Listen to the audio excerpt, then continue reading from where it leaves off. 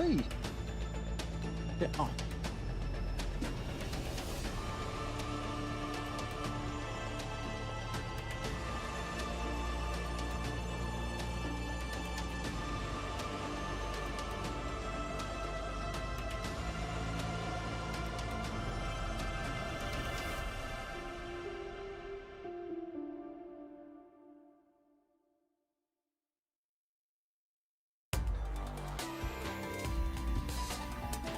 Everybody, and welcome to SAL. It's the finals after 2 grueling stages, LAN events, internationals, the whole shebang. We're in Sao Paulo. Well, not us, but the players and the crew are in Sao Paulo, and they're here to give us history here for the SAL and Brazil region. In particular, the top 6 teams have made it to Ibirapuera, which we were there almost 2 years ago, gentlemen, and now they're there competing. We have many matches to go through, 3 specifically today, and we'll be guiding you through all of those. Hi, I'm Elish by my side, or my NA boys, Laxing and Fox. How you guys doing? Doing pretty doing good, Milosh. Yeah, I'll let you go, Fox. Yeah, I'm doing great. I mean, I love watching the SAL games just because the level of competition there always feels a lot stronger than the other regions, at least North America, even though I'm 81 Munich. That being said, the average of all the teams in the SAL, especially when something's on the line, is just the competitiveness, the way that they play against each other. The individual skill, too, I would say, is levels amongst all the other regions. Yeah, I completely agree. I mean, every time we do the SAL, it's always nothing but competition straight from the get-go. It's very rare we see a lackluster performance from any one of these teams, and it's really hard to be like, there's a clear favorite here, because on anyone's day, some team can show up and just rightfully beat the other. So I'm super excited to see what the finals look like, because what we just watched in the NAL was actually high competition comparatively to what we saw throughout the stage. So overall, super excited to see what we got going on today. Well, we do have quite a bit actually to go through, and really is because we have 3 matches to go through today and more as we move on with our weekend. 3 games, as you see, W7M versus FaZe Clan. I mean, come on. I can't sell it any harder than this. NIP versus Furia, Team Liquid versus Loud, and every single one of those matches is not just important for the individual teams, but it is important for everybody, because SI spots are on the line. I want to zoom in on our first matchup, which is being readied as we speak. The players have walked onto the stage. They're setting up as we are here. And W7M and FaZe game is actually quite simple. If W7M win, they confirm their spot at SI. If FaZe wins, then hey, if you're a Korean fan, great, good for you, because D+ will be confirmed for SI. So every single game that's happening here today, but also with EML throughout the weekend, and that also includes NAL come next week, every game has an impact on the entire international landscape heading into the Invitational 26 in Paris, the 10th anniversary of the Invitational here, gentlemen. And you yourselves, both Fox and Laxing, have teamed up and played in many ways at the Invitational in the past. What is it like for you to qualify for such a thing? Because you have to qualify playing from your team house or from your bedroom in the day. It's a very comforting experience when you're able to qualify for it. You don't have to worry about LCQs. You don't have to worry about matters like D+ do, where they need FaZe to win, so to say, in this game. You have the control in your own hands. And it also feels amazing when you're able to do that off the back of a win. Everyone has high energy. You're ecstatic because you and your teammates just qualified for the biggest event of the year. And it puts you in a situation that you're going into SI with no stress. You can already start preparing for it, focusing on it mentally. So it just takes one step away from all the worries. So you just get to worry about the event. Yeah, I would definitely add on. I mean, it's very also intense and grueling to know that, you know, there's SI implications in any one of these matches leading up to actually being able to qualify. And like Fox said, once you actually do qualify, it does take that burden off your shoulders of not having to stress anymore. Obviously, the matches are still important, but when, like he said, when you aren't there, it adds that layer of stress of just needing to be on top of everything. You're so close. And right here with these regional finals, I mean, some of these teams aren't even close yet. They need a strong finish. So again, it's just really speaks into how intense it really is until you get to that point of actually making it. A lot of pressure on everybody. Of course, Canadian being the only player, at least that I can think of right now, that is qualified to every single invitational. That's a hell of a time. Maybe we get to see more of those streaks show up as we speak. Now, W7M is the first team that is up on the block. Palu has been a big conversation topic of the squad, but Dodes has been showing up also in this year. And we expected more of them in Munich. Unfortunately, it didn't seem that they were hitting that stride just because of the games that they came up laxing. Yeah, it was honestly, I wouldn't say it was too shocking the way that they kind of bombed out of the event. I mean, given their stage throughout the regular league, it wasn't as high as it maybe was, the stage before. But something that you would just touch up on, Dodes has been a huge proponent why this W7M roster has really been successful. And then even to add on to Palu, I mean, yeah, he is the new blood that joined this roster after that big departure from Nesk, but you have to look at the rest of the team. This is where they have struggled. Now, granted, this matchup, they did, FaZe and W7M did just recently play in the Copa Americana. They did go to the grand finals, losing to FaZe in a 2-1 record. But again, players that we really have to see a big performance that we didn't get to see in Munich was Loban, was Dots, was Volps. And something you also have to keep in mind, there were 80 players at that event. 2 of these players, Dots and Volps, were 79th rated and 77th rated. And especially your IGL not being even middle of the pack, it really does look like this has been a Dodes show for this W7M roster. So hopefully going into this rematch today, we see a little bit of everyone stepping up and playing to their best ability. Yeah, you desperately need Volp specifically, in my opinion, to be able to turn up, just because he's that player on that team that was able to carry everybody when it comes to push comes to shove. He's had so many clutch moments, and for him to have an event, I would say one of his first events shutting down, it's very uncharacteristic. But that's not what we saw from FaZe in Munich. Absolutely not. KDS being on top, being someone that is not only kind of in more leadership positions, but also always showing up when needed. Vita King has been a linchpin that's been talked about so many times over many, many years at this point, Fox. And is he this important piece for a victory for FaZe Clan, and really for all of the, I guess, D+ fans out there that are watching, hoping for a FaZe win?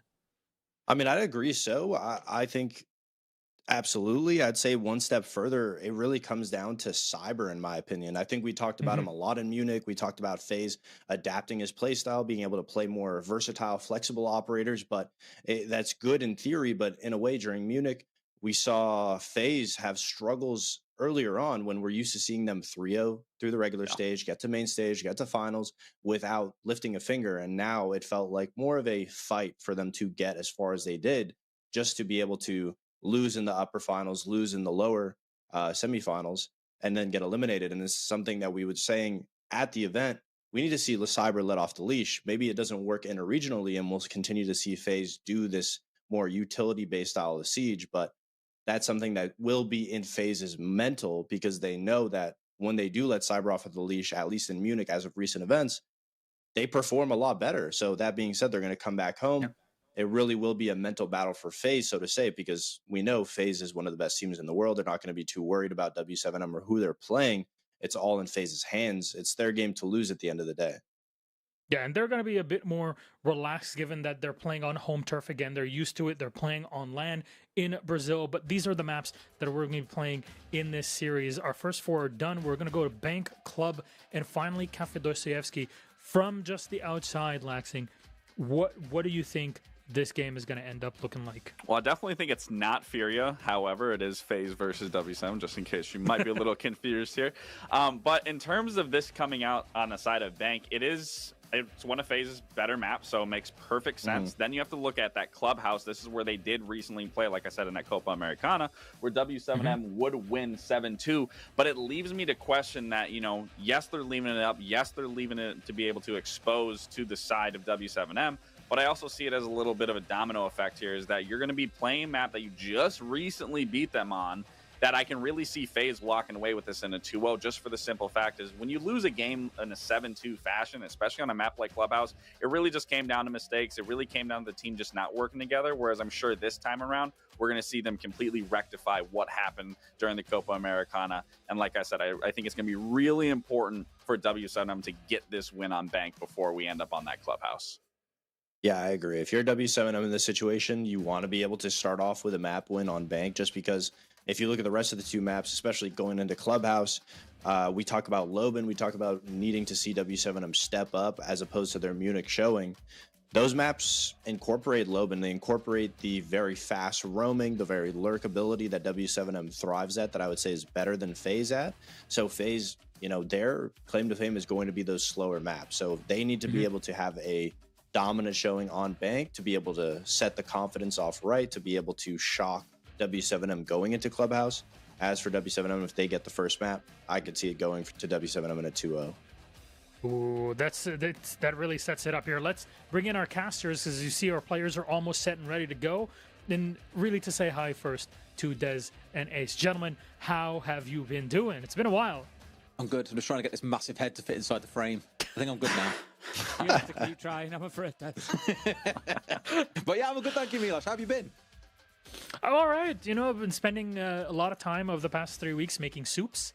So we don't have the same weather that Brazil has right now, if we're very honest. All of us in this case. Yeah, so given that it's I soup can't relate.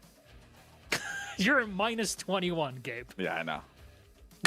Yeah, No, if, that's you, nice. if you can't tell, it's minus 21. I can't relate it. It's sunny outside. There you go. At least we get the variety out of this here, Des. But look, we're having fun. We're getting ready. There's a lot of pressure, though, on W7M in this case, because they need to win this matchup 2-0, or at least, you know, if anything, just win it to make it to SI. That's got to weigh heavy on you. 100%. I think the big thing is, like, looking at the Visa, like you guys were talking about a minute ago, for a time, FaZe were regarded as the best Bank team in the world. They're going to have a field day, I think, on this first map. W7M ain't slouches either, don't forget, but I think they're going to find themselves on a pretty comfortable game here. So as much as Fox is saying, like, W7M need to start strong, I think this is a FaZe map every day of the week, to be honest. Yeah, I'd have to agree. I think more from a perspective of, I look at it, I think, how have W7M felt when I've watched them over the last 3-4 months, and I feel like they kind of bottle it when the pressure's on. That's the sense I get. You know, things just don't seem to be clicking perfectly, and I think there's going to be some opportunities for FaZe, if I'm honest. Yeah, and this starting map is definitely going to make it a bit more complicated here for players. Now, given that they're on land, on home turf, you can never usually guess what to expect from teams when they're 2 Brazilian squads that are playing up against one another in Brazil. And that's something that I really cannot wait for all of us to dig into and see. Maybe there's going to be a bit of drama or a bit of action as it happens. Our first map is ready to go, so please, Ace and Dez, take it away. Thank you very much, Milosh. Yes, here we go with map 1, Tim. I'd say by organisation name, it feels like one of the like El Clasicos of the region. It's a real throwdown over the last few years. Obviously, W7M a little bit new as a roster. Quite a while at this point. But either way, a big matchup to kick things off. Our first couple of bans. Going to see the mirror taken away by W7M and Grim ripped out of the clutches of W7M. Yeah, I think it's going to be a big game either way.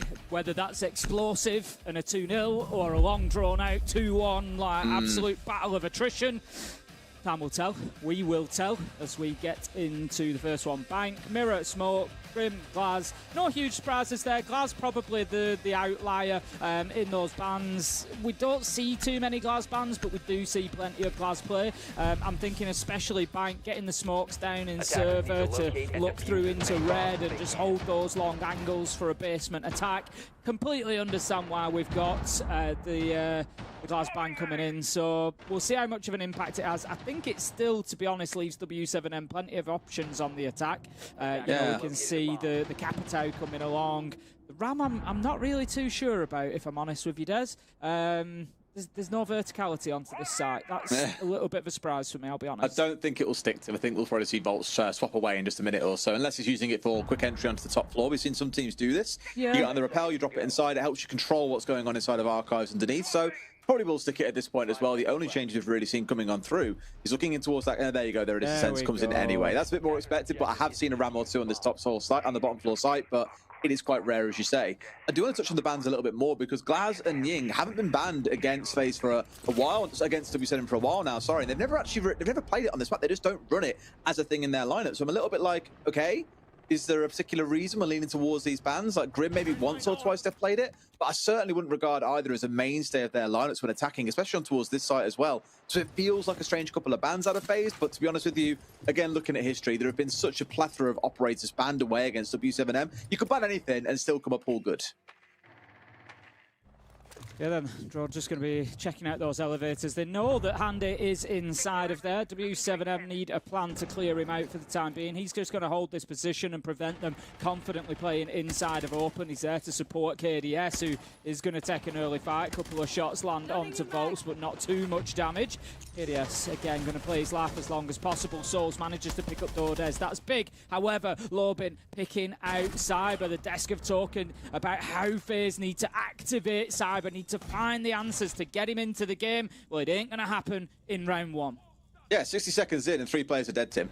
It's the absolute brawl you might have expected. Because Fox was speaking about Logan as well and finding these maps later on being a little bit more controlled, a bit slower. Bank being the sort of size that it is enables a lot more aggression, a lot more movement around the map. That's where you're going to find players like Logan having a great time, but also, of course, looking at Cyber, he's his opposite man on the other team. And if Cyber can get going, as we've seen, he can be impossible to shut down. So for me, really, I'm watching those two players to see who has the biggest impact in this game. And right now, it's that man that you've just seen pop up yet again. It's Logan. Souls is going to be playing his life at the bottom of blue stairs here, which leaves King all alone inside a site. That's something that W7M, with plenty of time left on the clock, could maybe try to take advantage of. As we can see now, they've ended up right on top of each other.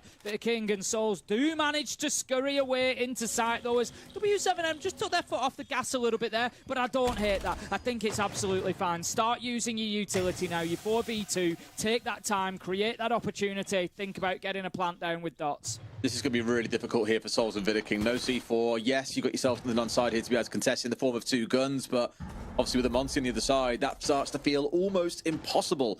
Good read from Souls that there is a player coming down main stairs, but that largely leaves King in a 1v3 elsewhere as everyone else lines up for the execute, and here it comes. King getting rid of Volts at the very least. Souls turning back for main stairs, but Parlo is just a little bit better in the moment. King finds the second, though. Gonna get 4, finds 3. Just 1 more to go, but it's a shield, Tim. 15 seconds to play. He's got to get up in his face here, knock him down, and go for the kill that way. But he drops the shield. What a shot by King, and what really looks like, Tim, a 1v4 being won out in round 1. Absolutely phenomenal from the Cade there. Beautiful stuff. Just his movement. He was just in a flow state at the end. It was like every kill was just there lined up for him. That reminded me, if we're thinking about Brazil, it's like Prime-esque back in sort of 2018-19, where we used to talk about his movement and how he was right, but, you know, kill, move, and always right place, right time. Beautiful stuff from King. But W7M, what a wobble. I spoke about it coming in. What did I say about them? They have a history recently of bottling those moments, and they've just done it then. They cannot, and I repeat in the strongest sense, cannot be losing opportunities like that. 4v2 with Souls on next to no health to take the strongest site on bank against one of the best bank teams in the world. You're not going to get a second go at that. W7M, you've got to be locking those down. What's his reward in this round, Tim? You're playing Clash. Not allowed to do that 2 rounds in a row, I'm afraid.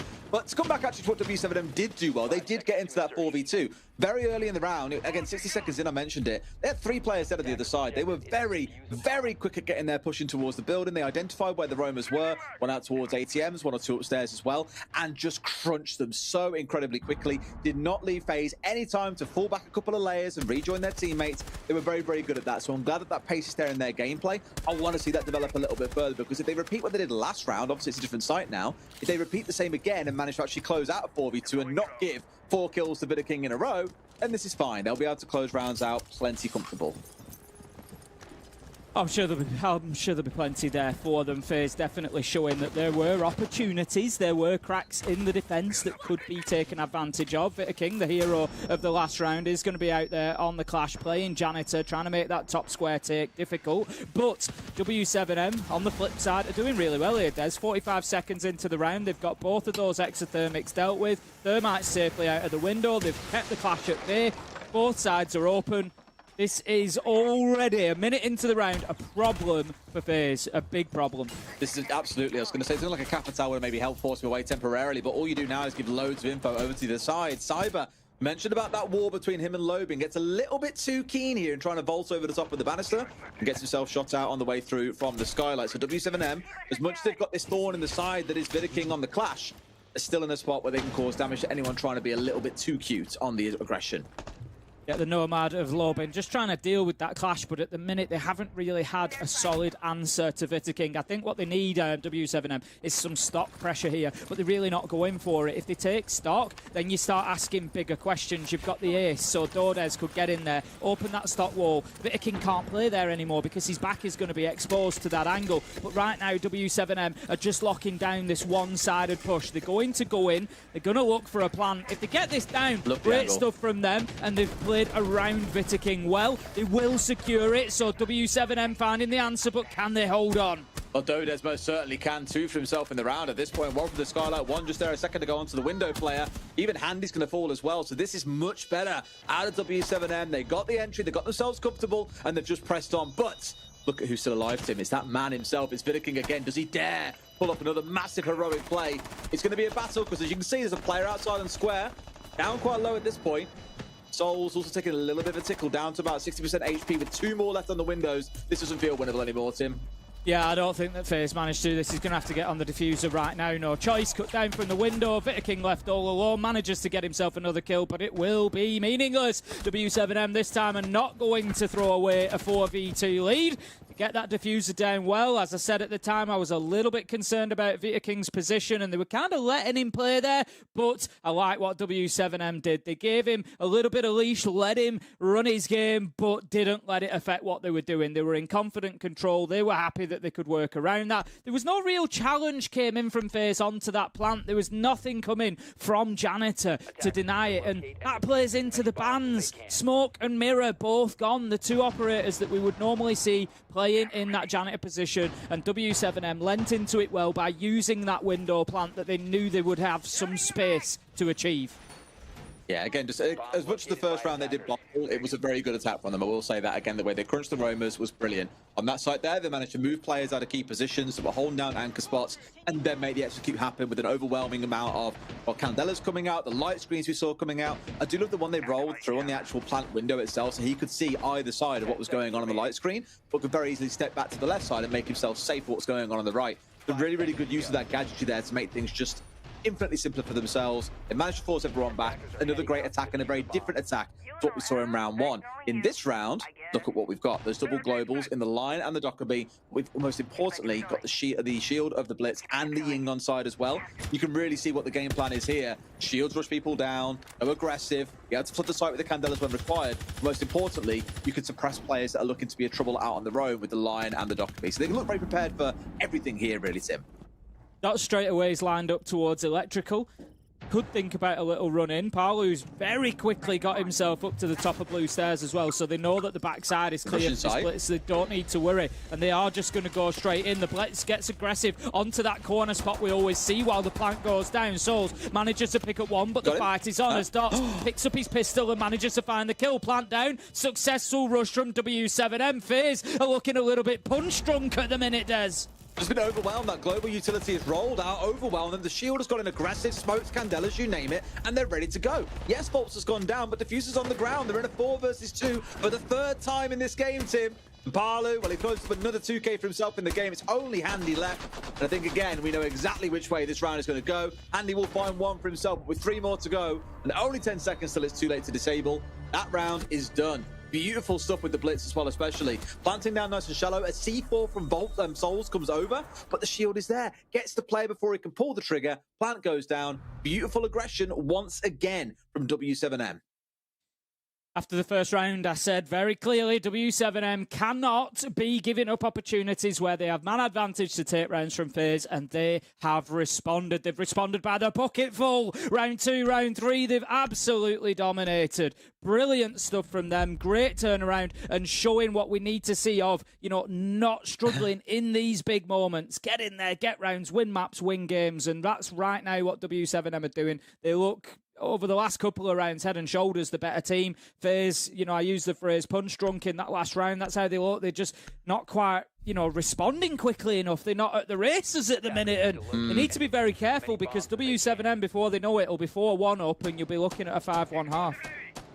Now, I don't know W7M as well as FaZe do. These guys have put a lot of hours into watching how they play this map, counter-prepping, know the strengths of each player, the weaknesses. But they've obviously taken to ban away the Monty here, which kind of surprised me. We only saw it in round 1. Was it effective?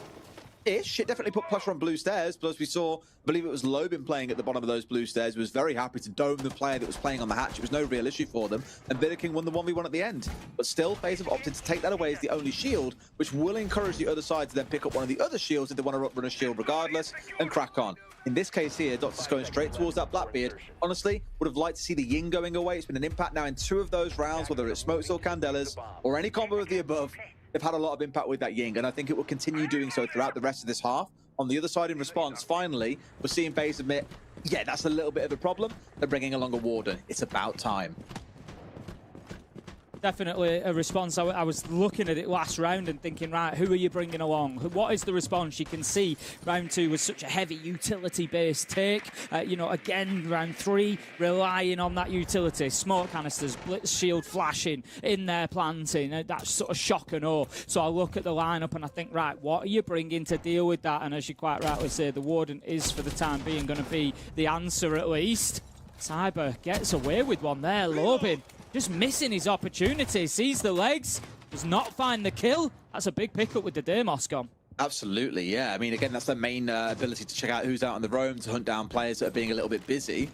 As you can see, every player on FaZe is down in the basement, so it's far from the end of the world, but it just means there's no ability to unsettle players from comfortable positions here on the defensive side, and that is a little bit of a boon, a little bit of wind in the sails for this FaZe side, who now wonder what comes next. We've given them 2 minutes here up on that first floor to clear out whatever they want, take away key bits of utility. That means we're going to be in trouble when the execute comes in, because they've got a lot of time to soften things up.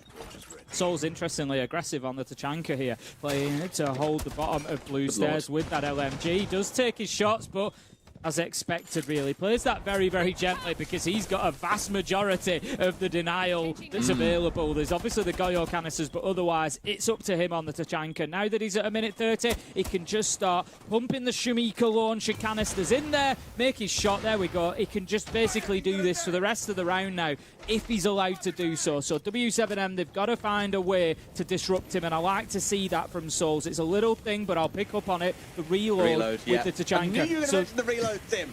The reload on the Shumika launcher depends how many canisters you've got to reload. If you let it get up to 5, then you cannot reload quick enough to fire another canister while the fire is still burning. That shows how locked in Souls is, how much he knows how to keep this fire constantly going for denial.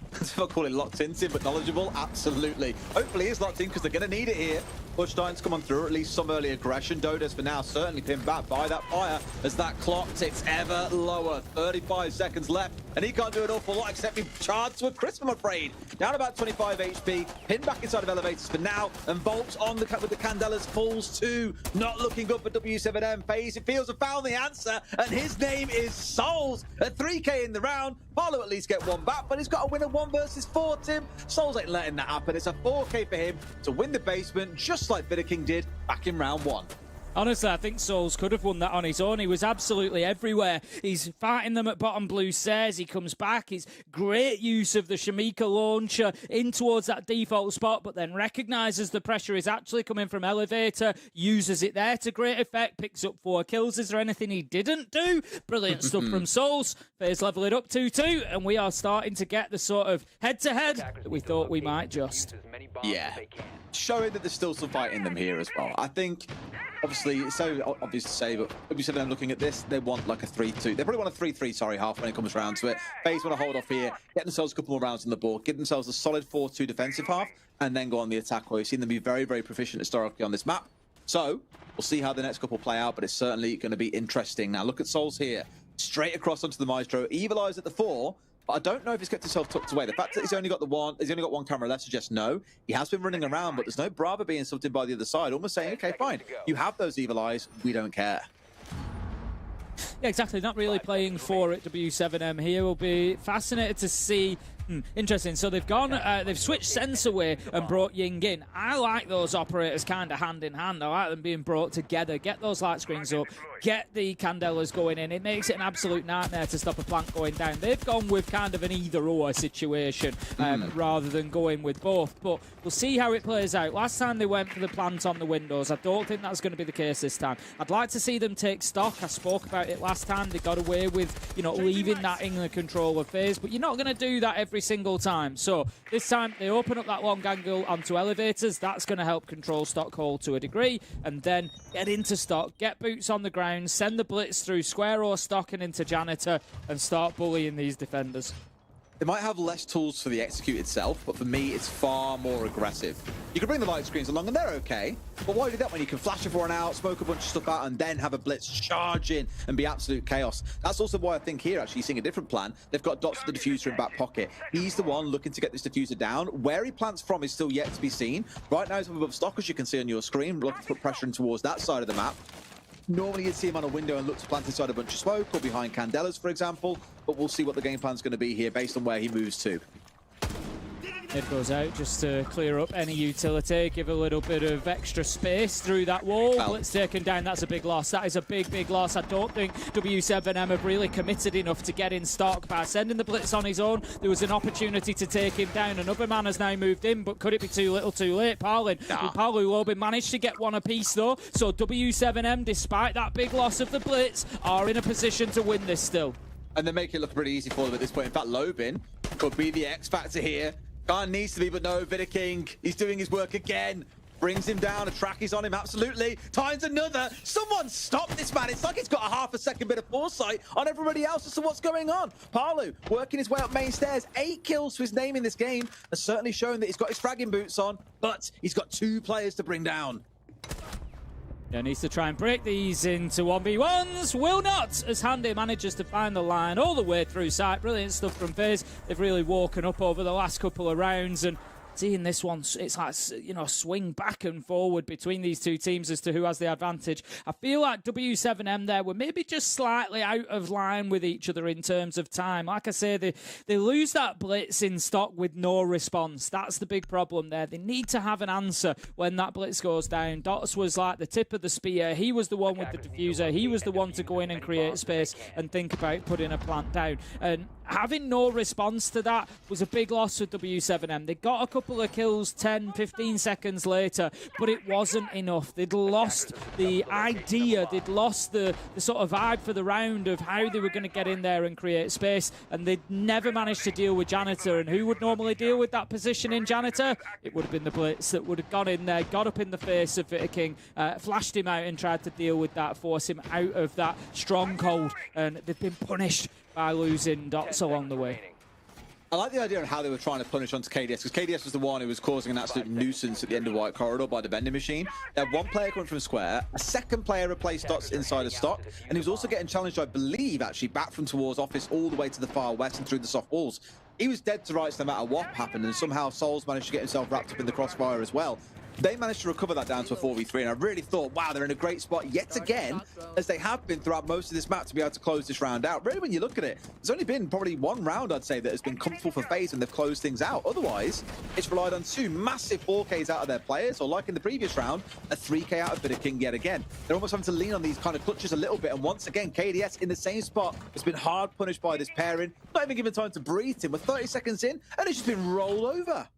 Yeah, we're back to the round 2, round 3 W7M roam clearance here, not being punished this time around, but are they aware of Vidaking, or is he once again going to play spoiler here? I don't think they know about him. He's got Lobin on the opposite side of the wall. He's not going to make a sound here. He's just going to sit silent and wait for those eyes to go towards sight.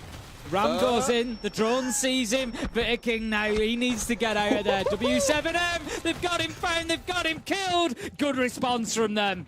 Yeah, I tell you what, they've been so good at dealing with this roam clearance. Dode's taken down by Handy elsewhere, not ideal, because of course he was the one with the tracks. It would have helped in case anyone else was suspected to be out ratting, but no.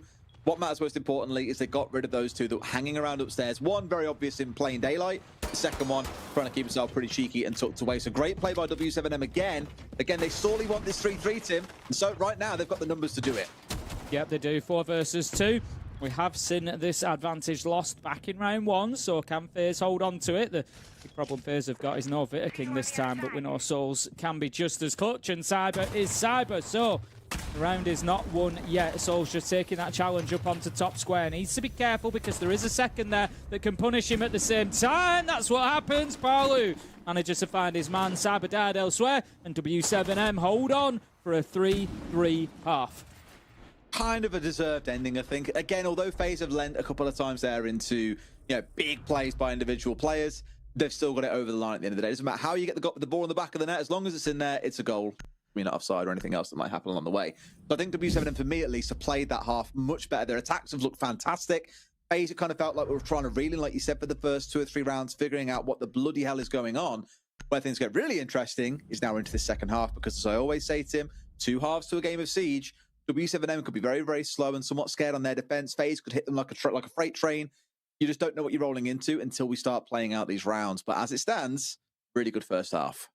Yeah, generally speaking, FaZe have got a much better attacking win rate than defensive win rate here on Bank. So I think they'll be happy with a 3-3 half. They're usually at about 63% win rate, so that would get them the 4 rounds that they need. They just need to kind of play to that historic level. But that being said, they are against the W7M team, who are really fighting hard for this today. This for me is crunch time for W7M. I know it's early in the game and there's a lot more Siege to be played. I just mean in terms of that feeling that I've had about W7M. When I've watched them at the last few tournaments, like I've said, it always feels like there's maybe a wobble on its way. That they're not maybe putting in the performances that this roster is phenomenal. It's an unbelievable roster. They got Norris coaching as well.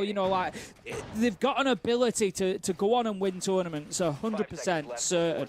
But it just feels like they have that one game each tournament where you look and you think, it's like the wheels have come off a little bit. And this is kind of now the time. You're 3-3 on Bank. You're on defense. You've got an opportunity, but you are going up against a FaZe clan who are good attacking here. Now's the time. Can you dig deep and really dig this result out?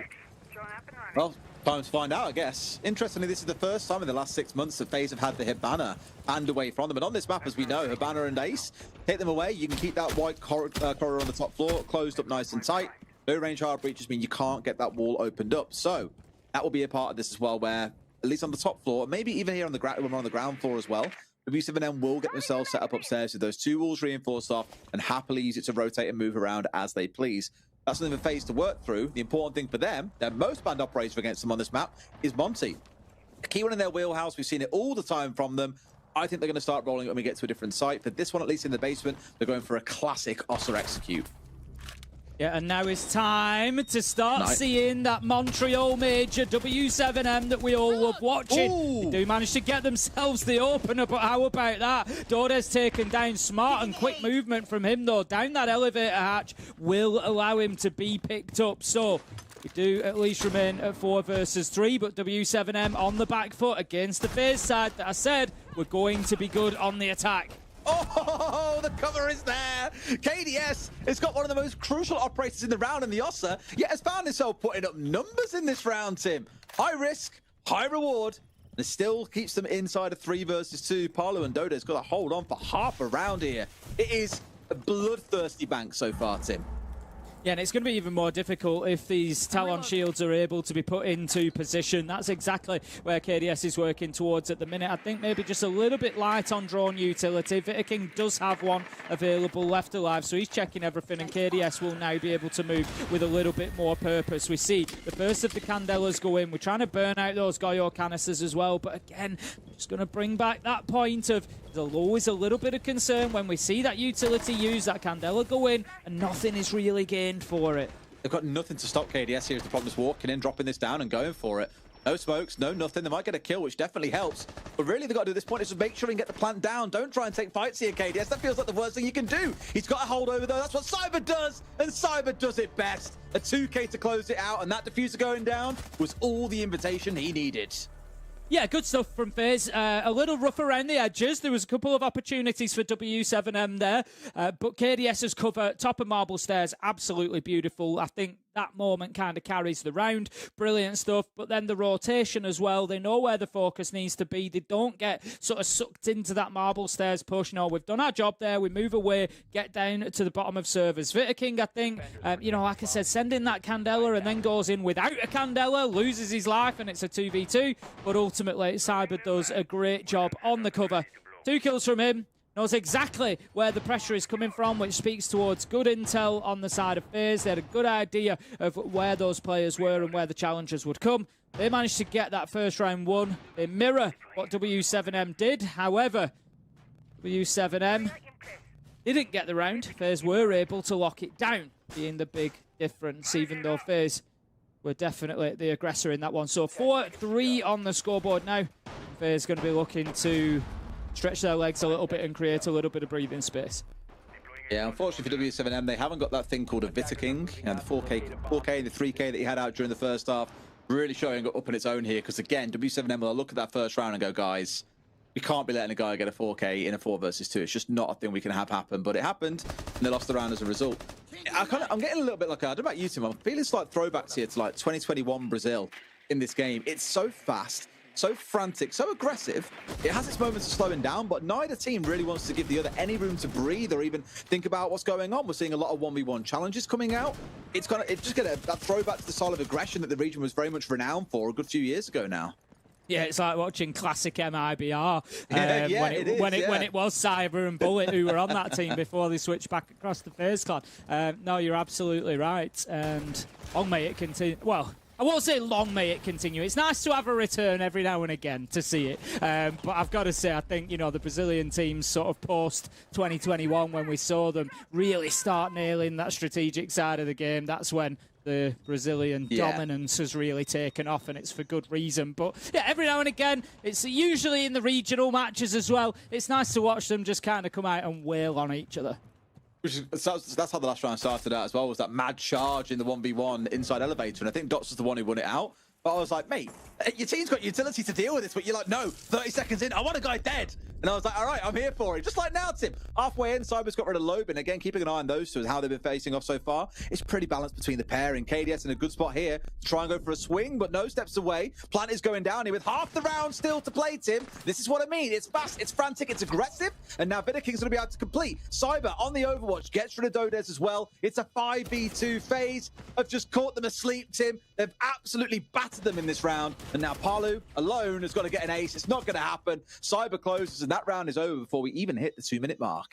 Yeah, W7M had very little knowledge that plant was going down, but they had an echo. It's got to be unforgivable. That's got to be your primary thing. You've got to have that intel. The echo was kept so busy over by elevator and spiral stairs. They were feeding that information in. The challenge was going. They were trying to help, their teammates in those gunfights. But really what it was from FaZe was, hey, let's make a lot of noise over here, while the real game is going on the opposite side, and the plant is going down on site. And as we could see towards the end there, just not really an awareness of that happening from W7M. So big loss for them. 5-3 now, FaZe. We see W7M taking the tactical timeout. Not too much of a surprise there, as FaZe really starting to get on top of this one. As I pointed out beforehand, they are excellent at attacking Bank. And now that they've got the first two, they're looking really dangerous. It's hard to see where the stop button is. Please help, I want to get off this ride. There's nothing to do about it but to stop it, because, again, that pace just stays high. The aggression stays high. You're overwhelming the comms on the other team. After kind of really leaving a lot of people to, fend for themselves in a way. There's not a lot they can do to turn to others when everyone is being pushed at the same time, and it feels like you've got 10 players coming out the walls and you don't know where's safe, where's not, because you haven't had that moment of pause to understand the situation as a group.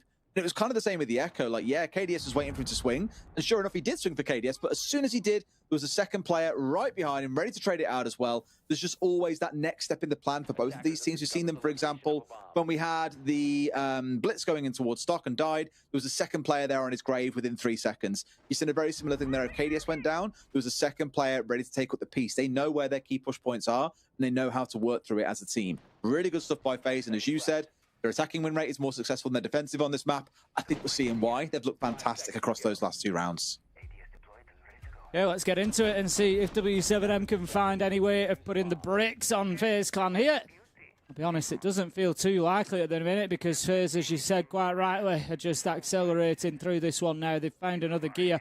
W7M are kind of struggling to keep a cling on things, but going to have an immediate push. I'm interested in this one from Solzad. Ooh, no, I was wondering if he was going to head into Garage, but he's just going to divert himself away. Instead, have a look at going in through Lawn Office, maybe open up that wall towards Elevators, try and prevent anybody playing in that position. We see quite often now defenders starting on that mid-floor in Elevators, just trying to prevent that push into main lobby, prevent the hatch being opened, and just stop that work being done. Not going to be the case this time, though. And FaZe able to move fairly confidently through the map here. Everybody is downstairs, apart from Dots, so they've got all the time in the world. Yeah, for all intents and purposes, he's downstairs, right? Dancing around blue stairs often is that play. But as we saw earlier on, Logan was excellent in this position. Yeah, of course, no, it wasn't Logan, sorry, it was someone else. But someone caused a lot of bother in this spot, being able to challenge the Monty, who was coming down the blue stairs, and also managed to get a kill on the player on hatch. So it's a little bit one of those where, you know, it's a key you just have to clear out, but if you've got the right player playing there, they can deal with the aggression that comes on forward. But normally, more often than not, player on blue stairs is there to play his life. Soul's going to be working that angle from the hatch immediately. We see a little bit of return fire up there from Red, but they're not going to stick around too long, not wanting to give opportunities over to FaZe, who right now are just massaging site, just trying to clear utility, trying to find that opportunity, that little bit of a space that's going to allow them in. I like this play from Dots. This is one way of holding on to blue stairs. Get aggressive with the clash, take it upstairs and just prevent them ever getting a foot onto those steps. But of course needs to be careful that he doesn't get kind of sectioned off if they do manage to get into serve. This is what I wanted to see. It was originally the Book of Souls who was looking at going down there, but no, instead it's going to be KDS who plants himself down with the Orsa. Interesting, because usually the shields would be used inside of server, and FaZe lose a body. W7M looking fairly comfortable. Yeah, so far I'd say they are. Only now they're starting to push in towards server side, and that's obviously the danger coming up against Dots. Inside of Garage is mainly where the pressure's coming from for FaZe right now, because that's where the Orsa shields are creeping their way forwards. But now that Cyber's gone and Parlu's gone, this one might feel like a little bit of a wash, I'm afraid. Yeah, it's certainly looking that way. Handy's got himself into Elevators, but once again, the Vita King fight back does start to happen. Oh, 11 and 4, 12 and 4. Finds another one, and a 4v2 becomes a 2v2. Where have we seen this on basement before, Des? Surely it was on the other side.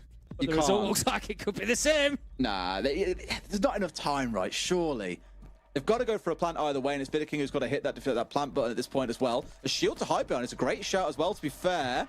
Dots moving his way forwards, and here we go. The side swipe coming on through, but no player there to capitalize off the back of it. He's upstairs. The shield is in and trying to make something happen, but he's a little bit pinching here, Tim. They can push him. They can get him alone inside a goal, which is what they're trying to make happen now. The drop comes on through from Parlu, who's now come to join up. They can't go much further. They've got Dots on the down, and Handy doesn't even bother going for the finish, just looks at range and finds the second man. Yet again, we've seen W7M give away what should have been a very winnable round down here in the basement.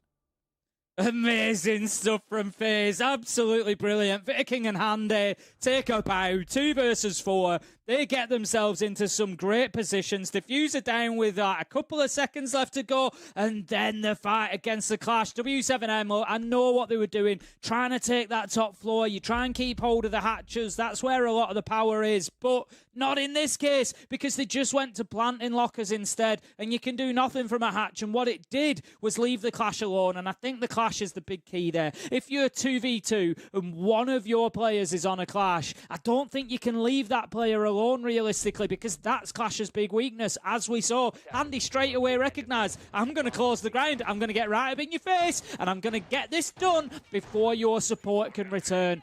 Great stuff from FaZe, recognising those opportunities, locking down the round, 6-3, and just looking like they are cruising on a different level at the minute. Certainly cruising, somewhat enabled by the other side, I have to say. Like, again, if we look back at round 1, maybe even the other rounds where they were going with 4Ks and 3Ks, there are definitely opportunities there where W7M, if they played it out a little bit better, could be up like 5 and 4 right now. Yeah. For a team to succeed in the way that they have, FaZe this is, the other team has to leave gaps. They have to make opportunities for them to like pop off. I think like you look back through history and you see like the massive clutches being won, Nello's 1v4 on Coastline. It comes down to timing and other small mistakes by the other side that enable it to happen. Not that the players winning out those big rounds aren't deserving of praise. Absolutely they are. But normally it's the other side leaving that little gap, just a little bit of a a bit of a draft coming through the doorway that lets either one to slip their way through and clutch out a big round. That's what's happened a few times here. I do think W7 have looked good. I think they'll play better on club as well. Just got to tighten up a few areas, I think, and they can fight their way back through. But for now, FaZe have created this 3-round gap. They haven't given a single defensive win over to W7M. Goes to show, 2 halves to a game of Siege. Yeah, I mean, you know, generally it would be a beautiful kill from Doda. It's just going to completely interrupt me there, but absolutely worth it. Wonderful reverse angle. And look who he's taken down, VODs. If you want anybody gone at the minute, it's definitely him. But not just is it VODs, it's the Kafe. Huge loss of utility for FaZe Clan. So maybe even after that early entry, W7M might have just bought themselves a ticket to be able to hold on for one more 5 versus 4. But you know, as I was saying, I think, you know, you look towards Clubhouse, statistically, it's completely understandable. W7M have the better record, they are the better team there, but as it was picked up on the desk, this is a map they've lost very recently to FaZe in a big match, that final of that, you know, Sudamericano Cup, and it's very, very difficult, I think, sometimes when you've just lost the map to come back when the pressure is on and play it again, and that's likely where W7M are going to find themselves. 4 versus 4 as Lobin has been taken down. Again. Pressure will continue to mount. Cyber definitely winning out that head-to-head, by the way. He's got his number in the round, or in the game, sorry, but also overall in the kills, he's definitely coming out slightly on top here. Arlo gets Cyber on the reverse, though. Beautiful kill to find. Him and VODs being gone definitely adds something to the game now. The 2 best players on the squad so far are offline. The last 3, or of the back line for this team, have now got a lot of work to do. They want to win at this here and now and get it done in round 10.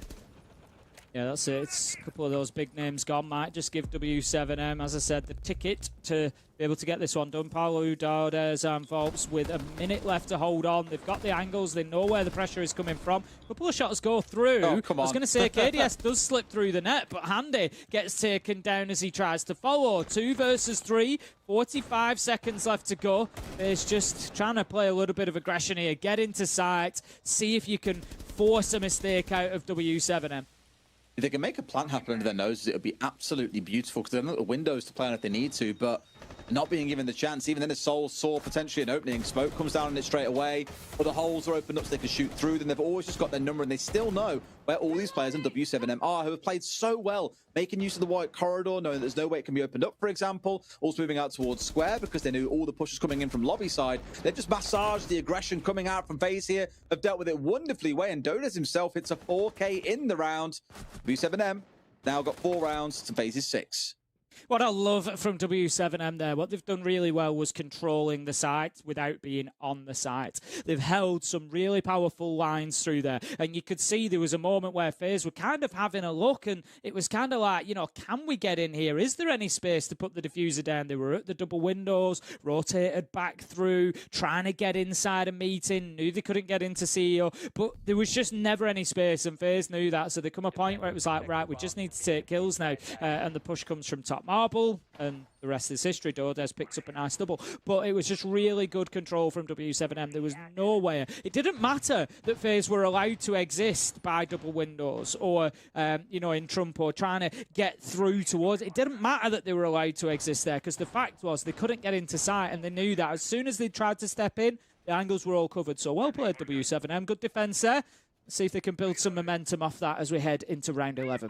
Obviously got to stitch 2 more of those back to back. Admittedly, when they get down to the basement again, like do I fancy their chances? I'd say I do overall, because they've only really lost that round because of, again, these misplays that leave others room to be able to come back and capitalize. They were in full control of it not too long ago.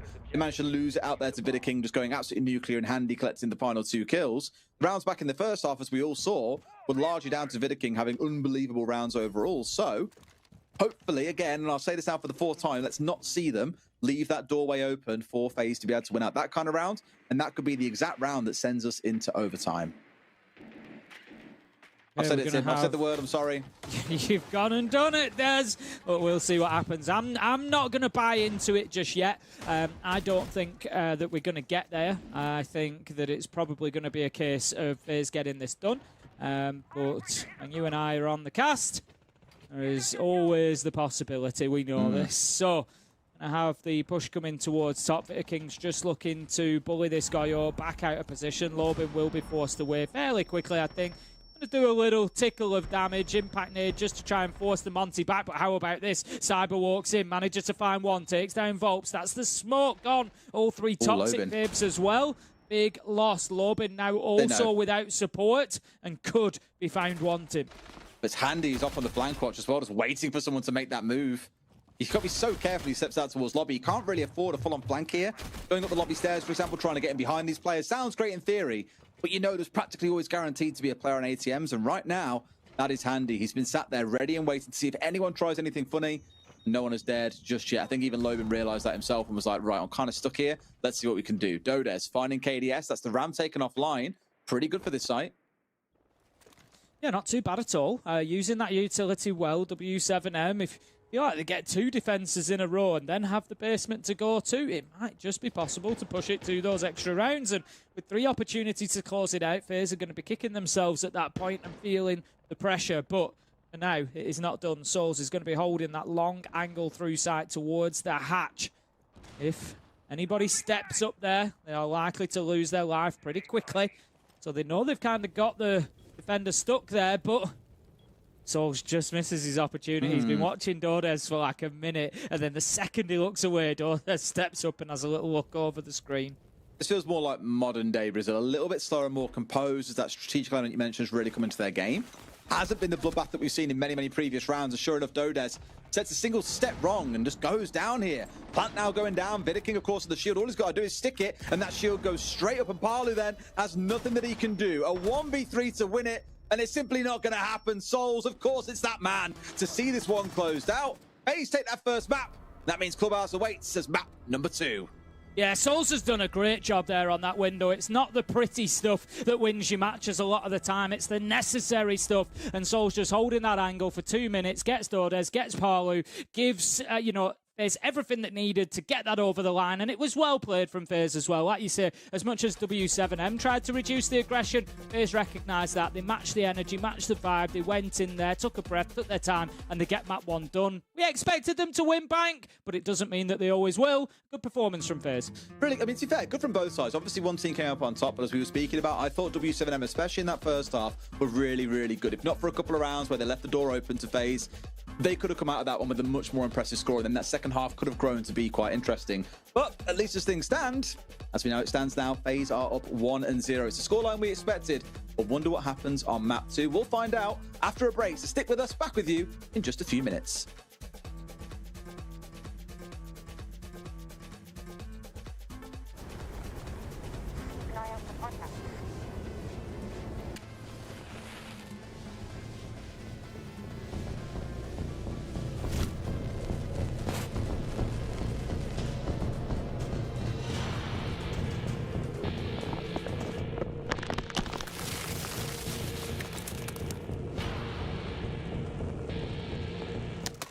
Available now.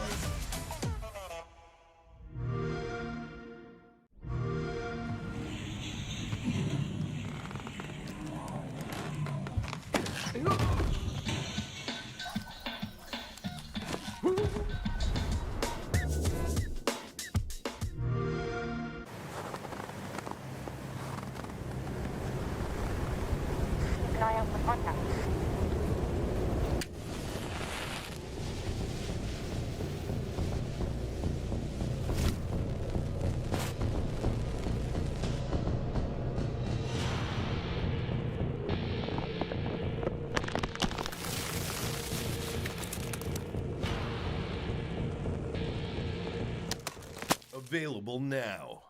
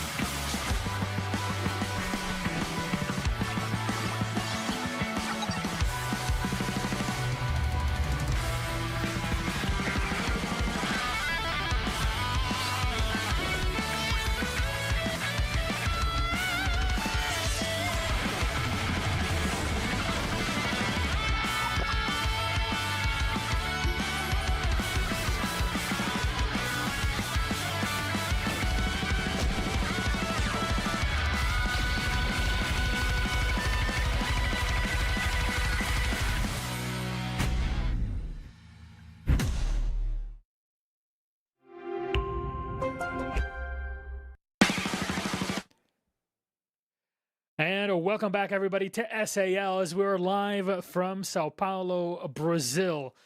And on land in Ibirapuera, things continue.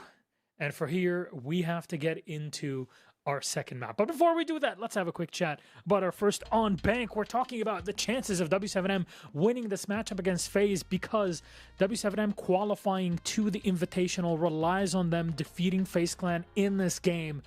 But every single time W7M think they're in a good spot, FaZe immediately roll out and take space on Banklax. Yeah, Tim wasn't kidding when it was going to be a battle of attrition. I mean, both these two weren't waiting around to see who was going to punch first. And I mean, they make a big map like Bank look like a small map with how aggressive they were taking map control on either side. But realistically, W7M had this game in the back of their pocket. They just threw so many rounds, but that wasn't off the big clutches coming out of Vidiking especially. I know we highlighted this is a FaZe map. Des said it, this is FaZe and FaZe through and through. But Vidiking really was popping off in the beginning of this half and then had, I mean, all of them, big 3Ks coming out through the entire series. And again, it's a little unfortunate because as we were highlighting, W7M really needed to start out strong. It's not to say that they didn't, but little rounds like these, 2v4s, 1v4s that you're losing back-to-back, it's not setting you up for success for going into the second map. Yeah, I'm glad you bring that up, Lax, because it really did look like the early games, W7M was maintaining the aggression. They were dominating it. They had a majority of the opening kills. I believe they had 5 opening kills in the whole series, but it left them in a position where they could throw these rounds. And FaZe, I mean, they don't make mistakes. Even though they're losing the opening kill, they're losing a position. it's for a different reason. They're constantly being able to adapt their strategy to what W7M is doing. And with a team as aggressive as W7M, FaZe knew even if we lose this opening kill, we're taking a position for the greater picture. We're going to get W7M over rotating, over moving. They just couldn't help themselves due to their own aggression. And I think that really came to show that FaZe just had it locked down in the later half of the rounds, that they just didn't really need to do anything of their own. They weren't losing the game. They just had to play consistent, and W7M would lose the rounds themselves. Not, it goes without saying. I mean, you mentioned Vita King, but it's nice to see him have a pop-off performance too, because we're usually seeing him on the shields. We're usually seeing him on these position-taking roles, so he doesn't really have that much opportunity to get kills. But him popping off makes things that much easier when your IGL's getting all the kills. Yeah, and then overall, both teams pretty equal in how things turned out, even though it ended up being a 7-4. Well, scorelines, we're going to take Palu as kind of an outlier on the scores and what was going on there with the 100% costs and 160 EPS. But otherwise, a pretty equal matchup across the board between both of our squads. It bodes well, if anything, for W7M that they could bring this back, but now the pressure is extra hard on them. And I want to pull up our map veto again just to discuss this. We talked about Bank being the first one that was FaZe's pick. They win it. Cool, but now we're going to Clubhouse, and this is for W7M, an opportunity for them to bring it back and take us to a map 3 on Kafe. Gabe, what are you thinking? Again, it's not a marathon. I mean, it's not a sprint. It's a marathon. They're going to a very comfortable map. It's just fact of the matter is their mental is definitely a little shattered after you lose so many rounds that should have been in your favor. So it's just important to keep the mentality straight, hit the refresh, hit the reset button, and close out Clubhouse and push it all the way to Kafe. I really did think that W7M needed the 2-0 if they wanted to be able to win the series, just because they have a chance to win Clubhouse. FaZe is still a very good team on Clubhouse when it comes to it. It's very default. I mean, when FaZe is running the Monty, when they're running the shields, it's very step-by-step for them. I could see a world where W7M is able to outperform them individually, but from what we saw in map 1, only really Paulo was stepping up to the plate, and that leaves the question for W7M that if the rest of the players aren't performing individually, what really do they have to set themselves aside from FaZe going into Clubhouse? Not much else, and especially with the added mental game of them losing it, them losing so many rounds, that holds you back, that crushes your spirits going into Clubhouse. That being said, I mean, I still think FaZe is in the driver's seat. It's their game to lose. I mean, that seems like to be the linchpin, the win condition, as we call it also for W7M.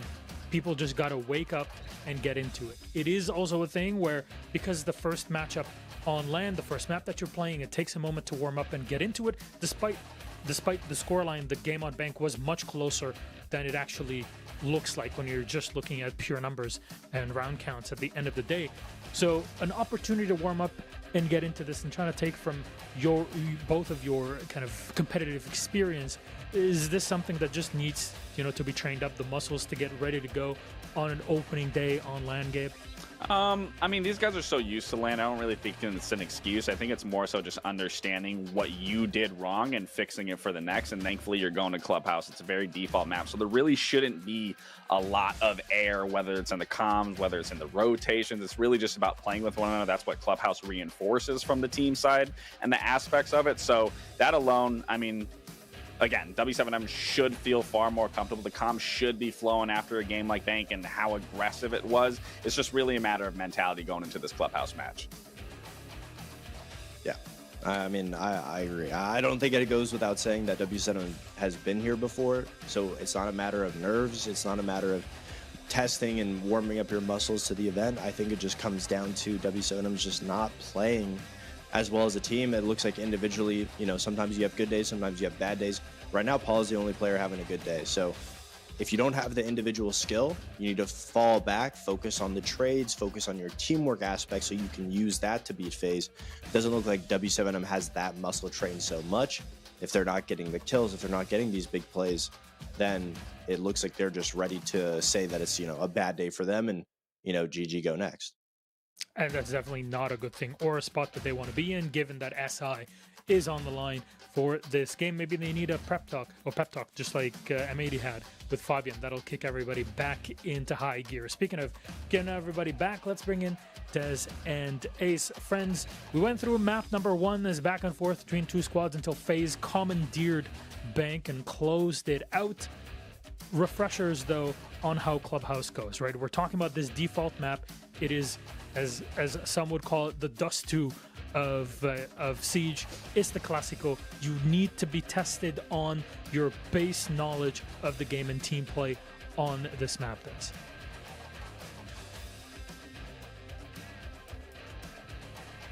Play. It is, as we've heard, one of those more standard maps in the game. Everyone knows how to play the defaults on it. You occasionally see a little bit of creativity on it, but it's pretty figured out by now. What I'm really interested in is what Lax was saying a second ago, is like, you see how fast we're playing Bank? When we get in towards Club, imagine how crazy that's going to get. Yeah, it's good. Well, I think we're going to see the momentum continue. W7M had success in rounds where they were quick, where they were aggressive, where they went in and got entries and then were able to get rounds on the back of it. So that's going to scream to them, do more of that. And I think, they're going to be obviously wanting to take it to map 3, but just not wanting to let FaZe get a toehold in this. But looking towards Kafe, neither of these teams are any good there realistically. It falls way down the list of maps they would normally play. So I think FaZe will be desperate to get this one done on Clubhouse and just, see the back of it 2-0. Yeah, and of course, we didn't get the time to talk about it, but there's also, of course, the huge patch that just came out that changes a bunch of stuff also, but it doesn't matter at this point. You're on the professional level. You need to make this count. And for FaZe, they look to close it out 2-0, maybe to W7M, though can fight back. Map 2 is loading up. Let's send it to Clubhouse with Ace and Dez. Absolutely. Thank you very much, Milos. Here we go then. Straight away, double Electro Bro ban coming out here, Tim. And then on the other side, the Capital and Ye Old Faithful, the Monty. Yeah, no major surprises there. Capitao ban being aimed towards holding on to Catwalk mostly, but also has further uses for attacking down here into basement, for example. Use it from kitchen hatch, block off those lines of sight, get in, get a plant down. So plenty of uses for the Capitao that we won't see W7M be able to take advantage of. They are going to be sitting behind that blitz again. We saw Dots playing the shields last time around. The Monty's been taken away, but straight onto the blitz. W7M are going to continue with that, and it also says to me there's going to be some aggression there. I think it will be towards clearing the top 2 floors, because Cyber's on the Solus, so I would expect him to be out and about on the roam, making a nuisance of himself. I think he's likely to see himself chased down by, it will now be a Blackbeard, but Dot's going through on that roam clearance. Even though he's got Diffuser, we've seen him do that previously. Yes, he's carrying the case, but he will still go in for those early fights. Absolutely. That aggression you're speaking about is what I want to see. Obviously, Vida King feeling himself after that first map. It's time to get a little bit busy. Straight up there on that second floor, of course, you've got Cyber hanging around stage for now, but I imagine he'll also be working his way around and giving a little bit of assistance towards Vida King, who is that first line of defense up there. In fact, every player right now on FaZe is outside of the basement except for the Goyo. Normally a player, well, an operator you would see being the one roaming around. We often speak about the ones his gadget's down. He's a free gun. He's done what he needs to. He's got all that time-wasting capability downstairs. You can then go and roam around with the veteran, cause a little bit of bother, though saying that, he's, of course, running around with the DMR here instead. Slow start then for W7M. Always curious how they're going to play it versus Bank, because we spoke about, again, this being a smaller map than what we saw on Bank. But now, though, it's slow and cautious while they figure out exactly what's going on, and they've got rid of Cyber on the Solus. Good start.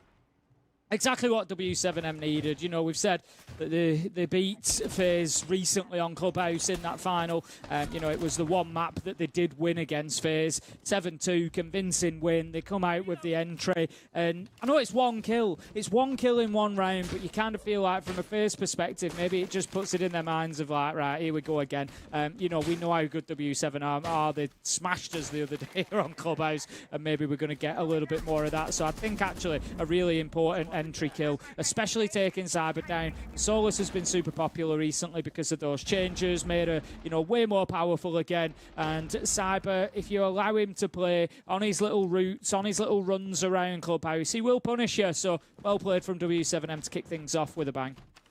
Absolutely, though. Vidaking still lives, Tim, so 4K clutch is still on the horizon. No worries at all.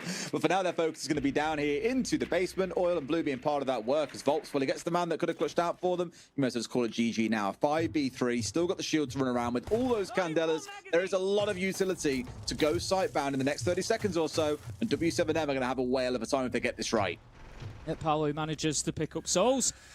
Going to give us a 4v2, W7M in the ascendancy now, and KDS and Handy just trying to hold on inside of site. Got the Moto drop covered, completely unaware of that. And Des, where have we seen this before? W7M allowing FaZe players to slip through the net when they have a man advantage situation. Not going to be the case this time in the long term as Paolo manages to get the double and close out the round, but it is still looking like something W7M need to be cautious of. Yeah, caution is the word I'd stress there. They did everything right again. The early parts of the round, getting rid of the Solus, bringing it down to a 5v2. You look at that and just think, there's no way they lose this round now. Just simply ain't a thing that can happen. But we've kind of been there already back on bank. And so I was nervous. And as soon as I saw those kills start stacking up and we were down to a 3v2, I was like, oh, God, please, not again. But thank God Paolo knows how to be the hero in the moment to save it for W7M. Little gaps being left again. You know, no pressure from main stairs. Probably also one of those to look at the same time. Could have cost them, but they get that first round, and FaZe now take us up to Gym and Bedroom for round 2. Okay then, Gym and Bedroom. FaZe just no surprise that FaZe continue the rotation here. They've lost Church and Arsenal. They'll have a look at what went wrong. They'll go for a ban to try and counteract that, and they'll go back there in round 4. I don't honestly think that there's a ban that, you know, right, okay, maybe they go with the Blackbeard or one of the, you know, another shield to try and create a little bit of safety for Cyber. It doesn't matter. They haven't committed to it because they've only taken one with Monty. If you take Blackbeard, Dots will just play Blitz. If they take Blitz, he'll play Blackbeard. So they're still going to have to deal with that. They could maybe take away the Deimos, which will help, you know, again, Cyber stay out on the roam if they want to play it that way again when they go back to Church and Arsenal. But it's not going to be a big solution because, as I say, they'll just run through the top floor with the shield. So FaZe have created themselves a little bit of a headache already for round 4, I think, there. But they move on, and round 2 is going to be Gym and Bedroom. We've got straight away stacking up towards this cash side. No surprise. Try and get into CCTV first. Work through behind those Selmas and get established in construction so that they can play a little bit more aggressively on these windows. Absolutely, the classic, right? That setup they need. We speak about this map being quite default. That is kind of the figured out way that you go about playing this now. Defenders have very little choice but to play that extension, then draw back after a minute or two. Maybe 90 seconds or so. You can kind of put it in that range if you want to. The clash certainly helps out with that, which is why Handy scattered out there. Now Lobin is hoping that someone is going to fall into one of these lines of sight that he's got through a good chunk of the site, to be fair. But again, the map's pretty figured out. FaZe know where to play and where not to play. Ooh, goodbye. Beautiful from Cyber, though. Manages to take down Lobin. Big kill, taking down the player outside of the window. Deimos as well, losing those tracks. We spoke about the value. At the minute, I'm not really sure. W7M. So they've opened CCTV wall, but Dodes is still on the rappel. He's still on the rappel, just watching into CCTV halfway through the round. He's trying to use this angle through into cash, but it's not going to gain you anything. You're not going to get anything from that. You need to go in and take the ground, which is what he's now going to start doing. But it's a long way into the round. This could have been done quicker. They've still got to get through into cash. They've still got to get through into construction, start working the site. There's a lot for them to do yet. There is. That time-wasting element definitely going to start to hurt them if they don't get a jiggle on soon. Granted, once you've gone through the hard part of this, which is, well, this side of the map, once you're through there, it's pretty straightforward to get in towards site as long as you've also opened up Jacuzzi, which normally is why you'll see a Thermite start on the platform to let players in towards Cash and CC, then immediately go and open the other side of the map on Jacuzzi walls. So that's already done for you, and you can start thinking about what an execute looks like a little bit later on. What you will see is FaZe slowly get pushed back north here and towards Logi. That can be a little bit of a risk of itself because, of course, of the hatch above them too, and players coming up main stairs can keep them penned back inside of there. They can be real careful to try and do what they can to control as much space as possible. And the truthful answer is, Tim, they haven't got a lot of control of a lot of space. They might have missed out on the Azami. In fact, nope, there we go. Palu's got his number. Sol's not quite going to slip the net this time around. Yeah, 3v3, 30 seconds left to go. Vita King low health taken out. Palu being the one. Again, he had such a good game last time around. 16 kills, but still lost the map. He really is on an absolute tear. Jesus. Add another 3 to the pile. Volts manages to pick up Handy. W7M, they get round 2 and are starting to charge through Clubhouse as we expected they might. Yeah, 16 kills to Palu map 1, and I think already up to 5 here, I want to say, if not an extra 1 on top of that number. Solid start for him, and could be one of those series where he just cannot be stopped. As long as it gets them a win, that's all his team will really care about. 2 attacking round wins across 2 different sites, Tim. That is a dream start for W7M. Yeah, it really is. They couldn't have hoped for better. Like you say, they're just going to get stronger on the defence, I think, realistically. You know, looking at their defensive win rate on Clubhouse, it's over 70%. It's going to be really, really tough for FaZe to be finding rounds in the second half of this. So, for me, it's already essential that FaZe get 4 rounds in a row now. They need to get that 4-2 half if they want, you know, much of a hope going into the second stretch of this, because otherwise W7M are just going to put them to the sword and get it finished. You know, as much as, you know, I have been a little bit critical of W7M's performances over the years since they won the Montreal Major. They've been a little bit wobbly when it comes to the bigger moments, but they're still a phenomenal team. You know, they are not going to miss an opportunity on something like Clubhouse. We'll be going to map 3, you better believe it. So yeah, FaZe, they need at least the next 3, realistically the next 4. Am I bad for being doubtful still? They could go at 3-0 and I'd still be sitting here like, Nah, W7M win. Honestly, W7M win this test. Okay, Tim. I'll hold you to that. I'll hold you to that. If FaZe don't get 4, W7M win. Tell you now. Well, I'll give you that, but we'll see how we go. Now, obviously, KDS is the one set up inside a garage. You know, typically you see things like a Capital brought along here, or you just spam the living death out of him with grenades, which is why we've got 8 flashes on this W7M side. So a lot to throw up there, a lot to try and make him move, and you just hope that he runs into the sideline of someone while he's blinded out, or you can push him while he's fully flashed out, because you often don't really see support coming through on towards that player. Typically because the only way you can get support is through standing directly in line of sight of the breach, which is normally always opened up beforehand. So he's very much isolated and left to die, but he's there to waste as much time as possible, has the magnets, has those keepers down as well. There's a lot he can do here to force a lot of utility out of the attackers and run that clock down. But to your point as well, Tim, W7M showed that even with not a lot of time, they can still get the job done. Be opening up that construction window, just prevent any further movement around. Like you say, it's again going to be that test this time, realistically, of what can you do with the time remaining to you. Lobin, he's just working his way through that mid-floor, just checking for anybody underneath at the time, being conscious. There could be somebody down in the basement. There isn't. Cyber is the only one present in that mid-floor. He's going to be in lounge at the minute. They're likely to come together pretty soon, but Dots will take down Vita King, and that might just persuade Cyber to return to site, which is exactly what has happened. Dots with a big double T. Just carry on, Dots. He gets 4 before being cut down. He's basically won the round for W7M. Souls is in sight, cut down by who else? Palu. And that's going to be W7M 3-0. FaZe are in big trouble. Well, that has a tendency to happen. It's almost like the reverse what we saw back on map 1 when it was FaZe walking these multi-kills time and time again. This time, no, it's the other side. It's Dots just being like, yo, cool. 4 kills, round 1, job done and over. 3 are down and FaZe yet to find themselves away on the board. It is looking rough. If we've played through our full 3-site rotation, and it's hard to believe a little ban or a little chat with the coach here during this timeout is really going to turn things around. Yeah, well, who knows? But yeah, I don't think it is. You know, W7M are just, they are so far on top of this. Look at Palu, 7-0, 23 kills he's at so far.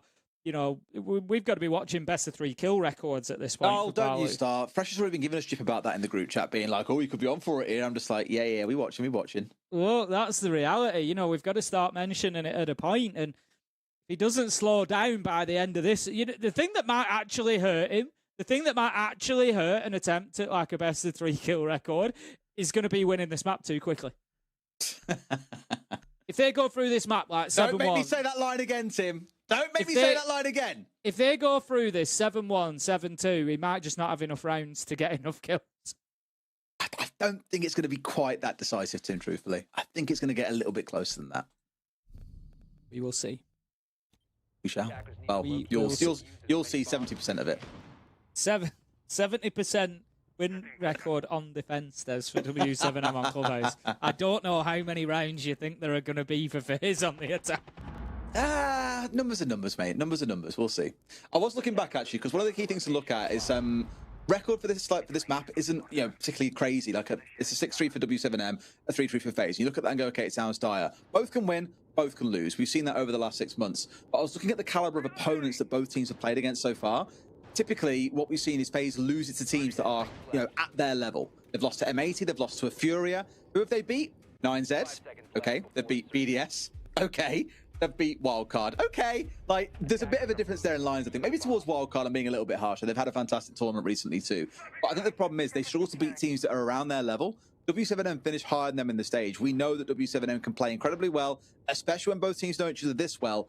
I do genuinely worry, though, with FaZe's ability to be able to overcome them. So, I don't know. Look at stats all you like, but I think at least if you look at how the games have gone historically, that's where I draw a greater worry.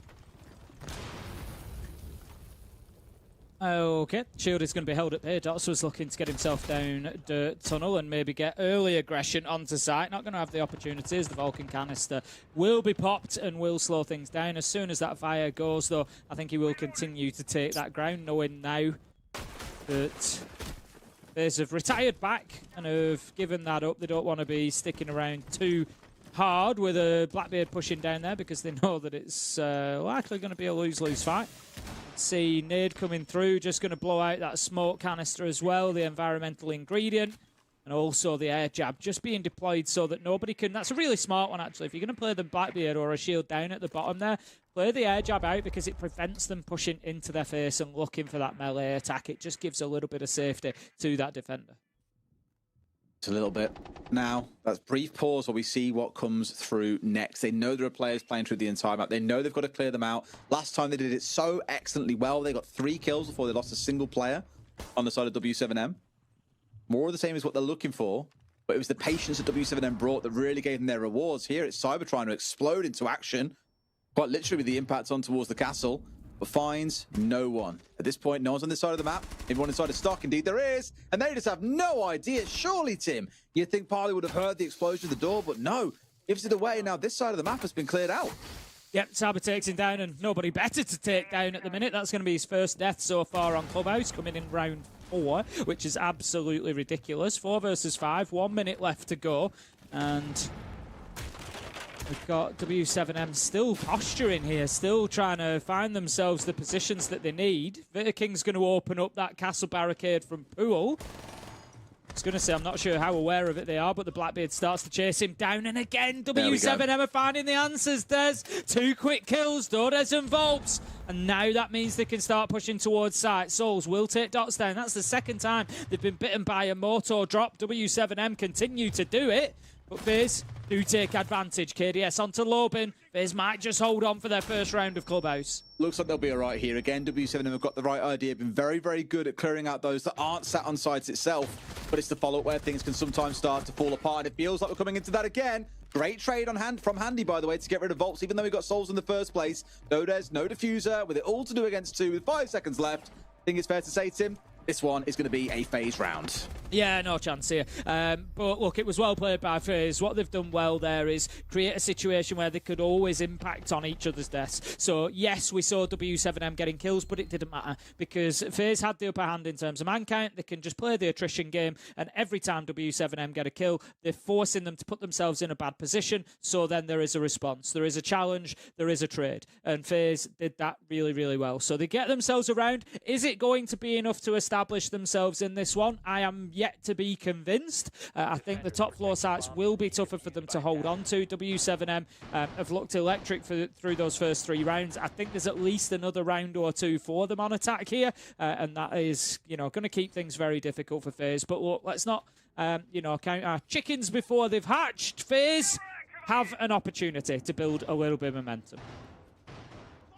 Can they build it for 2 more rounds, though, Tim, and give us that 3-3?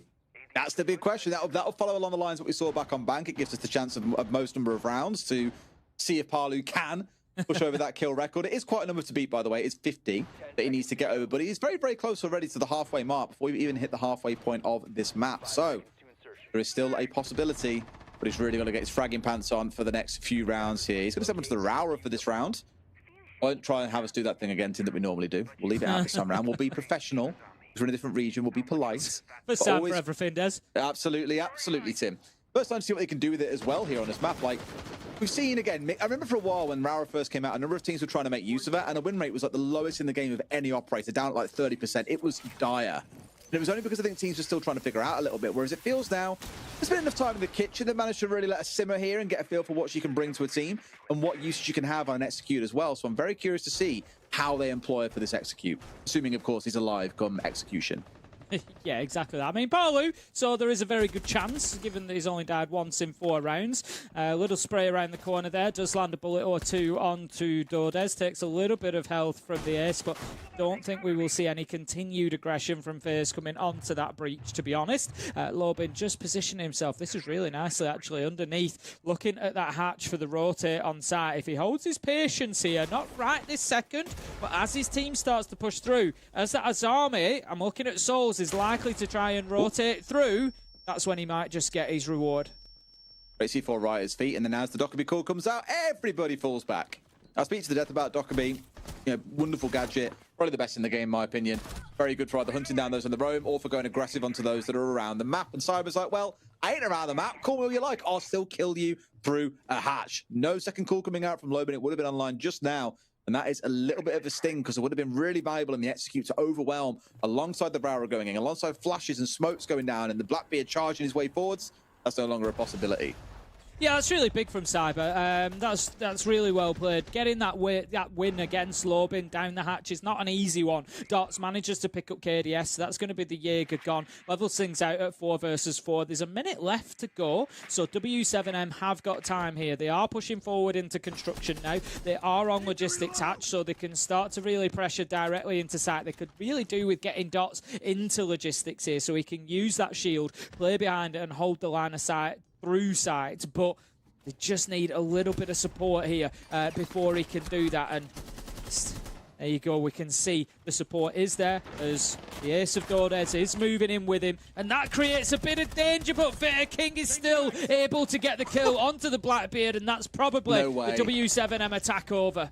It was like a right line of it. Vida King, Souls, Handy, all losing about 2/3, if not more, of their HP at once, but no one actually died. Souls is now gone and Vida King is down, but it's a 1 versus 2 for Volts. FaZe using that little window of time where they had all 4 guns still going to capitalize big time, and they've managed to get another one done. Looks like we are on the way towards that 3-3 scoreline, Tim. Yeah, I might have hit W7M with the caster curse. I said that FaZe needed, I really wanted them to be at 4-2 going into that second half. I still think it is going to be tough for them. But look, 3-3 ain't bad, given how things have gone so far on Clubhouse. FaZe have really shown an ability to dig deep there. Mental resilience being important. Let's not forget, they lost this map just recently, 7-2 to W7M. They were absolutely run over, but they are starting to find some answers. They are battling their way back into this one. It would have been easy for them to, you know, after the way things started with 3 rounds back-to-back, go into W7M to kind of switch off and think, you know what, here we go again.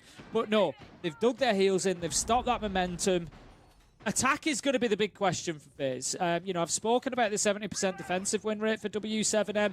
There is an almost matching 65, is it? No, 46%, sorry, attack rate. So, like I said, that is going to be the struggle for FaZe. That is going to be the struggle, realistically. But, you know, they've got to get there first. And I think getting there 3-3 with a responding 3 rounds in a row will be a big accomplishment for them and give them an opportunity at least. Absolutely. I mean, looking back at it as well, the Grimbound was the one, of course, that came through from FaZe. And I was like, is that really what's led to the big change? The answer is no, because a lot of the times the rounds were ended before Grim even had a chance to make use of his utility. What has been quietened is the players on the side of W7M. Palu, 3k across the first 2 rounds, Dots, 4k in the third. We've had none of that come across the last couple of rounds.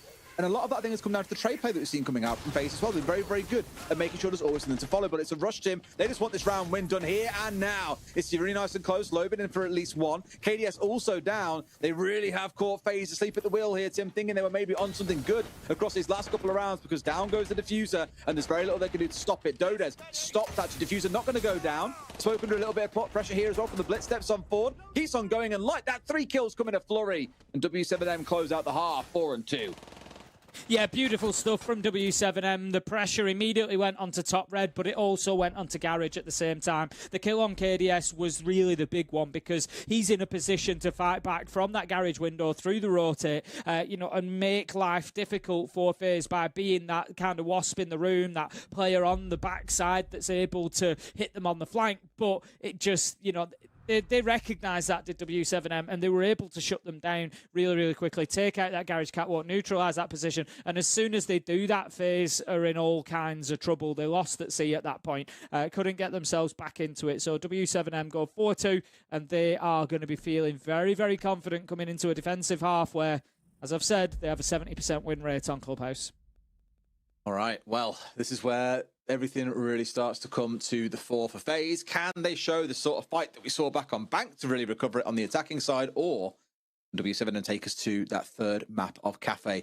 Because you heard the dev speaking about it, and we spoke about it a little bit as well. Kafe, at least, is a map. It is not a map that either team really play. They haven't actually won it at all, either of them, in the last 6 months. Admittedly, only played 3 times, but it's not a very, very telling side when it's basically both of their teams' permanent bans. They will always ban it in the banning phase. Very rarely does the other team get a chance to ban it away because they take it away first. So if we do get there, it's going to feel like a very, very rare reveal of 2 teams here that hate the map coming head-to-head. That's going to be really fascinating to see play out. It certainly is. It certainly is. Whether we see the highest quality Kafe or not will, yet to be seen. Or, these guys might have been putting the work in. They might have been planning, prepping and expecting that pick. So maybe they come out and surprise us. But like you say, their record does not really suggest so. Nearly 6 months, I think, since we saw W7M play on Kafe. So FaZe losing it recently in Munich. Not good for either of them, but it looks like it is going to be heading in that direction. W7M 4-2 up. FaZe needing to come out and really surprise us on this attacking half. We've got the Grim, we've got the Ying, we've got the Deimos. We've got a real power lineup for the attackers. Recognise that Dodez is out on that Garage catwalk. Of course, he will have his secondary shell likely hidden somewhere inside a site, so he can kind of teleport back to it if he needs to, if he comes under too much pressure. But FaZe are going to be looking for one thing and one thing only, having seen him. That's going to be the kill. Well, Lobin, a couple of chips onto his horse's health bar there as he tried to get a little bit cheeky. Maybe even been the impact run out that caught him on the way through. Now the hunt begins. Handy trying to chase into his tail, but no drones coming on through. Of course, he ain't going to pick the Ash up on the charge on forwards. So has to be mindful that Handy doesn't get a bit too full of beans here on his march on forwards and give himself a freebie on the way in. Lobin's actually going to head upstairs to support Dodez on the scope house, but as I say that, Dodez actually does use that ability to switch to his second shell to get himself back down into sight. So Volps and Lobin are going to be the 2 now that are on top floor looking to support each other. FaZe, as of yet, have been kind of chasing shadows. They haven't been able to catch either of these 2 with any meaningful damage or in any kind of meaningful crossfire or anything at the minute. And it looks like they're giving them a little bit of freedom, and they might find themselves getting punished for that. I think that's fine, because look back at the first half as well. W7M played very much the same. There were a lot of quiet rounds for 2 minutes or so, and only then did the action really start to pop off. And I think you're going to see a little bit more of the same now. KDS must be aware that Dots was hanging around near him earlier on. Saw him climb up the stairs, of course, on his friendly camera, but surely a drone would have probably been in the area to see what was going on inside a garage as well. It's moved away now, so no real massive concern, but there are still 2 players here up on this top floor. One of them being Bolts, who's now found out the Deimos. That's a good freebie. Big problem. FaZe haven't dealt with it. As I said, Lobin and Volps were being given the space up on the top floor. Volps picks up a double. FaZe are now paying the price. They've tried to do 2 things at once, which is work the mid floor and put a bit of pressure on site, but also have a little bit of a think about top floor at the same time. It feels like they haven't really committed to either or, rather than all 5 of them just going for that top floor sweep, forcing away and ensuring they've got map control. And they've paid the price. Souls manages to pick up Lobin now, but it's too little too late. 3 versus 2, 35 seconds left to go. W7M are just going to hold on from sight. Well, hang on a minute, because surely we're not seeing W7M giving away a defensive round, right? No way, surely. Soul's getting the plant down. The rounding and coming on through, but Handy's a bit better, Tim. They're down to a 2v1. And yet again, the dominoes have come tumbling down. Volps has got it all to do, taking a few shots, down to 60 HP, rounds his way towards blue, but the plant's going to get stuck. Souls is now a gun back up once again.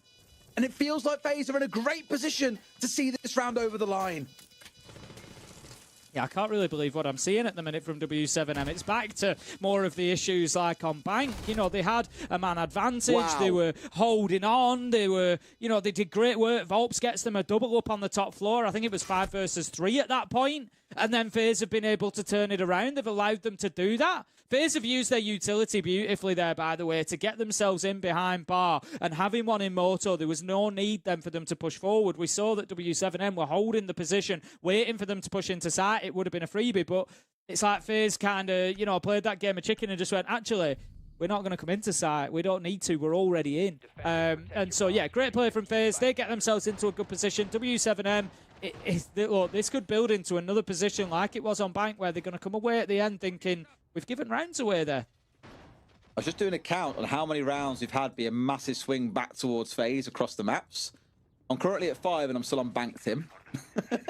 6. Oh dear. 6 I count from the first map, and we've just seen it happen again there.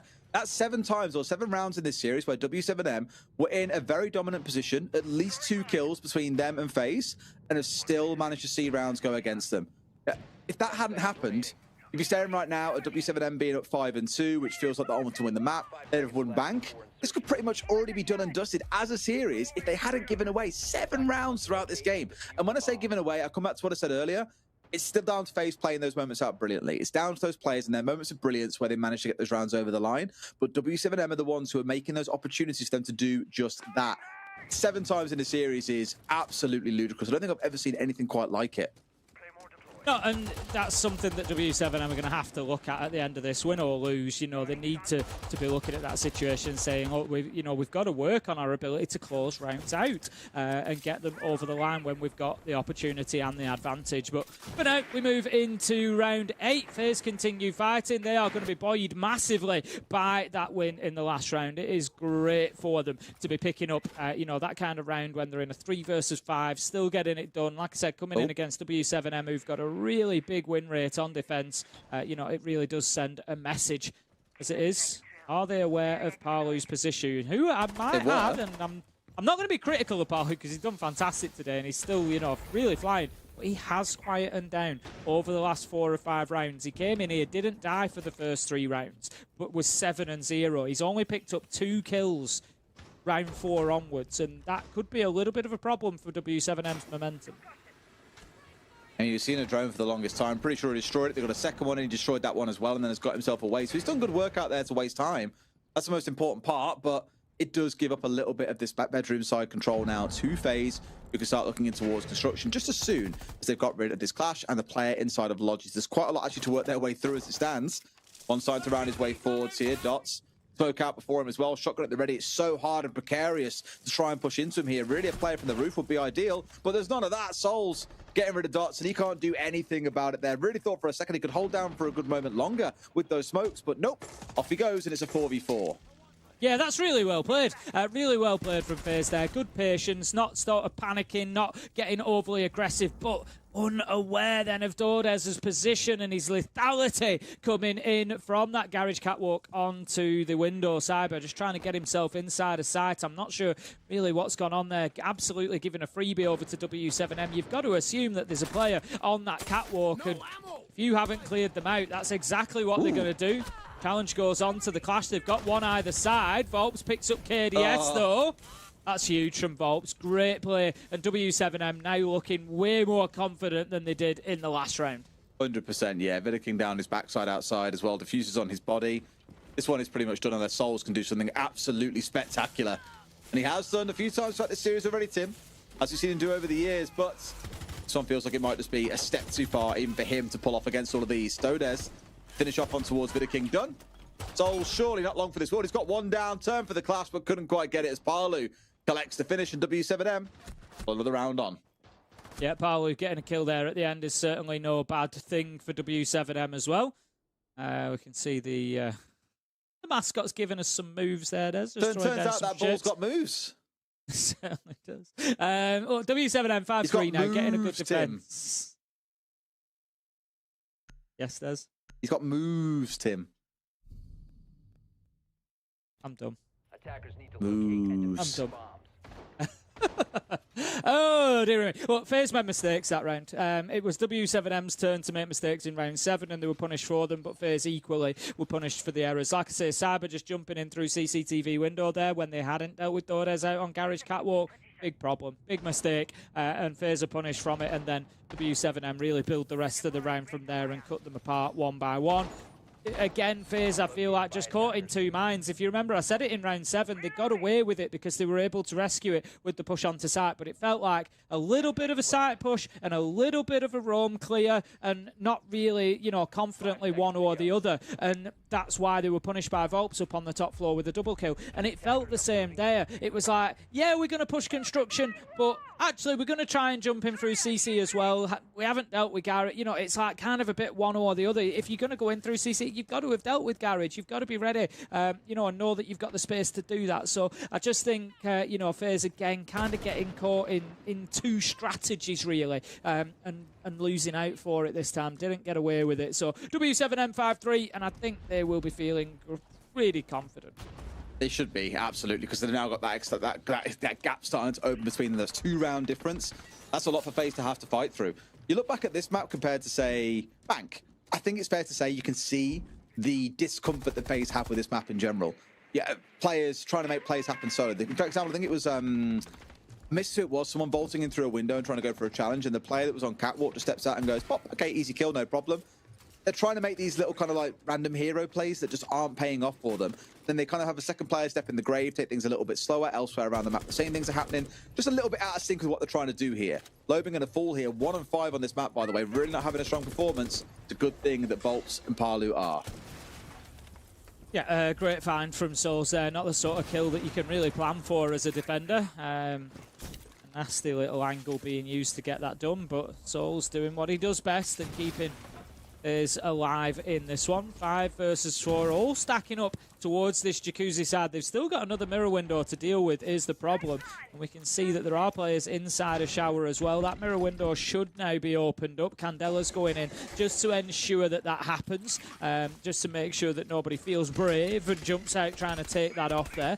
And see the pressure onto construction windows. A lot of movement from FaZe here. Again, I feel like, you know, are they committed to any one strategy? There's been 3 over on Jacuzzi wall. There's been a little bit onto construction, but they haven't cleared cache, so they can't go into construction. You know, again, is it a coherent push from one singular point? Is it? We'll find out in a second. Another big focus, as you say, around Jacuzzi. Just a couple here as well. The rest kind of scattered around and looking to try and figure out exactly where they're going. Not a single player inside the building at this point. Not even up towards CC side is going to be the big challenge for them. Odes just hanging on, ready to swing, and Souls, he's second of the round, the first one through the drone hole.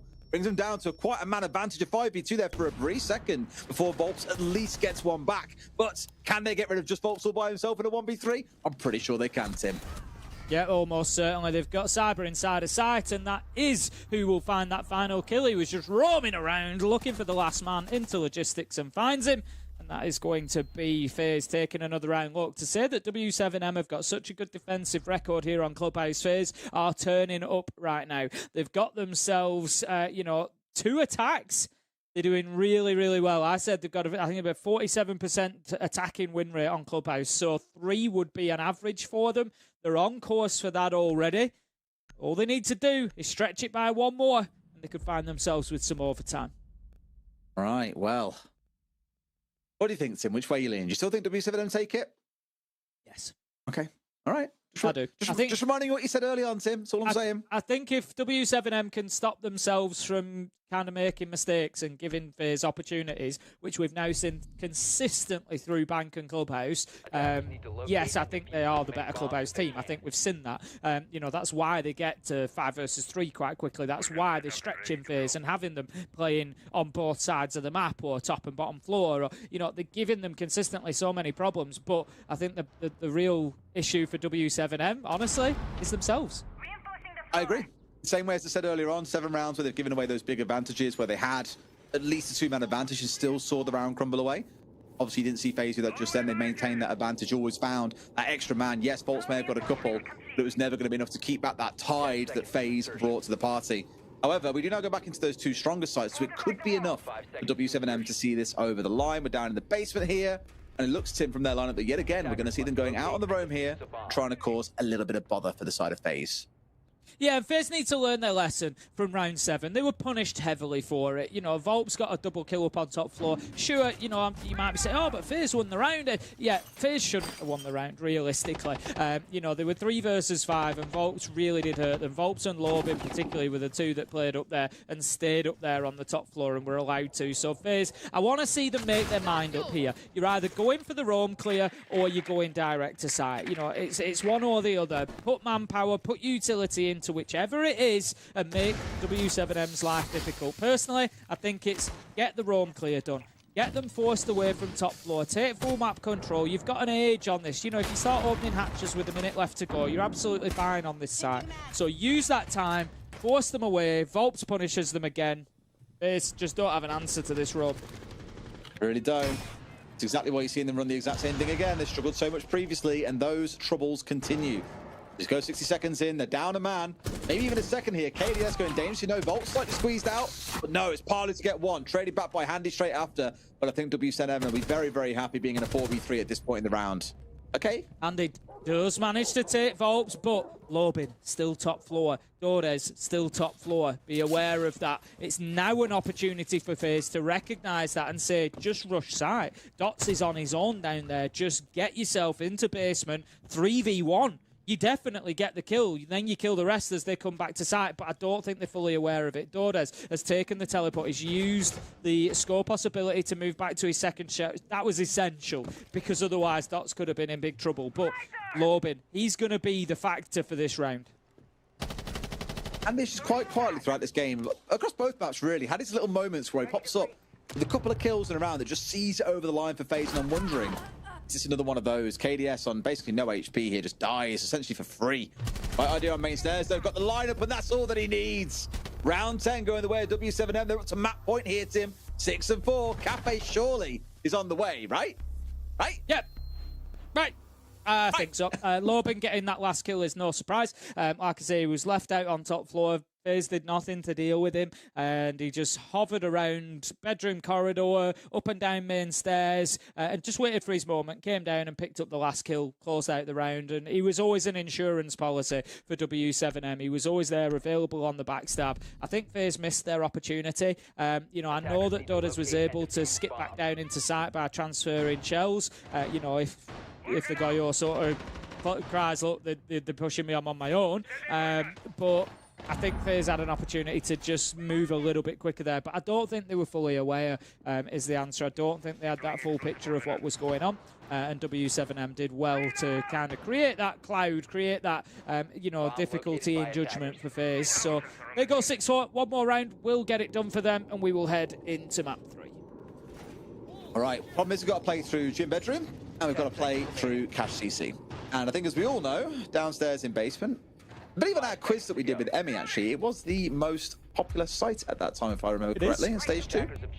Won't surprise me if it still is. Yeah, probably so. But I guess, well, in what context, though? Globally? Or just in SAL? Or... I mean, we've played a lot of other maps. We've seen less Clubhouse, I think, over, you know, like the regional finals particularly. Yeah. We've seen a lot kind of more Skyscraper. We've seen a lot of that picked over in Europe. It's Swan Song, mate. That's why it's disappearing. Exactly that. I think teams taking the opportunity to think, yeah, we'll play there. We're not giving anything away then. Yeah, well, I think, you know, maybe on that basis, but I think if you ask the team, you can pick any site on any map to defend for one round to, you know, win a tournament, which you want it to be. I think a lot of them are going to choose Church and Austin. Yeah, very true. Well, back in the day, basement Oregon, similar sort of problems with it, where there's not much vertical destruction to use, if any. And so it's a bit of a fortress. And that's why I'm slightly worried that these next 2 rounds got to go through the top floor sites. They don't quite give W7M the chance to play the style that they've played for a number of rounds now that has worked very well, which is being very aggressive out on the roam. Yes, you can still roam. You can play the extended hold. But as we've seen, FaZe, I think, we're more comfortable trying to take fights to that. Here, trying to hard punish the player who's up in rafters. It's Dodez trying to do what he can. Another air job coming over here. The shot comes on through there and gets rid of it. And now Bolts has gone down the clash. That is bad. Dodez also down. FaZe looking much better here so far. Got a 5 versus 3. Can they hold on to that man advantage, though? The thing is, if FaZe could just have this consistency on attack and, you know, go in surgically like this, getting kills, probably be ahead by now. You know, but they've just had those couple of rounds where they can't quite keep that consistency. Palu taking a bunch of damage there as well, trying to get back into sight. Lobin is in construction, going to take damage as this is over. There we go. KDS and Souls will pick them up. FaZe were just swarming like sharks around them there. There was blood in the water. They knew it was done. And FaZe take us to round 12. Like I say, I think when they haven't got to play this whole like roam clear game, FaZe look very, very comfortable. When they get to execute very, very early on, they look much better. And I think W7M maybe have read into that now themselves and are calling an attack timeout to figure out, okay, our roam strats are great. That has beaten them consistently. We don't really get roam strats going into Cash EC or a gym bedroom replay. What do we do instead? And that, I think, is now going to be the big conversation that Norwich is stepping in to have on how they can how they can squeak this last round over the line. Yeah, I'd agree. That's absolutely the problem for W7M. Like I said, the rounds where they've really flourished and where they've really played well and they've won is when they've been able to kind of create this confusion for FaZe. And we've seen it a few, I've commented on it. Is, are we attacking top floor? Are we going downstairs? There's 2 of us up there. There's 3 of us down there. And they kind of separate them off and deal with them. And that's where they're creating difficulty for FaZe. But where FaZe, like in that last round, are able to just laser focus on one location and, right, that's what we're dealing with. And where FaZe keep their mind about them towards that end, they are just absolutely surgical at the minute. They're hitting shots, they're finding kills, and they removed W7M from all power positions really, really well there. Without getting kind of distracted by other problems, other issues. So much better round for FaZe. W7M, what's the answer then? Create as many problems as you can. I want to see. I'd love to see like a clash brought along and put on top red. We've seen this before. Teams really struggle to deal with it. They really struggle to clear that out. Get a clash on top red. Get somebody inside of Cash. Defend this whole top floor so that FaZe have got so many, maybe put one underneath. Get somebody with a nitro underneath just roaming around. Let them be seen on a drone. Maybe then they come back to site once they've been seen, but it just says to FaZe that they might be there, that they might be playing there. You can drop Jim Hatch, rotate back up main stairs, drop Jim Hatch, just play around it a little bit and try to give FaZe too many things to look at once, because that's where they've struggled. There's no real resistance in that last round, I think, is the key point you're making there, right? Like, there was no one really around Lounge challenging towards Garage. It was very much, he's on his own, don't worry about him. Like, you guys can kill him, it's fine, no problem. It took a little bit of effort, but once the clash fell and once we saw Dodez fall down his army, that was round over, realistically. FaZe aren't going to let you back into that one. So I think, honestly, this round probably is decided by what happens inside the first 90 seconds or so. Where does the first engagement take place? Who dies as a result? We can see far fewer issues now with those Maverick changes. They're able to get those walls open just a little bit easier, a little bit quicker.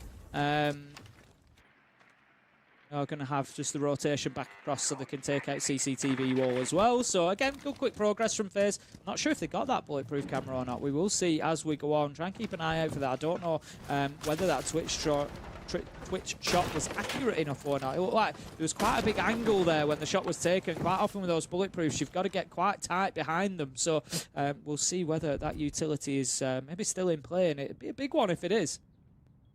I'm not sure when he gets back on it, if at all. Now, again, this focus probably is on trying to make sure they've got this east side control. None of it yet established by the looks of it. It is still up. It is still up, by the way. Yeah, just trying to jump back on. Everyone's still outside there. Everyone's still hanging around right now. Still figuring out what their way is. I said really inside 90 seconds you might see that aggression come, but it hasn't as of yet.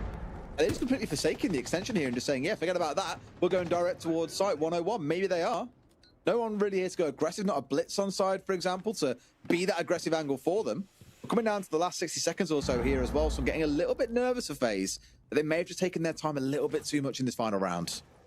Yeah, not really too much movement from them, has it? Ooh. Gonna just catch, a little glimpse of people here and there inside a site. We can see a Selma being blocked out by a mute jammer. Still lots of work to be done. They know that Lobin, for example, is just in the rotate here, but what do they do with it? They're going to try and bounce a nade in onto him. It'll force him to move, but doesn't get the kill. Great movement from Lobin to keep himself alive, and W7M are causing those problems for FaZe. FaZe just slowly massaging the players around here, like Souls has also managed to finally get inside here. D4 tossed over, I assume that was, but no! From the main stairs comes Volts with the shotgun. Down goes the sledge. Not the end of the world for them, as really this Blackbeard has got to be the one to make something happen, but they've got nothing left to make him move at this point, Tim. A second one falls on W7M finally. Might have gotten what they wanted, Tim, which was a win on Club, unless these last three players can do something special. Palu moving up to 12. He gives nothing over to them. This looks done. Yeah, I mean, like I say, the problems that have been set for FaZe, they just haven't had an answer to throughout that. I want to give a shout to Lobin there. He's played his position absolutely brilliantly. On that gym rotate, back and forward, has completely nullified the effect of Blackbeard throughout the round, and W7M hold on and get it done. FaZe fought well on the attack, but it wasn't enough ultimately. Probably a little bit closer than W7M would have liked, granted, especially given they were up 3-0 to start. But what matters, Tim, is getting it over the line, and they have done just that, which means Kafe is that third map that awaits. Honestly, after these last two games, I don't know where it's going to go, because both teams do not have a good record. That reminder again, neither team have won Kafe in the last 6 months. It's one of their permabans. They just do not play it. So I'm really hoping there's something cooking behind the scenes here that they're going to treat us to in map 3. We'll find out how that goes, though, after a short break. So back with you in a few minutes. Don't go anywhere.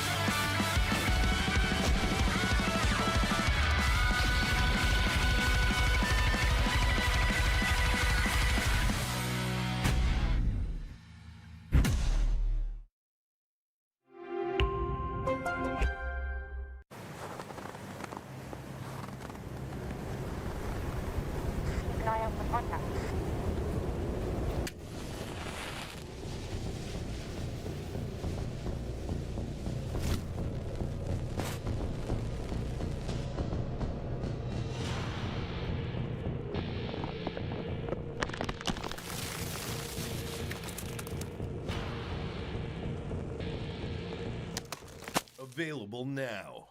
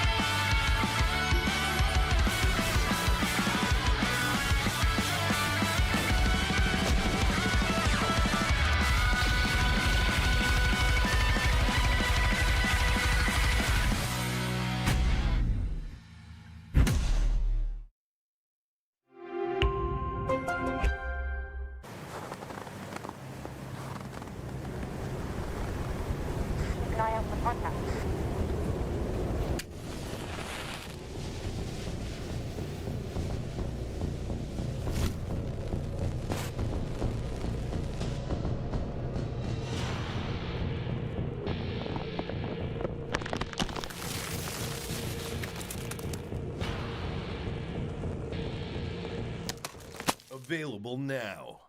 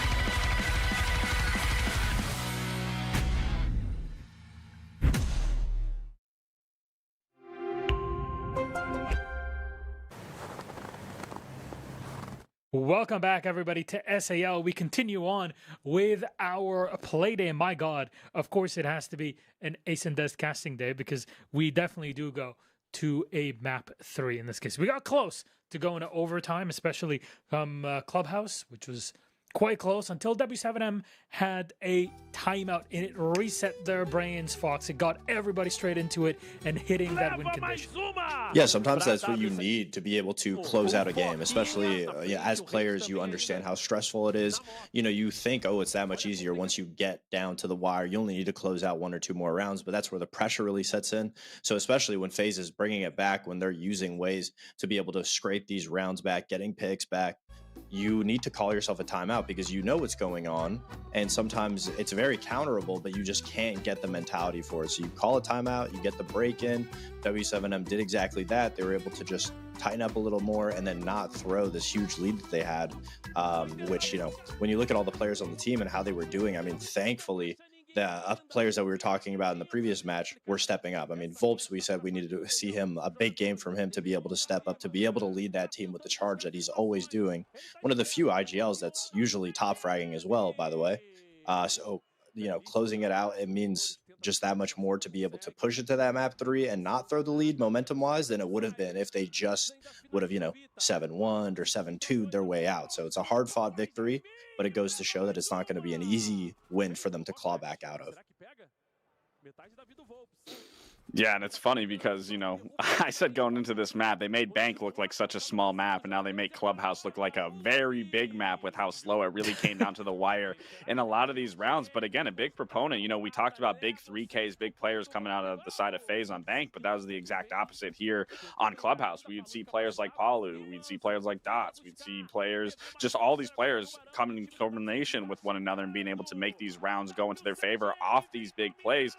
But again, it goes to say, I mean, I think Tim hit the nail on the head. We needed to see FaZe at least get a 4-2 half on their defense. They couldn't get it done, which is why we would see W7M kind of just keep a good stalemate going throughout their side of defense and ultimately closing out on that last round flawlessly, where it does really come down to just those core fundamentals of FaZe just not being able to break that defense down like they were doing time and time again once you revisit those sites where W7M just understood, let's just play safe. We don't need to over-aggress. We just play off each other. We rely off our crossfires. And that's really what's got it done. Now you're going to end up going to Kafe, where it's going to be a lot of those crossfires. It's going to be a lot of trying to deny the entry from getting into the building. It's going to be a lot of teamwork where we can't see either side really get over aggressive, give up map control they don't need to. More so really needing to rely on each other to fall back on, play those layers, play the top downs, just in, you know, combination with those shields, especially on attack. So I am really curious to see who walks away. I think the bigger side really is going to come off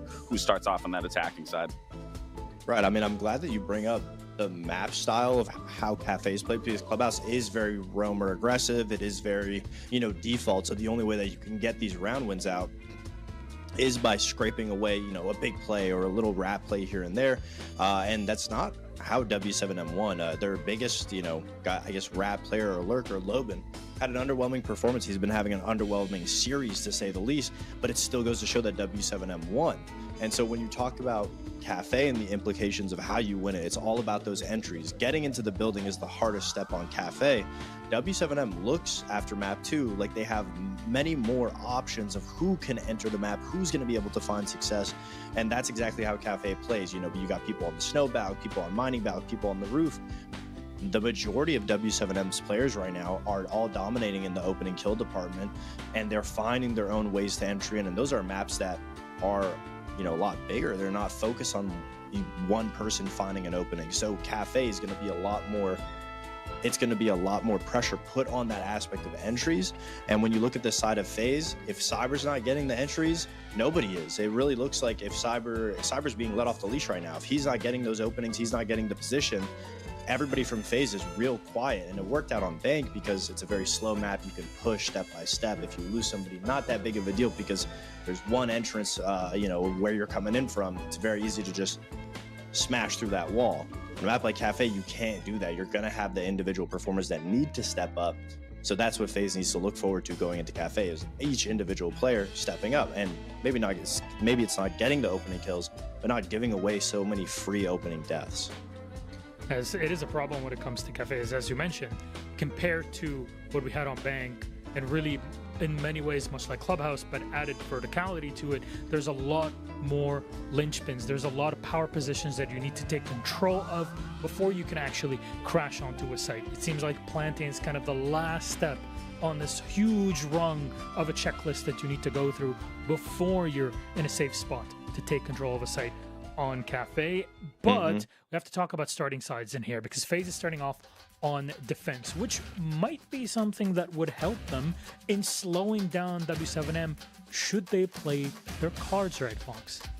Yeah, I completely agree. I mean, Clubhouse is a map where, yes, you can be strong on defense, but it doesn't really matter too much just because you're able to do the step-by-step process. Kafe is a lot stronger to defend its side of the map, but also can be that double-edged sword, because if W7M understands where FaZe is playing, and FaZe right now look a little bit flat-footed, they're not rotating, they're not taking position that's given up, they're not fighting for positions. So if W7M can maintain smart utility usage on getting those opening picks, the defense won't be comfortable at all, because there's no real safe haven of a spot. Kafe is only good on defense because it's very difficult to get into the map. And then we need to see FaZe switch gears and fight W7M at the entrance. If you can let W7M give them an inch, they're going to take a mile on Kafe.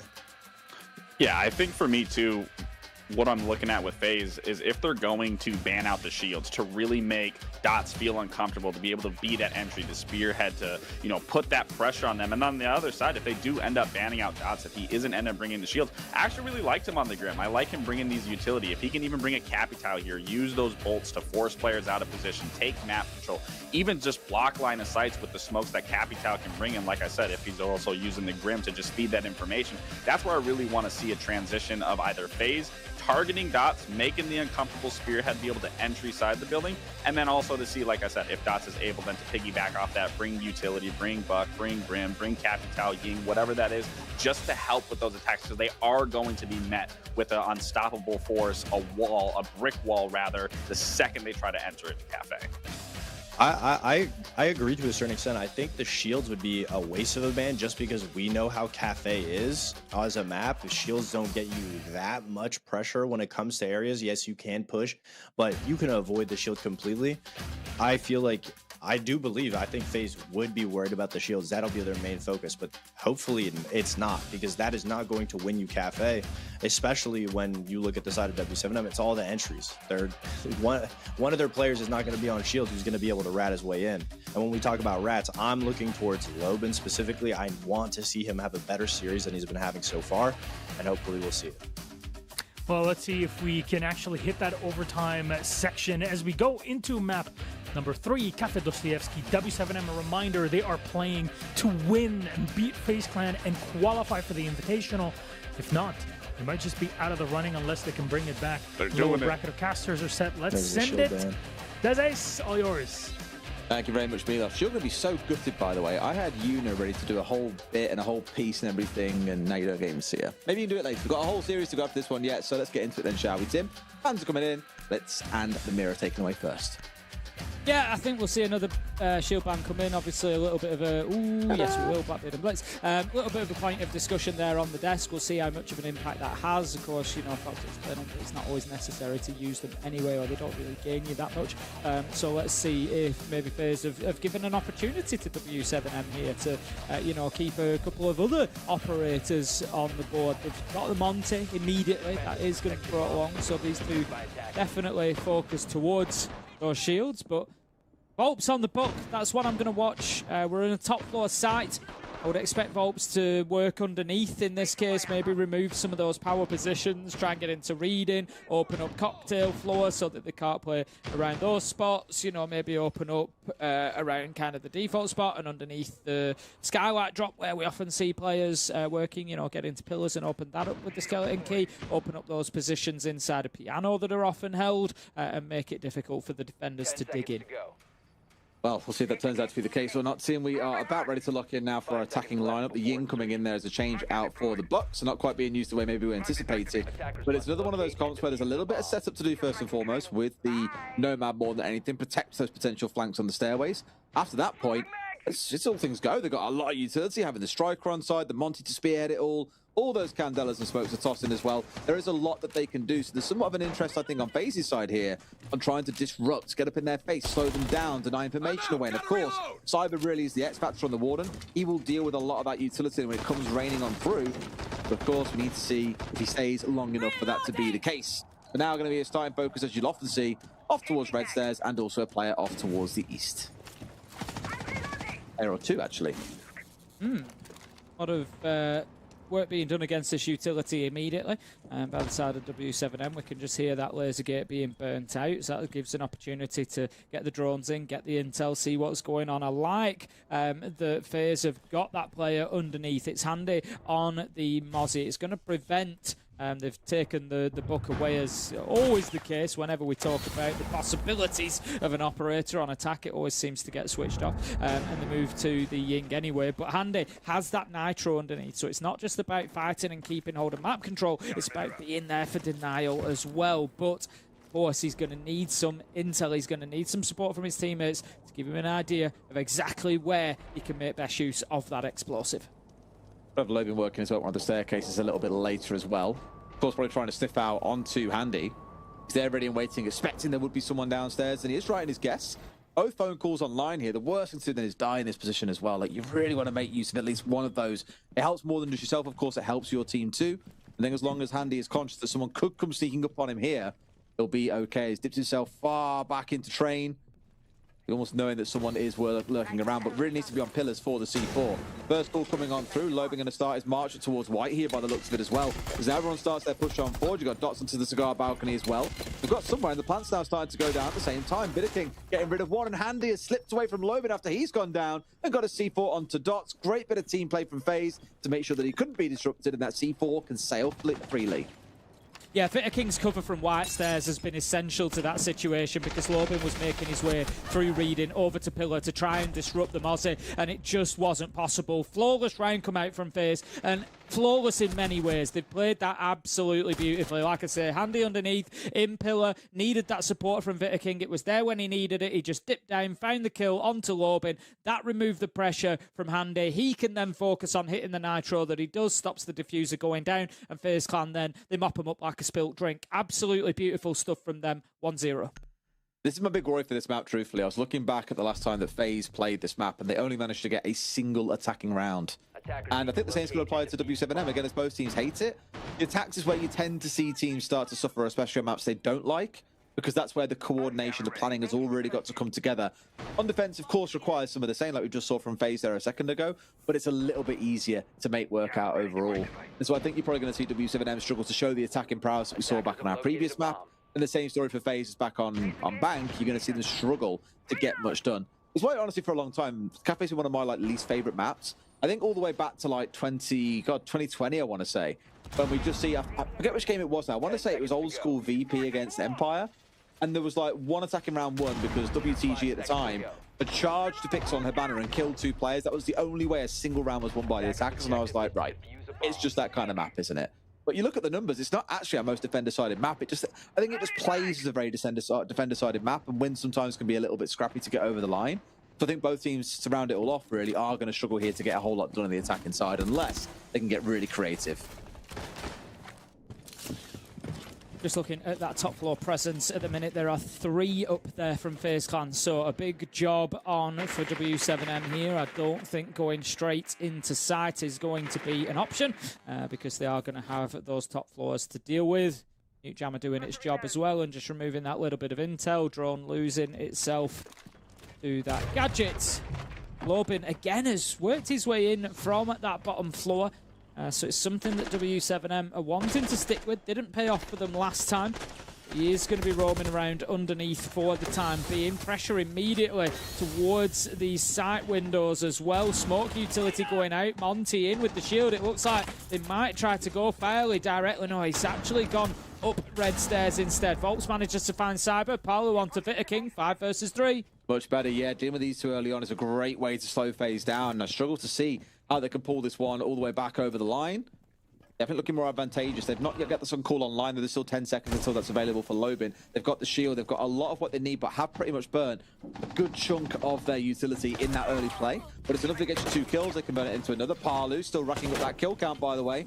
Keep an eye and get you the exact count on that in just a moment's time. Really have to see him fly in this series to get it over the line, though, as KDS gets a couple, but I think really it's going to come to naught. A 3 versus 1. Lobin steps out and gets rid of him. Round 2, the way of W7M. 1 apiece.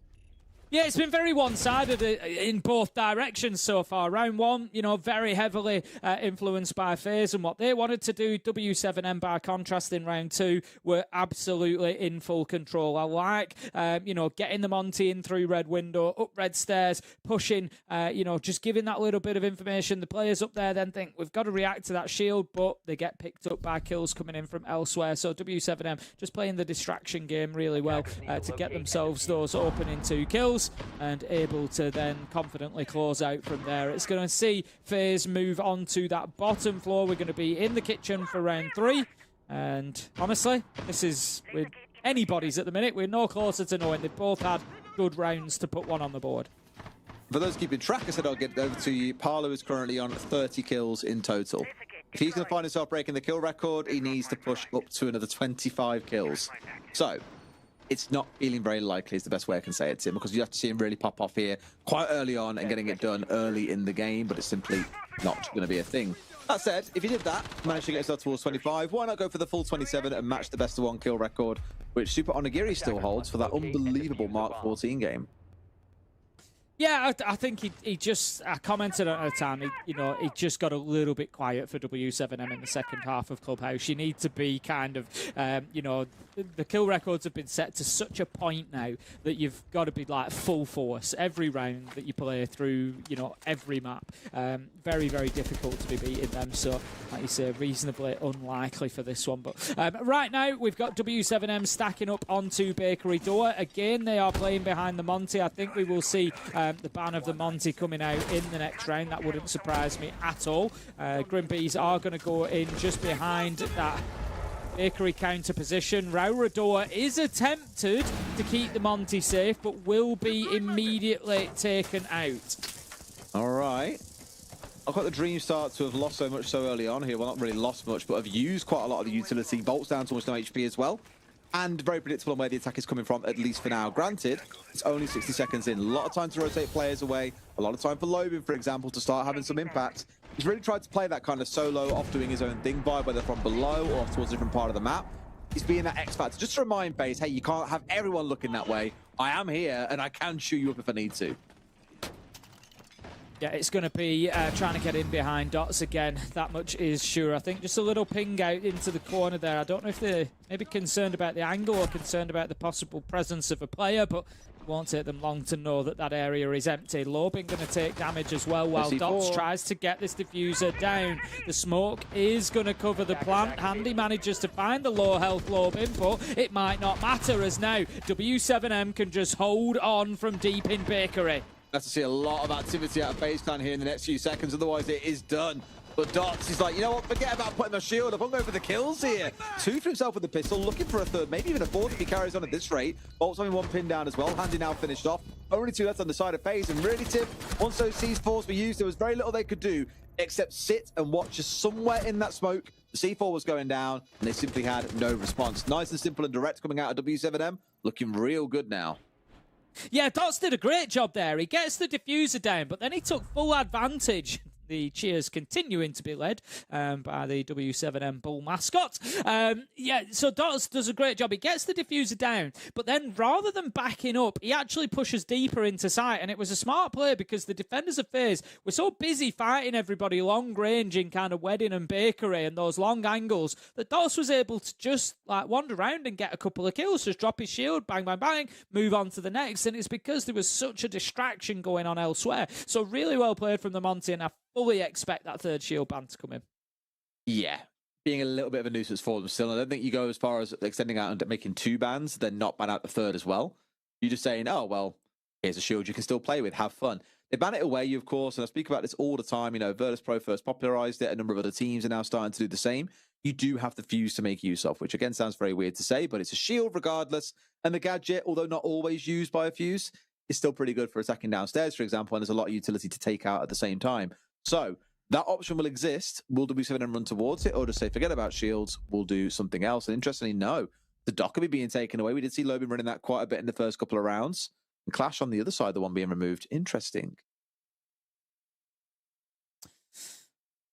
Yeah, I mean, there's always value in the Dockerby ban, of course. You know, we talk about it at length, but I'm surprised to see the Monty, you know, allowing to sort of being allowed to continue through. Very, very powerful in that last round particularly. But that may be FaZe looking towards the sites that they're going to play and thinking, well, you know, look, we can just deal with it on Kitchen. It's only one site, and, you know, confident that it's not going to have too much of an impact. But as you can see, Dots is bringing it along. So I would say for this round, focus on that Monty. Watch where he goes, where he plays, whether he gets an opportunity to put the diffuser down. You know, if they use that utility again to create such big impact like they did in the last round, then I think, you know, maybe a slight misstep from FaZe in not banning it away. Indeed, but we'll see how things play out here across these next 3 rounds. Then let's get into it.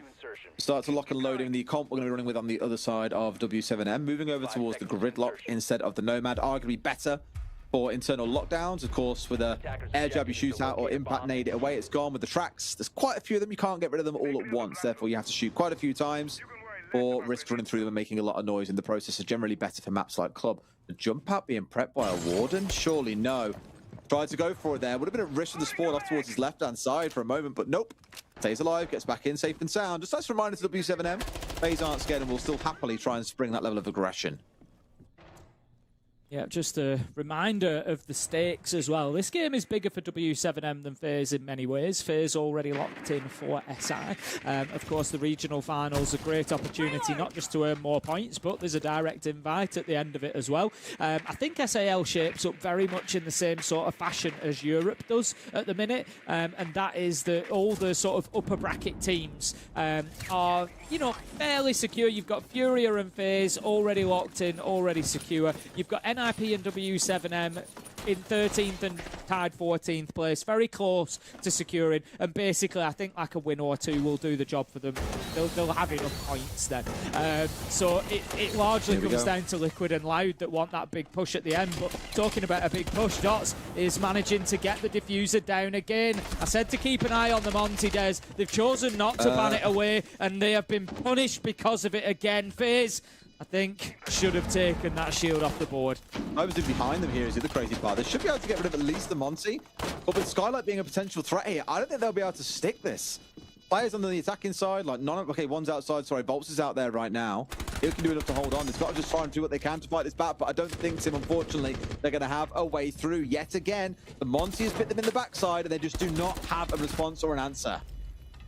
Yeah, they managed to get the kill there, but it's KDS 1 versus 3. Going to be challenged from top red, but it's actually the Volps on the hatch who does the damage. 2 kills he got from above. Great round from W7M on the attack there. Well, the message is clear. If you're going to let us continue to abuse the Monte, we're going to continue to do it. They've gone in there. They've got the diffuser down. They've got in the smoke. They've held it from the corner. Brilliant stuff from them on the shield. And like I said, W7M being the team that are not fully locked in yet for SI, this match means a little bit more, and they are fighting hard for them extra points. Yeah, and that's why FaZe, I think, have now slammed their foot on the brake and gone, whoa, whoa, whoa, we've lost 3 defenses so far. That is not a good thing. We need to be doing better than this because we know that we're going to suck on the attacking side of things. And to give it to W7M, they found a setup that works, abusing Monty and Smokes and keeping their attacks very, very narrow. Notice they didn't have any real focus there on what was going on the east side of the map. They just simply didn't care. They made use of the Smokes. They tried to find a way to deal with the wall in the previous round. This round, they didn't. He managed to get a flank on them through Piano, which maybe suggests their control was a little bit too narrow.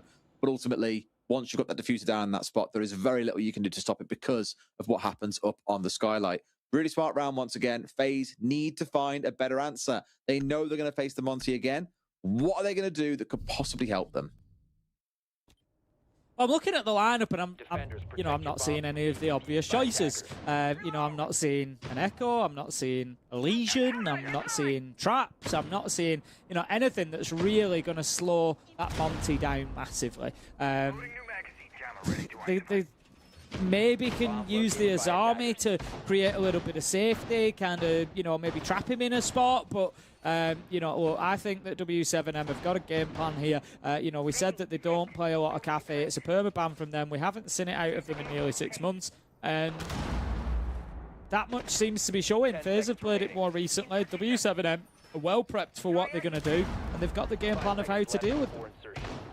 I think the Clash is also a bit of a signal. We said about the Clash ban, I think is a bit of a signal of we're going to play more Monty. I know the Clash electricity doesn't do damage to the Monty anymore, but it's still a reasonable way of dealing with it.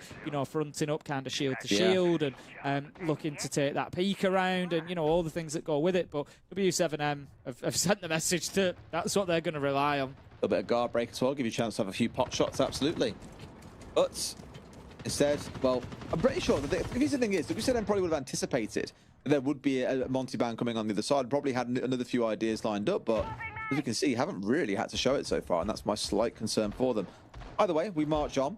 I've got Lobin running around, of course, on the Brava. Those Cludge drones, still the most awful word in the game. Cludge drones. It just sounds bad as a word, doesn't it? Cludge. Ugh, don't know. But it's like, you like the word moist, that makes you feel a bit uncomfortable as well. It's that kind of vibe. But either way, still very, very useful despite their name. Able to, of course, take away many a gadget, as just shown wonderfully by Lobin. Getting rid of one of those bulletproofs and also taking out one of those Belusis. That now suggests that actually a plant inside a reading door might be the go-to option for his team.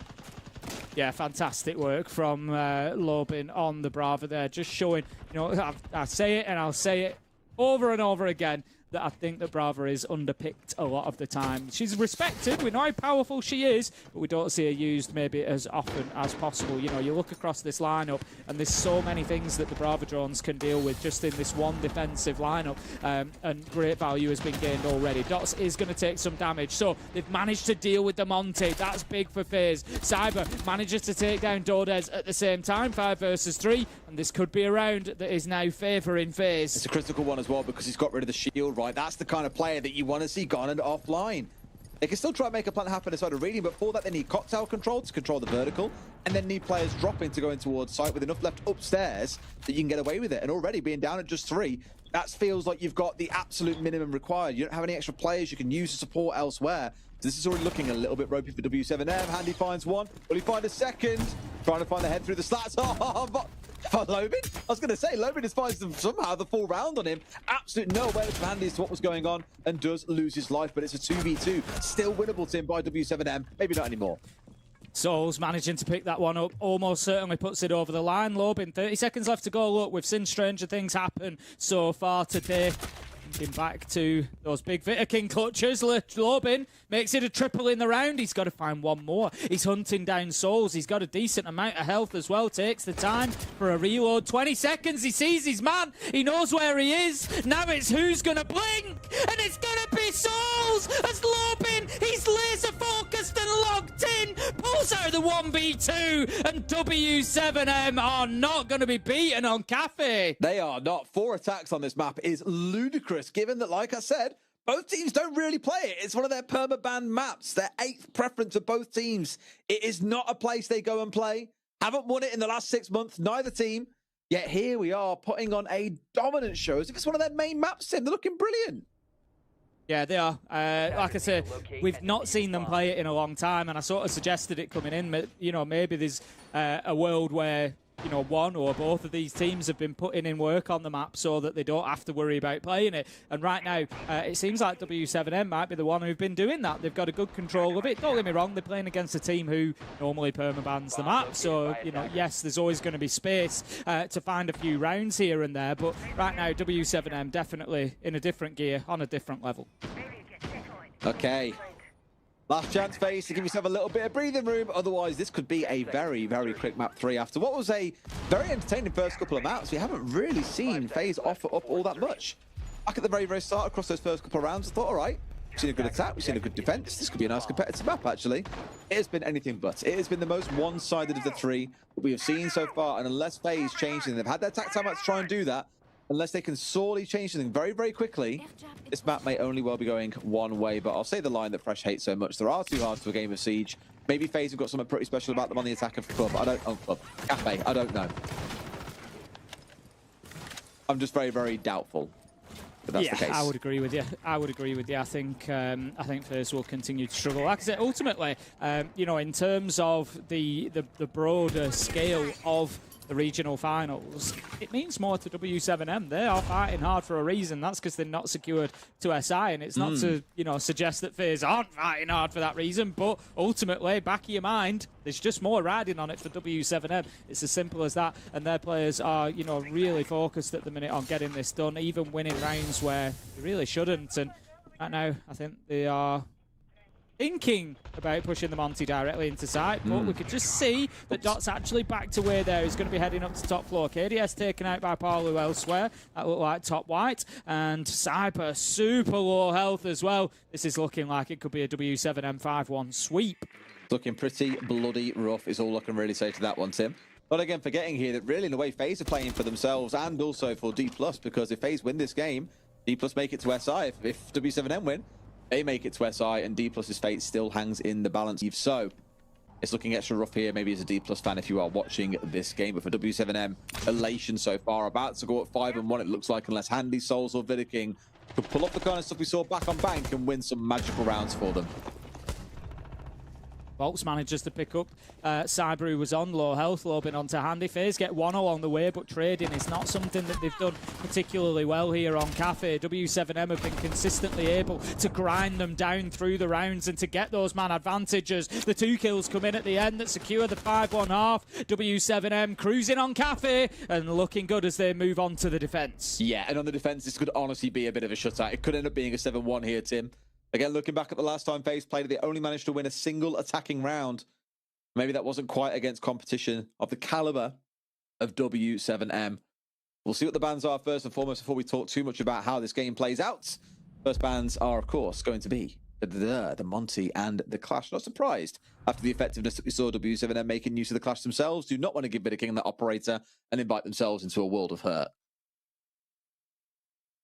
No, exactly that.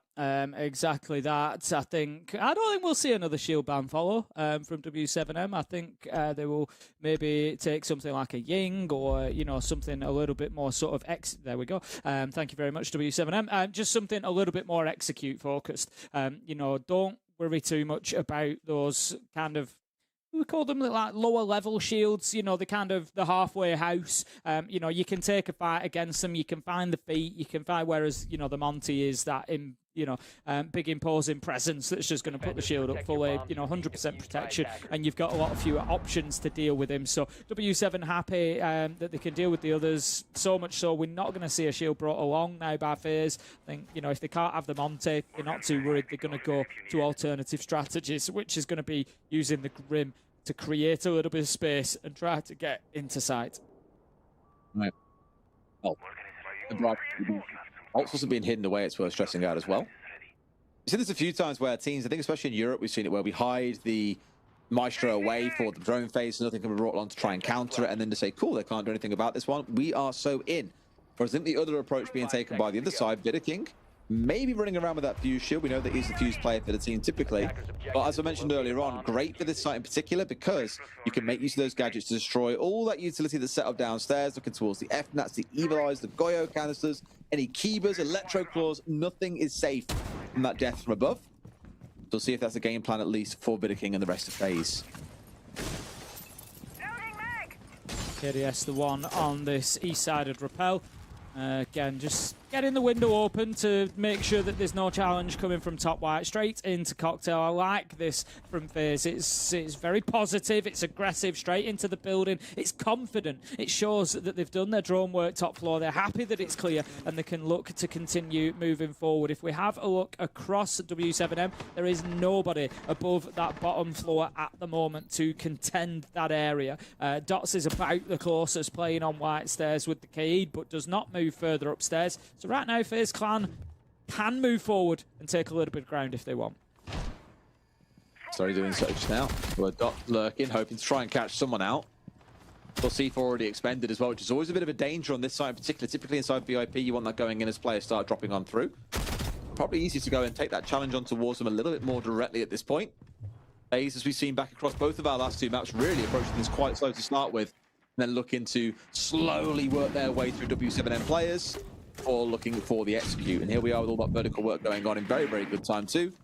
No real complaints so far, A+.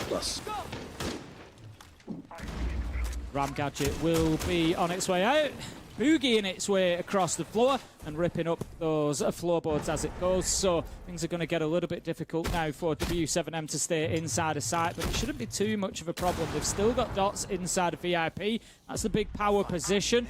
Kaid that's playing there would normally see maybe something like a Tubarão instead that can actually impact on Freezer a bit more directly, but he's just going to rely on that TCSG doing the work for him instead. 55 seconds left to go. Looking at FaZe, still one outside. That's going to be handy. He's going to be repositioning now. Souls is about the closest to getting down to that bottom floor, but time could become a bit of a factor here. Yeah, it really is like I spent 2.5 minutes clearing the map and then hit it in the last few seconds where you have no room for mistakes, isn't it? And they're going to work his way forwards here, blinded out for a second spray, and still manages to get his man even through the near site. Down goes with a grenade here, out he jumps, but no Lobin. It's a little bit too mobile, gets rid of a second as well. That's the stuff of dreams here as a defender to get away with it, but finally gets tagged out and put down his backside. The 2 versus 1 with 20 to go. Volps, the last man to hold on. Yeah, 1 versus 2. We've seen some big moments from Volps so far. They do take FaZe the time to pick Cyber up, which I think is a good idea because in a 1 versus 2 effectively, you find a situation where you 1v1 whilst the diffuser goes down. That won't be the case now. The track comes in. That's a big one, but the Deimos is down. Vidaking is planting. He knows he can take the fight elsewhere. Gets 2. Will he find the third? Yes! What a clutch from Volps! 1v3! Absolutely unreal scenes! That is absolutely unbelievable! We've seen so many rounds like that so far today. And what a way to move yourself up to match and series point. A 6-1 advantage of FaZe. As much as they might have fans on both sides of the equation, I think it's pretty clear which ones are louder right now, Tim. The Alder being a clutch machine has almost been lost to the history books there, as we've seen Maestro's kind of presence in the game drop down. We had to change to his bubbles, which I think was necessary. They were super powerful before. You know, they were reduced down a little bit and kind of tweaked, and we see a lot less Maestro play now, so we see a lot less opportunity for that Alder to sing. And he hits the first with the Bailiff, and then the double with the Alder. Just absolutely beautiful stuff. A classic Maestro clutch from Volps. Volps, 1v3, W7M, match and series point. I think they almost certainly lock it down in the next couple of rounds. And their second clutch in just 3 rounds as well. Lobin, of course, back in round 5, and then Volts pulling it off just then. It really is the antithesis of what we saw back on Bank and FaZe. Well, it's not feeling too good for them right now, or for D+, as I mentioned earlier. Up to the top floor we go. W7M hopefully make this their final bastion of defense. It's the only one they need to win to see this series out and for them to move forward in these playoffs. Top floor it will be them. Not a strong defensive. I was going to, you know where I was going. Not a strong defensive site on the whole. Usually about 50-50 and or less. So W7M, look at this though, Lobin all the way down in the basement. We've seen him working from this ground floor quite a lot. On the, you will be closer than 11-0 there, I think. Little random spray out the bush shelter before you get too excited was probably in the way. It was in between the two of them, but still, the excitement remains. Lobin will work his way back up into mining, so he's still going to be keeping himself around that mid floor. That's going to be the game plan here for the top floor hold, much like FaZe Clan used Handy on Mozzie, and it worked brilliantly when they were trying this hold. Lobin, he's going to be underneath, you know, since the Solus has got those impact nades back, makes them so much more viable for that vertical plant denial. But can Lobin keep himself alive, because it looks at FaZe they're going to be trying to chase him down. If I'm being a cynic, Tim, not really a cynic, but being the optimist of FaZe here, the fact it's taken us 3 maps to get here, some close maps at that as well, means they have a good chance of being the air quotes best loser out of the game, this first game, and the second one we'll see in a little bit. That means they will get an extra round bye when they drop down to the gauntlet below. So there's a small silver lining here for FaZe, I guess. Already looking at it, W7M will have to face up against the winner of Furia versus NIP. Being honest, that's probably going to be Furia, at least as things stand. That made for a fantastic upper bracket final. Yeah, it really will. Certainly is a classic lineup, is that one, between those two orgs. But for the time being, let's see if W7M can get themselves over the line. They're going to want to do this as quickly as possible now. Just get it locked out. You don't want to give a team like FaZe, you know, any sort of toehold, any chance to get back into it. But FaZe right now, 5 versus 3 as the push comes on through. Palu is there for the immediate trade. Good play from W7M again, but this is going to be a big problem. Cyber trying to come in onto Cocktail Balcony, shoots the Nitro out beautifully as Handy manages to pick up Palu. Just great teamwork coming in from FaZe. Volps finds an answer though. He continues, hasn't died since that clutch, puts out the smoke canister and just manages to put the brakes on this FaZe attack for a few seconds at least. I want to say there's a second player that was inside a bathroom not too long ago, and sure enough, he's gone after him and found KDS. That was the worry, Tim. He's pushed hard towards Piano. Now has that control. Does he dare swing on storage? Because you would be kind of right. We had a couple of players dancing around there earlier on, and there we go. Handy was ready and waiting. Solus underneath. Just waiting to see where does that diffuser move to, because he can get a lot done from downstairs. Yeah, with 20 seconds left to go, this is very possible, but he's lost sight of it. He's got lost in the fog, Des. He can't find his man, and the plant goes down, tries to make an effort. They know he's going to come up white stairs. Lobin has got a head-to-head gunfight to win here, tries to go with the hip fire, can't find his man. Nade comes over, pushes him further up the stairs, and FaZe are playing this smart. They're just dipping away. They don't want to take this fight until they have to. Lobin gets seriously damaged now. He needs to do this without even being seen, and it's very unlikely. FaZe close it out. Souls with the final kill, and FaZe at least keep themselves in it for one more. Really good play from Souls at the end as well, just changing his vertical position where you normally see a head would be obviously crouch high on the ground sometimes, or of course at full standing, by getting himself up on top of the bar as well. Just offsets Lobin that little bit, takes his health down to basically nothing, and steps across to the final kill from inside the bar. Really well played there. Still, another one of those rounds where it was definitely winnable. However, it would have relied on yet another clutch. It would have been 3 in a single map then for the side of W7M. Maybe sometimes, Tim, we're just asking for a little bit too much. Maybe, you know, looking at the game, I'm going to quote my favourite caster, Des. You know, FaZe have got to be right 5 times. W7M have only got to be right once. Is your favourite caster yourself, Tim? No, you say that one. So, look, you know, that's the situation that they're facing. So, yes, it was a good round from FaZe. They nearly let W7 back through the door at the end there. I think Volps was maybe a little bit over-aggressive. He'd actually put himself, with 20 seconds left to go, in a really good position in Piano because FaZe were in Cocktail and top white. So by being in Piano there, he's got the option to go through Cigar and Longbar, and he can be guided by his Solis that was underneath. You know, if Lobin can give that intel as to locations, I think Volps maybe a little bit of a rush of blood. He got that kill. He brought it back to 2v2. It's like, you know, he'd had the clutch in the last round. You kind of start thinking, right, let's just go and do it again. Let's go and win another round. Steps out to top white and gets cut down. And at that point, it's very difficult for Lobin. So a little bit more patience, I think, is what I'm saying there from W7M. And I think that end of that round was actually very winnable. So, you know, I think if they learn from that lesson, they should close this out in the next round or two. Yeah. Like Cassie was speaking about, he is right, though. There are 4 rounds in a row here that FaZe need to win. That is a very, very big ask given how the game has gone so far, and it would be a classic siege moment for 2 teams that always struggle to attack this map and don't play it. Suddenly come out with absolute blinders of attacking halves, decide this to send us towards OT on map 3. But do I think they'll do it? Not really, no, if I'm honest. Ooh. I would have to agree. That is not going to help them. From that, yeah. That's really not going to help them. Handy taken down. Ton of utility goes with him. Striker, of course, being able to bring 2 of those secondary utility items. So we know, you know, how much value that they can have. See that the Banshee has been taken by Brava.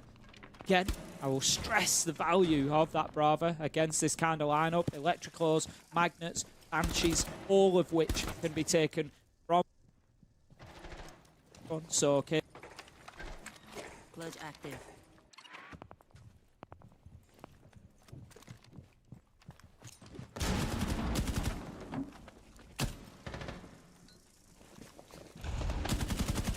Sure, well, there you go. Tim, they managed to find one. It is traded back, but they get a second just to make sure they still stay 1 step ahead. 2 players, that's on the side of FaZe here. And they know that that gauntlet must be awaiting. And W7M, it's not just the progress to potentially face off against Furia or an IP, of course. It's also an SI spot they're about to lock in. What a first game of playoffs that'll be for them.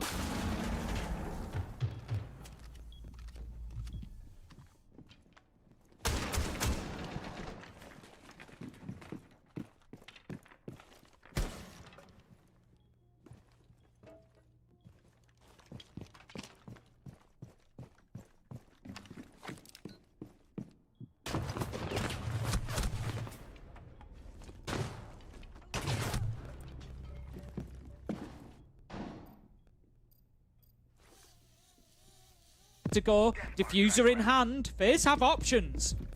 They do. Surely don't revert back to what we were seeing back on Bank, do we, Tim? Surely not at this point. So I was trying to do his very best to find his man through the soft floor. Simply can't get away with it. Doda's like, nah, that ain't me, fam. I'm out of here. Down to the basement that he goes.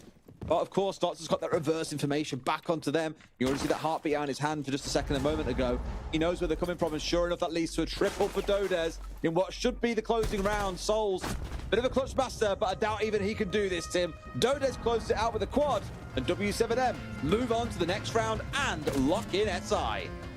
Yeah, big result for W7M. As I said, coming in, that one meant a little bit more to W7M. There was a bit more riding on it with the requirement for those SI points. They can now just sit a lot more comfortably in that upper bracket final. FaZe, they'll take their chances in the lower bracket. They don't mind. Yeah, I think FaZe know they can still fight their way through this. Well, it's not the end of the world for them. They love being the underdog in some tournaments, Tim, but there is work to do there for sure. Of course, we saw a spectacular performance from W7M across the day, even if it was a little bit ropey back on that first map. Yeah, definitely. This, you know, teams are going to be looking, thinking, ooh, if they're going to be playing with that sort of aggression, you know, and ferocity, they're not going to want to go up against them. But W7M, they need to go away and fix those mistakes. Stop losing rounds for themselves. Also quite terrifying, equally known for those teams that are down in the gauntlet already. You've got FaZe to face off against at some point. Yeah. I do not want to be those teams, that is for sure. But someone I'd love to be is Milosh, our wonderful host, and of course his merry men over on the desk. Let's throw to them now and get their thoughts on that third and final map. I thoroughly appreciate it, Derry, but I think you have a much better head of hair than I do. So I think the feeling there is quite mutual / reverse. So I'll pull the Uno reverse card on here, much like FaZe pulled the Uno reverse card on themselves. Because here at W7M, we're able to close it out. We were going to map 3. We were thinking, okay, Kafe Dostoyevsky, defense start. This is going to be something that's absolutely exploitable for FaZe. And actually, it really did not work out too well for them. W7M end up qualifying to the Invitational. It's huge. No, it's massive. Yeah. And I think Fox really, said it right. You don't have to ban out the shields here. Sure enough, they did. But the commitment to banning out the Dokkaebi immediately after, once we got to round 3, didn't really make sense. You may as well commit to the shields. May as well get rid of the Monty. And then maybe we see a different side of that attacking app where we don't see dots be so oppressive. But still, it goes without saying, W7M came in with the game plan here. Kafe might not be their most favorite map, but damn, they made it look very convincing. 5 attacking rounds out of 6 going in their favor, then to close it out with only needing 2 defenses. This is a far better improved W7M than what we saw in Munich. I didn't get to watch the Copa Americana and how close those games even were. But if this is the W7M that we can continue to see grow comparatively to what we saw even in the early iteration of this roster back where we said, in Montreal, where they looked their absolute best winning that event. This is what I want to see from them, and especially from Volps. Fox talked about this early on. We wanted to see the IGL really step up these past 2 matches, these past 2 maps. He really stepped it up, and even in this map, 14-6. Very, very big reason for W7M's success here today. Yeah, no, he was playing a whole plethora of ops, and that's what I was saying is if you're FaZe going into it, you're starting on defense, you need to have a good start going into your defense because, we saw how much of a, disappointment it was when they were on their attacks, but that being said, their defensive side, they were so focused on those shields, and that wasn't what W7M, the win condition was going to be for them. Of course, yeah, they have dots on the shield, but he's just there for information. He's there for pressure. The shields aren't making or breaking the game. If anything, I would say Volps on the Ying, Volps on the Buck, on this vertical play. Those were the main operators that were making FaZe uncomfortable, forcing them out of positions that they needed to be the win condition for FaZe. So unfortunately, it just looked like they were caught up in the wrong things based going after, Clubhouse. And that's okay. It is what it is. And FaZe now have to go down the lower bracket and be able to play their way through there. So it's not the end of the world. As for W7M, yeah, I agree. Really good showing for them to be able to bounce back. And Milosh, maybe you were right from the start. That first game just was able to train yourself to throw your jitters out the window. You wouldn't think it from a team like W7M that consistently makes it to main stages, but it looks like it was the case. It worked out. I think as the day progressed, the room started to fill up with more and more fans. Obviously, it takes a while to get everybody in there and actually in the arena. But when you're in map 3, the arena is pretty much full at that point. People are cheering. Brazilian fans are another level. You guys got to experience it multiple times in different ways. That's something that kind of impacts you as a player. Maybe it had nothing to do with it, to be honest. I think there's more to it to do with maybe the coaching staff on W7M side, because Norris just knows exactly when to call a timeout and be able to reset his team. We didn't get to see that in Munich, unfortunately, in the proper way, but here it worked out well, and I'm just happy to see it, honestly. FaZe already qualified to the Invitational. They, of course, are world champions. All the accolades they already have. It's going to be tough for anybody to face them off or face off against them in the lower bracket, be it Liquid or Loud. Good luck to either one of them.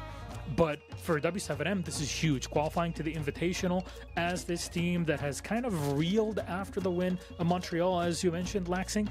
This is great for them to get into it. And speaking of great, we're going to get the one and only Loban to join us on interview live from Sao Paulo. So let's get it going.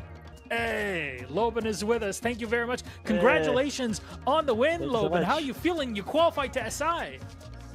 We feel so happy. Of course, we've been through some ups and downs to this final year, so it's good to have some good results, qualify to SI to take the pressure off our shoulders, and hopefully we can end it better than it's been going in this year.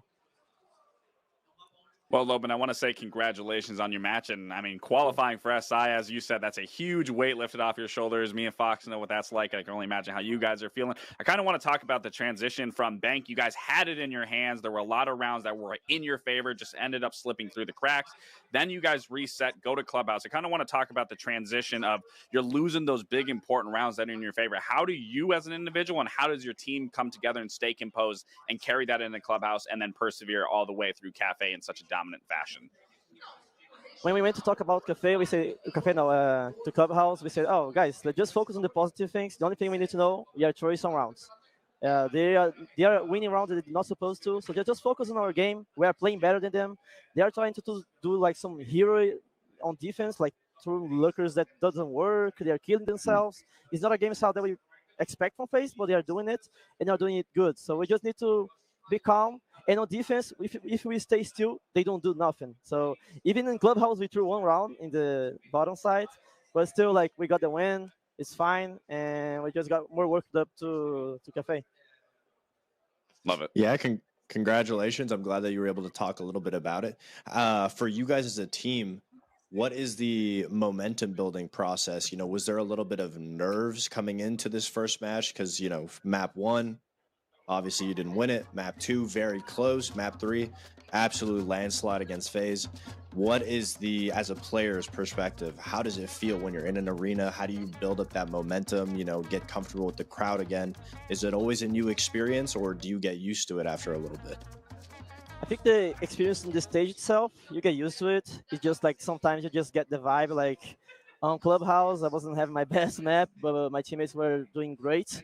And we were joking before the Clubhouse. We were like, guys, every time we won the first map, we lose the next two. Let's just lose this one. It's fine. Win the next two. And it happened again. We won the next two. And after we started Kafe, the crowd from FaZe was talking a lot to me. So I was like, okay, let me give you a little bit of old lobby for you guys. And that's the clutch I did. So yeah, it was a pretty nice match to play. It really was. It really was. It was a pleasure to get to catch through this now. Still, since now you beat FaZe and you qualify to the Invitational, there's still the upper bracket final conversation. So what do you think is going to happen for tomorrow? Would you play Furia or NIP? Who do you expect, or really who do you want to play against? If I want to play, I want to play Furia because I need to beat them. Come on, like 8-0, like it has to come to the moment that I beat them. Because if not, what can I do, right? So I want to beat Furia, but and I think is the logic one that they're probably gonna win tomorrow, or not tomorrow, next game. And yeah, I hope to face them, beat them, because if we get that thing out of our shoulders, the team doesn't have anything to stop him. Yeah, this is kind of revenge for Munich and for many past transgressions, I guess. From 8 games. Logan, thank you very much. Thank you very much for joining us. Congratulations on a big win here against FaZe and qualifying for the Invitational to UNW7M. Go rest up, get ready for your game tomorrow, and we'll continue on with the rest of our matches. Thank you again.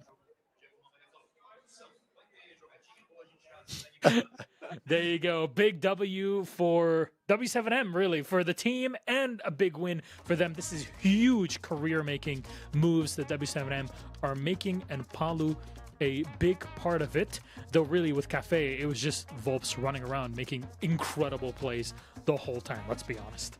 Yeah, I mean, we talked about Vidaking in the first map, like, wow, what a performance.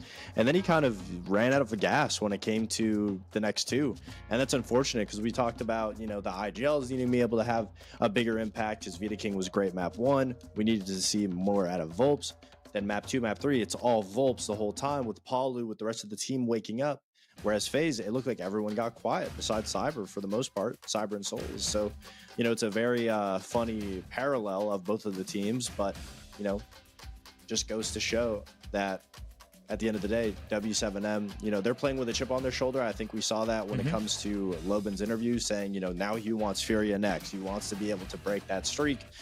And I think that's what we saw. They took that loss. They weren't worried about it. They're focused on the second map, third map, and then they just steamroll and build that momentum. Palu is the MVP of this matchup, but a team effort from W7M as different players are really standing out on all 3 maps. You leave the first one behind and then you focus up on what's in front and you end up with Kafe Dostoevsky where you are in absolute control. But that is it for game number 1 out of 3 for today. There's a lot to go through. Our first one already went to map 3. I can't wait to see what our next 2 will bring us. Continuing in the upper bracket, Fox Lax is next. NIP versus Furia. So we're going to take a quick break. When we come back, we'll feed you in on all the info you need and set you up for a second matchup. See you then.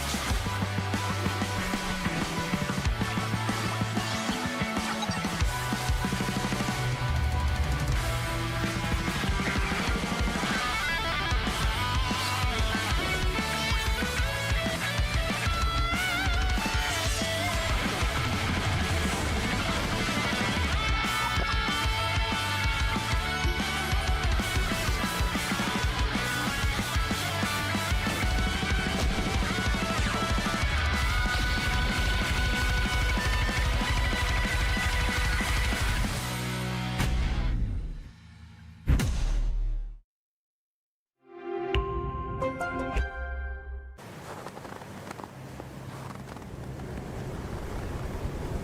eye out for contact.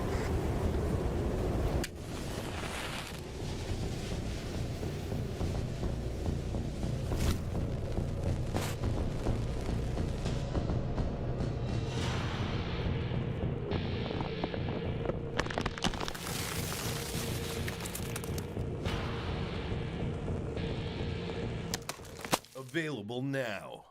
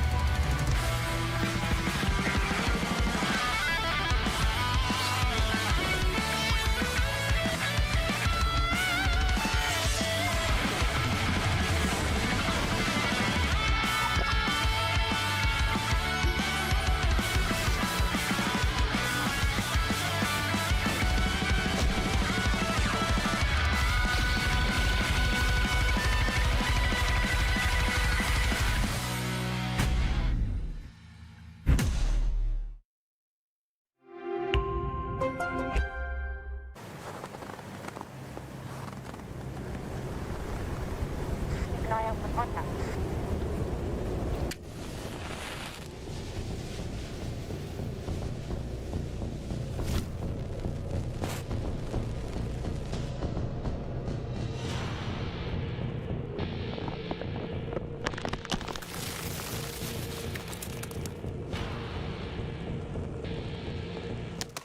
Available now.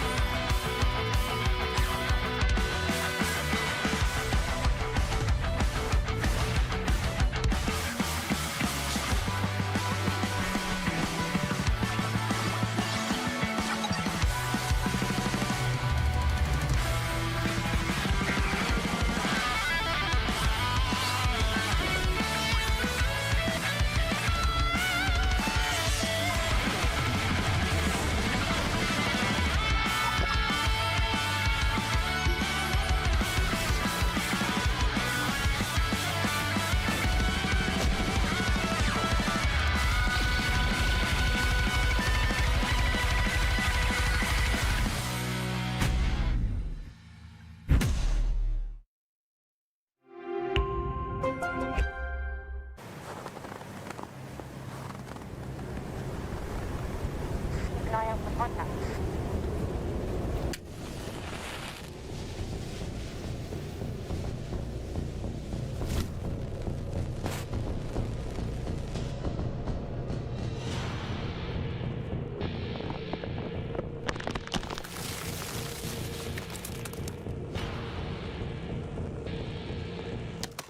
Available now.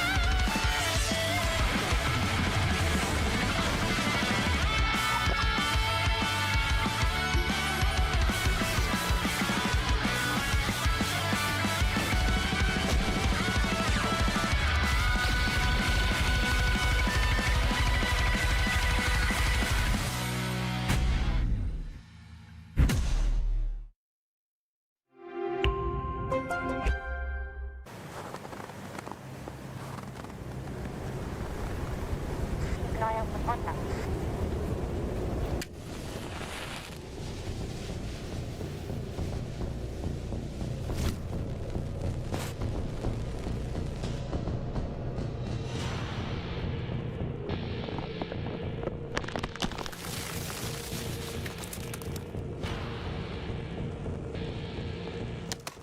Available now.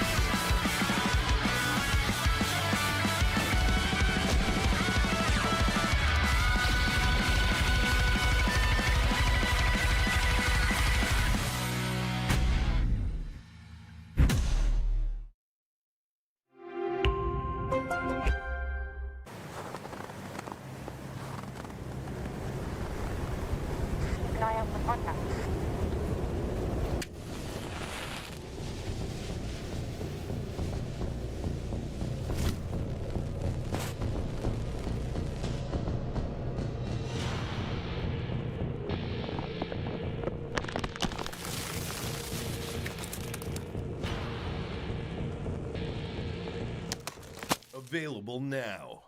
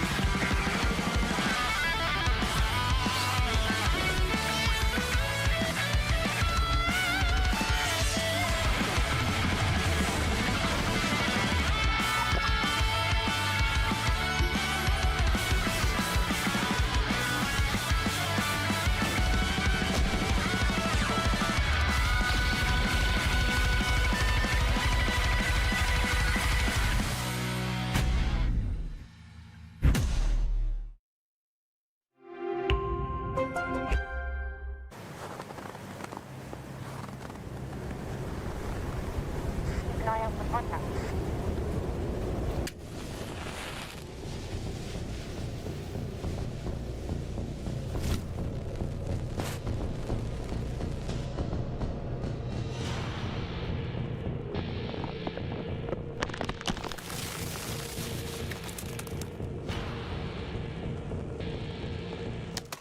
Available now.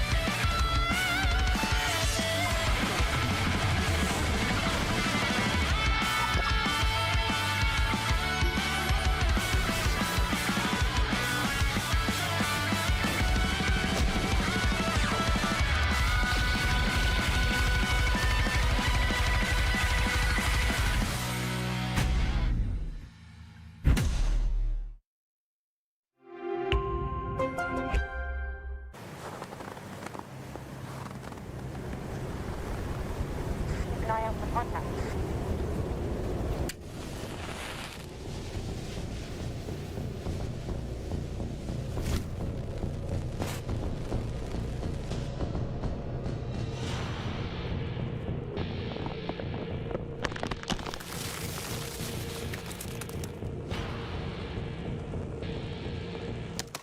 Available now.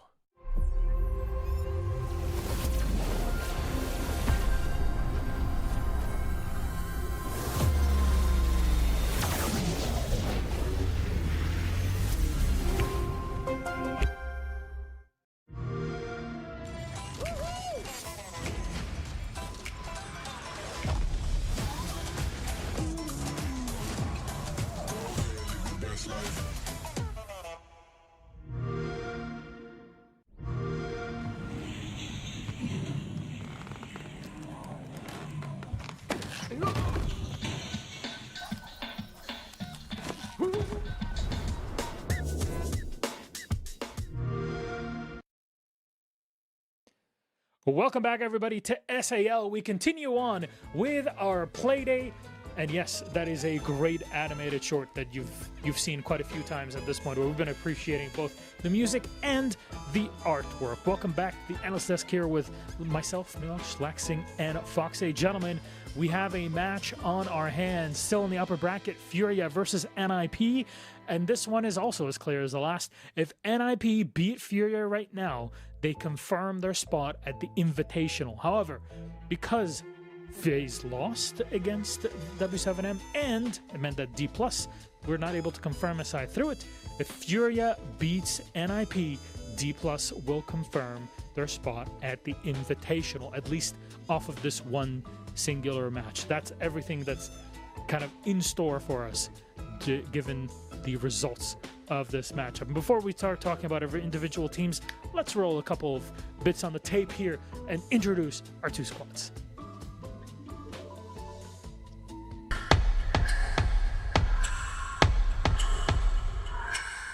Eu sou JV, eu vou passar pro cara mais bigodudo da Fúria. Nossa, que merda isso, velho. Eu sou o Hertz e eu vou passar o microfone pro cara mais mimado da Fúria. What is that mustache on Hertz, man? Eu sou o Case e vou passar o microfone pro cara que mais fala no time vulgo papagaio. Esse fala. Eu sou o Neide e eu vou passar o microfone pro mais fininho de mamãe do time. Eu sou o Pox e eu vou passar pro cara mais legal do time. Eu? Não sou eu não, pai.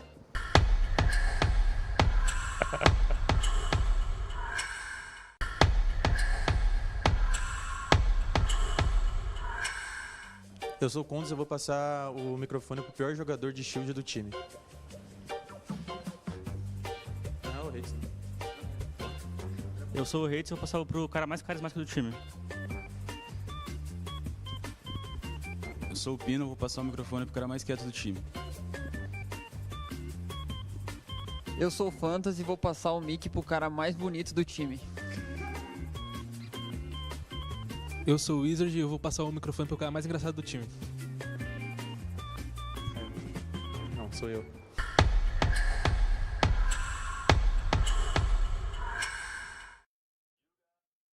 I love these quick little videos to kind of give us a more relaxed version of our two squads before we head into the matchup. Of course, we're used to seeing a lot of Furia internationally, and NIP have gotten close. They've been kind of full of surprises over both stages 1 and 2 here in SAL, and we'll get to see what they can bring for this really, really big matchup for themselves. Speaking of which, let's bring up their lineup and have ourselves a little chat. Laxing, NIP, surprises. They're back into it, but not there on the big stage just yet. You know, I gotta say, it was nice to see NIP once again being one of the top teams out of the SAL. I mean, seeing them on main stage, they would lose to Wildcard, but seeing Fantasy that you just saw right there, we're gonna pass the microphone to the most quiet. He might be the most quiet in terms of comms, but certainly not on the leaderboard. I mean, Fantasy makes quite the statement in each and every single game he plays. He's their spearhead on this NIP roster. You're going to get used to his name if you're brand new watching the SAL. He is the one player to really look at, especially on that attacking side. He's very aggressive, very in your face.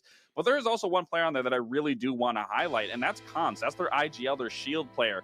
Cons really has stepped it up from one stage to the next. It's a big reason why NIP really has been finding their stride going from one stage to the next and also advancing into Munich as far as they did. Is, you know, he might not be the flashiest player, but he really does set everyone else up for success. Yes, he plays those shields, maybe not to the best that they can be played, but he really does do a very good job at setting up everyone to be able to find success, to find their stride, and to have really good attacking rounds. For me, coming into this match, especially with everything on the line, I'm really going to need to be seeing him step it up even more and having a lot more impact on those shields along the side. As I said previously, a Fantasy really being that spearhead and finding those opening engagements and opening up a lot of these rounds. Yeah, I agree. Ooh.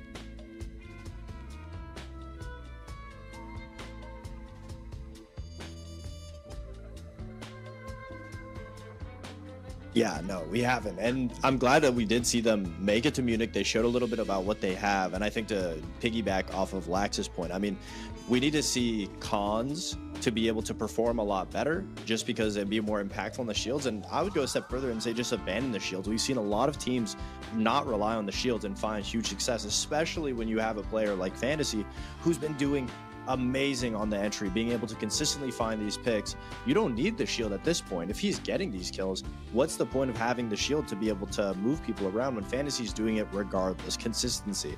So at this point, for cons to have better impact, more of a hold on the IGLing, more presence in the attacks, let's take him off the shield. I'd love to see him be on more impactful operators, maybe like the Ying, maybe like the Glaz, on the Grim, on the Capitao, something with a little bit more utility, because NIP is already so fast-paced. And in the past, what's kept them from going to events is they have super fast front line with Fantasy, and then the back line is never really there to trade out, never really there to get the diffuser down in time because they're always so far behind. And now, yes, they have sped up all together as a team, but the shield is still adding another element that's keeping cons away from IGLing and leading off of the back of the opening kills that Fantasy is allowing the team to get. So in that regard, still improvement and ways to go up, but NIP finished in the same place that Furia did within top 10 in Munich. So, you know, it's going to be a good game regardless. Oh, Fox, I like your thoughts today on kind of getting people off the shields, or at least not relying on them constantly. And that's something that we get to see from Furia, for example. More flexibility in operator choice and just being able to jump on whatever is necessary. This is a world champion team. Big caliber, but we didn't see that really play out in Munich as we did in Reload, as we saw before at SI in the past.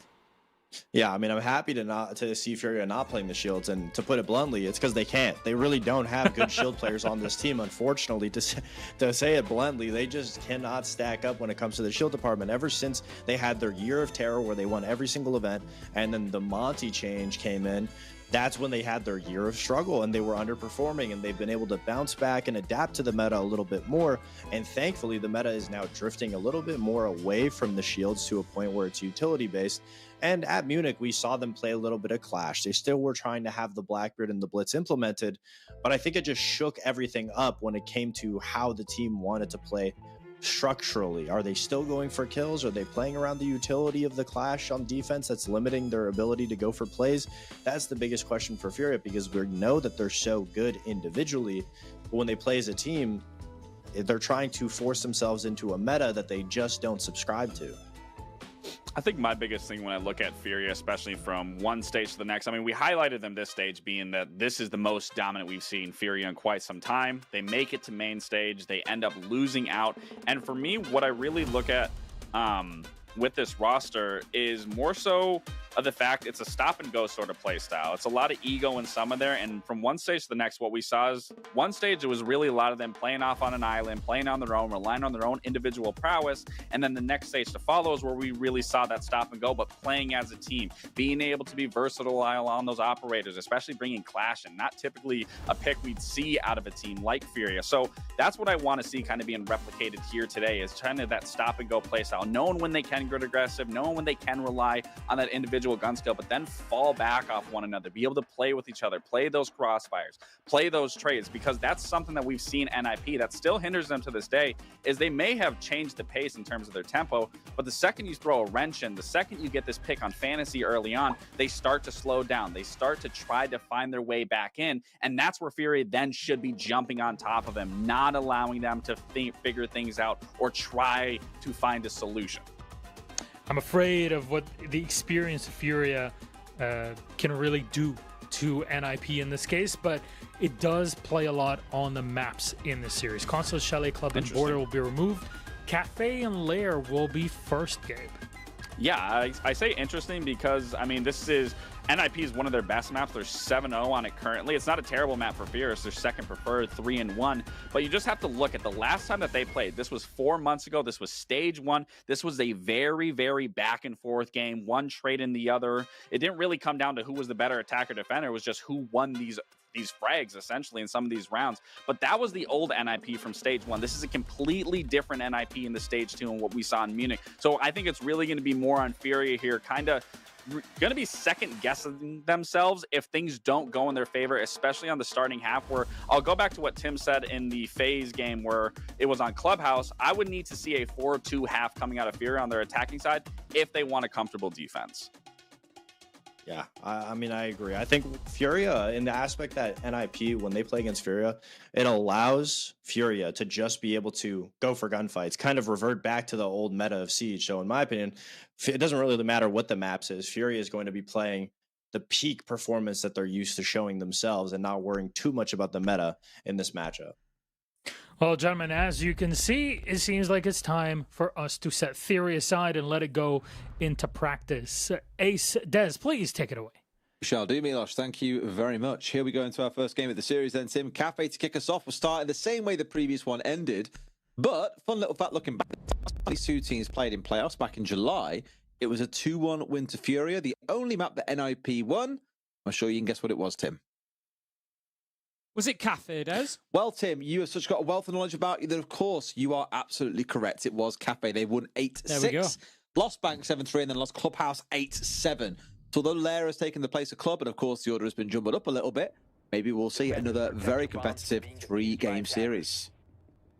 Well, we are warmed up and ready for a bit of Kafe, given that that was the last map that we saw in the W7M FaZe game. It actually turned out a little bit closer than it might have looked to begin with. FaZe made a little bit of a run of it at the end, but it wasn't enough, and W7M got it closed out reasonably comfortably and got themselves qualified to SI. So we're in a very similar situation here. I'd say it mirrors Europe very, very closely, and that is that we've got NIP very close to qualification for SI, a few extra points, a little bonus here if they can get a win. Should push them over the line, I think, whereas Furia, they're already locked in, they're already confirmed, they're going to be at SI. So we've kind of got these two different approaches to it, and we'll see whether that translates into the result in the server or not. Imagine being Liquid or Loud, both of whom are going to need that automatic qualification spot, give or take. I think they can do it on points. They're going to need to get a long way in. That is what I will say. They're going to need to get themselves a decent way into this element of the lower bracket. And you could be facing FaZe and Furia in back-to-back games to do it. Imagine a world, man. It just sounds so horrible for any team that's down there and trying to battle their way back through that. But alas, you've got to be the best. You've got to beat the best, I'm afraid. So at some point you would have to play them regardless. Let's see how this first round plays out then. Just about 45 seconds in here. Not a whole lot of time for them to happen. Definitely one of those maps where getting to the building is number one, getting on top of the roof is normally number two, and that can take you a good 60 seconds at the best of times. There's a lot of utility that can roll around with. It's going to slow things down that little bit more. Gridlock got to get those tracks down. The Flores drones need to roll on through and take out crucial bits of utility. And then when you're inside the building, Tim, you got to worry things by ADSs, the mirror windows, the clash. Still so much to choose from on this NIP side that Furia, they have got to keep themselves pretty on time as far as this round goes. Yeah, it is one of the sites that can definitely get away from you. There is a lot of work to do if you're wanting to use both sides as the attackers. This side being used particularly well by Furia at the minute. Herd's picking up the opener onto Wizard. KZ takes down Pino as well. And we'll chuck another one in for the mix. Fantasy goes by the wayside, and as the Des said, often when Fantasy is gone out of a round, NIP will struggle to find their pace and find their aggression. There is none to be had for them as Furia managed to close out the round. It's 1-0 in quick fashion. Basically a flawless round there as well. There was one kill going the way of NIP in the middle of all that flurry of movement and aggression coming out from Furia, but I think Herds especially has made that just look so easy for them to get things moving. Now, I hope that's become a trend because we had this back on map 3 of the last series. We were like, defender leaning map, teams struggle to attack it. The problem is that for both of these teams, there's two of them, of course, and they both are able to play this map. I believe for Fury, it's their most preferred map. For NIP, their second most preferred. They're very much in a space where both feel very, very comfortable, very happy attacking onto it. It could actually be an attacker-leaning Kafe that we've got coming up. Yeah, it definitely could be. We will see, of course, Furia. We were just talking about how often there is a lot to do on that site. You've got to clear Pixel, clear Cigar, get yourself established in Piano, get a White Stairs presence, or a Cocktail Repel. You've got quite a number of jobs. Make sure there's nobody underneath, clear that out. Furia said, nah, we're just going to go direct in. We're going to find a few kills. And they were able to race through that one in quick time, which leaves us 1-0 with a little technical pause on the cards here. we'll get that resolved and get back in just as soon as we can. But look, this could be a big win for Furia, this, because this is like a top priority map for both teams. If Furia come in and win this and then head towards Lair, it's a map that Furia are very, very good on. Nearly a 70% win rate on both the attack and defense side of Lair. So I feel like NIP really need this first map of Kafe to give them a foundation that will enable them to get into the rest of the game and maybe look towards a decider on Bank, or because I kind of chalk Lair up for a year. I know NIP have picked it, and don't be wrong, they're no slouchers. They do well on there as well. They're 8-2 recently, but I've just got a feeling about Furia on Lair. They kind of maybe play it with no pressure on them and just run around. Could be dangerous.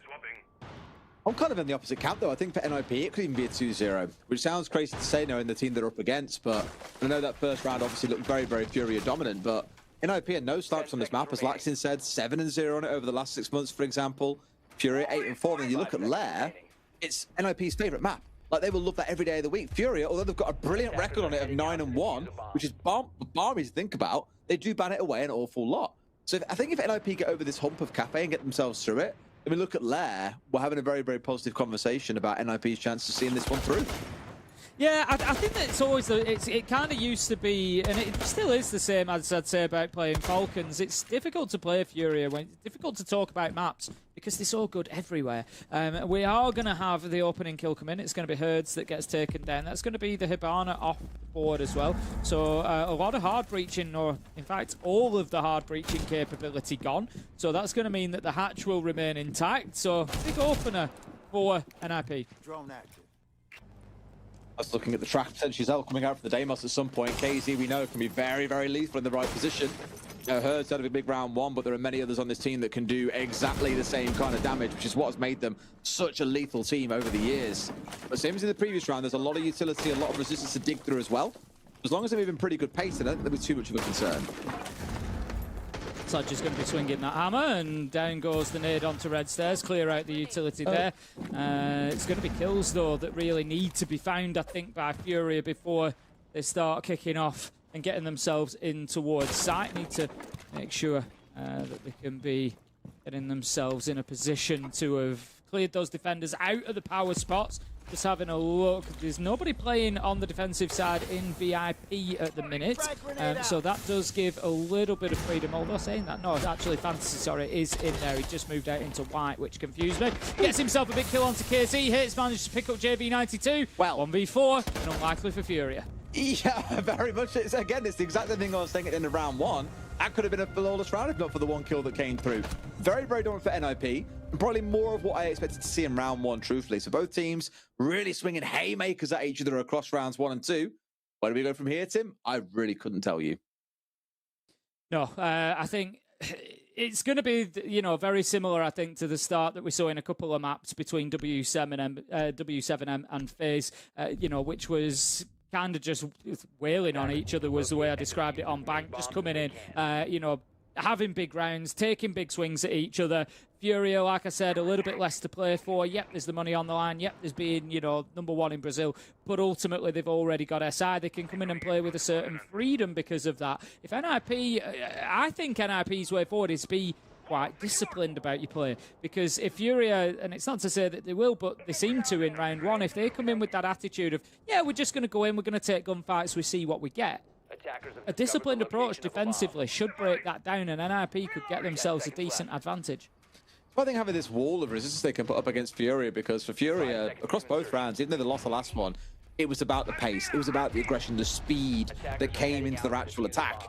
If you could set that down with the Clash, or even with the Lucy, for example, that could be enough just to kind of stave off the initial craziness and then deal with the players afterwards. So, I think if NIP can keep on playing that way, which looks like they are again in this round, again with more Malusi, more Clash, more Goyo coming out here, you can very clearly see the game plan for me, at least, is lock things down and just do not give Furia time or room to make those fast, aggressive plays that once upon a time they were very much renowned for. It kind of feels like the rest of the world has kind of caught up to this roster now, and obviously they aren't really out there winning events anymore. But no one will ever forget that 1 year where they just won everything there was to win as W7M. Izzy up on the rooftop, sending the drone down onto top red stairs, and continue. He wants to get those track stingers down there, make sure that they can't be flanked, but also needs to be feeding that intel back to his team. Nade is going to see the clash inside of Piano. There's a heavy top floor presence here from NIP, not wanting to give up anything too easily. KZ going to take a little bit of damage from Pyre there. He's joined by Nade as he drops down from the skylights. Actually, Philippox, sorry, who manages to go in and get that kill onto Pino Fantasy with a response, but an immediate trade from Furia. And as I said, it's just turning into rounds where it's just absolute bloodbath of gunfights because Furia are happy to get aggressive, race on in, and try to find those kills. This is what I keep on saying about NIP, though, is they should be able to stand up to that given the lineups they keep bringing along, and they've kind of stabilized a little bit now. Philippox may be recoverable, but it's sat in the corner of red right now, so more as a drone, I think, for himself. 2 versus 2, at least as it stands. Bearing in mind, all this happened inside 60 seconds as well to him. It was a little bit chaotic. Maybe in a spot here to see NIP hold on. Philippox currently downed as it stands 2v2. I say I think NIP are in a position to hold on now. They've got the clash to play behind as well. Ace and Wizard need to make sure that they stay together, which they are. Or were at the time. Unfortunately, Hates is going to drop away, so that's going to mean it's up to Wizard. 1 versus 2. Philippox not going to be recovered, but Nade is low health, which gives Wizard something to work with at least. The plant is going down, though. Can he find his man? Philippox dies out. It's not going to change the dynamic here. JV92 gets the kill. That's going to be Wizard taken out, and Furia get themselves around. I mean, it kind of feels irresponsible to not call it out there. Really unfortunate on the disconnect timing. Otherwise, I thought that was plenty winnable by NIP. But regardless, Fury with the remaining 2 or 3. I guess you can count Philippox as a half, maybe. So say 2.5. Managed to get a plant down, managed to get cover on it, and managed to close out the round, going 2-1. So a brief pause, I imagine, here whilst we get our last man back into the game. Yeah, we'll just get that tech pause rolling through. The ban will come in, of course, at the end of it as well. The first 3 rounds of this feel, pretty chaotic so far, to be honest. It's very much Furia, opportunity spotting, seeing a little bit of a gap. We saw it there on the top floor. Philippox drops the hatch to join. KZ was already inside, and then they push through and get a couple of kills. But NIP are playing well in getting those trades and getting those responses. Little bit of an unfortunate situation for them in the 2v2, losing the clash, of course. These things happen. I think it was a winnable situation for them, but they've just got to take that out of their mind and push forward. The round is what it is. You move on. It's round 4. You take your ban and you see what you can do. I don't really know what you ban if you're NIP coming in here. I think it's going to be, sometimes we get what I'd call game plan bans, which is, you've probably already picked it before you go into the game. You know what your third ban is going to be. And then you get reactive bans where, depending on maybe something that is happening or something that the opponent is doing, then maybe that dictates what your ban is going to be. I think this one is probably going to be a little bit more game plan. If we look at Furia, they've not used anything consistently. They've not won behind a Capitao. They've not, really dominated when they had the glass or brought the shields, or, there's nothing really that I think leads you to a particular position of thinking we need to ban out that operator. So I think it'll just be, whatever the original game plan was. I wish I was embedded enough in the culture to understand these bold pictures. It's Raza. Oh, is it? Yeah, it's Raza. I think he had to shave his head because of. Yeah, he did. Now you said it, I just remembered. Yeah. Yeah, it was like a forfeit for something on stream, I think. So I think so. There is a phrase that gets said out in Brazil. I don't want to. I'm not going to get myself in trouble, but I'm 99% sure I know what it is, and it's basically just it's that meme. It's the joke of Raza when he was bald. Yes, but I'm not gonna say the Portuguese for it, because that's a minefield. Because you will look it up and you'll swear or something. In other languages, as an English-speaking caster, you're just asking for trouble unless you happen to be fluent in it. So I'm going to avoid it. But yeah, there is. It's like a whole meme. We all remember Emmy and her conversation in French she tried to have. Yeah, Ian went down the same road as well. It's a difficult line to tread. Wait, what did Ian do? I know he had an au revoir. Well, he was trying to mix English and French, and that's what messed Ian up. But, yeah, was that like one of his first shows on EOL back in the day as well? It wasn't EML, I don't think. It was Challenger League when they had the Challenger League. You're right, yeah. Europe, so for context in chat, in case you guys are wondering what the hell we're talking about, we all love Ian Chambers. You've seen him at events, he's class. But as a broadcast was being wrapped up, he said, they went, au revoir, twats, with full confidence, and then went, woohoo! Basically, that he'd really made a fluff up there as a host. It was absolutely excellent. And I haven't heard him do anything bad like that since, I don't think. It was a combination of Twitch and chat. Yes. Was the problem for him. But I think having thrown the French in before, it kind of like just threw him off. Proper threw him off big time, yeah. That's why I'm not going to give it a go in Portuguese, Des. No. Not fault you in the slightest. Do not fault you at all. Well, hopefully back into things in just a moment. Did that disconnect? It may mean anything as simple as a restart is enough. It could also be a full PC swap out. Of course, we don't know the full details, but that's why we're chatting and waffling absolute rubbish. Oh, yeah. I'll ask you now, Tim. I don't think like the usual audience are here for this, but... I tell you what, there's audiences for this everywhere, Des. The Garden, Tim. Have you touched it all, or have you fully given up for the winter? I think we are largely on a winter recess at the minute. The problem is that so there's very little left to do. There's 2 main jobs left to do. I do need to finish the decking, but I've basically got one small area that I need to put boards down on, and it's like right up at the back. It's pretty much finished as the decking. It's all in, it's all secure, it's all boarded down, it's all, you know, weatherproofed, everything else. It's all good to go. And it looks great. But there is one last area that I need to board. But before I can board it, I need to secure it to its legs that go into the ground.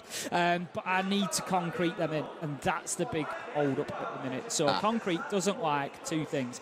That trophy is awesome, by the way. I like that trophy. Concrete doesn't like 2 things. If you didn't know, it doesn't like water particularly, and it doesn't like frost and cold, especially when it's new. So I'm in a real difficult spot at the minute. If I can get, when it's warmer, it tends to be because it's raining, and when it's dry, it tends to be much colder. So I can't really win. If I put this concrete in to do the posts, it's either going to spend a night, its first night is going to be like sub-zero temperatures, and that could cause problems with it, or alternatively, I'm putting it down and I'm not going to get the 4 hours without rain that I need. So I'm kind of in limbo with that at the minute. So I'm happy to just kind of leave that till maybe... I'll see, you know, if the stars align and I get an opportunity to put them in the ground and put the concrete in, then I'll do it. But it's very much a play it by ear, so I've been doing a lot more streaming instead. But the other job to do is I need to get the... So I need to do what you call the pointing, which is, you know, it's essentially a cement mix in between the flags that have gone down for the patio. So I haven't done that yet, but that's definitely a next year job now, because you need 24 to 48 hours after that's done where it's dry. So yeah, definite next year job. That one's not even a big deal. It just stops seeds and stuff falling in the cracks and growing weeds. So we'll give it a good blast out with a power washer before we do it, and then we'll get that pointing done, and we'll be laughing coming into next year. So yeah, it's on the back burner a little bit at the minute. There's a new project going to be coming up that we can discuss. I've got a fireplace in the living room, so there's like alcoves either side. So I'm going to be going through the process of like filling those in, if you will, with like wooden frames, so I can put shelving and cupboards in. So that's going to be the next big project. Always a project in life, Tim. Always a project, there's always a project. Someone and then did my actually daughter's say... bedroom is the one after that as well. That needs decorating. There's a whole queue, brilliant. This is home ownership. You just end up with it all stacked up. There is a chap that said, has bro never heard of superglue? I'm not 100% sure which part in reference to, but you know that superglue exists, Tim? Now I think I've lost Des as well. I think I'm going to be sat here on my own now. I assume you do know a little bit exists. robotic on me, and I don't hear him. I don't know if we're talking over each other right now. I don't think we are. I think he did message me and say he'd had a couple of internet issues. He's kind of back. That wasn't even me. That wasn't even me. That was Discord. That wasn't even me. Were you still there? Were you still talking? My feed was flawless. Yes, it was wonderful. I did say we might be talking over each other, to be fair. We do that sometimes. Sometimes not even because something's happened, just to confuse each other. Yeah, why not? Why not? Really throw something in the mix. We'll do the thing where I put the Q&A. Chat, if you have any questions, we are basically real time. There's not a delay because they are on LAN. You can answer any questions you may have about, realistically, anything. Even if you don't know the answer, say that, we hear the countdown. What a shame. Oh, no. Well, what's the current score? I can answer that one real quick. It is 2-1, I believe, given we're going back into things. We have a round, one apiece, and then just before we had our little disconnect there a second ago, Furia managed to close out the third round. So, onwards we go. I think you might have got a bit carried away there, have you? I don't know. With the Q&A? Well, no, saying that we were going back in, I did hear the countdown as well. I'm looking, I'm thinking, are we? Right. Yeah, I heard the countdown. I was like, ooh, it's time, but I guess not. We're back on pause again, so we're okay. We're here. Yeah, I think we're good. Tech pause banner is there, so we are in. What's the meaning of life? That is a great question. Tim, what do you think the meaning of life is? Honestly, Des, I don't know if it's the meaning of life, but I think, to just be kind to those around you, and we can all remember that we're not in a competition in life. Everybody can be happy, and I think just do everything you can to make everybody around you happy. Be kind, and if everybody does that, then there'll be a lot of happiness coming your way as well. So I don't know if that's the meaning of life. I don't think you'd call it the meaning of life, but yeah, I think there's room for everybody. Yeah, I think that's the very kind of like softly, nicey answer. Mine is more around playing your part to advance the human race, which sounds very logical, and you might view it as like cold, scientific, or whatever. But like any other species, obviously, like generations come and go, and whatever kind of like, it could be an ant colony, it could be anything. Obviously, you build things up as you go, like as a group, and it's the same for us. Like if you can advance the human race in some way, and if you directly cannot, then supporting the people in some way who can is also a very, very worthwhile endeavor. I had this conversation with so context in the business world is we service recruitment companies, and recruitment companies obviously hire people for businesses who are trying to hire. And I had this conversation once with someone who was running a recruitment business about what they saw their purpose as. It really resonated with how I felt about it, which is you might feel like, okay, you don't get up every morning like, yeah, I'm changing the world by doing recruitment. But for all you know, you're putting someone into a role where they go on to have a massive impact on the world or just feel happier in life, and that for yourself should feel like quite a success. Like you are contributing to the overall success of the human race. And if that's your belief or what you find meaning in, giving purpose to what you do, that's your meaning. But you've got to find what your own meaning is and how you want to have that influence on the world and where you want to have your impact, really. By the time that you're on your deathbed, you look back and say, yeah, I've done good things in this life, I've moved us forward, I've contributed. If that's what makes you feel happy, then face that. Tim, what's your favourite colour? Got pretty deep, and then it leads to favourite colour. We've done favourite colour before, but we'll do it again. Purple. I think I change my answer all the time. I think one was blue. You do. You're very contrary. Yeah, just like to argue myself, basically. Another question, why are they playing on old patch? Now, I don't have a formal statement from Ubisoft about this, but I believe the reason we do is because it's considered more stable. This is the same build the Munich Major was played on because it's on LAN. It's the LAN build that isn't built as often, I imagine, as the live build. The only difference is the issue that led to everyone being quarantined was fixed, and therefore everything else stays exactly the same. So no Thatcher rework, no Fortress in the pool, for example. Not yet. That'll probably come on the next build around SI time. What else have we got? I think it's also, and I certainly don't know that this is official, I wouldn't quote me on it, but let's also forget these aren't the first regional finals. There was some play last week. Maybe a consistency of what was already started. I can't find the question now, but someone asked what shampoo we use, and I was going to say, haha, trick question. Good one. As you get older, the soap on your face just kind of goes further and further back. For a to answer the question more directly, I'll use Tresemme. That's cheap, but it sounds fancy, even if it isn't. What else? Do we know Jinxie? Do you mean us, or do you mean people in general? So you mean us? No, I know of him, and I spoke to him. I don't think so. We've addressed him on a broadcast before because we were asked to. I haven't had a conversation with him. No. I thought you were about to go, well, actually, I've taken him for dinner. I was in an interview with him. It was great. He's like a really good mate now. I don't call him Jinx anymore. It's just Jinx to me. That's it. I like my best mates. No, I can't say as our paths have crossed at this point. Why an old patch answered that one. Anything else? And I think we're all... Oh, quiz. Which R6 operator writes science fiction in their spare time? Oh wow, that's a proper deep lore question. I'm not always too good on the lore. Emmy's in the chat. That's it. Emmy's doing this as a quiz. What we don't know is we're being quizzed right now for the next episode. My guess, if I had to make a guess, I would go with Iana. Oh, that's a good shout. I would maybe say Mira, because she's an engineer. She's into all that kind of like, you know, so on and so forth. Well, Jake's got milk. Are we right or are we wrong? Definitely wrong. We're probably both wrong. It's going to be someone really obscure. I can't wait to see the answer to this one, actually. I really want to know who it is now. Rockaby. It's not Buck. No way is it Buck Treehugger. It cannot be Buck. I'm sorry. No, I'm not having that. Nah, there's no chance. There's no chance Buck is out there writing sci-fi. Buck is a himbo. He does not write science fiction. I'm sorry. It's got to be someone else. We'll find out when he answers. I'm now really curious to know. For now, Tim, we can cast the game like normal. Thank you for your patience. Game is on. 5 seconds left. I'm sorry, I'm Googling. IQ is the right answer? Piss off. IQ? IQ? Nah, I'm not having that. No, have you found it on Google? No. You said IQ, so I stopped looking. Such is my faith and trust in you, Des. And Twitch chat. I'm putting trust in Jake here, but I don't think he's right. I don't think he'd have asked you the... Shush. It's back on now, that we can talk about the game now.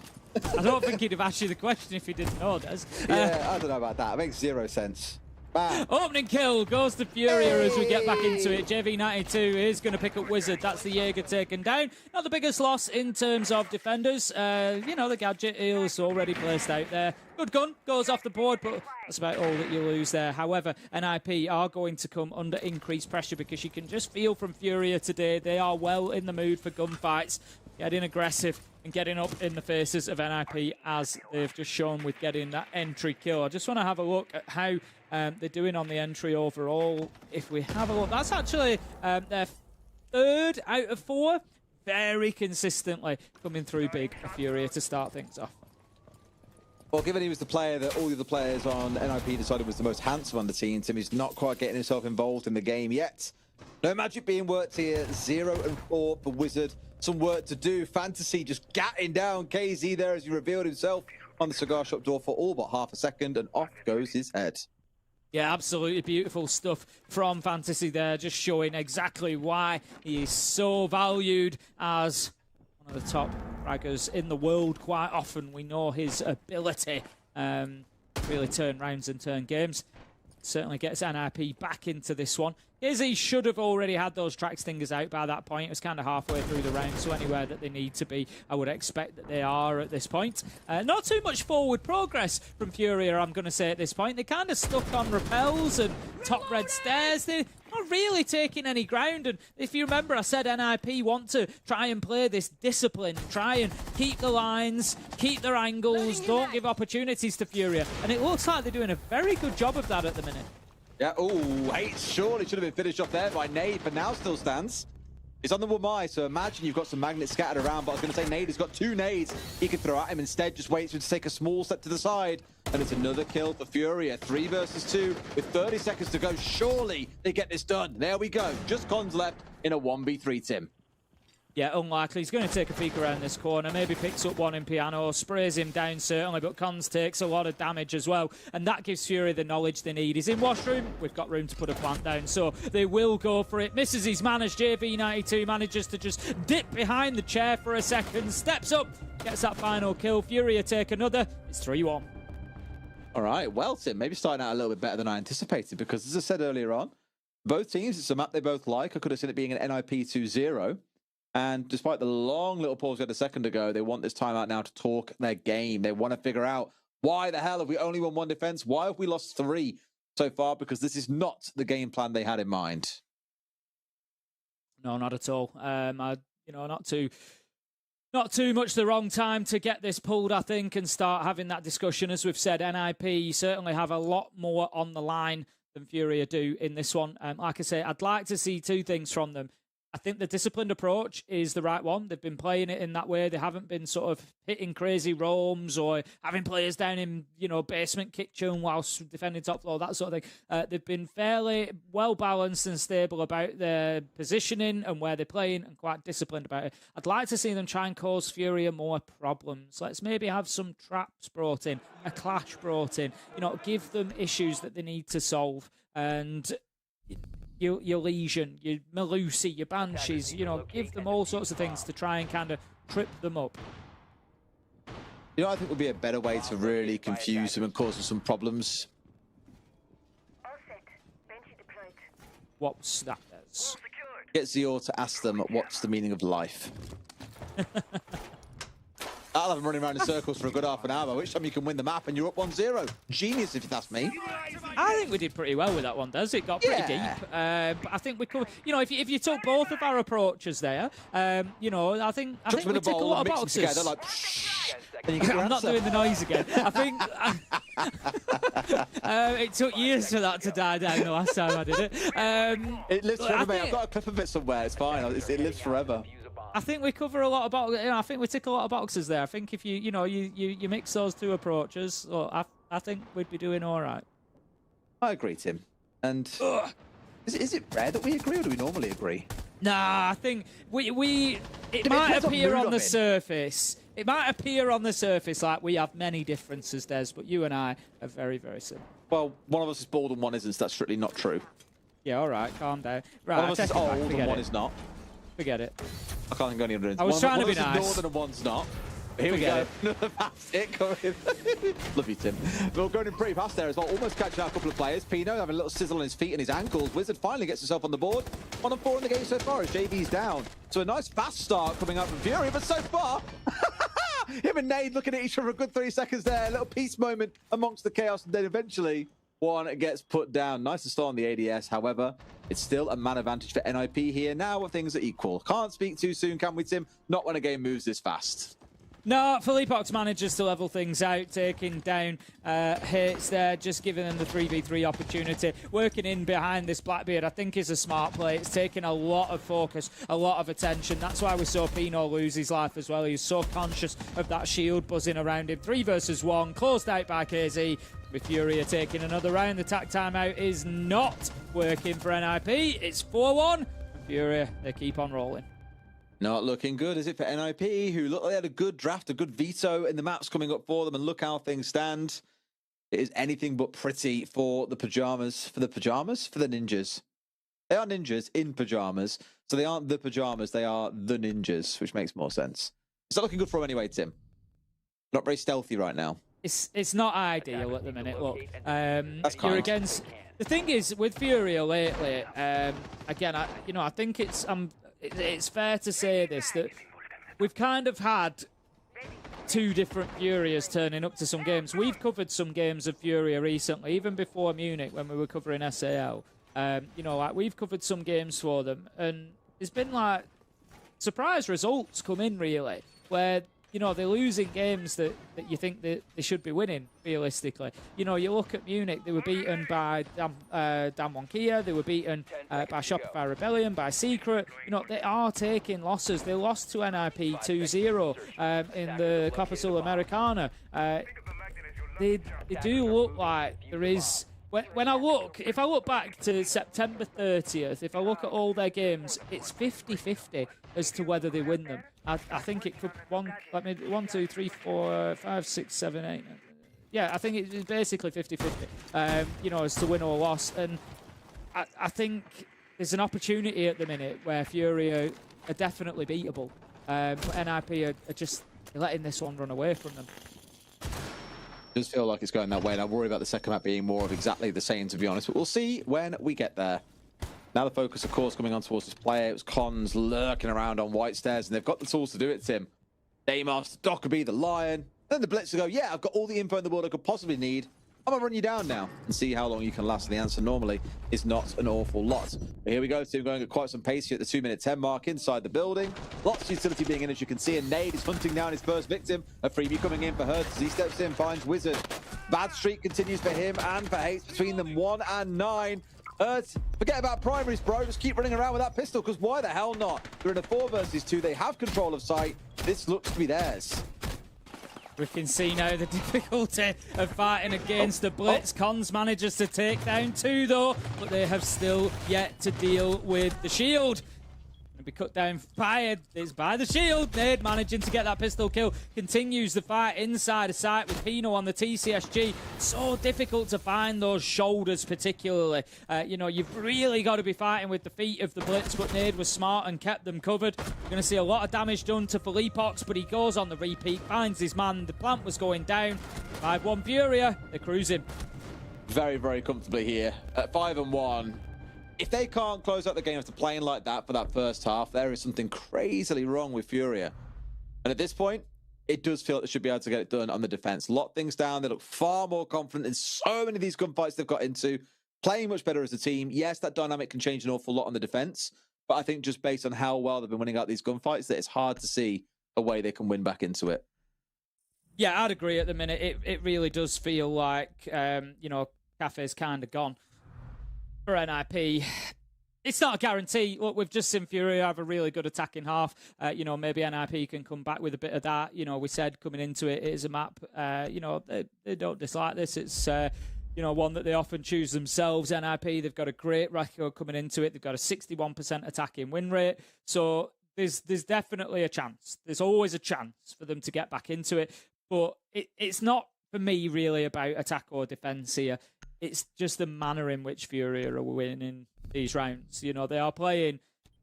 It's like I said, you know, they feel really 50-50 at the minute, the Furia. They lose a bunch of maps, they win a bunch. But it feels like when they win, why do they win? You know, when they lose, they really don't turn up on the day. And so it feels at the minute like after the first 3 or 4 rounds of watching Furia in a best of 1 or a best of 3, you can kind of get a sense of what they're doing for the day. And I look at this and I just think Furia are winning today. Like there's no two ways about it. And you know, on another day they might turn up and play a couple of rounds and you just think, oh, right, this is the Furia we're getting today. The consistency just hasn't really been there, but this one is, you know, looking like an electric performance so far.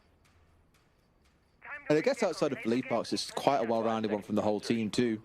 You might look and say, oh, well, Casey's on 2-2. It's like, yeah, but he hasn't ran in and died every single round. He's quite low on deaths overall. And when your teammate's taking all the kills, good luck getting them for yourself. Probably what I'd say there. Let's see how this first top 4 defense goes. They are making it as easy as possible for NIP to get around on the board. Tim, we speak about top 4 a hell of a lot. Interesting to see the IQ being brought along by Pino. Apparently, our science fiction writer, by the way. In fact, I'm so incensed by that. I'm going to Google it now, Tim. You can take over. Des wants Des wants a book. Des wants a sci-fi book or story written by IQ to read. Then he'll believe it. Oh, she actually does. She does. Right. Yeah. I never doubted Monica, it, Des. IQ Vice is as active physically as she is intellectually. When she does manage to pull herself away from rock climbing, spelunking, and well, countless other athletic and intellectual pursuits, she writes science fiction. There you go. Great opener from KZ. Oh, well cleared out, though. I love the use of the nades like that. Obviously, a long time ago now, we saw the change to the nades where they detonate 4 seconds after they bounce off something. So often are used more in a position like that to force somebody out of a spot, and it was just demonstrated beautifully there. KZ did get the opener onto Hits, took the Thatcher out, but was unable to do any more beyond that. JV92, big loss with the Warden going as well, so that might just give NIP a little bit of space on this attack. Next kill is very, very important for both teams, and it's going to be Felipox who takes down Fantasy. Into a 3v3, so still being kept competitive at least by NIP, but it has been a real war to get to this stage where they can even step inside the building.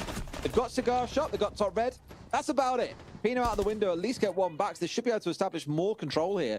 Plenty of time to play on, but hers, look at him, still sitting behind his mirror windows, still a massive problem to deal with. Yeah, they haven't really had an answer to that just as of yet. Nade is holding the long angle from Cocktail as well. So NIP, I think this is right. They've got a minute left on the clock. They're using that time that's available to them. Get on the drones, get on the intel, see what they can gather.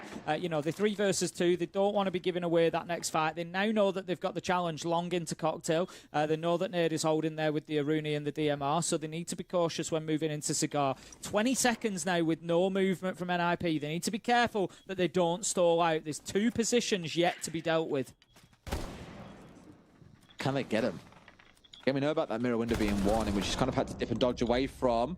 There's the 2 kills that they need, though, and just like that, when NIP had the man advantage, now they're at a man disadvantage. Pino trying to find one, waiting around the corner, right idea, but Nade has got his number. He ain't giving nothing over to his opposite man. 6-1 to Furia. Great result, you know, for Furia there at the end of the round. 2v3, absolutely brilliantly played. Using the utility, using the positions that they had to the max. You know, they've got one who can play the mirror window. He's going to hold down Piano and Freezer, and then that facilitates the Aruni from Cocktail to use that DMR at range, which is exactly what you want to be doing. You saw it there. The first kill into Cigar, bang, bang, 2 shots, done. That's the power of Aruni. And they used it, you know, Fury are just so aware of where their strengths lied within that situation and fully taking advantage of them. Really smart, really well played. Again, just shows that Fury are on their game today. 6-1.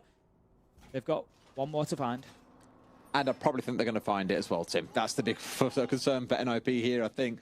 We're now down in the basement, which means a full map clear, or trying to pull off a very, very clever lateral push, which can always be a bit of a battle, especially against a team as aggressive as Furia. I worry for them at this point that they'll be able to get anything back in. Not at least 5 rounds that they need to recover. That is rough. Tim, what the hell is spelunking, by the way? It's some sort of cave-in, I believe. If I'm right, yeah, spelunking. Spelunking. Yeah, I think just call it caving. Why do the Americans call it spelunking? There you go. What? Why? I knew you knew you brought me along for something. I just saw that IQ did it. I was like, what the hell is spelunking? It's got to be some, I mean, she should be good friends with Ace then. Surely, is he not involved in something like that? Is he? I'm sure that Ace is like into caving and stuff. Probably is. Sure he was. Yeah. Oh, Tim, are we unwrapping more Rainbow Six lore here? We love the lore.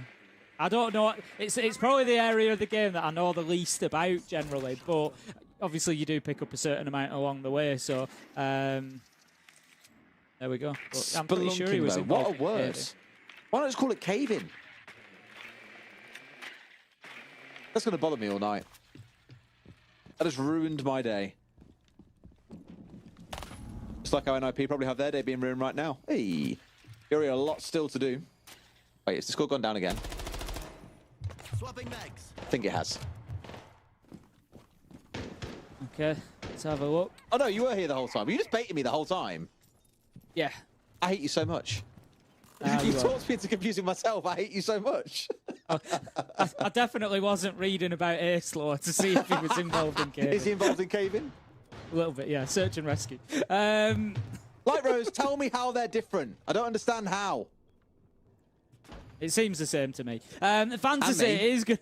Fantasy's going to be working down White Stairs, but they haven't dealt with VIP yet. Who is in there? You ask, it's Herds on the Tubarão. I spoke about this earlier. We've seen a couple of choices where the Kaid has been playing in there, but for this reason, I feel like the Tubarão is more valuable in VIP, and that is exactly what Fury are going to bring along. Looking to find one more round. They haven't got an entry yet, but Noah have NIP. The problem for Herds here is he doesn't really have any support for staying in this position, and now he's going to be challenged. If he doesn't win this fight, could be a big loss for Fury in this round, but they continue to fight brilliantly. Fantasy can't make any progress. Down to 50 seconds remaining. I was going to say, please make use of one of those calls. He's taking 2 gunfights, 2 in back pocket. They're so valuable. Earth gets one, and no! Gangster throwing a nade! That's a siege time moment if I've ever seen one in my life. And with that, Furia into a 5v3. It feels like the kind of opportunity that they are not going to throw away. Not when they've got a Tubarão, a clash. No longer a Tubarão. When they've got a clash, Tim, I just don't see how you give this kind of round away from here. No, 25 seconds. Herds has done his job there fantastically. That's why VIP is such an important spot, and he really squeezed every drop of advantage that he could out of there. The Clash is going to do a lot of work here with 10 seconds left to go. Cons has got to get in and in a position to put the diffuser down. Wizard is trying to bully the shield at the minute, but Nade is going to take him down. Cons, however, does find the Clash and will start putting the diffuser down. The timer runs out. JV92's there with the Nitro. Furia play the clock and play the map beautifully. 7-1, and they win in rapid fashion.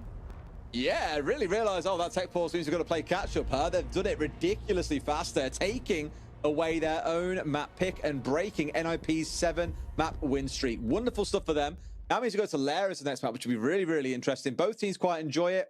I really don't know which way they want to go to. What are you thinking, though? 2-0 after seeing that performance? I think it could be just based on how Furia are playing. You know, whether they carry that momentum onto Lair or not is to be seen. But coming into it, I said, they're a very good Lair team. You know, it might not be one that they pick all the time, but they know how to play there. I know NIP do too. We've come into a game where they're kind of playing all their favourite maps, which is great for us. But yeah, I think Furia probably take this 2-0.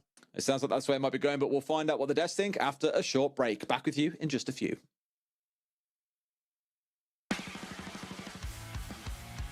Speedrun. Shit.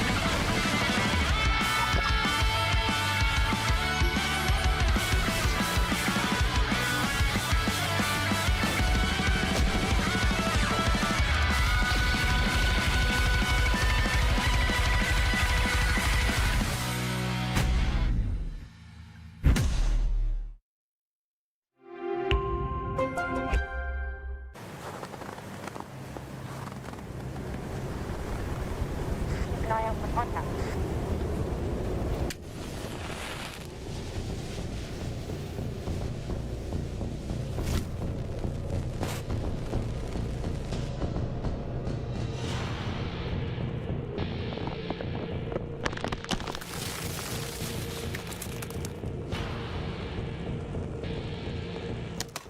Available now.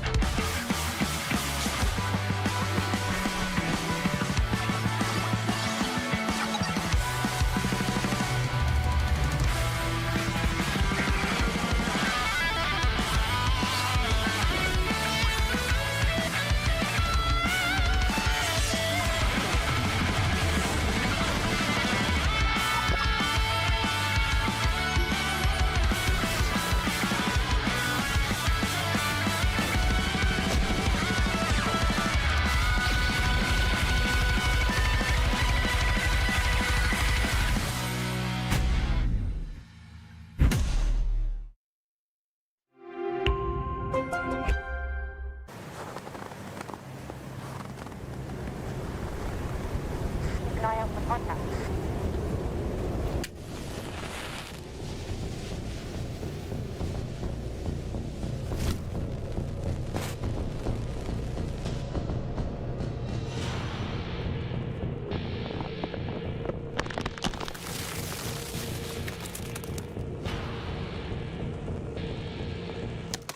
Available now.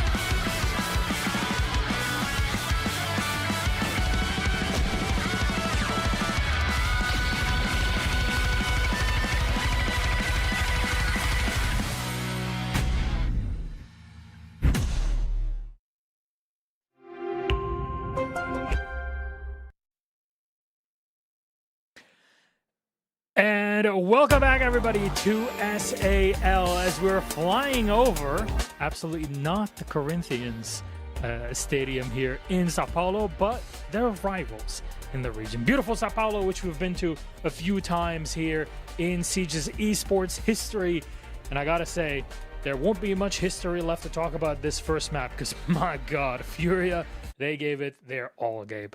Yeah, I mean, history was definitely made. They knocked NIP's record of 7-0, now making them 7-1, but they did it very convincingly from the last time that Dez was even talking about, where it was an 8-6, very close game for NIP. Where this one, they just kind of ran away with it. I mean, this was the stop-and-go play style I was talking about. It was aggressive from the get-go. I mean, you look at the opening kills, the majority of them came within the first minute of the round. But one thing I really liked, and this is what I was talking about, that we saw from stage 1 to stage 2, is they would get these opening engagements going into their favor, and then they would start to slow down once the round was all the way down at the very last minute, where then they could really pick apart how they wanted to execute on those attacks. And really a good performance from everyone, but I really want to highlight Bellypox. I think Bellypox throughout this past year has really stepped up his own individual performance. We don't really get to highlight him too much given the fraggers that are on that roster, but throughout Munich, throughout the stage leading up to it, Bellypox has really found his stride in terms of the individual skill, and time again, I mean, he's just getting these frags and sitting at this end of this game at 100% cost. Yeah, I mean, he was the best rated player on his team in Munich, which says a lot because, you know, this roster has a lot of firepower. That being said, it's really nice to see him find a lot of success individually, you know, coming back from Munich, being able to, you know, put up a performance that he did, and also IGLing. I feel like if anybody's going to rally the troops of Furia and get their mental right on the right track of, you know, we need to bounce back from this Munich loss, Munich failure, so to say, then it would be Bellypox. So him leading the charge with that goes without saying that Furia's on the right track. 7-1 against NIP, on the right track. Everything for Furia's towards the right direction. As for NIP, I mean, we talked about it. The shields, them worrying about who's playing shields, who's playing not, it didn't even matter. They lost 5 defenses on Kafe, which, you know, shouldn't really be happening. And a lot of it was just based off of individual gunfights. I mean, their trade percentage was probably very bad just because every single fight that they would take or lose, nobody else was in the vicinity to be able to help. It didn't really look like they were playing team-based Siege. It just kind of looked like NIP everyone on alone, just they have the confidence, or we've won this map 7 times in a row, and they don't follow off on each other at all, and just looked very sloppy from them. You can never underestimate Furia is a lesson that has been learned in a very difficult way for every team that's ever faced them really here. And well, for NIP, they're going to have to learn it the hard way in this case. Let's bring up our map veto one more time just to remind everybody of how things went and how we ended up with the choice of maps that we did go to. Again, Kafe Dostoevsky was our first map, not a map that is particularly popular in the region in general, but so be it. Our second one will be a Lair, and this is, though, NIP's pick. Gabe, looking at this, do you see NIP being able to bring it back? Because going back to fundamentals looks to me like the main gameplay.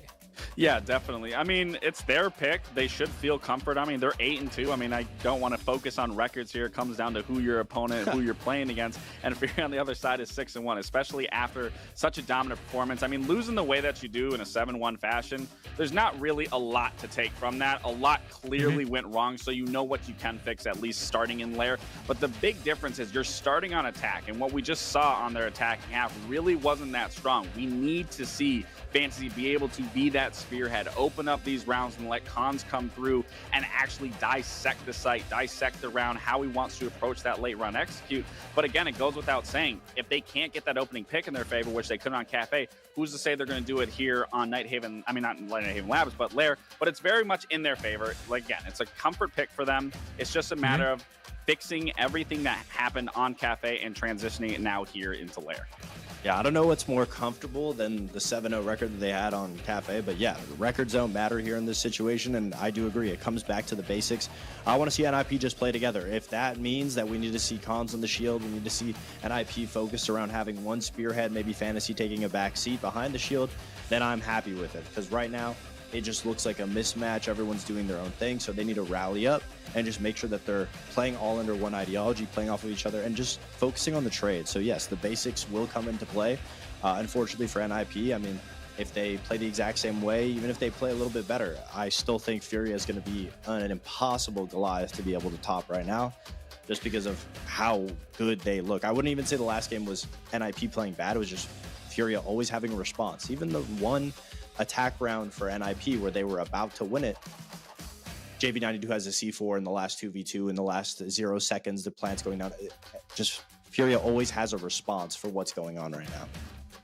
There's a reason why they're world champions, and they can always be able to bring it back. But we've already seen one set of world champions that was knocked down a peg today in FaZe. So who knows what can happen? Maybe NIP can rally back. And for that, we'll need to rally our casters to bring it back with us and hear their opinions, as we got to hear a little bit of a podcast, which I thank you for, because tech delays, we all know how it is. You need to have fun with it. But it seemed like Furia were having way more fun battering NIP this entire game, Dari, than anything else. Yeah, I agree with what Box said, really. Didn't feel like NIP was strictly playing like bad or terrible or doing anything like obscenely wrong. It's just that Furia are like... I remember first watching that team play back when they were on W7M, and the first map I watched them on was Bank. And it felt like you were playing against 10 players at all time. They were just everywhere, all at once, hyper-aggressive, winning every fight they got into. That map felt an awful lot like that. They were just very, very quick. They left very little room for the other side, and for a map like Kafe, I'd normally expect it to be a little bit slower. Not in Furia's world, that was rapid as all hell. I wouldn't be shocked if map 2 is exactly the same. Yeah, I think they're going to continue. I said it during the game there. At the minute, since September, so kind of stage 2 in Munich, Furia feel like they turn up and they're going to win, or they turn up and they're going to lose. There's no middle ground with them. There's no games where it's, it could go either way. And today, Furia turn up looking like they are going to win. Very good. Very good. Well, is there any scenario in which NIP can bring this one back? Because we were talking about going back to the basics, making sure that you have the fundamentals all set together before you're able to kind of claim more territory. How do you try to deal with a world championship tier team like Furia? I know, very, very easy question to crack, and if we could, we'd all be world champions right now. Oh, it is easy. You just don't. Okay. I think the only world where it actually works out is if we have a fantasy life game. I mean, he already always puts up amazing numbers, but if he's able to be that first guy that's shutting down not just the first guy from Fury to Peak, but the second guy, maybe even the third. Then there's a world the where fourth. NIP, yeah, maybe even the fourth. We might need Fantasy to just ace every round if possible. But no, if he has a pop-off game and can get that momentum, usually me and Lax always say it in situations like this, to get everyone's energy back up, you need one player to have a monumental game, and everyone's going to be looking at Fantasy to fill those shoes. Well, let's see if he can. There's a lot of handsomeness shot around NIP, and who really is the most handsome one on the squad. I think they'll give that MVP status to whoever can pull them across the line in this matchup against Furia. NIP, should they beat Furia, qualify to the Invitational, they will. That sounded like Yoda. I don't know why. I'm going to send it to Designates. Take it away. Quick bail before it sounds any worse. Great idea, Milosh. I'm all with you on that one. We are straight to Attack Force, though. Yay! Question time again, everybody. Let's do it. What you got for us? James, I was just going to ask a question to Lax and Fox, because Fox obviously is the Canadian. I assume it'd be much, much colder. Lax is the American, should be warmer. Why are they dressed in opposites? Why is Lax like he's in freezing cold temperatures and I don't Fox know if I'm doesn't? I don't know if I'm gonna like hit you with some knowledge here or not, Derek. But North America, Canada and US included, is a really big place. I'm very aware, but I'm sure Laxing is actually not as northern as what Fox is. There's actually quite a lot of different climates that are going on around, shut up, Tim. around the place. Oh, Fox lives in LA. That explains it. There you go. I was gonna Lax in say, Minnesota. Fox isn't in Canada. There you go. There you go. There you go. Oh, Fox no, isn't man. in It's Canada, like my guy. Thanksgiving. We're coming towards Christmas. I thought maybe he'd be spending some bit of time at home, but no, he's in LA. Canadian Thanksgiving is not the same as... come on. Oh, they'll celebrate it. Come on now. They have to do something like that. It's celebrated at different times, Des. Hi, Lax. Canadian... Come on, it's a classic tweet from Intero every year. Hi, Happy Lax. Thanksgiving, or as I call it in Canada, Thursday. Shush. We have Lax in the room. Hi, Lax. Well, listen, I mean, it was negative 23 today, just so you're aware. It was very cold. Celsius? I went for a morning run. Yeah, Celsius. Woo! I went for a morning run to wake up, so that's why I'm up on the Fox is in LA. It's sunny. Damn, bro. Yeah, he's having a great time. You're just like freezing your ass off. Yeah, cool. Absolutely. I'm gonna let you guys get back to it. Nice. Peace, man. See you in a bit. And now the game is back to it, Tim. So no time for questions. That's unfortunate. We have had a bunch of questions that I will save for if it happens again. So Des confusing himself through the timeout there. It's easily covered when Des has such a lacking knowledge of basic geography. And, I just thought he might be home for Christmas, okay? Esports travel is mostly done. You see how he dropped Thanksgiving there? What? Do Canadians I don't know when Canadian Thanksgiving is. celebrate So Canada Thanksgiving? Canada does. Yeah, Aha, they do have a Google it. Thanksgiving. Yes, Canadians do celebrate Thanksgiving. Shove it, Tim. Des, you're What? literally embarrassing yourself. I said that they celebrate it, but it's on a different day. Have a look at when Canadian Thanksgiving is. It is not on the Tim, same I day already as Googled American that, and it's the Thanksgiving. second Monday, apparently, in October. I know that. Yeah, very different. Sometimes Honestly. you just got to full send it, mate. That's all you got to do. You got to full send it. Like maybe Fury are about to do. They're on the attack here on Lair, and they could go pretty damn fast with the blitz on their hands already. You got the Ying for spamming those Candelas in, and we got that Deimos for hunting down those naughty little children hiding up in corners somewhere. So keep your eyes out for now down by Rocket, all gathering up. Fantasy looking to cause a little bit of bother with the assistance of the Clash, but right now, no challenges inside of Ops. No, and as said, they need somebody to go big here for NIP, I think, and drag them back into the game, because I think just, simple changes in game style aren't really going to work, because as Fox said, we've seen Furia have answers no matter what the problem in front of them is. So, playing a little bit deeper, Furia will just take the ground. Getting off on the roam, trying to stop them taking map control, they'll win the gunfights and take it anyway. So I think you need somebody to start getting kills and winning gunfights. The more the better. It's going to be 4 versus 3 as a bunch of kills do go down. Wizard managed to take down for Leapox. That's a big one as well, because that's the blitz gone. It looked like they were holding on, but here comes KZ, going to be using that shotgun. Can he get the kill onto the Clash? That would be massive if he can. They're in a reload. He can't get it done, even though the Clash was in a reload. Beautiful movement from Cons. Through the nitro. What the bloody hell have we just witnessed? That was class. I've not seen anything like that in a long ass time. That was pretty good. Nice. It was like the Clash show was a magnet. Forget about it being a reason to turn away or run away. It was everyone gather around, let's play run around the circle. It was fantastic. Oh, but in the end, NIP win the round. That's the important part. Very good. I don't know how Cons managed to survive in there, to be honest. I think NIP would still come away with the kill. You know, the peeking from bathroom door is, you're not going to win that with a shotgun at that range. So, yeah, they're still going to win the fight, but it's just absolutely amazing that Cons managed to keep. And the bigger amazement for me is he kept the shield between them, but it was normally like the thin view. The thin aspect, if you know what I mean. Yeah. It wasn't like front on a lot of the time. He was ducking to the side of it and just getting the thin view of the shield that was blocking the shotgun shots. Unbelievable stuff. You know what I have just gathered? It's so cold for Lax because he is Father Christmas. 10 seconds to go. Okay. I mean, you know, until proven otherwise, I'm willing to accept it. Have you ever seen Lax and Santa in the same room? This is what I mean. I can't prove otherwise. There we go. Touché. Got it wrapped up. Minus 23, man. Whee. It's like Finland. Whee. Wraps up this case. Ooh, ooh, yeah. Easy.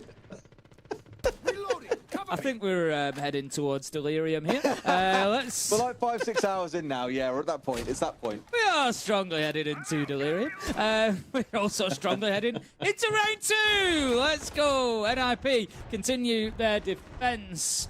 And Furia last time, it didn't really, you know, they went in there, tried to get aggressive, got a couple of kills, but NIP stood up to it much better. And this is what I said. They need to start winning gunfights. It sounds like a really easy thing to say for a game of Siege, competitive FPS. Of course, you've got to. But the point that I'm making is I don't think NIP win this by changing style. It's about whether they dig in, they got to win their fights. They go out on their own, they got to win their fights. That's why Furia are winning, because they're getting aggressive and they're finding a way and they're punishing them. However, Cons is down. Fantasy is going to be backed up. Furia starting to get themselves into the building. Herds has taken a bunch of damage there. Pino with the trade as JB takes down Wizard. So it's effectively 4 versus 3. Wow. I mean, this is more of what we expected from Fury after the last map. Is a bit of rapid aggression coming out and shutting them down before they can do anything about it. Pino left with it all to do against 4 players on the other side, and knowing Fury and what we've seen from them so far, Tim, they ain't going to give him the room. Casey can get a track on if he wants, not even required. Herds gets him, JV gets the down, Cons finish, and they take the second round. You know what I want to know as well, Tim, right? What do you want to know, Des? Why? I mean, there's 2 paths you can go down with this. When Dockerby calls and all the phones go off like crazy, one, why haven't they got their own custom ringtones? It'd be so much better. And if we're being more realistic, okay, they're like, you know, Rainbow Six agents, it's got to be on quiet. Why have you got a phone that vibrates that loudly? I mean, it's a reasonable question. I quite like the idea of having individual ringtones per operator, so you know that it's like, oh, that's Pulse's phone that's ringing. That'd be quite funny. It'd be class. Just based on the, you know, you could have a whole field day around what ringtones people got, which I think could be really, really funny. What was your ringtone, Tim? I'm on vibrate. You'd hear me from a mile away. We're going to orbit. Who's that? 10 seconds left. Well, you know, Des. They don't call it a voicemail for you, Tim. It's called overtime. You might not, you might not hear me shouting it across the map, but you might see a drone skin that's got it on. You may well do right soon. Looking forward to that. Beautiful Legacy set once again, but if you guys haven't seen it, the new skin pack coming out, the Legacy bundle. Very, very cool. Recommend you go and check it out in the store. If you can't find it there, go and check out the Rainbow Six Game Twitter account. It's all over that as well. Anyway, onwards we go. Who's going to break the deadlock, Tim? I'm still on the side of Furia at the minute. I think that last round showed us why.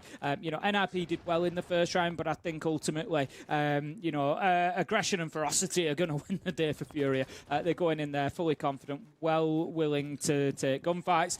You know, we haven't seen a single plant from them yet on attack, despite winning as many as they have. They are out for blood, and I think it's going to continue. Oh, at least Hate's trying to put a stop to that early on. They know that he's in the area, though. I've got the sniff of him. All's kind of back out here, catching out what's going on outside. How many are there? Where are they stacking up? What's the game plan they're going for here? A big focus inside of Rocket at the start of the last round for Fury, so could prove to be the same. Maybe that's what Hate's trying to sniff for here. Identify if it's more of the same. They're going to be pushed into Ops, I would imagine, at some point. But the thing is, doesn't need to get overly aggressive, but Fantasy is going to be punished. There was absolutely no need, you know, to be getting aggressive like that. He was just trying to keep them back out of Ops, just keep that position locked down. but he's given the opportunity away to Furia. NIP, they're going to be punished repeatedly if they continue to make mistakes like that. Caught me as I took my first bite of my dinner. I thought I had to misses 720 would be wonderful. I think the first game will take a while. It did not. So the timing has been awful. But dinner's good and the siege is great as well. Excellent news. Second track stinger goes out. We did see some of that utility being destroyed by Pino as he gave himself the opportunity to be able to push forward. Time could become a factor for Fury here. I've already commented that we haven't seen them yet plant. They've not been playing anywhere near sight a lot of the time, to be honest with you. They've not been going in and getting into a position to be able to put the diffuser down. And given that they've not been able to find the kills, it could be a bit of an issue for them here because, you know, they've really not in the habit of having to go in, and that's not good. It bounces back right into KZ's face. JV picks up another kill, though, and with 30 seconds left to go, you'd still have to back Furia. It's just more of the same, ain't it? It's more domination by Furia, whether they do it in the first minute or they do it in the whole round. It doesn't really matter. Just that pressure is building up brilliantly, making great use of utility, vertical pressure being applied, moving forward as a team. Everything they're doing is all towards the same outcome, and it's so hard for NIP to find a crack in the armor here and fight their way back through when Fury are playing like this. You can see them all pulling towards the site here to the right of Pino. He's all left alone, but it's a flawless round for Furia. They ain't mucking about, Tim. It's more of what we saw back on map 1. Yeah, JV's really starting to stretch his legs a little bit as well. I will see when it all shapes up, but I think it was a triple kill in the round for him. It was at least a double at the end. Yeah, big performances coming out of a few of the players on the side of Furia. KZ, JV particularly going big at the minute, and something that, again, I think NIP are going to struggle to shut down with a ban. I've already said this once tonight, but you know, I look at Furia, they're doing different things every round. You could maybe take away the Deimos. I think that'd probably be about the biggest impact. As it is, they're going to take away the glass. It's not been played once by Furia yet. You know, yeah, there might be a little bit of, you know, intel there for NIP saying, oh, we're a little bit concerned about them bringing this in the second half of these rounds that they're attacking, but in all honesty, they've won 2 out of 3 without a glass. They've still got the Ying, they've still got the Deimos, they've still got the Grim, they've still got the Dokkaebi, all operators that they've been using. I don't see how a glass changes things for NIP. I think to a level they probably viewed it as, while there's a clash on the other side, like glass might not be the most effective option for us, because as soon as smoke start going down, clash plants a feet, for example, can spray in towards the smoke, it becomes a bit of a weird fight for the glass almost. Not that they would run the glass if the clash were offline. It could be any mix of things like the Ying, for example, because clearly the bans that have come out from NIP are very focused on the hits outside of maybe the Nomad for the flank watch. But they're meant too worried about that. Like Gridlock was being hovered here for a second by Felipox, now moved away from based on site that we're going to.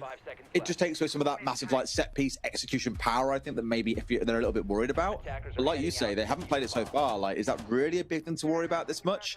Don't necessarily think so, but we're going to the top floor. Let's see how they fare off up here. I just think a Dokkaebi or Deimos ban would have been so much more impactful. I know they haven't brought Dokkaebi or Deimos this time around, but we will see them again. You know, they've been consistent through those first 3 rounds, and Furia have had success with them.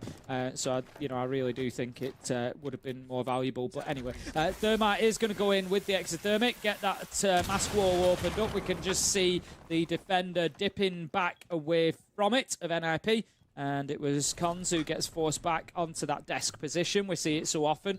It's one of the reasons Fury will have taken away the clash. I think it's hot and cold. It is hot and cold that we see playing this position particularly well with clash, you know, time and time again. So it's going to be the Azami that they have to deal with instead. I don't know how much value there is in that. That's 2 Kiba barricades used to block up a breach that they can just very safely go and open both of them with a couple of melee punches at once. It's not even a risk to do it. Not massively, no, but I think it's maybe more of that phantom pressure being applied, right? Like, as long as they're there, they have to shoot it out to push on through or destroy it in some way. So while that remains standing, you can kind of assume, okay, no one's there, we can push on forwards. Again, assume is the word I'm using there. But you can assume that it's safe, and therefore you can play a bit more aggressively, a bit more freely. But you can see the outlines of these Furia players starting to build up here around this part of the map. I wouldn't feel too comfortable with NIP just yet, even though we're only 90 seconds in. Yeah, I mean, as soon as Cons gets dealt with in this position, Rotero drone is going to force him back. It's clear out the shield as well. Beautiful stuff. As soon as they can deal with this, my concern is them not having a Booker or Demos. You'd send a Booker or Demos underneath and this army would be gone by now. And then you've got the availability to walk in and get a plant down. As it is, Furia have got to win a couple of fights before they can do that. They've got the access that they need, but they don't have the map control. They don't have the site control. That's going to be the problem for them. Cons, as we can see, is just using Kiba barricade after Kiba barricade to keep himself in that position. He will eventually be sprayed down, but there's one more kill that Furia need to get, and that is it. JV92 takes down Wizard. There could be an opportunity to get the diffuser down, but they start fighting back with Fantasy. Even though he gets a 2K, his team have lost everywhere else around him. It has crumbled, and they take over the mirror window to secure the next kill. Hates with a nice shot there as well, running around here on the Janker, of course, with the secondary. Bleepot's getting the diffuser down. JV off towards his right, just waiting for him to step on forward a little bit. Now it's the right idea, but he's got to win the fight. JV ain't going to let him, Tim. It's another round to the side of Furia, and they really are cruising through this series. Yeah, it was a really good attack from Furia. Open the main breach, open the ops corridor breach as well, full access to mask wall, deal with cons as the Azami, even with no pressure from underneath. That was well done. Peeked the door and got the kill. Got the second kill onto Wizard, so that gives them control enough of mask wall to put the diffuser down. There was a little bit of a flurry in the middle where NIP kind of flooded back in and won a couple of gunfights. Furia had to react. They did that fantastically well, and they recognised straight away as soon as they had the opportunity to put the diffuser down and went straight in for it. So yeah, really, really clinical again from Furia. As you can see, NIP, they take in their pause tactica, or tactical pause. We say it much more boring than they do, I'm afraid. But I'm not at all surprised because they're struggling to get even like fighting around here. Like outside of that Fantasy 2K, not really seen a whole lot coming out of them throughout this half, and they sorely need to turn things around. Otherwise, their chance of moving into that next round, they are toast. Another big game as well, yet to come tonight, of course. This is not our last. It's certainly not done yet. There's more Siege to be played between these two, but we've also got, I would argue, probably the most impactful game of the night.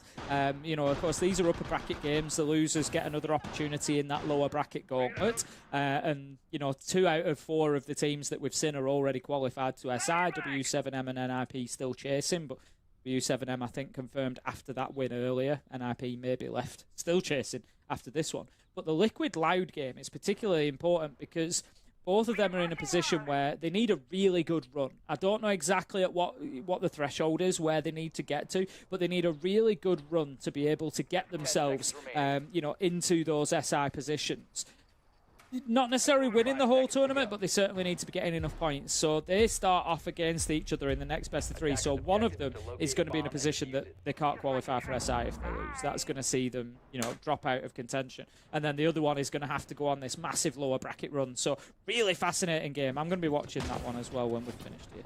D+ kind of the ones that are just standing there like biting their nails watching every other team play because everything has to fall in their favour for them to make it right. It's certainly not a nice situation to be in, but it is the situation that you are in. All the control really is out of your hands at this point. Things are going anyway. Furia looking on this clean march on forward here. Once again got the blitzer for Leapox working his way forward slowly. KZ back on that docker, but he was seen it a lot throughout this first half already. So good at forcing roamers back and really trying to deny the accuracy, the aggression coming out of players like Fantasy who consistently are that first line of fight, that first line of resistance coming out of the NIP side. It's been very limited success so far. Only the 2 kills that he got in the previous round is his contribution throughout the game. Furia have just chased NIP back towards site so aggressively and quickly. You saw Fantasy there kind of deploying Kiba barricades, spraying at soft walls, just trying to do anything to, you know, keep himself in his position, maybe pick up a kill, get something going for NIP, but it was just absolutely nothing to be had, and he was just chased within 45 seconds back towards that bottom floor. So again, really good from Furia. Confident, map control, good aggression. They don't overextend. They don't give opportunities away to NIP. They just do as much as they need to. Enough is enough a lot of the time, Tim, as we've seen repeatedly. Now still focusing on the verticals. We've got halfway through the round. It's one of our slower rounds in terms of the entry that we've seen across this series, actually, I'd say overall. One of the quicker ones we've stepped into. Most rounds have had their entry kill coming in before we've even hit the 2-minute mark. Well, 2 minutes on the clock left, that is, as well. So 60 seconds in. In all but about 4 rounds, it has been that very, very early entry. I can't imagine we're going to see NIP, or Furia even, sorry, I want to slow it down much more than what they have done in this round. Admittedly, there's a lot more map to cover through working their way down from the top, but they're pretty much there. Philippok standing by and ready. Phone call coming out here for the attackers, and that's from the charge. That is the signal for Philippok to begin his march on forward. Plant now going down, the pressure being in from behind by him. As his teammates cover other angles, this should be theirs for the holding here as well, Tim. To go down, Philippok even gets rid of the echo as well to make sure there was no denial. Now, you might have seen one at least going down in the form of JV, but Philippok, he's working absolute magic on the shield so far, Tim. The rest of his team joining in. It's a 4v2. Once again, a brutal round for NIP to try and survive. Attack. This is just the one word I can use to sum that up is terrifying. Absolutely unreal from Fury. They spent a minute and a half preparing, using the book, getting the angles from above, moving the defenders from those sort of primary pressure spots that they were in. And then Philippok goes in, and what a play from him on the blitz. Absolutely brilliant. Big cover, gets a double kill, and just sets them up for the post plant. Fantastic stuff from Furia. They're genuinely showing some of their best today. This is a joy to watch. Peak form Furia, isn't it? Like I was saying during the break when we had the analysts up as well, and we were talking with Milosh, it reminds me of watching them back in the day when I first saw this roster for the first time on Bank, and the pressure that they applied, how difficult it was for anyone to get a look in sideways was absolutely mental. And it carries on now. It's just, it's scary to have that kind of form even years on, but admittedly for NIP, not really offered much in the way of fight outside of fantasy. In the one round, like I mentioned, hates collecting odd kill here and there. They're certainly not on their own best gunning day, that's for sure. No, and let's not forget, this is NIP's quote-unquote best map. This is one that they absolutely love. They've only lost it twice since July, once to Team Liquid, once to Weibo. And so, even if you're not going to win it, because I know Fury are good on here as well. They've got a very good record as well. We can go back to July with them, and they lost it to FaZe in July. Other than that, they've beat everybody they've played on here. But it's the manner, isn't it? The fact that you're coming in here with it being one of your best maps where you would expect to be competitive. And right now, NIP, it looks like men against boys. Furia, it's not even that NIP are really, it doesn't even feel like it's them doing anything wrong. It's just, what do you do? Like, literally, what do you do against Furia when they're like this? They're going to come in, some rounds they'll play strategically and open up the angles and push you around inside. Others, they'll come in and just take a bunch of gunfights and win them. Absolutely phenomenal stuff from Furia, and there's very few teams in the world at the minute who could stand up to this. I agree. On their day, they are one of the hardest to beat in the world. There is zero doubt about that. Cons on the Valkyrie lurking out towards blue stairs, waiting to cause a little bit of trouble. I don't think Fury will say there is too much trouble to threaten them these days. We're trying to sight a whole lot and found no one there. I think that really tells you where the other side are going to be. We're so used to on this site seeing players being upstairs. That's where they are. The response by the attackers, very typically, you bring a sense. If you're feeling particularly plucky, you bring along a Monty as well. Roll the light screens in through the single doorway, follow in some smokes or even the shield on the back as well as you're going down for the plant. And Bob's your uncle, you're probably getting that plant down. But now just being extra cautious and making sure they're not getting caught out by anything. Mining Cons are aware that he's there and inviting him not to get too aggressive on towards them.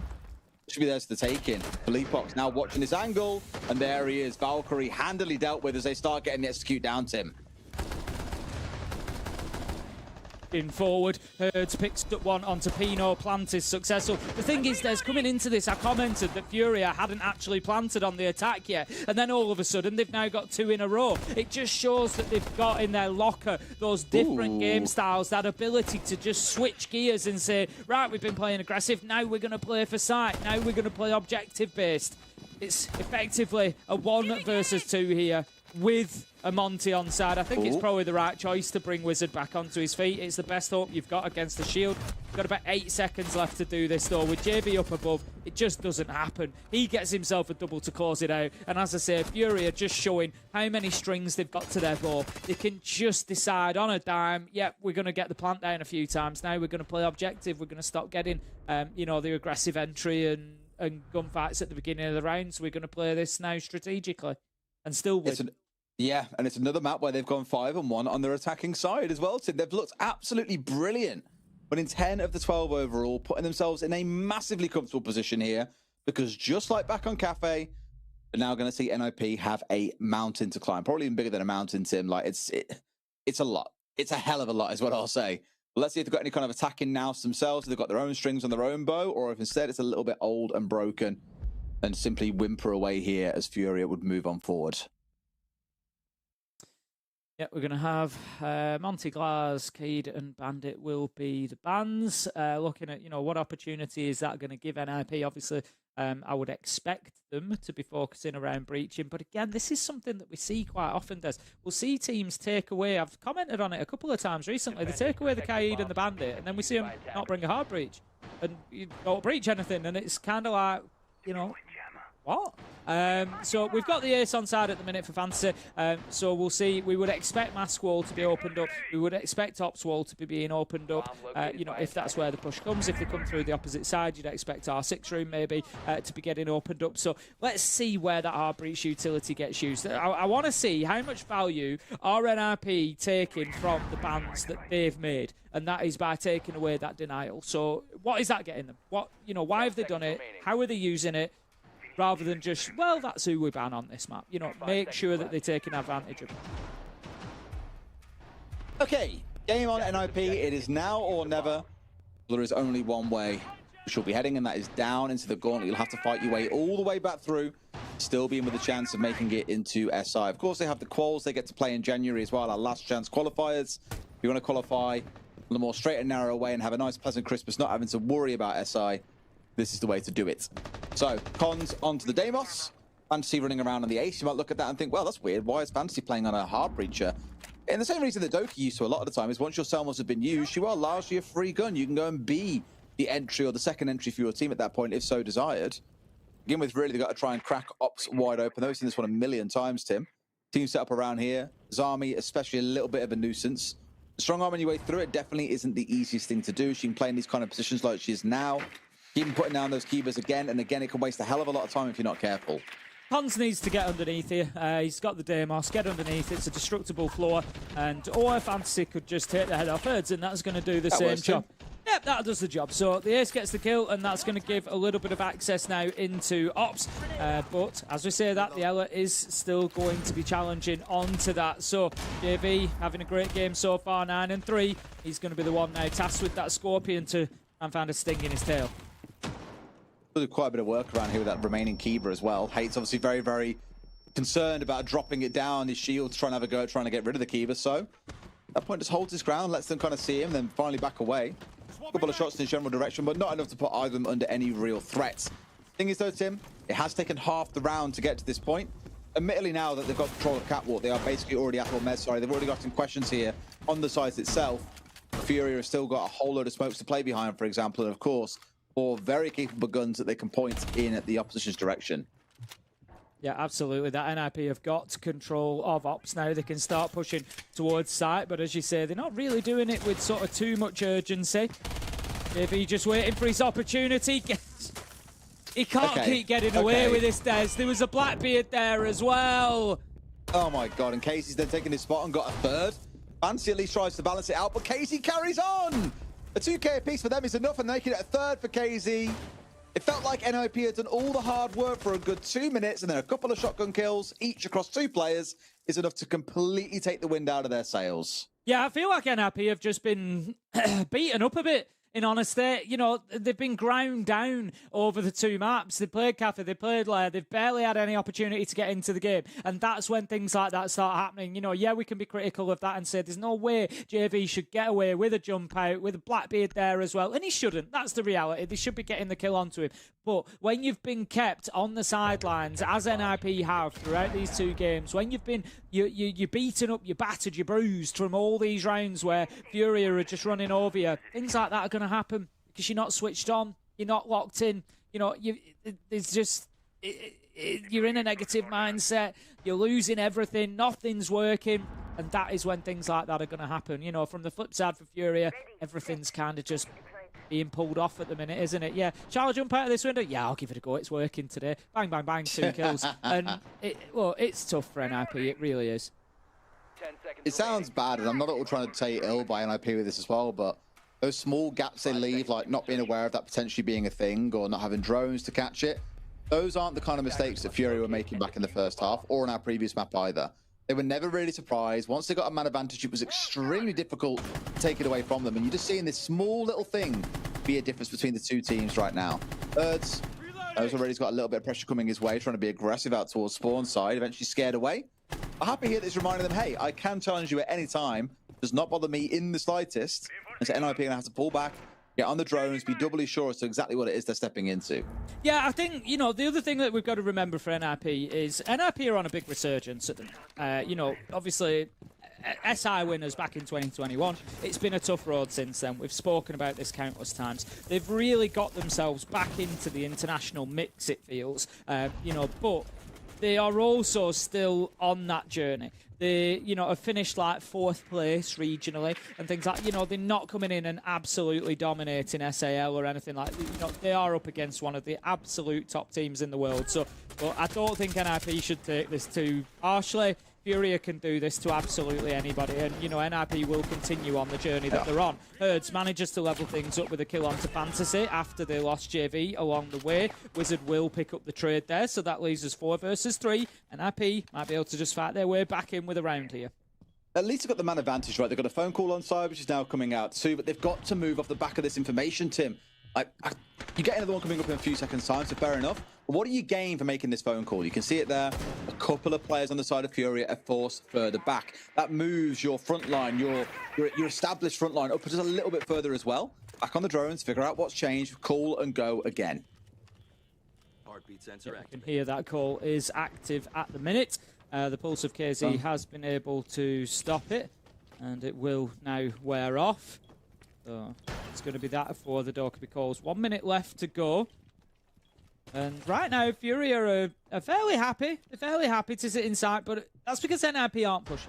So NIP are still, you know, sort of prodding and poking. They're not on the drones at the minute, so they need to get themselves repositioned and think about time. There's 45 seconds left to go. Felipox picks up one onto Pino, 3 versus 3, and this is what NIP don't want to do. Leave it too long, let Furia settle, and start to find that they are losing bodies along the way. Absolutely. I say it a lot of times, but if you leave a defensive team too much time as the attackers, you will just invite them to start getting aggressive and disrupting you before you can pull out your plan. I felt the time to go was a little bit earlier, but sure enough, Hates has worked his way around and got himself a kill. NIP can hold on just a little bit longer here. Nade and Felipox, though, still got the vertical too. This is a real thorn in the side here for NIP. They've lost vertical control. Nade dealt with. Now Felipox working his way back through. It's a 1v2 temporarily. A 1 versus 1. Has got to find his man, but no, he cannot. Hates the main player on the side of NIP that's been getting the odd kill here and there. Steps up big, 6-2. Yeah, it was a better round from NIP as well. They didn't rush it. You know, they had a minute left to go. They've moved themselves around site. I was a little bit concerned that they were giving Furia opportunities to kind of pick them off and to, you know, burn that man advantage that they had. But ultimately, they were able to find the trades, create a little bit of space, and it was better from NIP. Are they going to repeatedly get those opportunities? No, I don't think they are, is the reality. Furia will almost certainly pick a round up at some point. You know, a 5-1 half for NIP not only means a 5-1 half now, but because they lost that first attacking round, it means they've got to go 5 rounds in a row. So they've got to go 2 pretty much full rotations of sites. I think this is going to be a tough site for them because Furia are going to... Wouldn't surprise me if they went with 4 men up on the top floor, and they're just going to make it an absolute nightmare for NIP to break down or get inside a site. Which is the same thing that we saw NIP doing back before we got towards this point, of course, and it was the absolute rollover I think many of us were expecting. In fact, was it that? Yeah, it was in the first half. Yeah, back end of it in round 6. That was one of those where everyone was on the upstairs, and I was just like, are you sure, guys? Are you really sure? And obviously, as we saw, they found a way through, and Fury managed to get the plant down anyway. So there's a risk of playing so many players on the upstairs, but given how they played today, if anyone can pull it off, then Fury strike me as that team. We've got the clash on side for Furia, which is, again, going to throw another problem NIP's way, one that they will need to deal with. I'm looking at Wizard as being the operator to really do that. He's got those asphyxiation bolts, but not going to be easy to get into position to deal with Nade, given all that power above. They've gone with 3, not 4. Thought Furia might go completely all out for that top floor, but as it is, they've got Herds, Felipox and JV all up there, 2 of which have got shotguns, so we're going to be looking for those close-range engagements. NIP need to be careful not to give them. There's an opportunity for NIP there. If they can sort of massage and force those gunfights to come at range, they will have inherent advantage against the secondaries. The big question now of how NIP want to approach it as well, right? They've got the sends on sides. They can do the stuff we were speaking about earlier in terms of an execute, no problem. But the worry is if you leave that top floor alone, then chances are they will find you in some way, whether it's dropping a C4 through the floor, whether it's smokes come flying down. There's a lot of things that they can still do to deny you from getting the plant down. So I think the question is, do you then want to go and push top floor? Well, you haven't got tons of stuff to help you push top floor. Instead, trying to go pretty blindly in for a challenge here. Fantasy loses his life. Not the end of the world. It is only the striker that's gone down. Although the key operators in this execute still stand. But it's looking all right for Furia. Yeah, this is the problem now. Every life that NIP loses is a little bit of utility. It's that gun power. Just going to move the Clash past that track stinger as well. Smart play there. Just, you know, you've got to make a decision. Are you in or are you out? And Nade says, I'm in. I'm staying on the top floor. And I'm going to get up there before it becomes a problem for me to go. 5 versus 4. NIP feel like they're stalling a little bit in this top floor push. The info being fed is the main problem, right? Nade just tells them when someone's trying to push their way down. Wizard at least works with a fine swan, but every time they get something is ripped away by Furia with the other hand. Hates. Again, the most kills so far on this map has been doing good work for his team.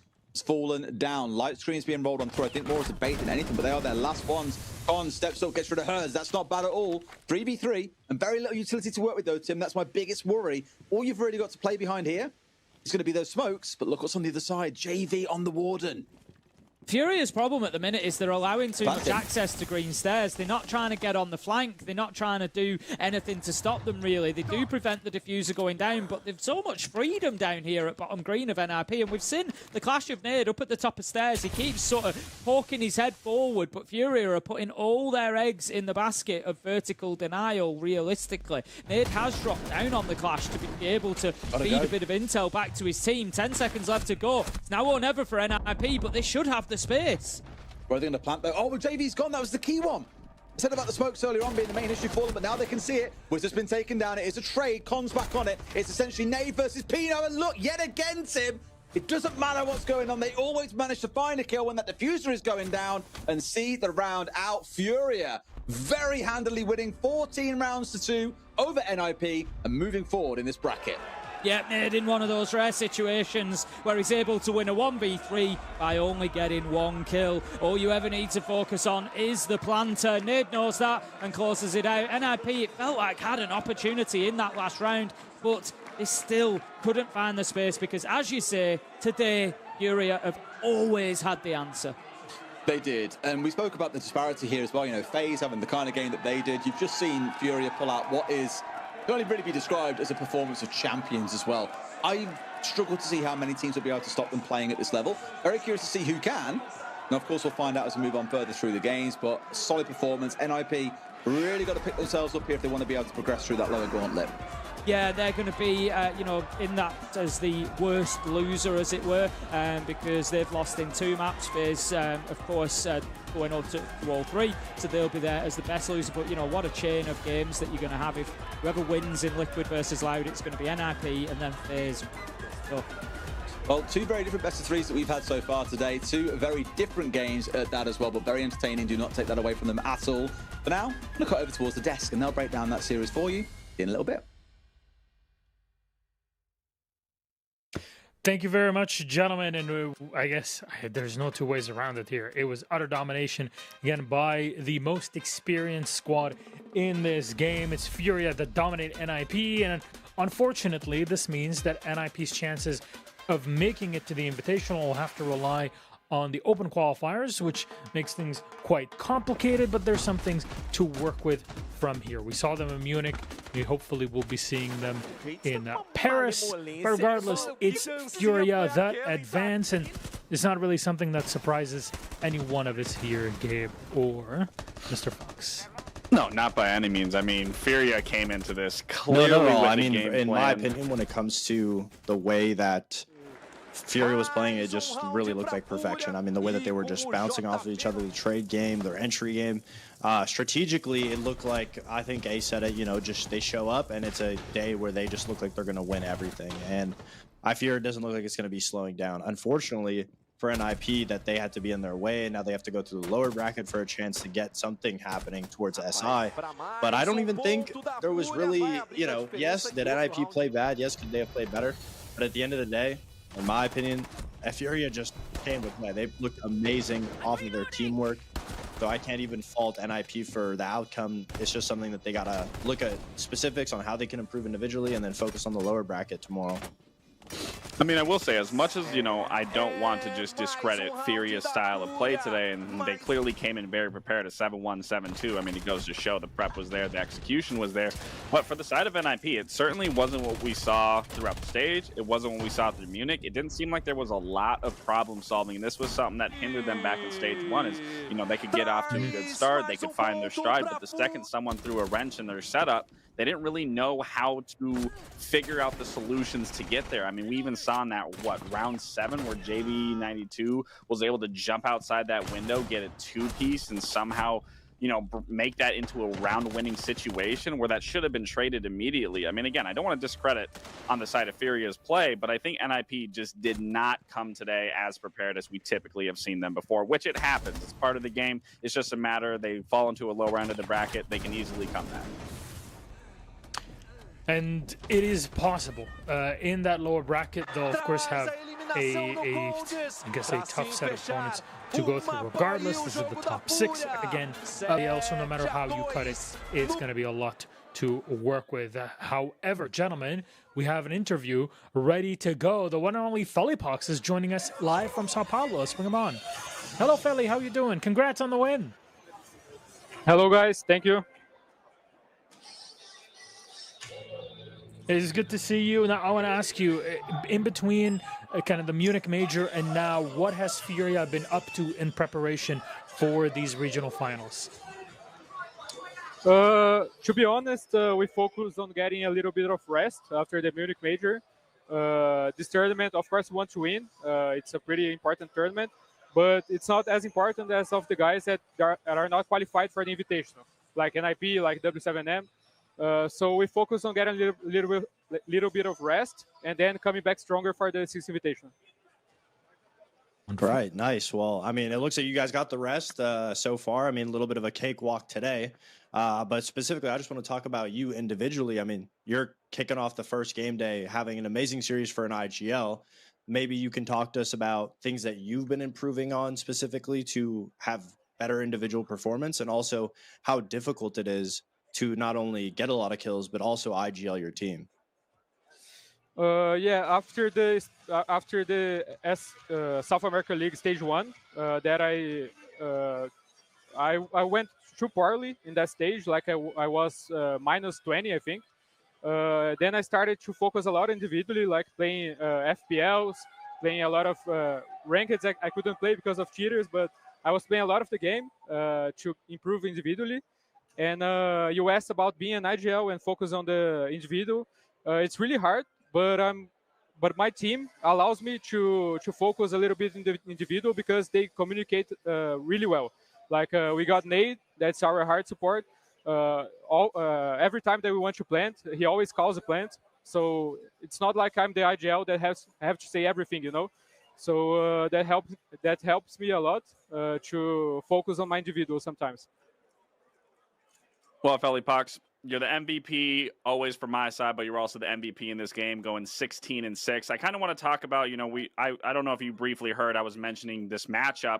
I mean, yes, it was a bit of a cakewalk for you guys. Were you a little surprised at how NIP was playing today? Granted, again, you guys absolutely dominated them, but it just didn't feel like this was the NIP we were seeing throughout this most recent stage and even in Munich. And I'm just curious if you felt the exact same, regardless of how well you guys played. Yeah, I agree with you. They were not playing good Siege. I think it's due to not being qualified to the 6th Invitational, so this match really is really important for them. So maybe they felt a little bit of the pressure, and yeah, they were not playing like themselves. Fair enough. And now from this point on, of course, it's kind of going up into the bracket. And now we were having a little chat earlier with Loban from W7M, and he said, I want to play against Furia in the upper bracket final because I finally want to beat them. I want to get revenge on Furia. What do you have to say to that? I don't even know what to say. I've been asked this question many times this year. We played 9 times against them, and they couldn't win. So, yeah, maybe this time for them. I don't know. Let's see. So you know what they say, 10th time the charm or something like that? I don't know. That's something for us to see. Yeah, that's something to see for tomorrow, though. Felipox, thank you again for joining us. Congratulations on the win. We'll see you in the upper bracket final tomorrow against W7M. Till then, have a good night. Thank you, guys. See you tomorrow. Thank you. And what a game, what a performance. Always good to have Felipox on here. I mean, this is someone who is one of the best players in the world. One of, if not the best IGL in the entire world, or IGLs in the entire world. The man can always put up numbers. And you know what? He has the absolute space to be cocky. He's won an SI, he's won majors. This guy gets it. Yeah, I mean, did you hear what he said at the end there? We were talking about, obviously, he's playing against Loban, and then he said, I'll see you guys tomorrow. You know, he would only see us if he gets the interview of the win. Yeah, he definitely knows it. I mean, there's just something about the mentality for Furia that just is able to carry them, the confidence. It's something that, you know, the old G2 roster had when they would dominate and beat every single team. And Furia, their roster, regardless of what org they were under, when they had their year of just dominating, I mean, it's something that you feel when you go up against them. It's always that element of pressure. And I'm not surprised that NIP felt it today with a match that has so much on the line for SI implication, a match that, you know, NIP frankly needed. And you're going to get up against Furia that just has that confidence. You know, I'm not surprised that NIP just kind of crumbled under that pressure, and it just didn't look like they played like themselves. Even big players like Fantasy that we're used to seeing play so well, we said if we needed him to be the spearhead for this team to be able to carry them to potentially a map 3, but unfortunately just wasn't there for the team, wasn't there for NIP.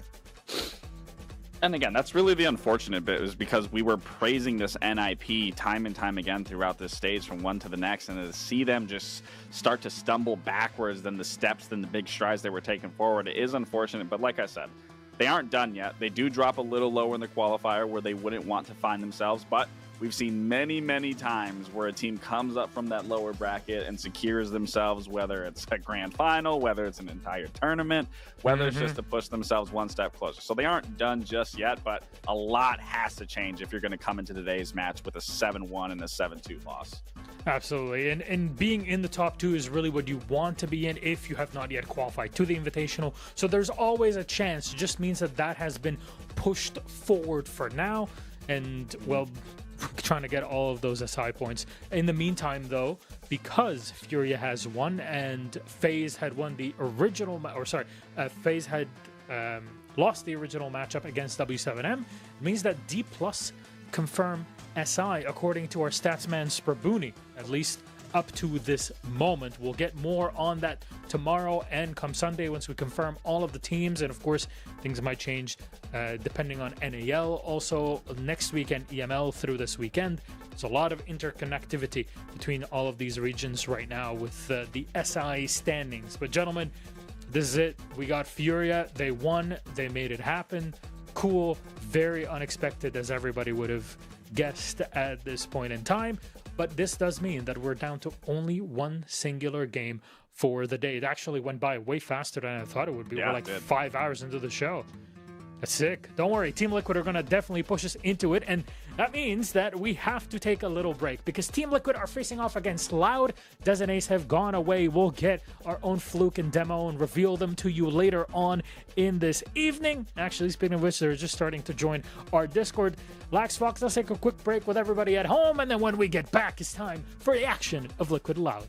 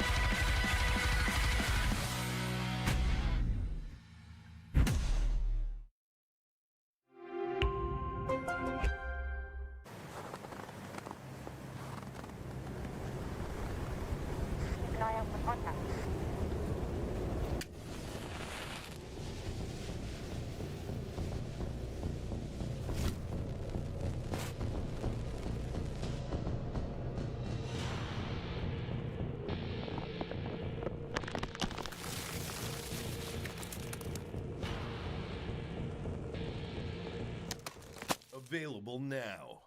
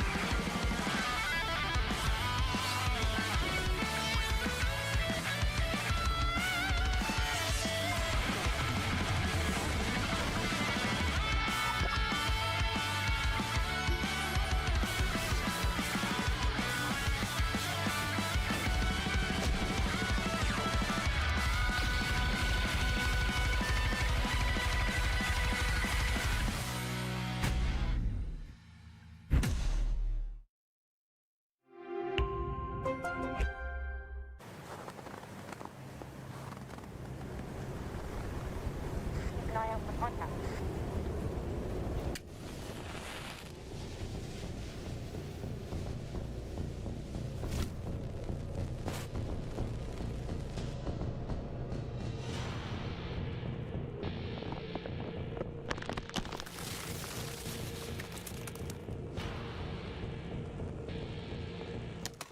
Available now.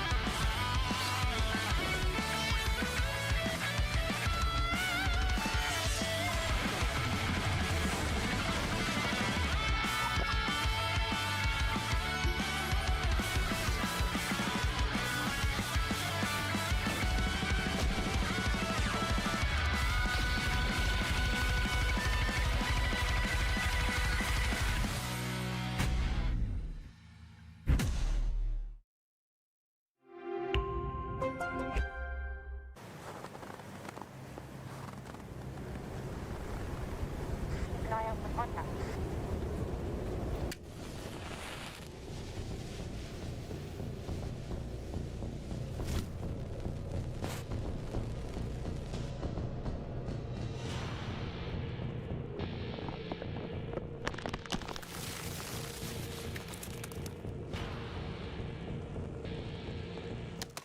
Available now.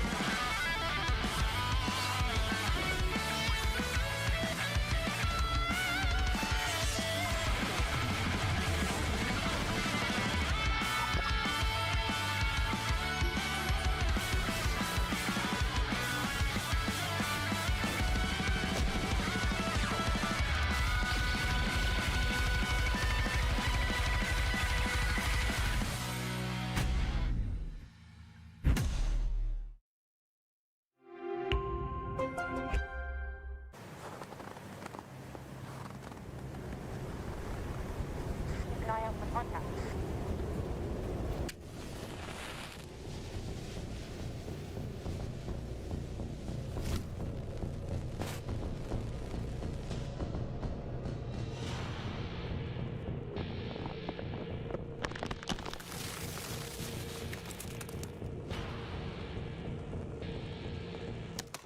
Available now.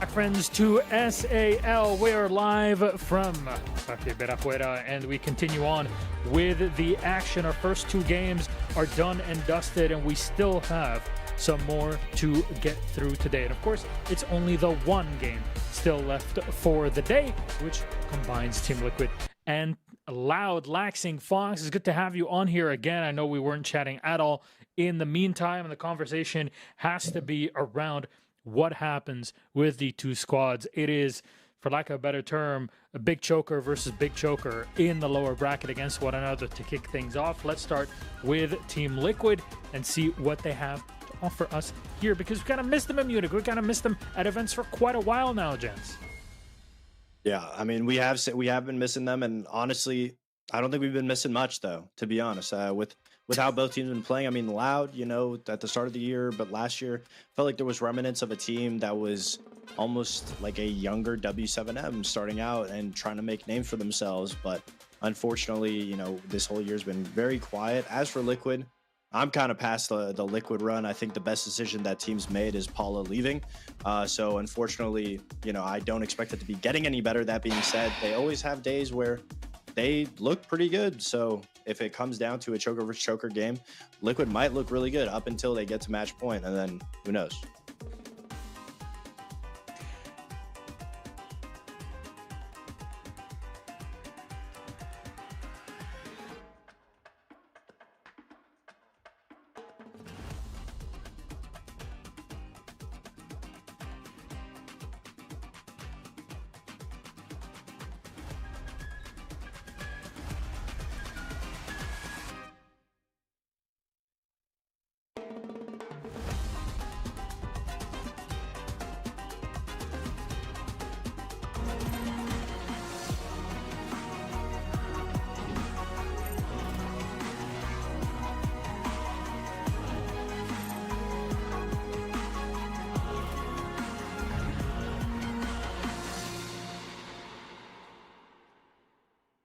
Yeah, I agree. I mean, I think when it comes to Liquid, some of the goods from them is obviously having Maya be the primary entry on the team. He's been having huge success.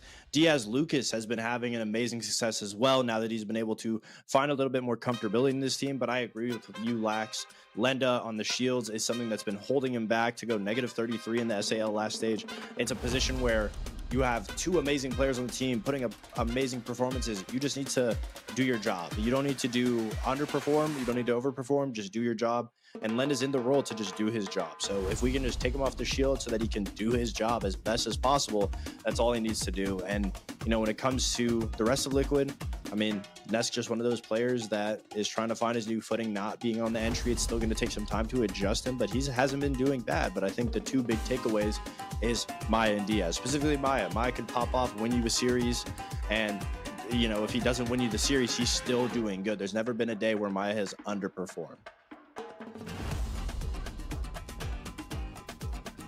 You don't want Team Liquid to turn into the idea of just, hey, this is a retirement home and nothing more, and you need everybody to really pull their weight wherever it is possible. But Loud on the other side, they are in the top 6 of the region here, Gabe, but can they go beyond it is the question. I can't say they're very loud. I'd say they're more quiet on that end. I mean, they've choked out of playoffs 2 times on their stage, literally on the last cusp of their games in the regular stage. It's kind of very unfortunate because, as Fox was saying in the beginning of this, you know, it's like old remnants of what W7M was trying to make a name for themselves. When we saw them on that E1 roster, then into Raza Academy, I mean, we got behind a lot of these players and talked them up, and they were making very good strides for such a, you know, new team, early advances. But I think they it was a honeymoon phase. And then once that started to fizzle out, we started to see these issues. Then they reform, they bring in Loud as to represent. And I think all that added pressure onto them really was just the cherry on top. That was just a recipe for disaster because we haven't really seen a lot or anything really tangible to hold on to since that change, since this roster coming into it or the organization coming in. I mean, the one saving grace really has been Flash Ray. He's been always a phenomenal player. He's always putting up numbers, trying to keep his team alive. But even when you look at the stats, he was plus 17 in KD. The highest underneath him is -7, goes -12, -12, then to -30. Live certainly needs to come alive, especially with SI implications on the line here. I would like to actually see him be more on a shield role, take Bassetto off of it, put Live on the more shield operators, and allow him to just be the face, see the site, be able to call from there, move his pieces around on those attacks, because really there's not a lot of tangibility on this roster right now.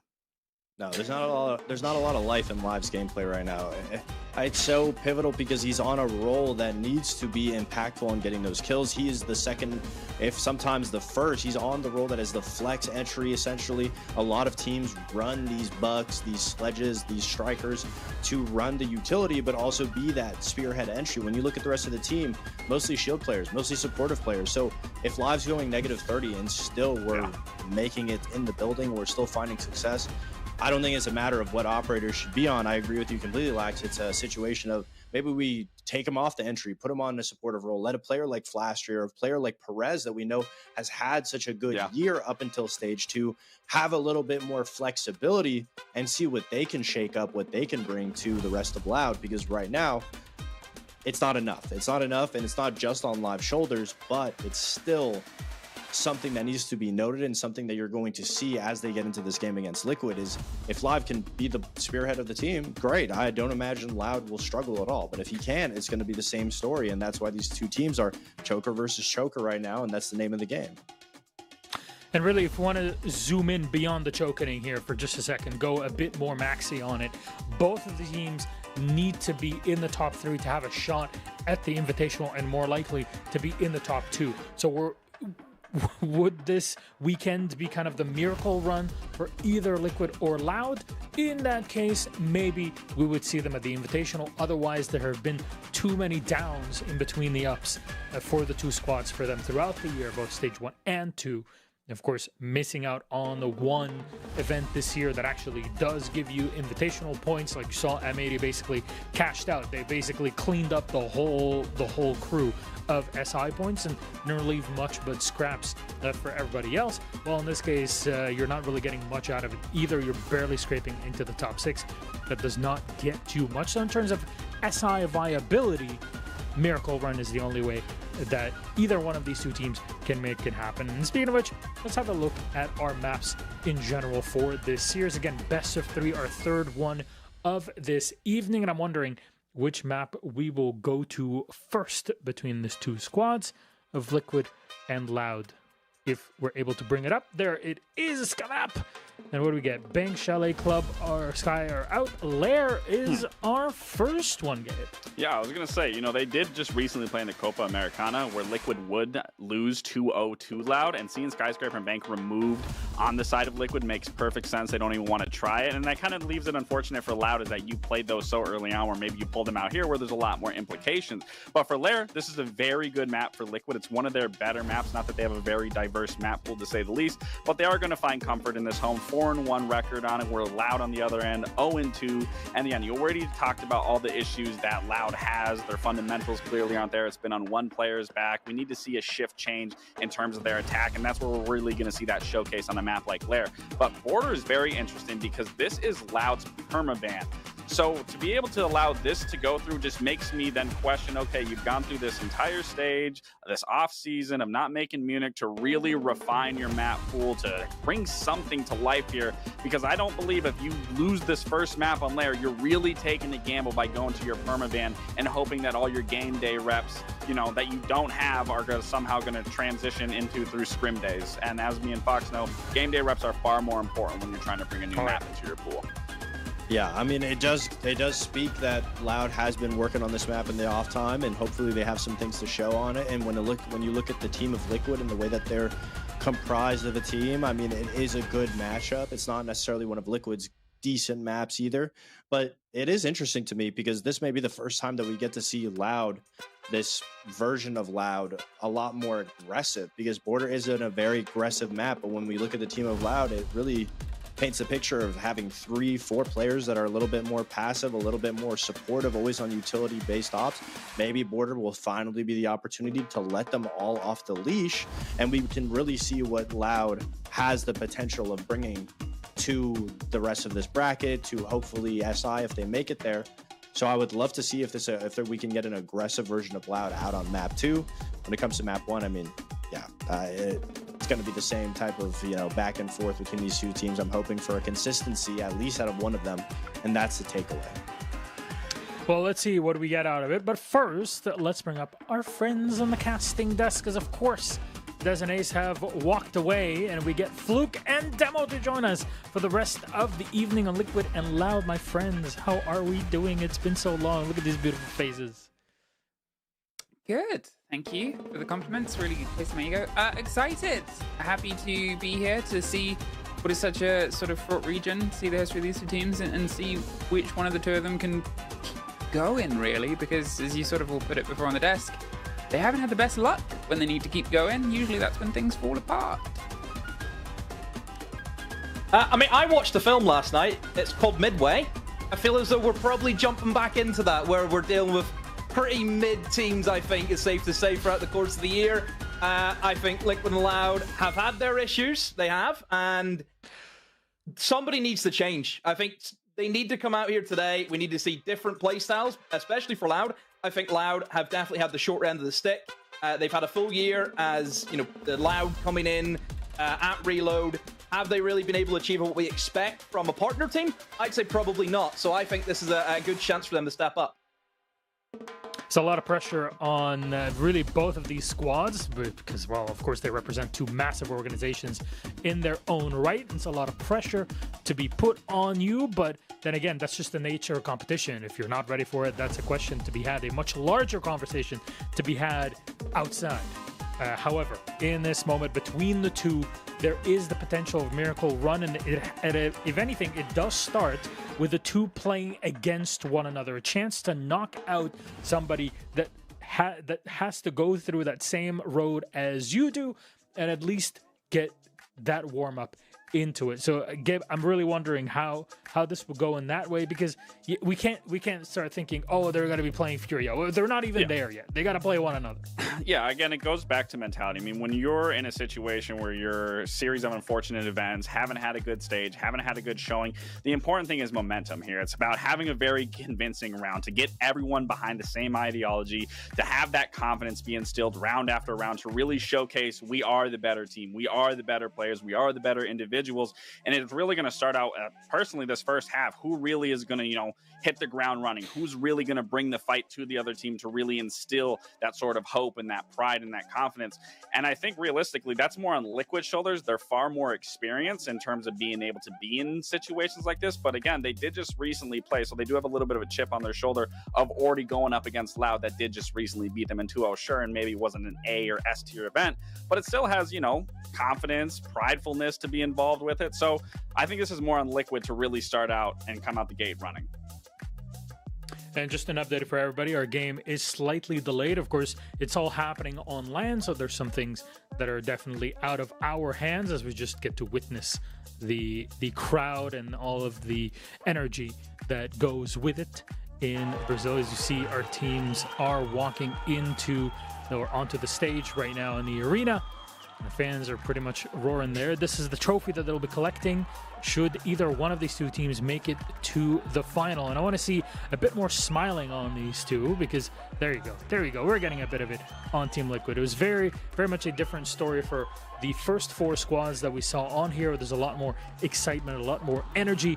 With these two squads, there's a lot more stress on their shoulders, as we can probably tell. It's been a while since we've seen them on main stages, internationally or regionally, Fluke. Sorry, something really upset me of how they walked in there. You know the really cool art that they have of the players? Yes, they had them the other way around from where they were. Yeah, it's so cool. But they had them the other way around from where they actually are on the screen. Loud is on the left and Liquid's on the right. Just cancel the whole thing. pull the whole thing. No. I couldn't stop thinking about it. It's an exciting game. I don't even remember the question you asked me. Milosh, just send it again. The game's late. We can't just send it now. We're gonna everybody. Send the question again. I forgot about it now. You think right. My brain can handle this long of a time frame? Here's a good question. Here's a good question. Yeah, do we think either of these teams are beating NIP, let alone beating Furia? Or not Furia, FaZe? No. Yeah. No. What do you, brother? Well, I'm glad we got that next? out of the way. So LCQ is really in the future here. So what can these teams take away, regardless win or loss, that they can improve themselves? He's doing your job, Milosh. Get in there and stop him. He shouldn't be asking the questions. Get in there. Why are you bootlicking me, Demo? No, we're not doing that. If Fox wants to host, he can definitely host it. It's okay. Fox already wowed me once this year, among many other times, but one specific time it already. There was one time well done. where Fox wowed me. Outside of that, kind of just underwhelmed. No. Look, we all set a certain bar. You're cold. Don't you listen to him, Fox? He's jealous of the hair. Honestly, don't listen to him. Look, just because I'm losing my hair doesn't mean I'm jealous of foxes, okay? It's called male pattern baldness, and I'm a Middle Eastern man. It just we're happens, all okay? gonna be there one day. I mean, look at Lax. He's got the beanie on, like. My ball. Nah, man. yo. Oh, there don't it is. stop, I stop, got pull worried it for down. a second. I started peeling it back. I was like, hold on, when is this showing? Thought I was At least, LeBron you for know- a second. The LeBron of Siege. No. always There's thought that. specific. There is a specific thing. Laxing is not the LeBron of Siege. He is the what was it called? What was the interview Where are you during going SI with Fox? this? You remember this? The Tom Brady of Siege, as we heard on many live TV news channels in Boston when Laxing was on interview there. So there you go. An honor Wait, to be what? there. Did we? Yes, that actually did happen. Was Oh, that yeah. with your Somebody, mouse? somebody did say that you were the Tom Brady of Siege, or I don't remember what it was from. But It was on in TV in Boston. Yeah. Yeah. Oh, because I did that interview with the news channel? Yeah. Oh, yeah. Didn't that happen at like Yes. 6 a.m.? I don't know. It was early. That's all I remember. I got pulled to the side. I think they just saw me there and like, all right, well, someone's here. Let's just do it. Good Morning Massachusetts, I think was the show. I'm not sure, but you know, Emmy and I definitely went around, and we had a lot of fun in Boston and in the region outside of Boston. It was a lot of fun. Have they been in seeing the huddle for I was 5 outside minutes? the studio. Like, Yeah, what do you know, think it's they're cold. saying right now? They weren't letting you in. I think they're just hugging. I've always wondered that if Aw. like a team is like a underperforming team, like what do you say like in the huddle? Like, hey, I know we choked it the last 10 times, but this time, not again. Well, I know speaking to like some lesser teams who know they're pretty bad. Lesser teams? No, but like, the relegation fodder, we'll call them, right? They kind of say that they have the mentality of, guys, we're not supposed to beat them. We're terrible. Let's go make them look terrible. That's the mentality that the kind of lower teams would have. But what do you do when it's two teams that are known for choking all the time? Yeah, do you Let's think- make ourselves Guys, look less terrible. Do you think Did they anyone believe CPR that train they're these bad? players? A CPR course could go down a riot, I'm sure. Gang, can I pull you into a huddle of us? We got to build these teams up before the game. The series hasn't even started yet. Hey, look, Team Liquid, they won We've a been pro trying league. for years with Liquid. Team been. Liquid have won a pro league 7.5 years ago. Some still call themselves world champions. I don't know why. I think it's an absolute lie. Loud have great talent on the team. Like, genuinely, there's a lot that could happen, and it seems like some people are misplaced. But then again, you can do a lot of work. This is the opportunity to warm up into it, get yourself into it. Furia, FaZe, whatever. That's a worry for future Loud or Liquid to worry about. Right now, you can focus on this team right in front of you here. Get your head in the game and focus up.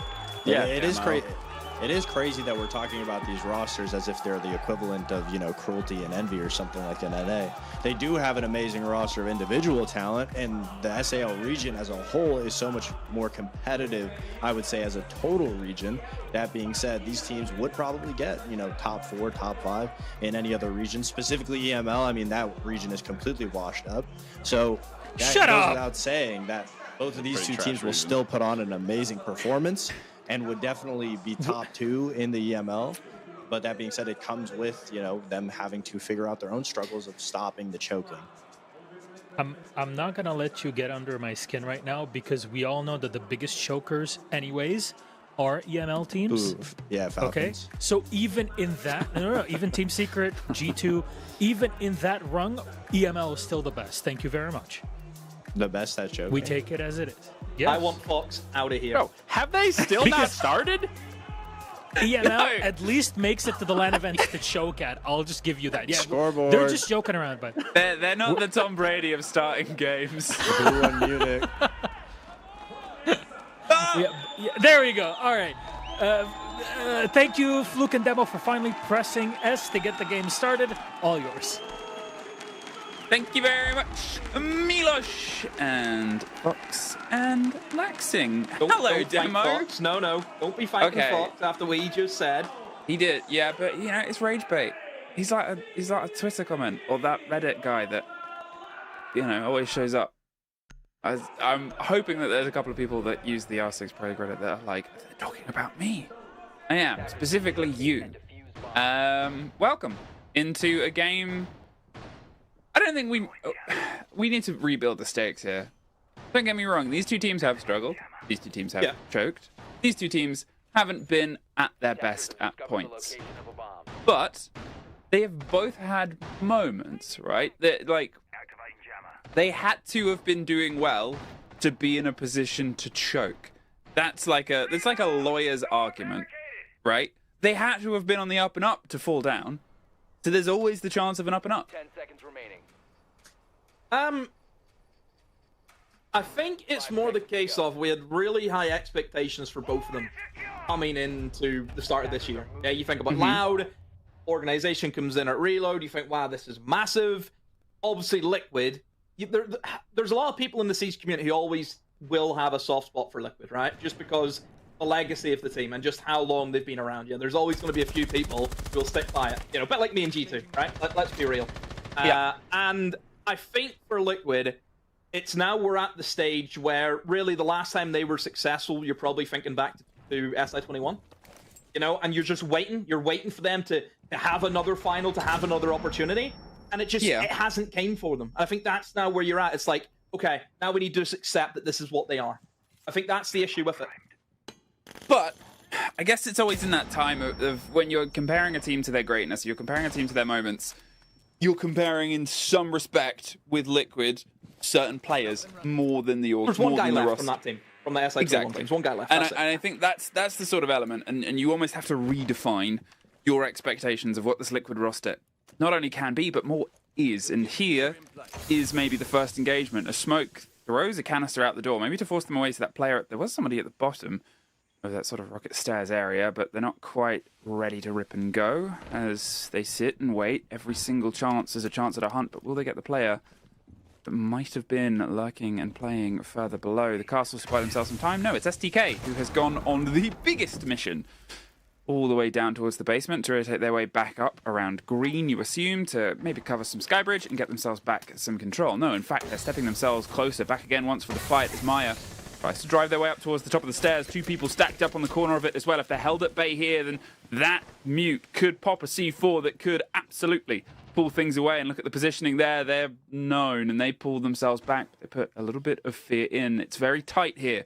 You and I have had compliments and complaints about sometimes teams just aren't getting enough width when they approach this. And you can see Liquid, you know, where is the second part of this push demo? Yeah, it's very slow and steady, isn't it? I think the slow is the main worry here for Liquid. They haven't been gifted any kills. They've only been able to take in towards Mez. You know, how much utility do they have left? Not a lot. I mean, Glaz is out of smokes. This is the last opportunity for him to get value out of the gadget. Well, Diaz takes a lot of damage, but there's the flanker, and there's the follow-through. Perez gone inside the site now. The 5 versus 3. They're able to get those early bodies. Nesk is underneath, getting the clear and the clarity, so they can try and get, you assume, the close and maybe the cross wall open. This position of Basetto playing just the swing on towards the table itself as Flashtree does get one. Can't get the confirmation on the second. Lender gets his swing round. 15 seconds, though. They're waiting for the breach to pop. And again, it just takes the moment of stopping the planter, but without any more smoke canisters. All he can do is sit and watch and hope for a wide swing as all he's left. There's one dropped. They know somebody's on the door. They're going to have to try and push it now because, oh, they somehow got another off the rip, but not quite enough. Yeah, I was going to mention about the lineup coming in from Loud. I think they've missed a trick, and the trick is Tachanka, okay? We seen it a bit last week inside EML. I think Chanka, honestly, might be the best operator for that site with the value that he brings, yeah? We see it work out really, really well for a lot of teams that bring the smoke and the Tachanka to have that double firepower off the denial, especially whenever... You know, for that bomb site, for that attack, whenever, again, a lot of teams will just come in through Mez, in through operations, they'll try and take in towards rocket stairs. That's a lot of time and utility. You know, we see teams, I mean, pretty much Liquid. You look at, what, 2 minutes? It took them before they were able to gain control of Mez. And the smoke was using the smokes early as well to try and give him a way back into the bomb site. Imagine having the Tachanka in the 5v5 with a minute left. You'd be laughing. And that's probably what they missed there. I think they need to double down on the denial, especially if they're starting their smoke in an aggressive position to burn early. Now, there is one sort of statistic that we haven't really, truly dove into, which isn't a word, I don't think. I'll check. Okay, you run that numbers whilst I talk these ones. You're wrong. Loud. It's not a word. There you go. Loud do not have a great record on Lair, 0-2, and to be fair, the weaker side of that for them is actually their defense, and this includes a game against Liquid all the way back in Stage 1, which was a 2-7 loss for Loud to lose. Liquid pulled that one clean away. They have 1 of 9 defensive rounds won over their duration on this half. On the flip side, Liquid, well, they love this map demo. They love it so much. They're actually better at attacking it. 61% success rate. So, yeah, this is their stronger half. But Loud, you know, it's pretty abysmal. Yeah, I think a good comparison is during Stage 2, FaZe and Loud played in this map, and FaZe beat them very convincingly. And then do you not remember that we then cast at NIP versus FaZe, and FaZe got absolutely slammed? I think it's the case of those kind of comparisons where, you know, FaZe aren't the greatest team on Lair, but they were good. Like, it was fine for them beating Loud on it. So it just kind of shows maybe how bad Loud are in this map. Well, there's also this strange sort of split, like the maps, the bans in a best of 3 always tell a story, which I might need to put a pin in for as we get the first little bit of pressure down here as Live. Ooh, are they going to peel all the way back? They're really tempted for this engagement, keeping the pressure a bit hot. As soon as the pressure comes around from the locker side and the swing, well, Live might overstay a welcome, but Pseto gets Lender. So suddenly now they have this man advantage. Yeah, 2 shields were banned. You've still got 1 standing, but now they're 1 of 3 left standing as Maya. The Capitao hurt, knocked down. Oh, there's the down. The Glaz just spraying and hoping. None of it truly connecting. 1:30 in, I think you can say this is a failure to launch and land. Yeah, one thing you have to say about Loud is they're up for a fight. You know, we've seen that in the kind of early portion of last round where they wanted to hold on to Rocket for as long as they possibly could. Then here again, they're not just gifting away early map control. They're holding in towards Garage. They're going to say, you know what? We're going to be here. We're going to stand our ground. We're not going to let you just walk in. We're really going to try and play the timer. I think that's the main thing here I'm seeing from Loud is they want to slow down Liquid as much as possible. Ooh, really trying to pick a fight with a Blackbeard, but knows that there's 2 bodies there and it's buying them more time. As you said, time is that big factor. Yeah, it was slow, but it was precise and it was methodical, as Liquid's approach was in the first round. But here, when they've been pushed back, they're still being pushed back. Ness gets 1, fine, but look, they're just delaying, they're denying them the approach. 2 versus 4, and the Glaz is suffering some of the pain inside. And here, Pseto just peels back, just pulls themselves back another 5, another 10 feet. They're making every single room. Suddenly, instead of just be a clean pass, it's 15 seconds. And now, surrounded by smoke, 20 seconds left, and this has felt like much better usage of utility here, Demo. There's the spray, does get 1. That is it. Yeah, much better from Loud. Really, for Liquid, not getting a real opportunity to attack the bomb site. They were kind of just denied from entering the building and off. And I mean, look, that is a very direct take. And some teams they like to go for it where they want to try and push across from Garage. They're not really interested in taking above, which is the more, I would say, traditional take, is teams going upstairs, playing with the vertical operators like a Ram, for example.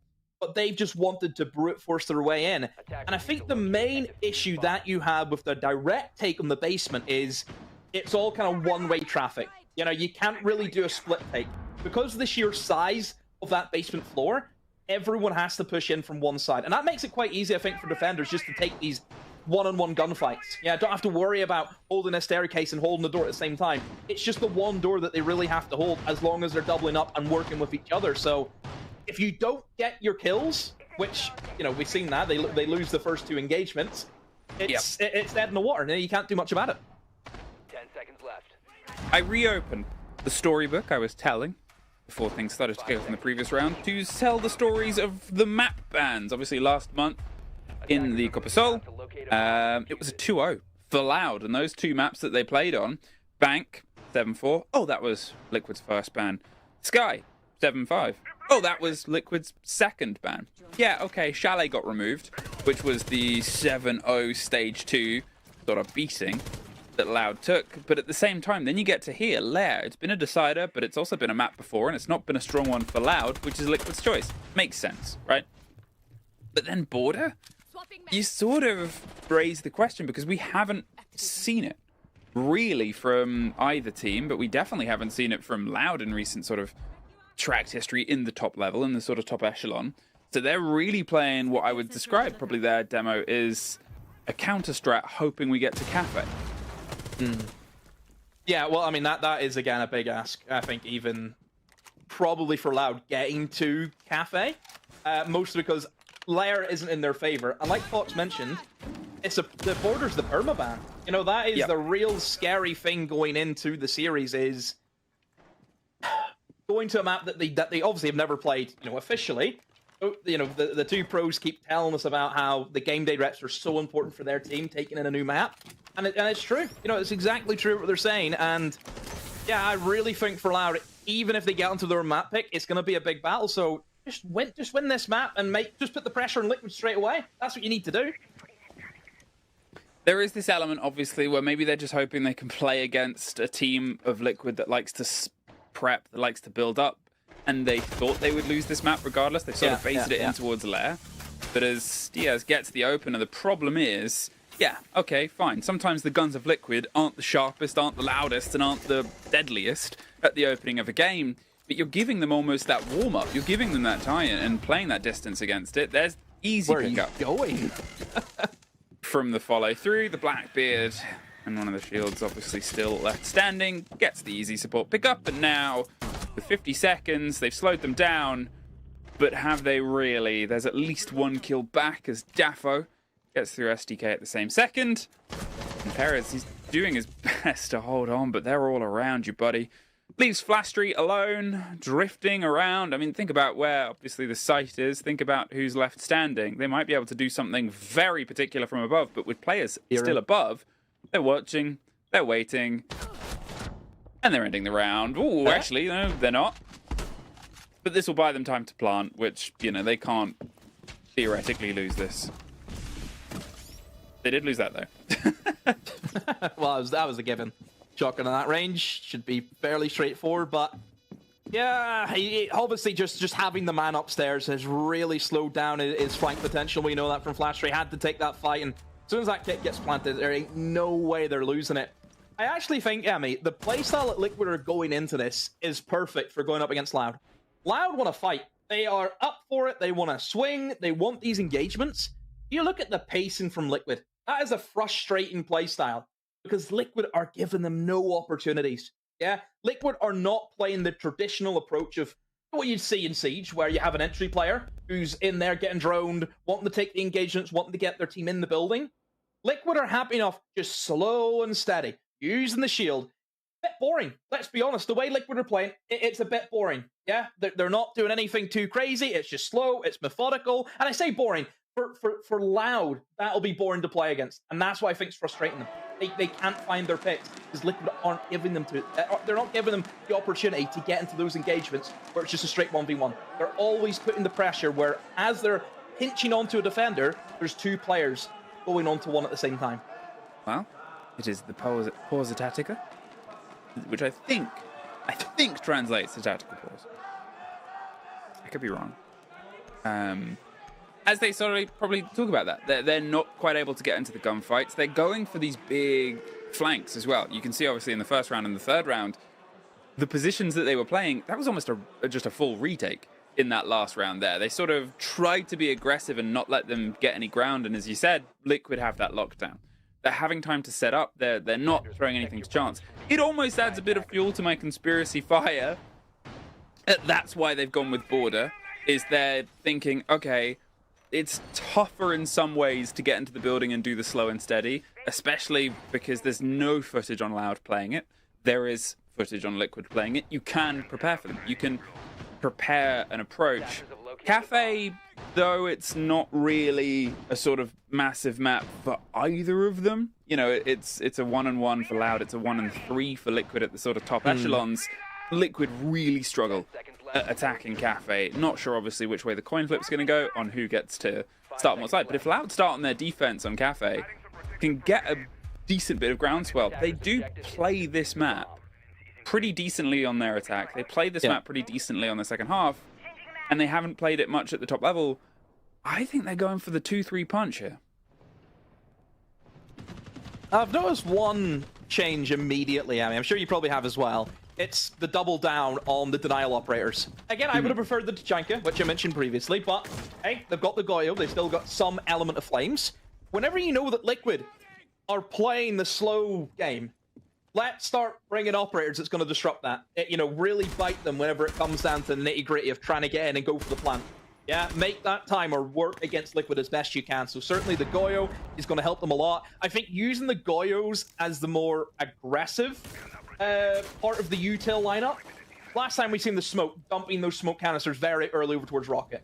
Yep, they're going to use the Goyos to try and kind of burn that early time. Yeah, they're going to last for about 30 seconds. You know, it's as good as free smoke canisters in all regards. So I like this approach so much better. And hopefully the smoke will be able to have all three gas canisters whenever it comes to actually denying the plant, which he didn't have the last time.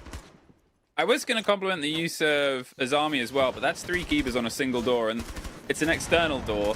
Yeah, you're buying yourself 20 seconds. It's just wasting time, yeah. Yeah. But think about those in the final minute, and think about... Okay, change everything I've said. Oh, they won't get the kill, though. They got the down. Maya had the cover. The impact couldn't quite get the Blackbeard either. Unlucky. Do you risk it? Do you punch it? Oh, it's such a trade. It has slowed them down. Now, the point I was going to make was going to be, you know, you have it around this position that we're seeing Besetto in right now. You have the keepers, you build a bit of a fortress, you play that extension so you can sort of cut across the door, especially now you've banned the glass. So they can't just throw the smokes down and do the pushes that they were doing before. But instead, obviously, they've played it in a very aggressive position. We're at that minute mark. The 5 versus 4, but Blackbeard has suffered at least once. And then you look at what's out of their pockets. Well, they only have smoke canisters left, and then obviously the chance at the blinds and the bees. So whatever they do, they've got to do it quite snappy. This is what are you doing? A curious decision, and I think have been punished for it. I think does that extend out the doorway onto the corner, maybe? Maybe just a little bit. Yeah, you see a little bit, but still enough, I think, for landed operate. Yeah, there we go, straight in. And they have been able to take Rocket, but again, look at the timing here for Liquid. And I don't think they have a hard breach. No, they don't. So they have no way of actually getting into the default plant position. This is going to have to probably be a kill game, I think, from Liquid. Okay, yeah, and there's, I mean, a couple of kills that go away from them. Yeah. All right. You do wonder what the plan was. It's an oversight, isn't it, from Liquid not bringing even a bit of hard breach? Considering all the stuff that they did bring. I just, you know, and it's an oversight for me because why didn't I notice that? Because why don't they have that? Because you know what you need to do here, right? You know, you will need some form of opening. They're playing the Rara. They tried to slip their way across the top, but it was so slow into ops and so late that they put pressure anywhere on the crossfire and anywhere on the sort of back of the top floor. They weren't on display window until the final 20 seconds. What? Huh? Are you cold? You've just done a burr.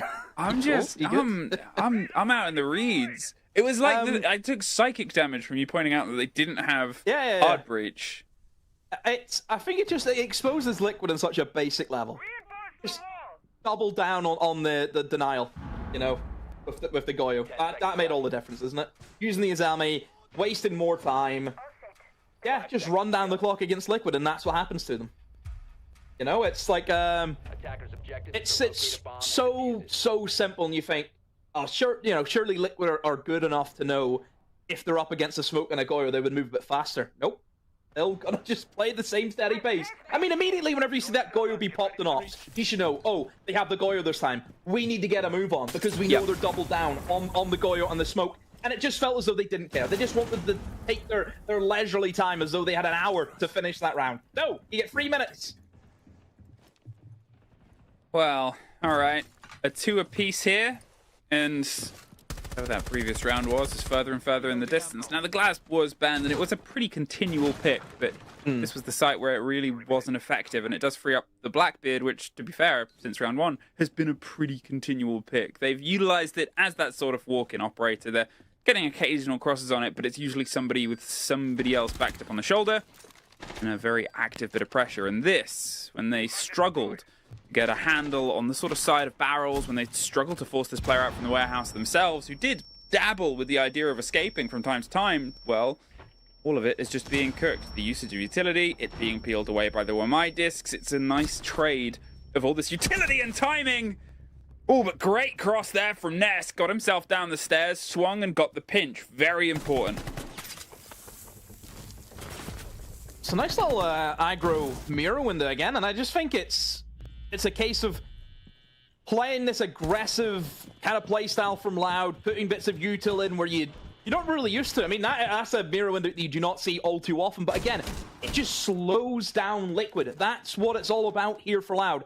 Look, same direct take coming in from Liquid, no real interest in going above, using vertical operators. No, they just want to push the one way. They need to get that single wall open more than likely, and they do have a Selma to do so. So Diaz can get that open. It will give them the kind of opening that they need to play those crossfires, and just have to try and force their way in and get this plant down. And the shield is going to be such a big nuisance. Look at that Pasetto. He cannot hold his door because, hey, it's a guy with a shield in his face.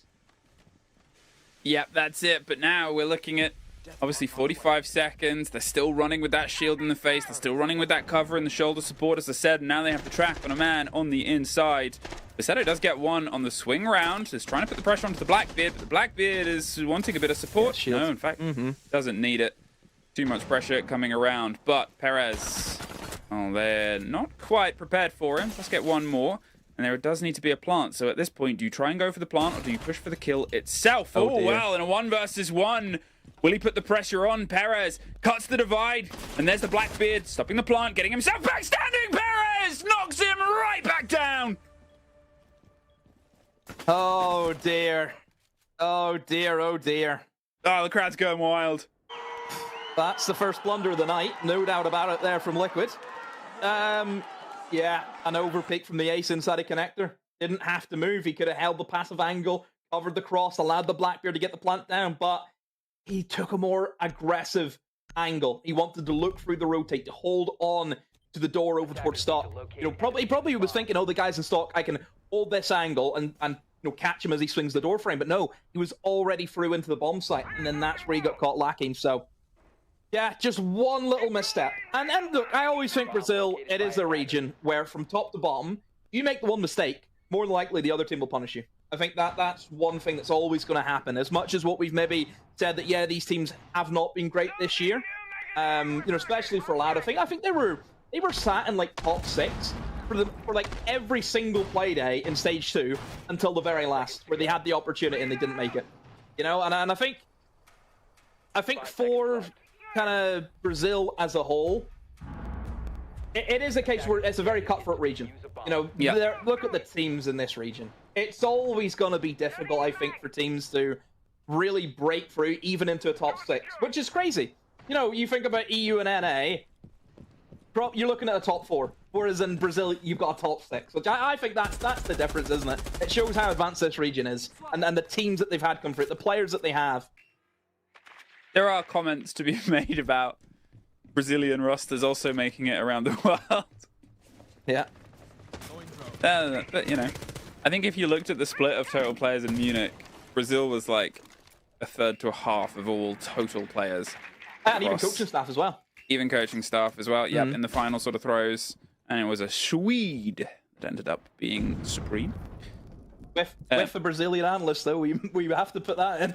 Yeah, that's true. But then also, you know, you've got Brazilian players in a lot of teams all around the world, whole Brazilian rosters, as we said, and yeah, it's a pretty good region. And this, goodbye. Great response again on that pick for pick, blow for blow. And that trade game, we've always cite how important it is to make sure you are snappy. And we also talked about how aggressive Loud were on this defense last time, right? They were trying to make sure they were stepping back into all of this approach, and they just got punished because, well, they were able to set up. And here, oh, wow, that wasn't a great pickup. There wasn't quite anybody watching the bottom of green, so they can slip back towards the site, and they keep their life.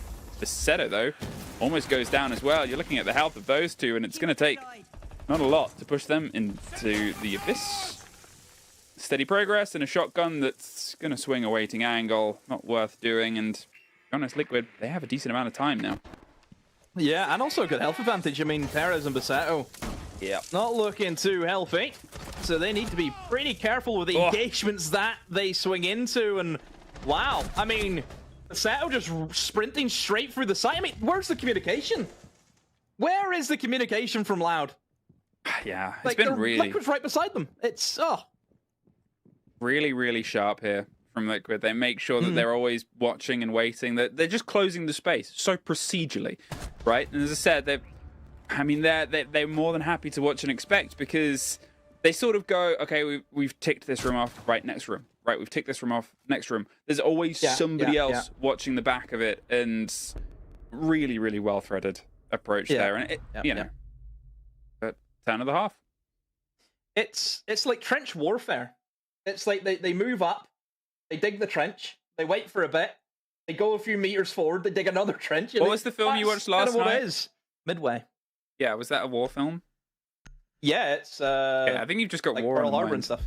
Oh, okay. There wasn't trenches in Pearl Harbor because they were boats. No. They wouldn't fit in a trench. I think. Small boat, big trench.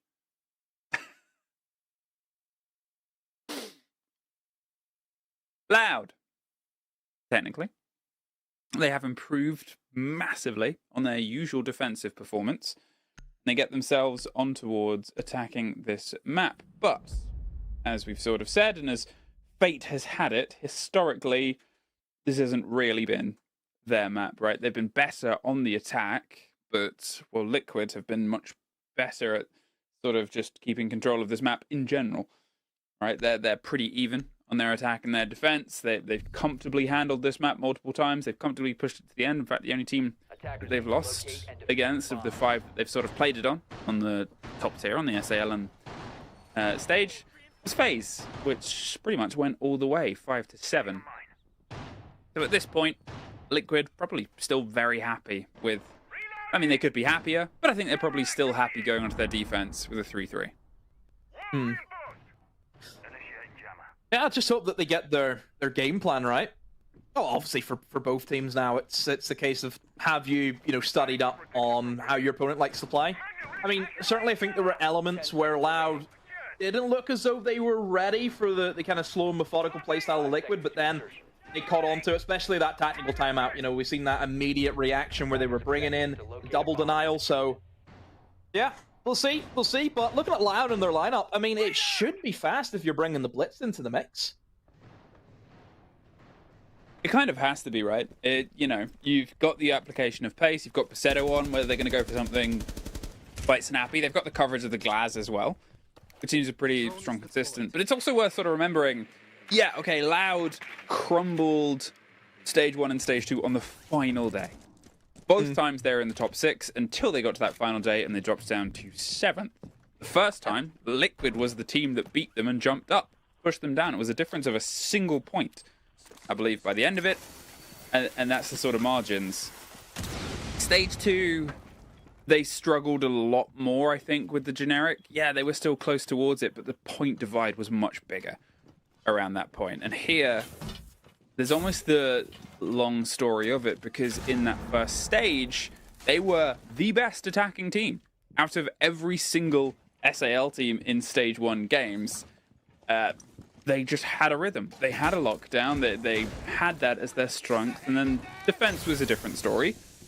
Whether they tried to improve their defense, they technically did, but they fell off and became the second worst attacking team in Stage 2.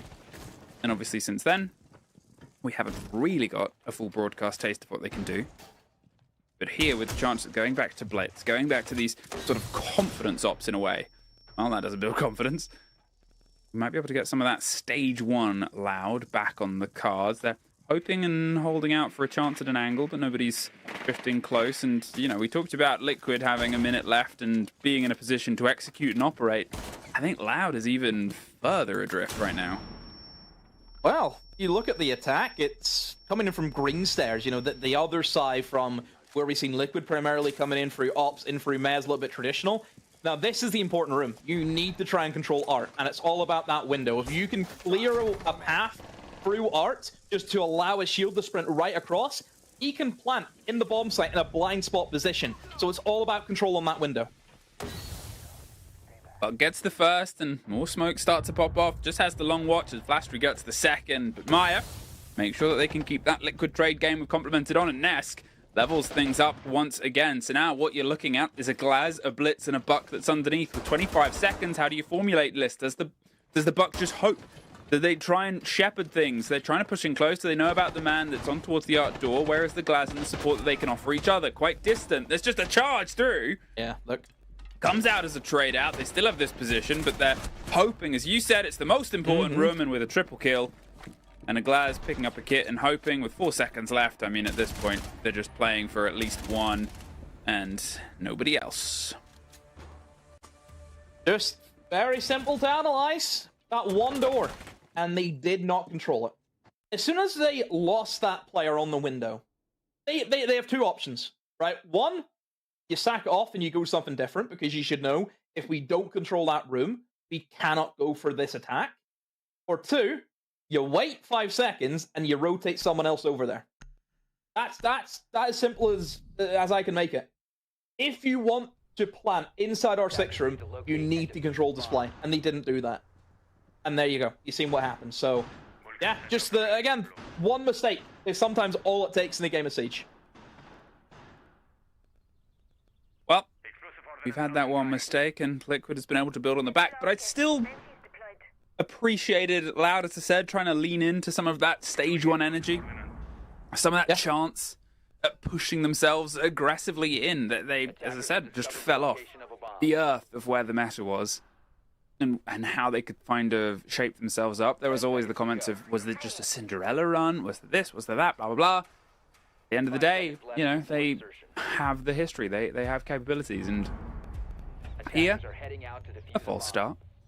A chance to build, and they've similar lineup across the very different sides itself. Shows that almost statement of like, this is how we want to play, right? We want to keep bringing the Blitz, have the Glaz as the cover. We've got the Ying now as well to add even more, and then you've got the Capital for the coverage instead of playing the Grim. It's a very step first, ask questions with my gun questions.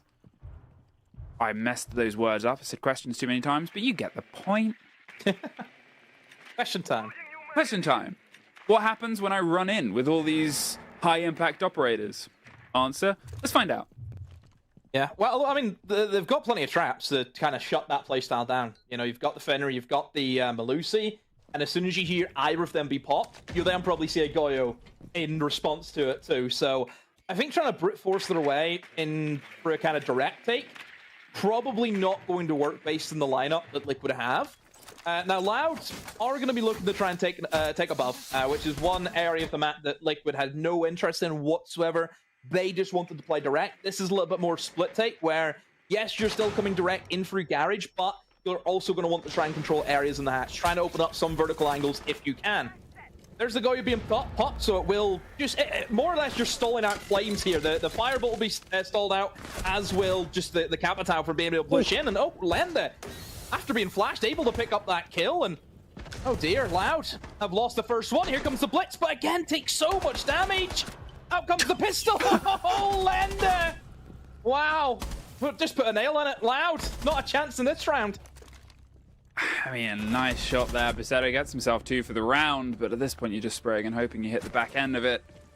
The Blitz suddenly popping 2 feet up in the air, which I don't know what that was, but the Blitz mission to the moon. I mean, yeah, they try to be snappy, they try to be sharp, they try to be all the things that I said, and I think all the things that you then followed up with happened. They had the watch, they had the position, they had the awareness, and they had the sort of wherewithal to go, oh yeah, they're trying this. This is when we can shut that down. Yeah, rolling around behind that sort of position, leaning in towards that direct approach that's coming from the sort of electrical, the locker side, and then obviously the swing in the core of it, down on towards Missile and down on towards Toxin, and just being like, I'm going to roll around behind this desk and get 2 kills, is shouldn't be allowed, but defines around. Here's a good question for the professionals up above us. Okay. Is it a case where in that round, obviously Bisetto would dump in the util, they dumped in the Yings, But then you look at Pasetto, he was blocked off by the Goyo. You have to make a decision. Do you, one, just go ahead and push in, which is what they did, and it didn't work, because they feel as though they needed to push in because they dumped the utility, or two, you wait for the Goyo to dissolve so Pasetto can actually do something, but then you don't have the utility that you've just dumped. Does that make sense? Does that make sense what I've said? Yeah. You feel as though you need to make that push because you've put too much in. You've invested so much, and it forces you to have to go in to almost a 50-50. Balls up in the air, who's going to catch it kind of scenario. Well, at this point, Loud have to try and catch something. If this game continues at this pace, and remember, they've already used their attack timeout, that is it. That is it for this first map, and we are hurtling on towards border, a massive unknown. Flash Tree does get Lender, good bit of a support structure that has survived and slipped away. But now, with this control and with that gone, is that overextension going to be something that costs Liquid? They could not have handed almost a better potential start here for the side of Loud.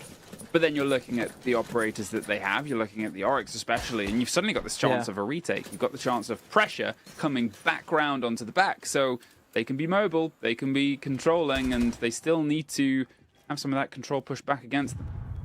Yeah, we need to highlight Nesk. I think that's the danger player. It's what can he do with the kind of Oryx, isn't it? And that's the operator's probably going to change the outcome. If he can find an opportunity at a flank, that could be enough to win them this round. But look, we know whenever it comes to this mid floor, for the attackers, it's clearing out the player who's going to be in the heart of the bomb site. And this is going to be Diaz. He's going to be the man in the hot seat.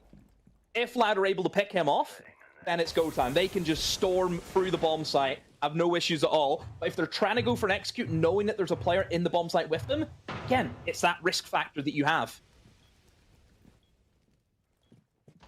With 50 seconds left, and you can still sort of see the cogs turning here for the side of Loud. They've got themselves down towards the bottom of the stairs. They've got themselves eyes inside the room, but Daffo and Maya are still pretty comfortably locked in above. And well, as Live takes a scratchy damage, think how important those Capital bolts are going to be, both in the sort of pressure that they can apply inside, but then potentially holding them off, as the Smoke is doing exactly the same thing. Perez does find the second. They're able to get that man in the middle, and they're going for the plant itself, with Perez doing a lot of the heavy work here, and so you cannot find that planter. Shield on his back, and Loud. Nice little play, nice little pocket, and tough little retake now. Hello, Blitz. How's it going? Oh, pretty good. Sprays down one, and was probably very thirsty for the second. There's the pressure. There's a great take. Oh, there's a second. There's not a third, though.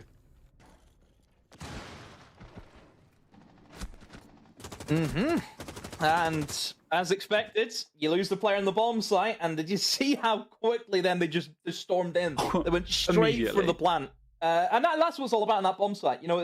It's obvious at this stage, the bomb site will be free to you, and there's no solace. So you can just smoke the living daylights out of the bomb site. Nobody's going to know where you're planting. Yeah, straightforward there for Loud. Probably Liquid. Could they have done more? I think it's difficult whenever an operator like a Gridlock is on board, because then the flank potential is just going to be null and void. So again, I think it's a difficult round there for Liquid. I don't think there's a massive amount that they could have done. The only thing they could have done different is probably change their lineup at the beginning of the round if they could go back in time. But just a very solid and well thought out round there from Loud. I've got an answer from Lax. He says you have to commit to my follow-up question. You just have to go for it. No point waiting. If it's one guy, just go for it. You've invested enough. So there it is. Thanks, Lax. And I'm going to wait. I'm going to wait the 3 minutes delay or whatever it is until he responds. Because otherwise it's rude.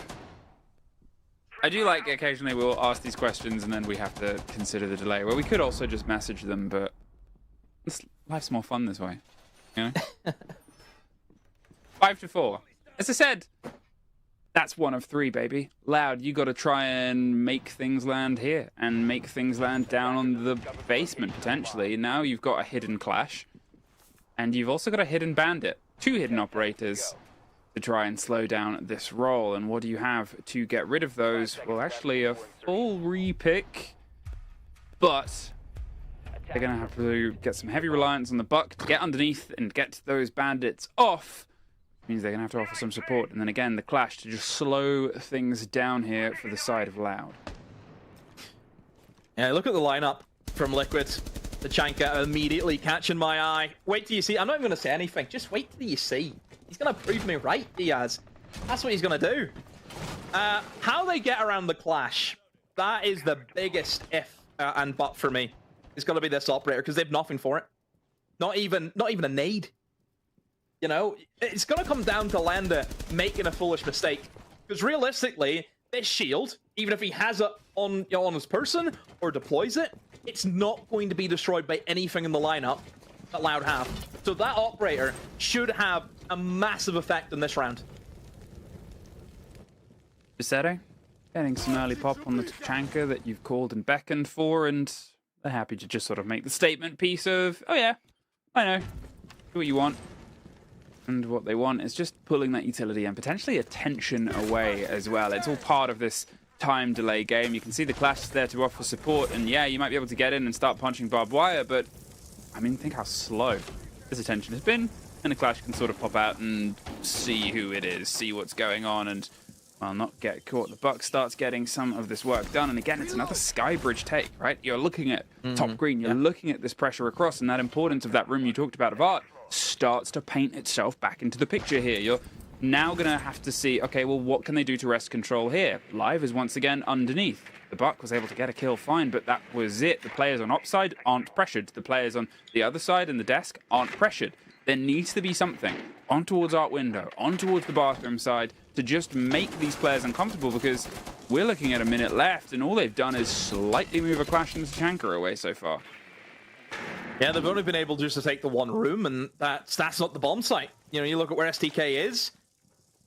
He has to try and dig deep and get himself in a position where he can support this plant going down. Bisetto is going to be the man to watch. He has the diffuser in hand, but you think about all that early burn, you know, the Tachanka being used just to slow it down. Now you have to deal with the smokes too. Look at the time and look at the util that Liquid still have. You've got 2 smokes. You've got 8 Molotovs also remaining. I mean, this should be enough, realistically. Well, with 20 seconds left and the blinds coming through, all 10 players standing, and I feel we're about to start to see some of them falling away. There's the drive-through. There's a bit of damage done, and a shotgun pops one, but Diaz gets a quick response now. 10 seconds, a reloading Tachanka and Bisetto burning alive. Tries to pistol swing his way through Art, and there's the drive, but 8 seconds. Everything's on fire or smoke, and they still can't get that kit anywhere close to landing. 2 seconds, Bisetto, he goes for the tuck and roll, and now he's just hoping for the cover. There it is! C4. Seconds away from the rip and tear. Oh, if he was 1 second late, that would have been the round done and dusted. There was a C4 still in the back pocket. Wow. Now, look, for Loud, that is just a case of just, you have to try and fight through as best as you can. And the important thing, that time for Loud, you look at the difference from the last time that they attacked it. It was that they had control of Art. They didn't have that the last time. They had a player on the window. It allowed the Blitz to move through the bombs like this time, compared to just getting shut down as what he was previously. You know, that's the little important details that you need to have whenever you go for that attack, is control of Art. And you've seen that the success that they had, but for Liquid, I think that round will probably be a bit upsetting for them, because that's a round realistically that they should have had. With the time remaining, with the util that they had, I mean, I forgot they even had the C4. Maybe that C4 could have been used a lot earlier. You know, there's a lot of if, buts, and maybes in that round, of course, but once again, for Liquid, they've drawn the short straw. Which, to be fair, I think both teams we've seen draw that straw quite a few times throughout the year. I think there's the element there of, as I sort of said at the minute mark, Loud haven't got a lot to work with, and this is what they need. They realized it. They couldn't have let, you know, it was a split second on their side as well. You're looking at a second to stop that diffuser, or to stop the C4 being thrown. You're looking at half a second before they wouldn't be able to plant. If they were a few steps further back, you know, it's all these potentials. But Liquid, I don't think were expecting it. Liquid themselves got a little bit complacent. As you said, they had this utility. They had this possibility of operating it. And yeah, we're operating with more knowledge. But I'm wondering if at the minute mark, if they'd maybe gone, okay, well, why we could rotate underneath. We could put pressure on towards the buck. We could maybe double up with our support on towards art and display window. We could. Great point. It's a lot of that sort of situations that I think Liquid were just sort of like, oh no, they've got a minute. We've got this in the bag, baby. And it ain't over till it's over. Complacency is the death of great teams. You know, we've seen that time and time again. Maverick getting a little burn, easy removal, and a Tubarao will freeze it. Does buy them some time, but it was quite a late canister throw, so assume... well, he's just going to keep double stacking them. There it is. It's a lot of mental maths and counting. But again, it's quite early to be delaying this wall, right? They did get, I think it was at least 1 kill from this position before, but it helped them get the other 2 to allow them to move into the side, and that one, that was a bit too late. So last time it was the Oryx is the kind of wild card pick operator that Nesk had brought in, but this time for Liquid, it's going to be the Solus. Remember they actually had issues with, as soon as they lost the players in sight, just smoke galore into the bomb site, you move in, you go for the plant. They didn't have anything to really disrupt somebody going for a plant. Obviously, Solus will do that.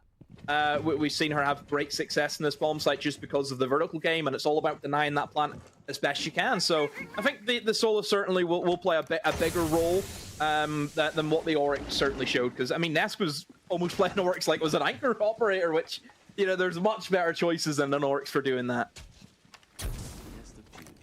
Now, as the smokes just buying themselves a bit more pressure, there's the charge through, and there's Flash through charging on.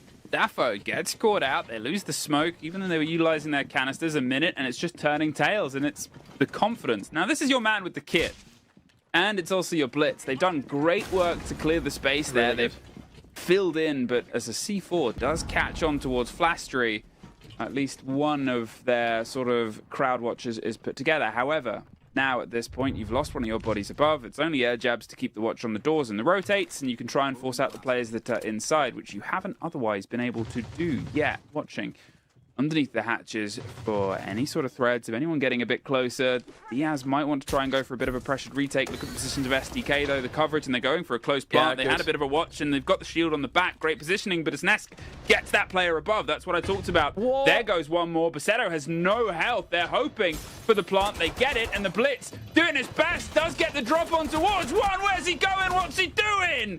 Gets the hop over, gets the kill, and gets the trade out. Live is going to have to play this perfect, and you can see they're waiting for the double up, the support. It was such an important kill to get the Asami, to get rid of those keepers. They can't just cover it. There's the divide, there's the first swing. The other one's about to hit up close, and they get it. Wow. Oh, 1 for 1, but they did all they needed to do. Liquid put themselves on to that point. Wow, what a retake from Liquid. That is not an easy one. I thought Loud were really clever with how they used the blitz to go for that plant. Jumping in through that breach. Anyone else who jumps through that breach would have been killed by the tub. But because he has, again, the shield in his face, that kill doesn't come in. He's in a perfect position to go for a plant. And that plant, of course, is great for the post-plant scenario. It gives the player outside of the breach a really good opportunity if it's like maybe a 1v1, not the 1v2, which we had seen. But Liquid were happy to do that. Liquid were going all in on killing the players above before they even thought about denying the plant. That's what they were focused on. They were able to get the kills. I think it was a reverse kill, wasn't from the top. I think he killed the player who he was obviously searching out for in the hatch for quite a while. He was able to pick him off. There's another kill that came in, and then it's a 2v4 immediately. Obviously, from our perspective, that Blitz is not getting out of that breach again. He is stuck in that room. And then they just have enough men just to trade that final kill. And yes, again, it's another close round. Of course it is. But Liquid don't care. Liquid will take it. This is an elimination match. Don't forget Emmy. If you want to play Ugly Siege, by all means, do it. I think you've sort of put it right there. Is, you know, getting yourself through is an important thing. Getting yourself the win over these teams is the important thing. But then I throw my mind back towards something Fox said on the desk when he was our host temporarily.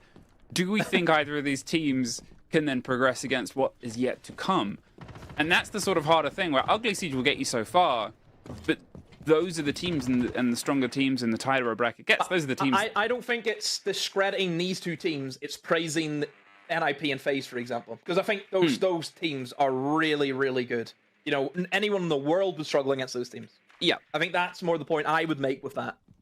Well, either way, you kind of want to see these teams stepping up in a level, if that makes sense. In this game, in this showdown, I'm excited to see Border, because there's always the possibility of stepping up. There's always the possibility of introducing something new.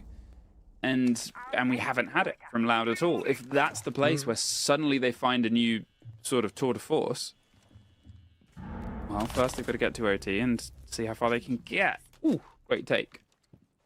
On towards Daffo, and they get another opening kill. Probably the first rat kill we've seen all game as well. It took a while, which is, you know, surprising considering that I think on a map like Lair, where it is massive, that playstyle can be so easy to pick up kills on. And yeah, that's the first time we've seen just a Dokkaebi call and somebody walking around the map from the basement get a kill. And it's a good one to get. You've picked off a very early kill. It gives your team a lot of breathing space now, knowing that you've got that extra man that you can maneuver around with still half the round to go. So yeah, good start here from Loud, but gonna need to do a lot more though. Whenever you look at what Liquid still have, you've got the trap still up. Yes, Daffo's dead, but again, the Banshees will still be up. You have to get through that smoke at some point.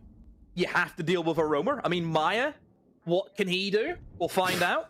What can he do even more? He's 16-7. He's sort of silently be building this. There's been 2 rounds where he's gotten a 3K. And then out, but it's just so consistent. And he's always a very consistent killer on attack or defense. He just keeps getting himself into these situations as well. And he's only been the opening kill. Like, he's only got the opening kill once as well throughout this whole game. So he's, you know, builds in the mid round, builds in the late round. And what a perfect sort of player for that. There's a, I don't know what this is, but you wanted Scrappy Dirty Siege, and well, this doorway is seeing the filth of it. Maya gets the pop of the shotgun. 20 seconds left, though, and I mean, Liquid's putting pressure above the site again. Yeah, he's playing his life, but now they've got a plant. They're going for Bassetto with the Blitz shield on his back once again. It's worked twice, but they've only won one of those 2 rounds. This time, though, they've got a lot more going for them. Perez gets Nesk, and almost gets himself a follow through, but it's SDK that finds Lender, and I think we're about to find ourselves in OT. There we are. Loud. Keeping it blow for blow, and I like how either side of the audience just popping off each time. Well, the audience, I think, is right to do so. It's a good game.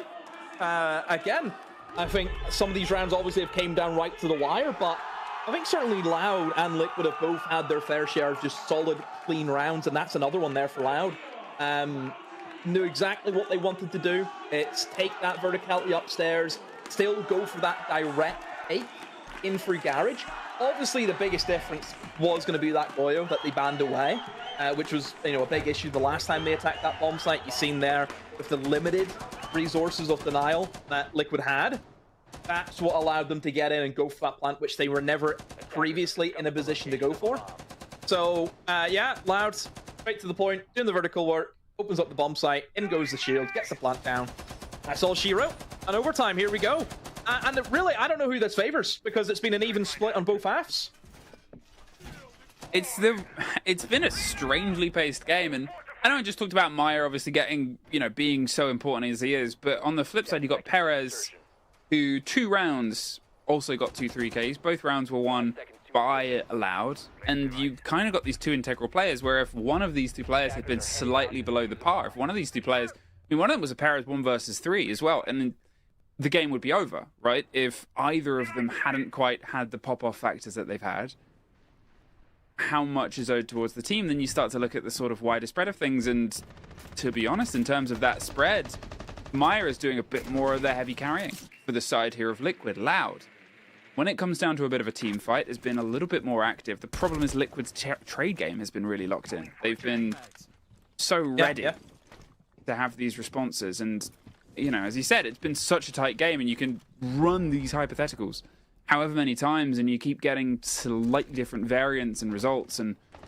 As they drift back, what you don't get so much is a super aggressive hold on towards Ops. You can see that they're kind of waiting, kind of letting them step in a bit. There's the Blackbeard rather than the Blitz. Taking steady ground. Obviously, think how Loud have played a Blitz every single round. And now they shake things up. Now in OT, on this site that has been, you know, hit and miss technically, they're going to try something new. It's also an Ops take. We haven't seen this from Loud so far, and maybe they're just trying to draw attention and draw focus this way, hoping that nobody was there, and yeah, they've gotten a bit of a bite out of their utility. They've gotten some ground, but now they go for the rotate. I think going for the Ops take is a little bit dangerous for Loud, because I think the lineup with the smoke with the Tachanka is a lot more difficult to deal with. I think the Tachanka has better lineups for this kind of attack compared to the other one that we've seen previously for Loud. So, yeah, not sure if I would totally agree with switching things up where they had, you know, good success on the other side, but still, it's all about holding on to Art. And wow, Maya, that is a great pick. Perez loses that engagement. In goes the Util, in goes the Grims and the Ings. But good response from the smoke. Just keeping that Util at bay, using his own Util.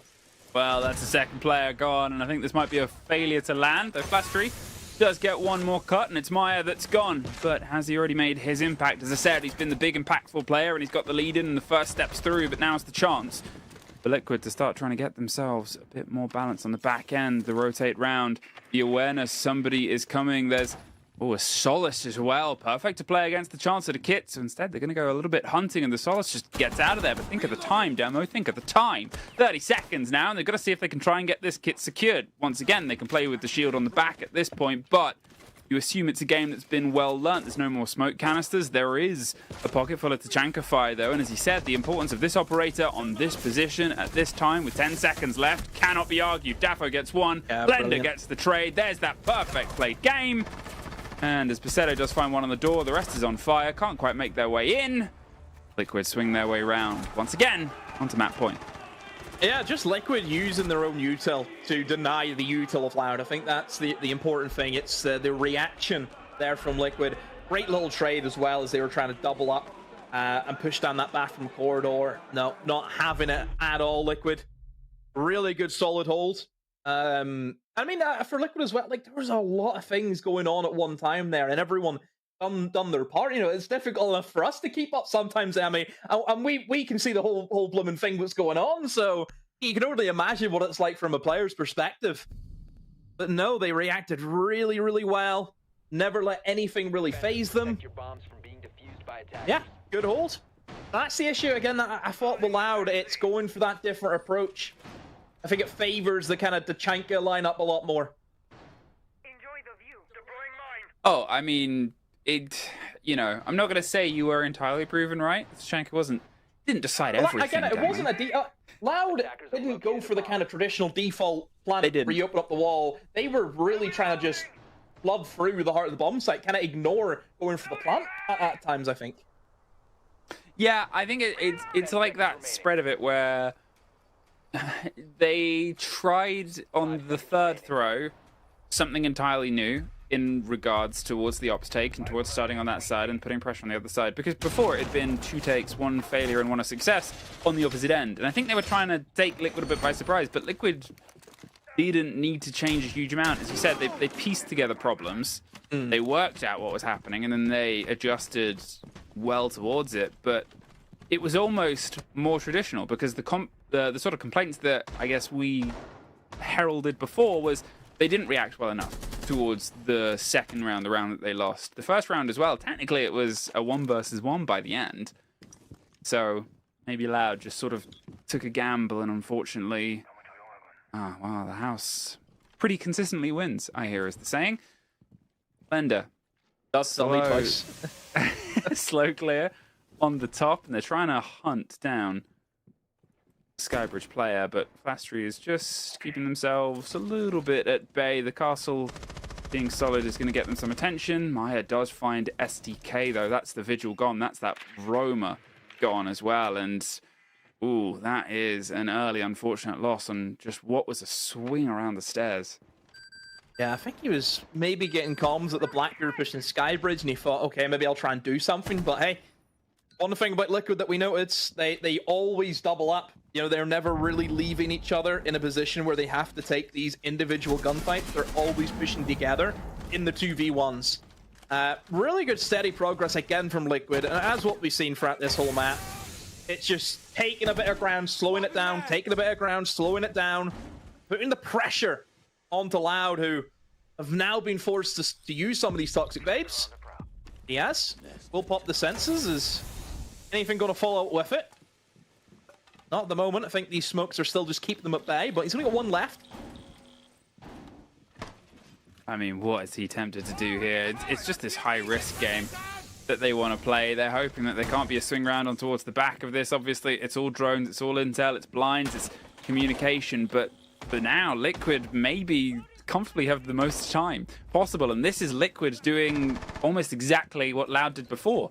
Previously, their attacks were ops. It was very slow. It was across the back. Here, they've gone with Skybridge. They've gone with this different pressure, and so far, it's taken Loud a bit by surprise. Yeah, they tried to do the visual play, as you said. They lost out there.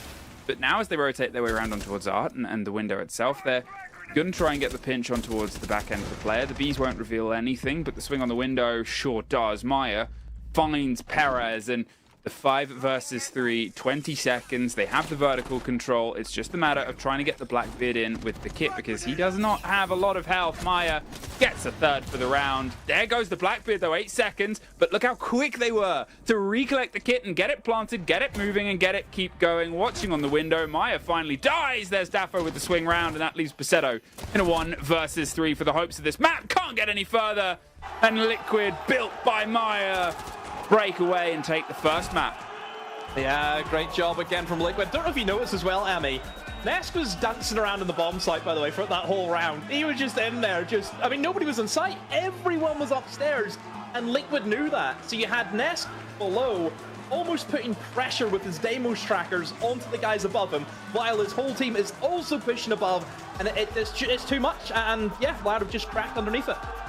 Well, we'll find ourselves taking a quick break before we're back with the desk to talk about it.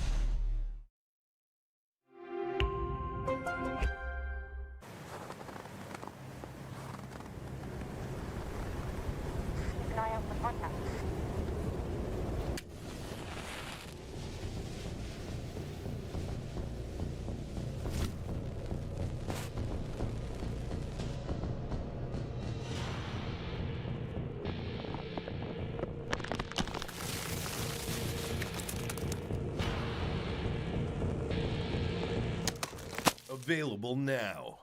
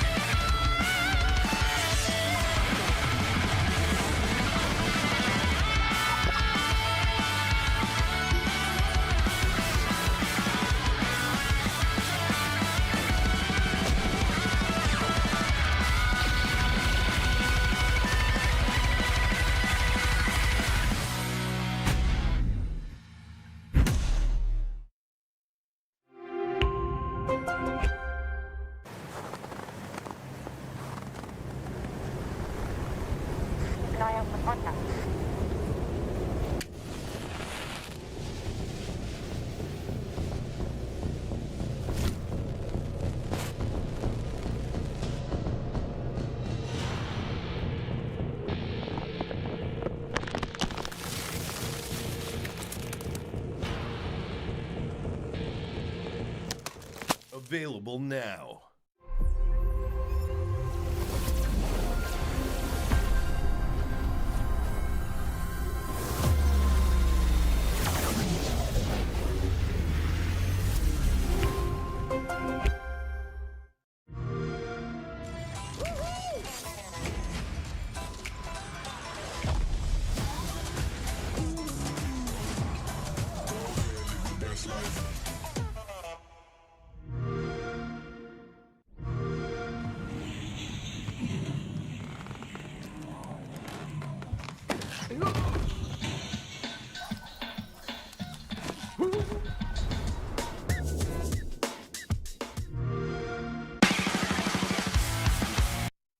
Friends, we finally had an overtime, and it is Team Liquid that are able to clinch a victory. Map number 1 in this final best of 3 series of the evening as we pan over Museum in Sao Paulo city center, not far from Parque Ibirapuera, where we, of course, held the Invitational 2024, and right next door to where this event is being held right now. If you're in Brazil and somehow watching us here and not knowing that, hey, wow, I can just go to the venue in Sao Paulo and enjoy my time, well, you better do it. Well, we got some long highlights as this game went all the way, to really get into it. And Fox, a back and forth between these two squads that was definitely within the expectations.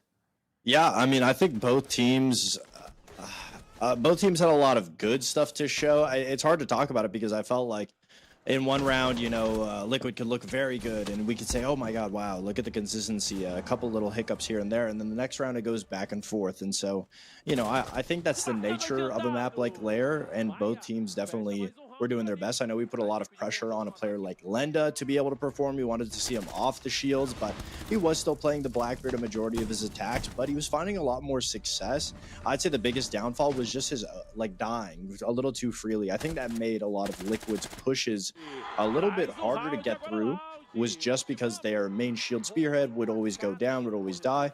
But at the end of the day, you're always going to have Maya to look towards, and I think that's the difference setter between both these two teams is they have their ups, they have their downs, they have their inconsistencies, but one of these teams has Maya, and Maya's never not performing, and so him consistently being on the entry, being able to make stuff happen, whether he's on Ashe or Deimos or whatever the case may be, he's always finding success in whatever role he's playing, whether it's on the support, whether it's on flex. So having him was Liquid's saving grace. But we know that against better teams, eventually that runs out of gas.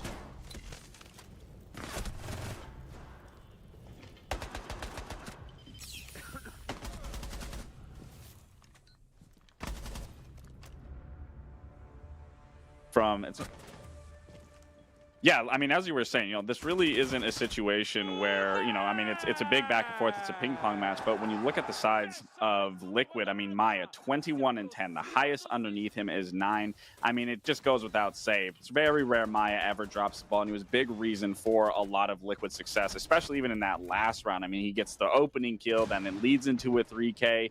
And I can't say you want to rely on this all the time. Like, yes, sure, it's great that Maya can perform like this, but Diaz going 5 and 11, I mean, he really had to pick up the weight that Diaz simply wasn't having, and it really came down to a lot of these opening kills. I mean, overall, all of Loud had 8 opening kills to the 6 opening kills on the side of Liquid, but the difference is Liquid just had far less to be not converted into rounds 1, where in the last 2 defining rounds, Maya got both those opening kills. Both were converted into round wins. So I don't really want to take anything away from Loud. I think they really showcased really good Siege. Yes, this maybe have been a slower pace out of the 2 series that we've seen, but both teams really have done a good job at putting their foot forward and trying to, right their wrongs from what we saw throughout the previous stage. And honestly, I'm excited to see what the second map can bring. Yeah, I wouldn't say one team was better than the other. This really went the distance and not for the right reasons, but Loud did look like the better team, I'd say, the more team-oriented play style. Absolutely, I feel like 100% everybody without Maya. Yeah, exactly. They look like they were way more put together. Everybody on the roster was performing very well. The trades were decent. It really came down to the last minute executes or moments in the middle of the game where you would scratch your head and be like, well, you were in the driver's seat this round. Why did we do that? And it looked like Loud would be the better team. But again, Liquid had Maya, and he really put everything to bed. He put it to rest, and he was able to close it out. And especially having him in the overtime rounds just made Liquid that much scarier. Well, good to see Maya in on here. Of course, someone with quite a bit of pedigree here in Brazil, and really for the past 5.5 years has been a big member of a lot of different teams. And now, of course, on Team Liquid for the past, well, almost 2 years now, Gabe.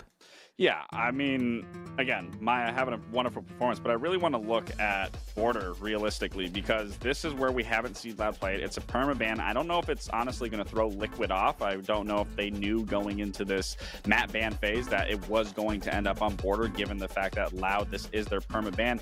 But it also begs to question, this is a map where you can't play slow, especially in the early game. You have to get into CCTV. You have to take off East. You have to be getting into Dome. So there isn't a scenario where opening picks are going to be coming 2 minutes late into the round. They're almost going to be happening instantly. And especially with how Loud was playing their attacks, again, we're very slow. We're going to need to see actually these shields be that spearhead, allow you to get into the building, because I have no doubt in my mind that Liquid is going to fault here and just allow Loud into the building. They're going to have to fight tooth and nail to get this power control, and then maybe slow down once that execute happens. But everything on both these sides, things are definitely going to have to be rapidly excelled. Yeah, and we saw, at least from Lair, that it looked like Loud had better players all around the board, apart from Liquid having Maya.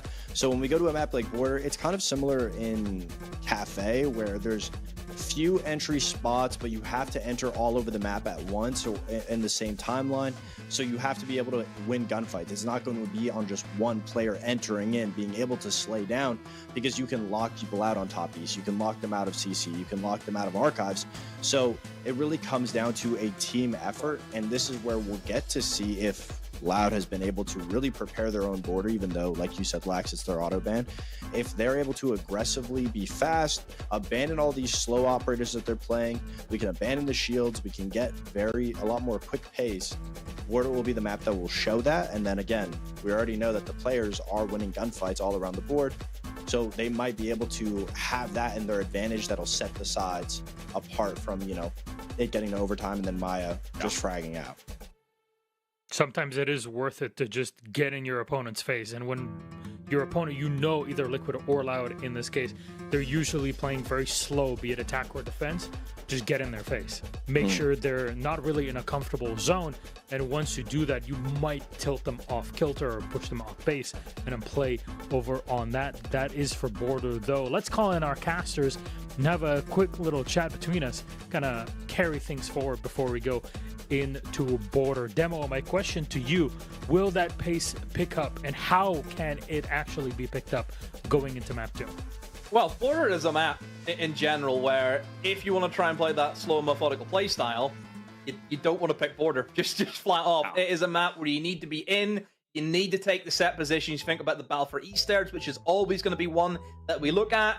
You think about the rushes that you can also bring into Border. Think about all the opportunities you have with a quick archives take, a very quick take in towards Armory, for example. You then have the quick bathroom tellers one. So much action can happen in Border in such a short space of time. And I think with the playstyles that we've seen, it should favor Loud. I mean, Liquid on their attacks were very, very, very slow a lot of the time. We've seen them lose rounds down to it where they just got beat by a simple Goyo canister in the door. So I think for Liquid, it's on to them to pick the pace up. I think Loud, with what they've shown in Lair, they should be fine. Transitioning from Lair over to Border, with how they've played, it should be good for them. Follow up on the point of our analysts, and specifically Fox, you touched on it before or right after we came out of break, is Loud winning things on a team play basis. If you're just looking at it from that point of view, and it's Liquid that are somehow able to carry it across the line. But then what has to happen for Loud on their end to kind of break through that Liquid core? Because if you're able to kind of lock things down, I mean, every time as Loud and still have it slip through your fingers, how do you just keep holding on to it for just those few seconds longer to close out a round? I mean, you look at operator selection, you you know, there was a couple that we were sort of like, oh, they could have had this. They could have offered themselves a little bit more with the Tachanka, with something that they could keep themselves back in. They weren't playing Azami in some of these stretch holds, and they were also quite aggressive in some of their holds as well. They would find a piece of real estate and stay till the death, which is great on some maps, and probably is going to be better on border. But they weren't really playing the full space of Lair, I think I would say. They weren't really extending themselves. They weren't really exploring the space itself.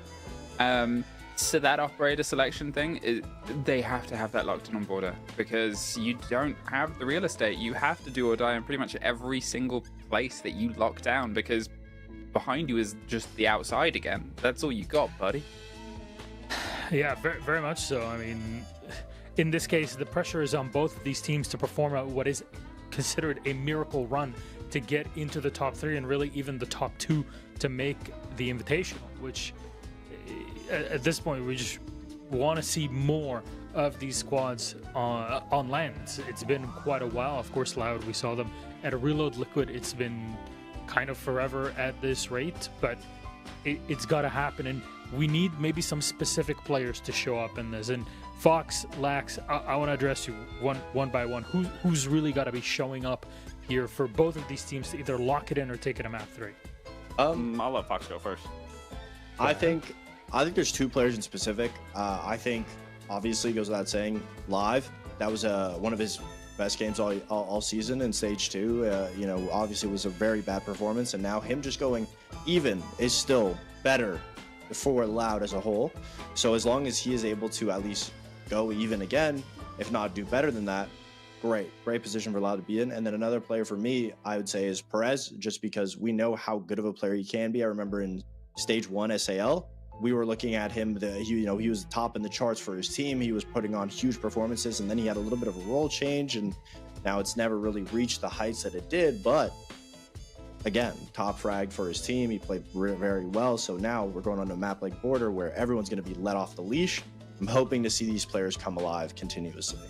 I think for myself, I would agree with Perez. I mean, he had big 3Ks in the last game. If he can kind of keep that going for the team to piggyback off of him just to get that boost of confidence, I think that's going to be important. But a big one for me that we've highlighted more in a negative sense throughout stages has been Basetto. I think he's really stepped up on the shields. Actually, funny enough, how we talk about shields, I think he's been a big just backbone for this team recently. You know, obviously taking a hit, having to take shields, having to, you know, always put yourself in the line of sights, in the line of fire, trying to force trades, trying to move pieces around. I think he really stepped up his performance as a whole on those shields. So starting on attack here, I think just for him to entry, as Demo was saying, getting into top E's, getting in through break, whatever that is, him being that spearhead and someone like Perez or Flash Ray being able to follow up off that, help take that space and then move and shuffle around the map to eventually get to that late round execute. I think those are the 2 players that I'm going to be looking at the most, especially starting on this attacking half.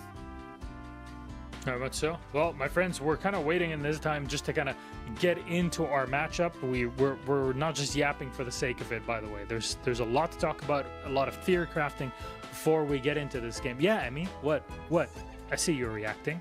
Oh, we're always yapping. We stayed positive this time, but like the vibes were high. Mean, it's good because at least we saw those glimpses of, hey, because there's a lot of doubt right before you get into the matchup. But in this case, we got to see it in map 1. You guys talked about it. We talked about it on here. Fox, you want to talk more about it, right? Yeah, well, I was going to say both of these teams, from what we saw, was a great no, but we know that both of these teams would still probably be top 2 in EML.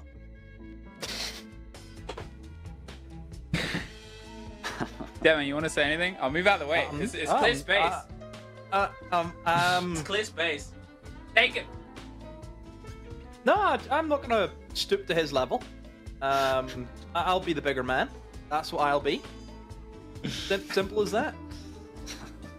Sorry, I'm contractually obligated to be here despite all the insults that are being hurled at me. Thank you very much. And our own region, Fox, don't worry. We will be eagerly watching the NAL's performance come the regional finals, on land and all of that. So don't worry. We're watching. We're checking to see.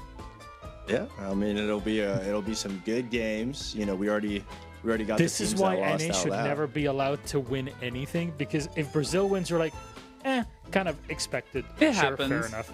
If It's probably it's get back all up. right. Oh, I don't know if I can. brother. The amount of times G2 won, like, those guys weren't even that good. Like, they were playing against plumbers, and, like, we would never hear the end of it. The Dynasty. They wiped the floor with you too. Nah. I they were remember. I plumbers. remember that match.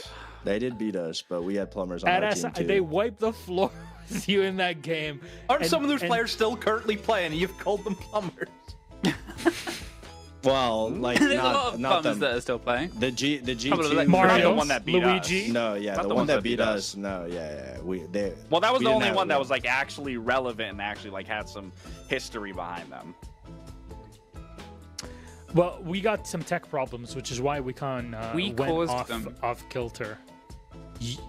As soon as we started talking smack, it's, you know. So what you're saying is we're blaming Fox for this set of tech issues.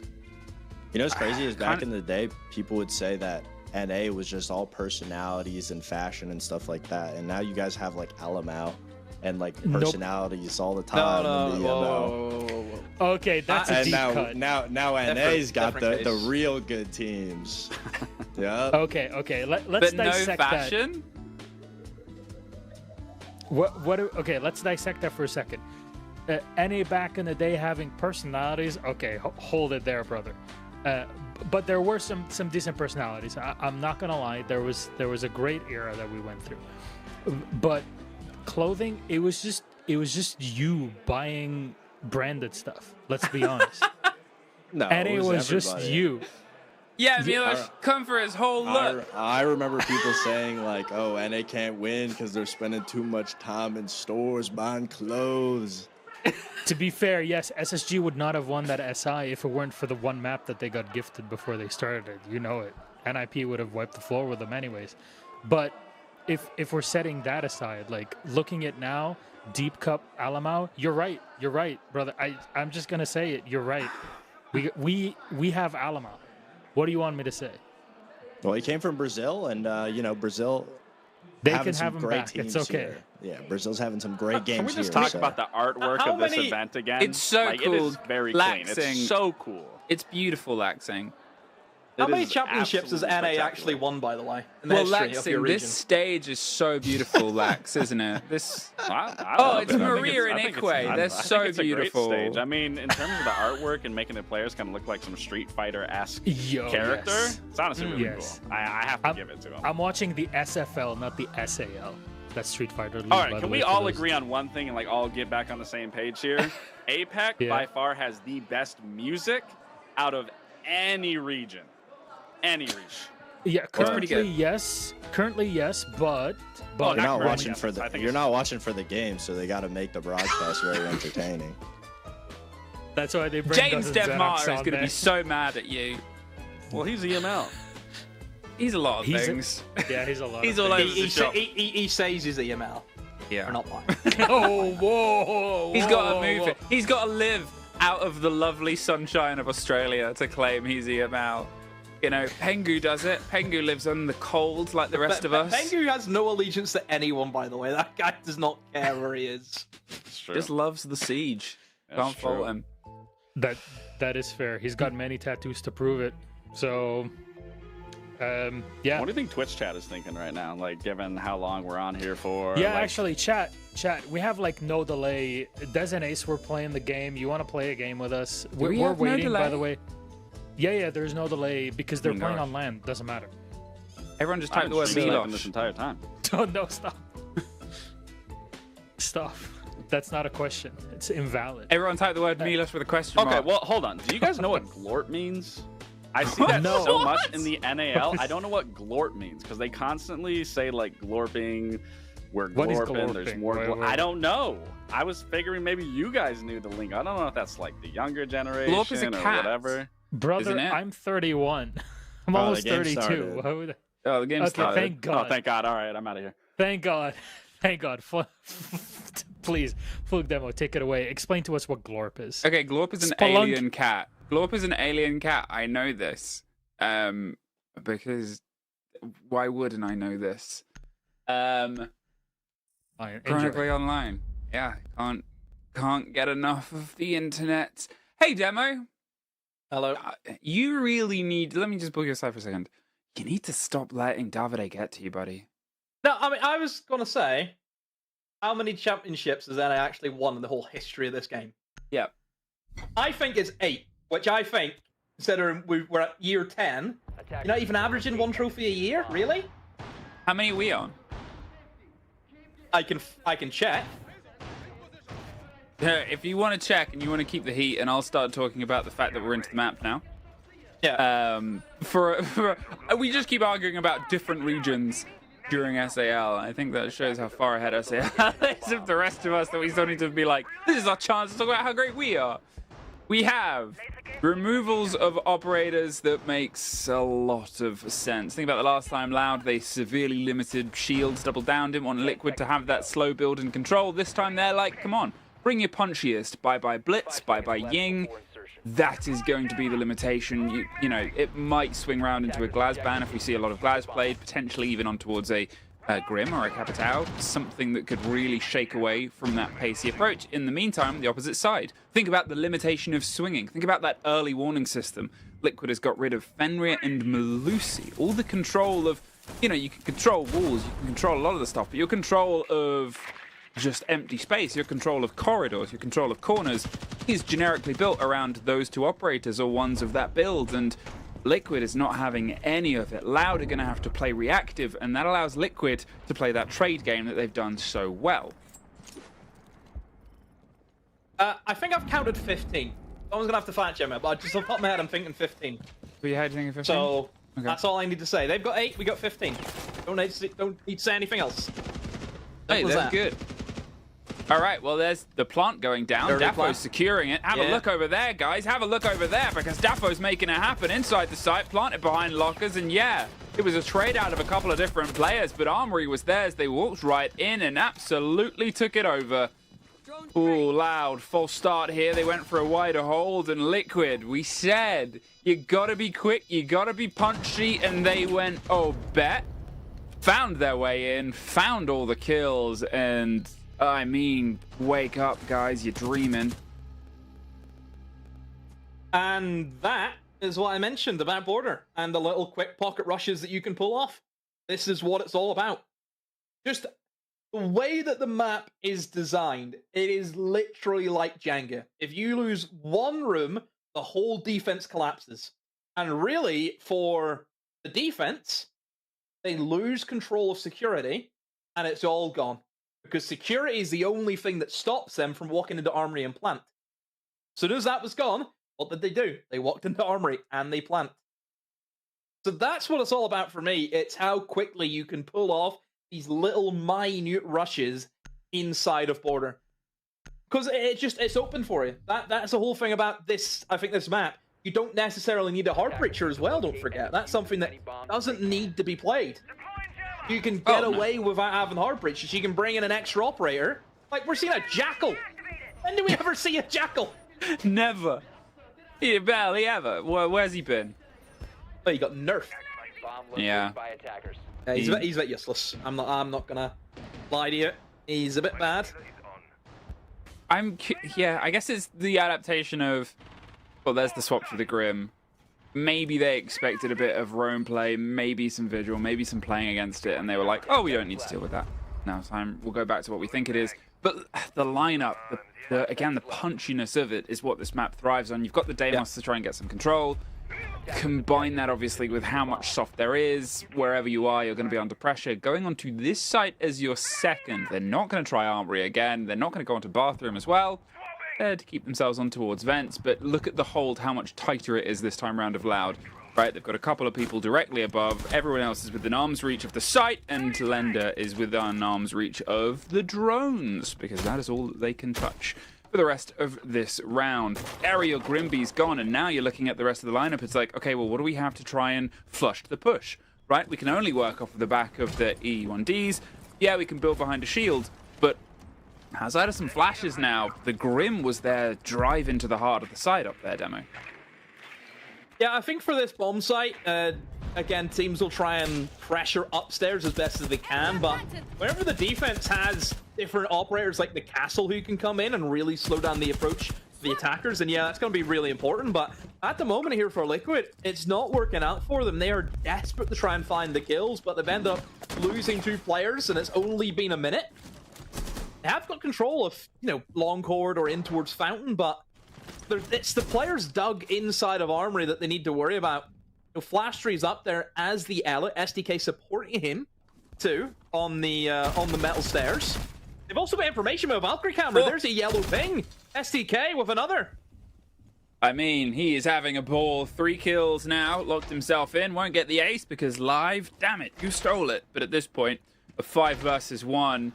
And we might have this round done for the slow pace of all the previous ones within the opening 2 minutes. Almost the opening minute and a half of that round played out. And what a sort of different pace there. But what you also have to look at there, Demo, if I cast my mind all the way back to the beginning of the previous map, that was how Loud wanted to play the first map. Step in, be aggressive, keep finding fights, and they couldn't. Liquid refused to let that happen on a map with more space. They don't have that space anymore here. Attackers need to locate and defuse bombs. Oh, great rounds from all accords here from Liquid. And yeah, just, I mean, again, it's border. You can play pretty aggro if you want to in the defense as much as what you do on the attack. You know, that's no hiding that. I think the spawn peak didn't help. I think you lose the Grim right from the rip, and it's just it's getting back into it. It's a bit difficult.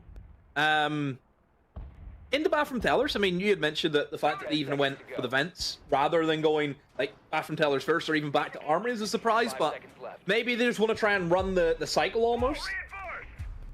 And Bathroom Tellers is where they head. I think running the cycle is decent. I don't think there's ever a problem with going through, right? I think it gets you into kind of consistency feeling, isn't it? Yeah. I think a couple of people have kind of talked. I think Savage, they asked Savage in an interview about it. And Savage said it helps with the mentality. Obviously, I think for Liquid in this lineup, this seems a bit of a slower pace lineup. You know, you're not really seeing the Grim, for example, coming in. You've got a bit more slower pace operators like your Nomad. You want to try and control the flank game. You've obviously got your Flores as well, clearing away util, even the Ace Heartbreacher. You know, it's going to be a different approach here. But look at where Maya is already. Look how aggressive in a position he is in. Already inside of Customs. That has been a room that, yeah, Lyra said, take it. We don't want it. Yeah, I mean, free real estate, though. They're always going to try and swing in, put the pressure on. They're getting themselves the air jabs, getting themselves the control here on towards CC. And Perez has pulled himself back, got Fountain reinforced, and it gives them a new backline to build off of, right? Think about what they've given away, thinking about how quickly and what has actually been taken by Liquid. Well, nothing that Loud is really sad about losing. Feels very much like just going through the motions for that first minute, and now we'll start to get some of the explosion. As we said multiple times today, the sort of way that Liquid has weaved a network of their guns to make sure that when one player is being pushed from the defenders, there is somebody else to pick up the fight, and here is more of that. There's a player either side for the swing. I mean, he joined himself, had the lockdown, and it was the pressure that was open from the other side that gave him that opportunity. There goes SDK, trying to continue the reign of terror he had from the first round, did not quite net. The same results, and at this point, well, where will the progression go? A bit of damage done towards Diaz, a minute 10. They're still trying to find themselves inside the building as tentative steps are being made, but again, it's in nothing that Loud have had to fight to lose, right? So far, it's all been positions that they've said, yeah, you can have that, we've pulled back, we've drawn your attention, and oh, now they've drawn another death, though. Basetto does get caught out as the follow-through. There's one more for Lender, and at this point, it just feels, you know, if the last game was one way or the other, this way is even more extreme.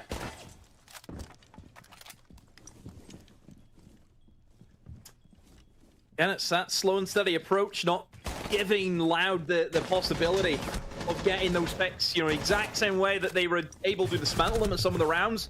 On Lair, the exact same thing's happening here, and Liquid are just racking it up. Should be on for the flawless. This Flash Tree can get a few exit kills. Yeah, it's got a C4, but again, even if he does deny a plant with it, not even going to get the opportunity to even try and get the C4, and that's way too late. Even misses it too. Yeah. There you are, the flawless. I don't even know what happened there. I guess he was on the other side of the bookcase. And I mean, all or nothing, right? And it feels like each round the pace is improving and picking up. And yeah, okay, the middle round technically ended earlier, but everybody was looking for fights in that opening minute and a half. It was just the sort of peel back, the practiced, we'll look for, okay, we'll pull back, we'll play to the time, we'll play to the clock. Yeah. Just didn't do enough to stop Liquid. Yeah. I think on a map like Border, you need to play aggressive no matter what. Oh, yeah. As soon as you kind of take your foot off the gas, it's done. It's over. And obviously for Liquid, I think for Lad, is it more of a case of like kind of PTSD where, oh no, they're playing the slow play style again. We can't swing them. They'll kill us if we swing them. So then they have to play back. But if you play back, that's where Liquid want you to be. I think no matter what for Loud, you cannot give map control as easily as what you've just gifted to them. You need to fight for every inch of this map. That's what they need to do.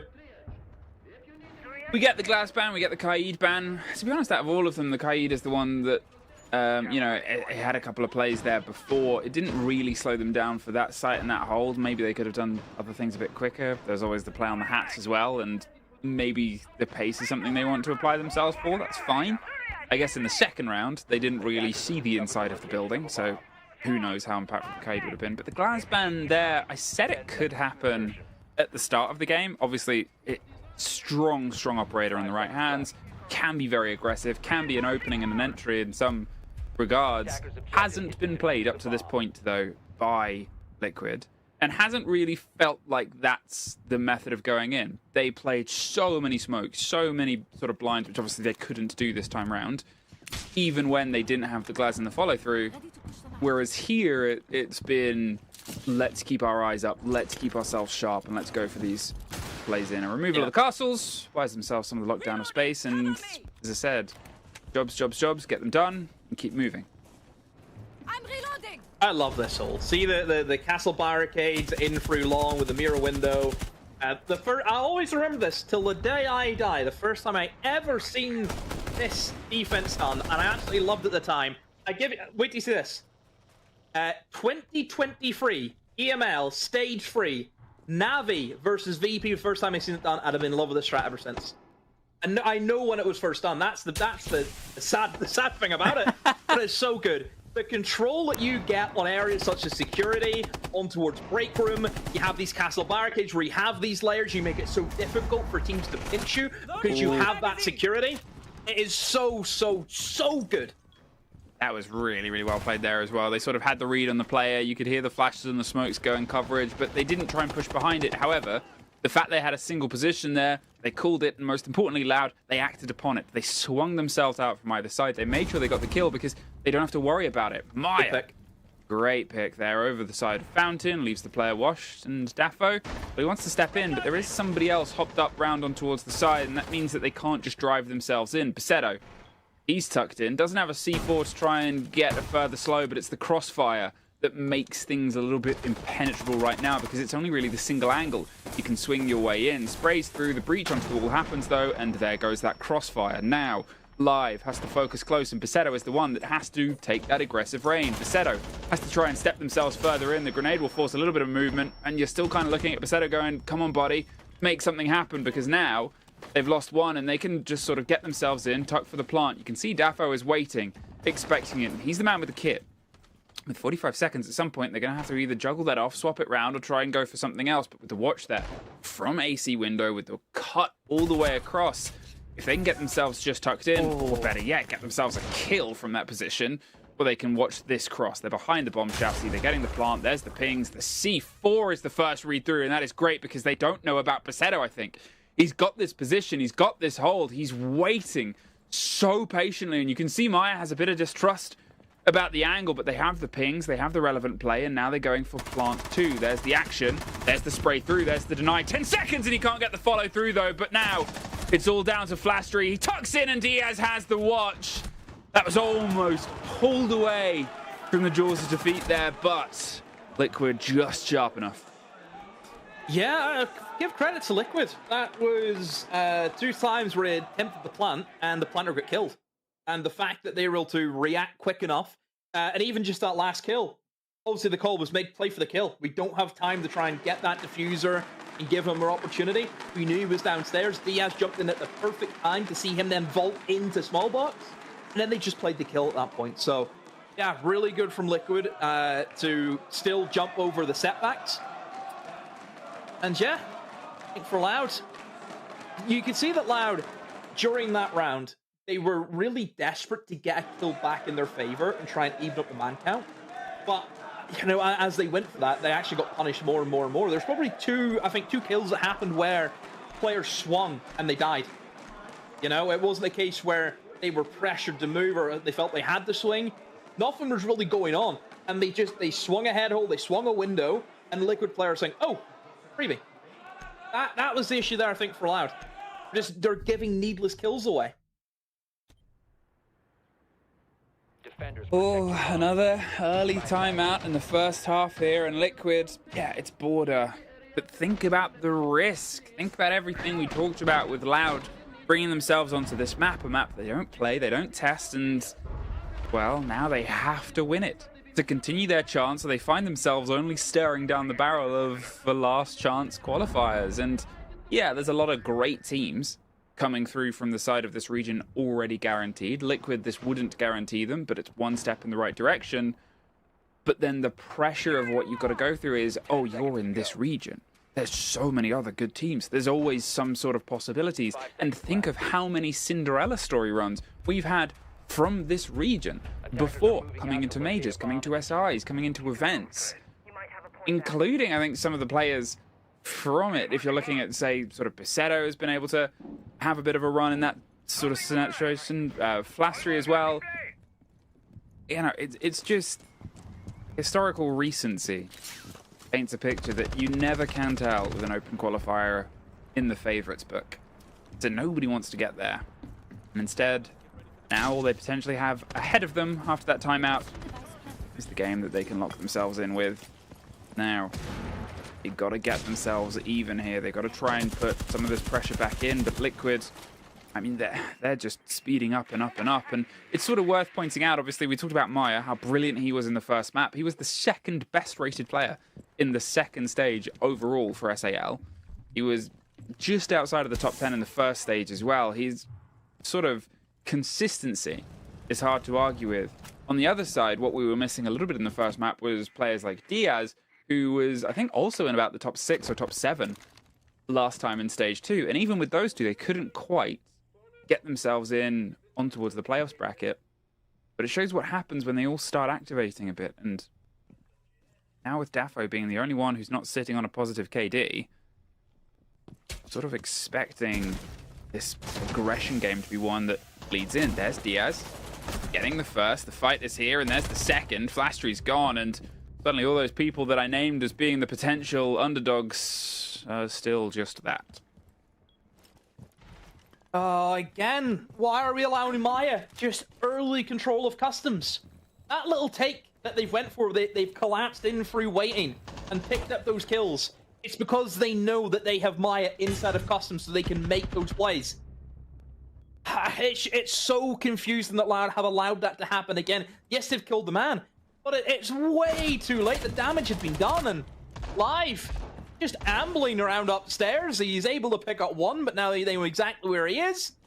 They can just walk in and go for the exact same plan as what they went for last time. He has the C4, doesn't have the lineup. Simple. Again, it more or less just copy and paste the round previously, where you're gifting again that map control. They're way too timid. Way too timid.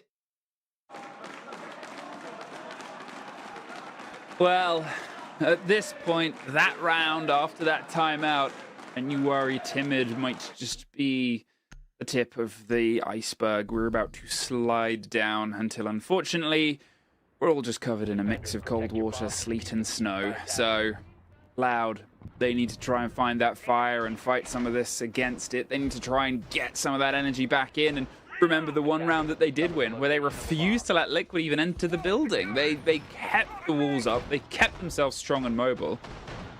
And it just almost feels like they've reached a limit here, and you kind of hate to see it. Compliments obviously paid towards Liquid, as we have the whole day. They're connection with each other, their sort of awareness of where each other is and where each other are looking for fights. You know, obviously we don't get the benefit of hearing their communications. We wouldn't understand it anyway. We don't speak Portuguese. But you can tell they're so reactive to what each other is doing, especially on their attacks.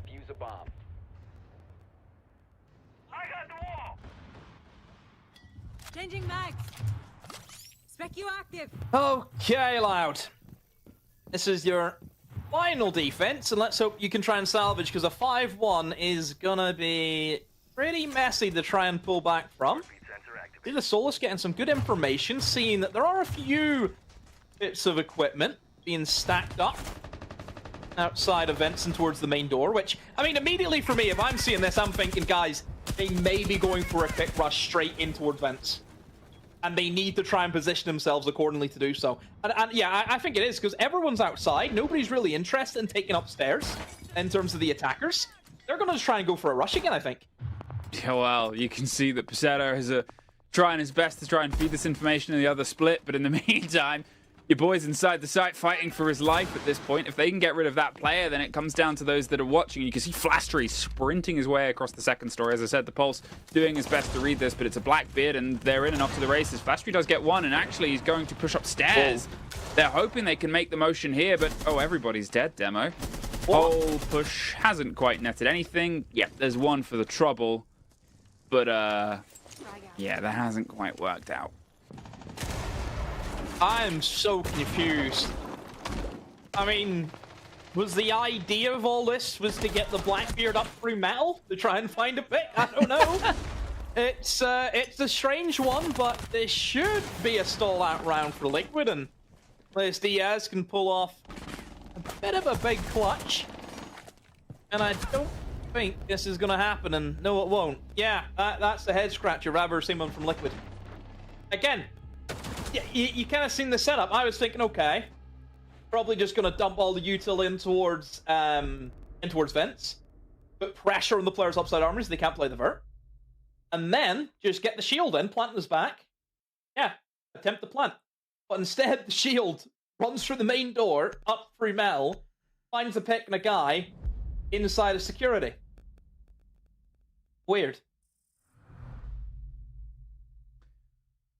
Well, 4-2. I think Liquid are going to be pretty happy with that. But there's almost this other element of pressure, right? Because Laos, for what we've sort of talked about, what feels like they're not quite connecting with, you are on a map where being aggressive on your attack does help. Being on your attack in general does help. The problem is, it feels like that very important balance of how balanced the team is in finding the fights has flipped this time round. Around the same time last time, I sort of talked about, oh, Maya's put the team on the bag and is run home with it. This time, as I said, 4 of the players are positive. In the meantime, on the other side, Perez and Becerro have fallen a little bit at the wayside, and you don't have the sort of big player that put the difference as you did last time round with, obviously, Becerro's a big miss, but Perez as well was sort of, 13-9. It's just been a sad sort of flip of their table that has left them here in this position. But as the saying goes, mainly to irritate Fresh, actually. It's a game. Siege is a game of 2 halves. What's your thought on that saying? I don't mind it. You got mad when Des said it earlier. A bit gimmicky, isn't it? Yeah, well, you know, put it on an esports skin. Siege is a game of 2 halves. Every single caster is credited. Every single analyst. Attackers are moving out to locate a bomb. Football pundits. They're credited. Only takes a second to score. Any game with 2 halves. Any game with 2 halves. The Americans don't count. They've got quarters. We're not interested. Nobody's talking about quarters. Nobody's interested. If we asked Jesse, he would make a hockey one. Be like, well, hockey's a game of nobody care 4 about quarters. And I would sin bin him. I occasionally just send him hockey memes. I don't understand them, but I hope he does. It's like, you know, taking your take the meme about taking cats to home base. Anyway, 4-2. Liquid. They've got themselves this extended hold here. The mirror with the long watch down long, off towards the top of the metal stairs, and on towards the top of East as well. They've got a player at the top of at the top of the core stairs, the top of metal stairs even. So they're sort of making sure that any of those quick avenues are watched pretty fervently. Lender on the clash in that position as well is going to be something where you can so quickly respond to an approach here. You can see that Loud, that they're kind of weighing, they're measuring, they're seeing where they can get a test of where the hold is, and well, it feels like Liquid has sniffed out that it's instead going to come over from the eastern side. Some of the steady progress works on towards an office take.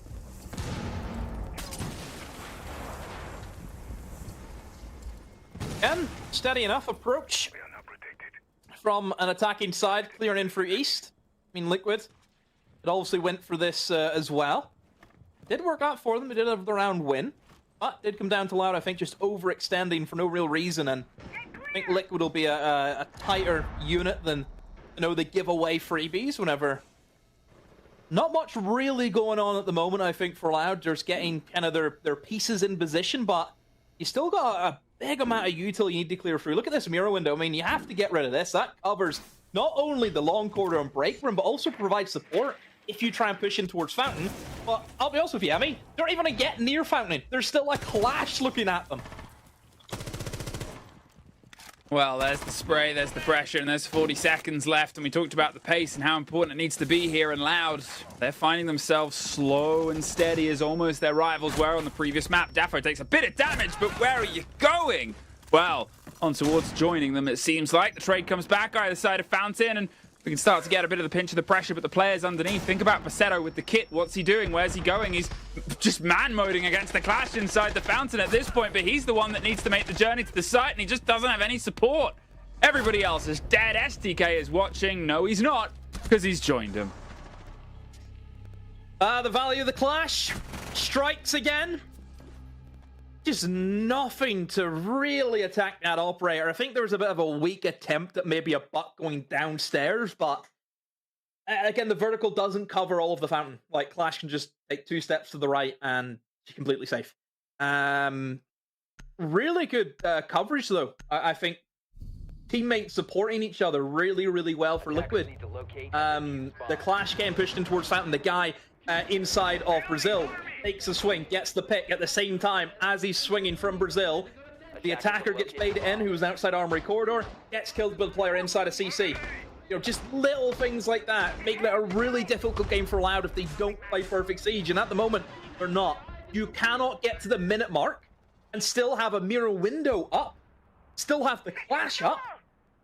Those things need to be dealt with. They need to be. Yeah, you know, it's sort of the idea, right? It feels like from that attack, and it's the first attack we've seen, it feels like a team that doesn't play this map. And it's almost the uncomfortable question that we wanted to sort of get in. And, you know, it's a first attack, can be proven wrong. The problem is they are obviously on the latter half of this now, and they're trying their best to try and build against a divide that has just gotten slightly wider. But that's the confidence winning round for them, right? Taking the risk, going to a map you don't play, you've got to try and make those stick and land, and there's a much better entrance towards it. There's one, almost two.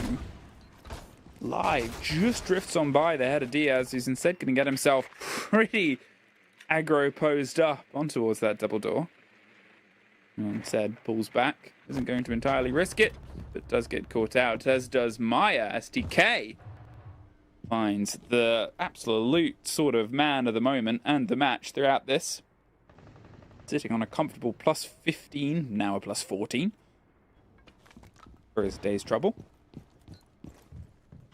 But with two opening bodies within the opening 50 seconds, you're looking at the Legion gone, you're looking at the Solace gone, you're looking at such a good removal of utility, especially towards the late game when you want to try and get the plan and the position in. You need to make this one stick, Loud.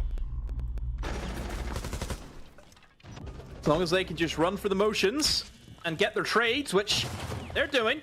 Yes, Diaz have been able to get one. That's actually a trade. Never mind, thought it was going to be a nice double up, but no. Just the trade kill, one back against the other.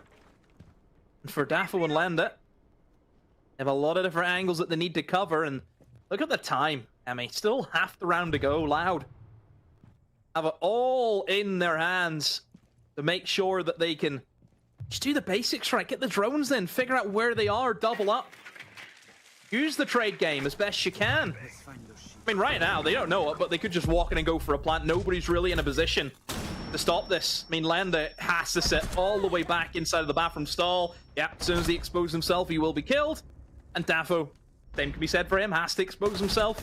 Loud, you close around here on the attack. Well, there is that confidence building round. As I said, you know, the rebuttal to my response of this doesn't feel like a map they'd play, that felt like a round that they played. That felt like they had a strategy. They weren't sort of trying to piece things apart against their opponent's defense too late. That was all the measurements. Everything thrown on the scales for this was the idea of, have they prepared their game against what Liquid does? Have they prepared against Liquid's holds? How Liquid like to extend? Because that is the big difference between these two. Yeah, every team will play every map in scrims and practice every map, and they'll have their permabans and whatever. But having the knowledge and the confidence to take it on game day means you've got to know how they hit it as well. And that felt, unlike the first attack, that they did. That they had some of the concepts. They had that lockdown. The 2 quick kills were fantastic.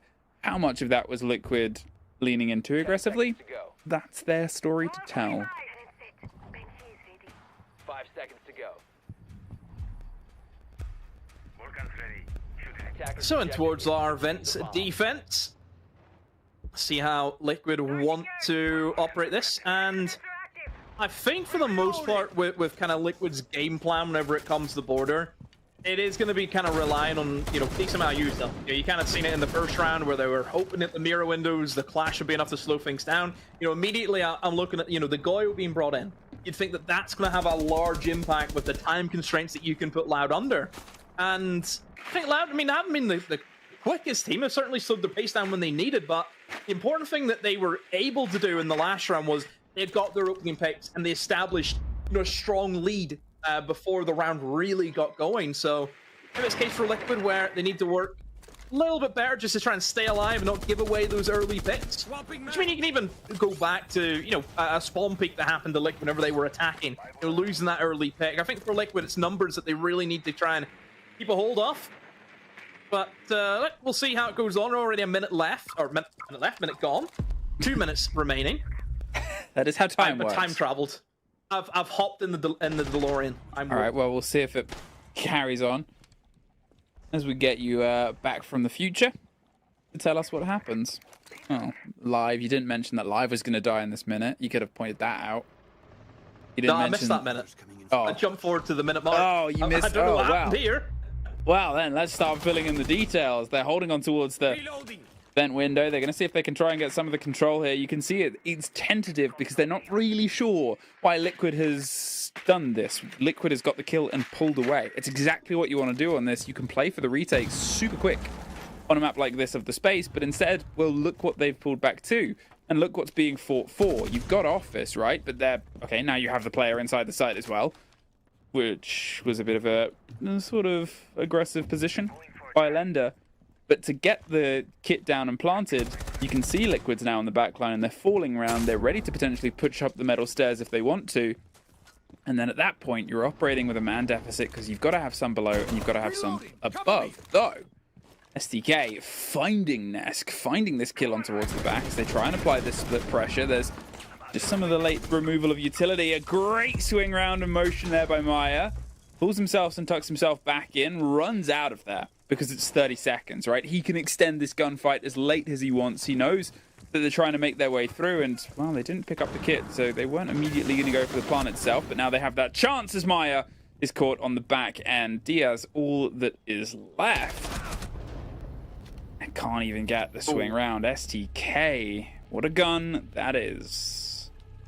Yeah, allowing Loud into bathroom and not really being bothered by it is a bit surprising from Liquid. You know, I would have thought if you know that a team have got themselves into bathroom, which can basically shut down the whole site, because the lines of sight that you get from there, it just covers every inch of that bomb site. and nobody really seemed intent on trying to go for the retake. I mean, an upstairs retake would have been the go-to there, wouldn't it? And then try and put pressure on from the hatch. It just didn't seem interested in going for the retake, which that surprises me quite a bit. And Liquid have forced their timeout. At this stage, whenever you're 5-4 up, last thing you want is to lose the lead. Their momentum is massively in favor of Loud, but I think the way that Loud have been playing, I think it's caused that they go for the timeout. I mean, Loud are just running through the motions. They're playing good Siege. I think these past 2 rounds, they haven't looked in doubt that they weren't going to win the round. They were always going to win those 2 rounds. Just based on what we've seen, top to bottom, they were the better team. There was no, I would say, a moment for Liquid where they could have won that round. It was just all one-way traffic. Yeah, I think that was the thing, right? I sort of made the comment that it looked like they were trying to piece together where Liquid had gone because Liquid had peeled themselves back, but then it was sort of good pressure. They kept themselves moving, Loud. They kept on investigating and attacking and sort of taking the space, and Maya did that swing round, but them fleeing under the E1D inadvertently fed that body towards the watch because in the meantime, Loud were taking control of the other side. They were putting the pressure on towards Vent. They were putting the pressure on towards the double door and on towards the bottom of the main stairs. And, you know, credit to Loud for just wrapping themselves into those positions, and they've come alive. And as you said, rightfully so, the momentum, what a shift it has been on over the past 3 rounds. They've still got to see if they can try and push this one all the way towards the end. And, I mean, credit to SDK. What a sort of turn of force that they've had in Lair. I think they were maybe the bottom rated player. They really struggled to get involved, and here, just again and again, aggressively getting in. They had the 4K in the first half, 3K this time round. And they've made sure that though they might be missing Basetto, though they might be missing that sort of star player from the first map, they're going to move in and fill that position. They know the stakes and how tough they are to sort of measure up. Well, this was the site where, as I said, they seemed a bit lost as to how to crack their way through Liquid. But if they get this site after the timeout and get themselves even, I couldn't think of a bigger thing to shake Liquid's mental. Yeah, and especially everybody know that this is a team who has a history of a bad mental. You know, how many times have we seen this team crumble? And as much as what you want to bring on new players, it's something in the DNA of the club. Honestly, and I can only speak from a Manchester United fan, by the way. There's real-life comparisons. It's not the players you bring in. It's to do with the club sometimes at the end of the day. It is. How many players that came through the door and the same thing keeps happening to them? Yep. How long has your hair gotten? Hair's looks grey. Got my hair cut the other day and it was bad. A bit of a quick trade there. 2 on the side, though, of the defenders. They will take that because look what they've taken out. Capitao gone. The Nomad, you assume or hope, has already put down some of the air jabs for some of the spatial control, but losing those bolts to get you that drive in, I mean, the coverage as well, as you now also lose live. They're going for the plant, but they just have nothing. They had no way to obfuscate. They had no way to control, and a C4 is that final thing that will push Liquid onto map and now series point to continue their progression here in the playoffs. And you can see the energy in the room, but they aren't a million miles away here. And although they've long since used their timeout, back to Bathroom Tellers, probably back to Vent Workshop, it's not impossible for Loud. Yeah, still doable. I think that last round, again, you've went for the util dump, and if that doesn't pay off, Border, I think, is a map where as soon as you stall, you're rolling down the hill. You're not getting back up again, and I think that's the case for Loud. Liquid switched on. They're not going to let something as simple as an Archives Rush catch them out. So they sit map and series point. Loud, like you mentioned, they have the 2 bomb sites that they look really good on, by the way. It's not just the fact that, yes, they won them. It's the manner in which they won them. It was simple for them. There was nothing catching them by surprise at all. So, yeah, I think this is good. This is good for Loud. But Liquids, still, they've got 2 rounds to do it in. That's the scary thing. Loud, no, they can't make a mistake now. They have to play perfect. Yep, 2 rounds, Loud, and we can talk about the pressures the club has been under, but it's the same for Loud. Twice they were in that top 6 until the final play day, and twice they dropped out of it to have their chance and the opportunity of getting some international siege in their pockets and in their place. And there was still a bit of a road after that, but still having that happen both major league times. Oh, gotta be rough. And remember, obviously, these 2 teams, as we said at the start of this, they met not too long ago. It was a 2-0 towards Loud last month. But then both those maps gone. And here Liquid look like they are poised and ready to return a painful favor. Now, this opening kill, this opening drive, could be one of those sort of moments that helps define it. It's been pretty consistent in telling us how the rest of the round is going to play out at this point, and it's been the strength in the most recent couple of rounds of Loud. They've made sure that they can try and lock it in, at least in terms of things going into the rounds that went to their favor. Now as the spray comes out either side, bit of a blind. In the meantime, I think Liquid, every single time Liquid has gotten the opening kill, they've won the round. Is that statistic going to continue, Demo? I think at this point it might. There's 2. Maya, again, a 2.0 KD in this map, has been absolutely untouchable in this server today. And they've lost Live, they've lost the Brava, they've lost the IQ as well, so their awareness on some of the, I mean, potentially the Capcan even at this point, who's holding on and drops himself down. Rotated, no catch, no problem, no qualms from the back of the damage that they've been able to deliver. What can Loud do, Demo? Well, they have to try and find the picks, and you look at Liquid, they're just going to sit in their hands. They're not going to give them the opportunity. They know that Loud are going to be panicked. Oh, look at the position as well that Dafo's in. I mean, I don't know if they might have an inkling that he's there, but again, still another little obstacle. You have to try and tiptoe your way around, and Dafo just waste more time. That's it. Doesn't need to move.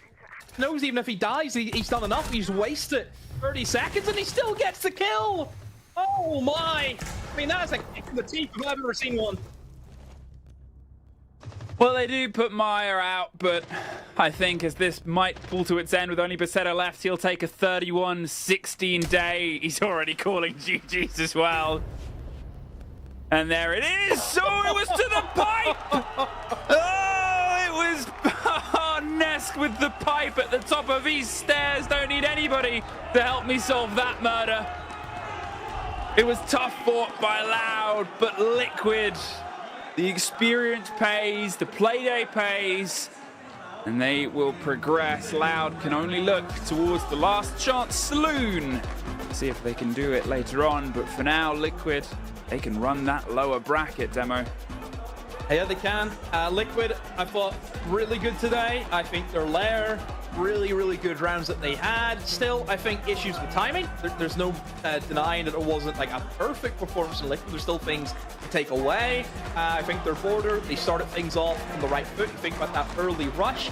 It got them into that mentality. It got them into the tempo that you need to have for border. And players should up. I mean, Maya on the first map, what a performance to really help this team through that. I'm impressed by Liquid. Let's just hope they can keep it going. Well, that'll be the rest to find out later on. But first, before we end the show, let's send it back to our lovely desk to see what they've got to do. Thank you very much, friends. And yes, Team Liquid are able to cement themselves past this. My God, it seems like we were asking the question the whole time in the pregame. Hey, man, you got to fire up on all cylinders. Get it going. Get it moving. You got to flow right. And who does it? Team Liquid. That's good performance. That's the gameplay that we're looking at, Kafe. Yeah, it was. I mean, we talked about going into border. It's not going to play like Lair. You got to be a lot more fast-paced. You got to get into the building. You're going to be fighting for the position and the control. And sure enough, literally right out the gates, the first round, it would initially start at 2 minutes and 10 seconds into the round. They get the site, they get armory control, they set up for a wonderful post plant, and it was just kind of taking the reins from there. I mean, they had a very good understanding of how they wanted to approach this border. As for the side of Loud, I mean, I said this, you know, this was your permaban. Whatever you were doing outside of, you know, the regular stage, not showing it, The difference is sure, Liquid might not look the strongest on it. Fact of the matter is they have game day reps, and those will always hold so much more weight and value than looking good in scrims. Because clearly you can see there's a lot that still needs to be worked on the side of here from Loud. Yeah, I mean, at least they tried. I guess the confidence aspect comes into question. You know, good for Loud to, I guess, try it. Their defenses weren't good. Once the side swapped, I mean, it looked like there was some pretty decent attacking rounds from them. So maybe the aggressiveness from them would have worked out if they started on attack first, got that momentum up, whatever the case may be. But at the end of the day, their defenses just weren't on par with the meta of how Borders played, and they just were getting picked apart, and they couldn't find ways to get themselves back in it. For the most part, Liquid was just doing a really good job at maintaining that opening attack, the opening pick, and then not throwing it back. And I think that was the biggest downfall. So that being said, they tried it. Was this the scenario that you want to try it when SI's on the line, everything's on the line? That's where it's questionable. I wouldn't agree so, but you know, like you said, game day reps are important, and they did try it, and who knows, maybe they will bring it out in LCQs. You know, once they're there, and potentially the border will pay off then, because again, their attacks were pretty decent. Definitely so. Definitely so. A lot to work on, of course, as you say, but a lot to look forward to in the future. Of course, we've seen Loud at an offline event that we had internationally, a reload earlier this year on 6 or so months ago. Maybe we'll get to see them at the Invitational. It's going to be a tough road ahead, but hey, definitely not an impossibility. And Team Liquid on the other side, they continue on with what we were describing as, or at least I was, it's supposed to be this incredible magical run that they need to qualify for the Invitational. At least it started with this first step. Speaking of taking big steps here, let's give a call with Maya from Team Liquid, who joins us live from the arena in Sao Paulo, who's bringing in with us, there we go, Dafo. Joining us? Hello, there we guys. go. Hey, Dafo, how you doing? Congratulations on the win. It's a big day for yourself and Team Liquid. I want to ask you, is it like to beat, I guess, your former team, your former organization here? Yes, it's very good to play against them. Always a very tough match, but we know how they play, the attacks. We know they begin the match very slow. So we just stick to the plan and everything worth it. Dafo, I want to say congratulations. You're one step closer to qualifying for SI. Still got a long road ahead. But I want to talk about, were you a little bit surprised that Border was the map that ended up being shown from the side of Loud, them picking? And then also, what is the difference from you guys playing them just recently in the Copa Sul-Americana versus to what it here was now in the regional finals? Yeah, Border is a map that we are practicing for a long time. We know we can use in the South American finals, and we are very confident in the map. We practice very well this weekend, and the difference between playing then now is because in South America League, the cup, we don't show it all the stuffs we can do.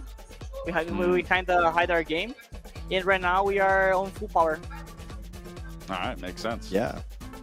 That's good. It's good to see you guys in full power. Of course, you know, you can always try to get better and improve, and I know you guys are doing that. And one thing I want to talk about is the improvement that you've made from the SAL Stage 2, where obviously you guys got into the playoffs. You guys lost out in the playoffs very quickly. What has been the main focus and the main goal from you guys from then until now that you've been trying to perfect?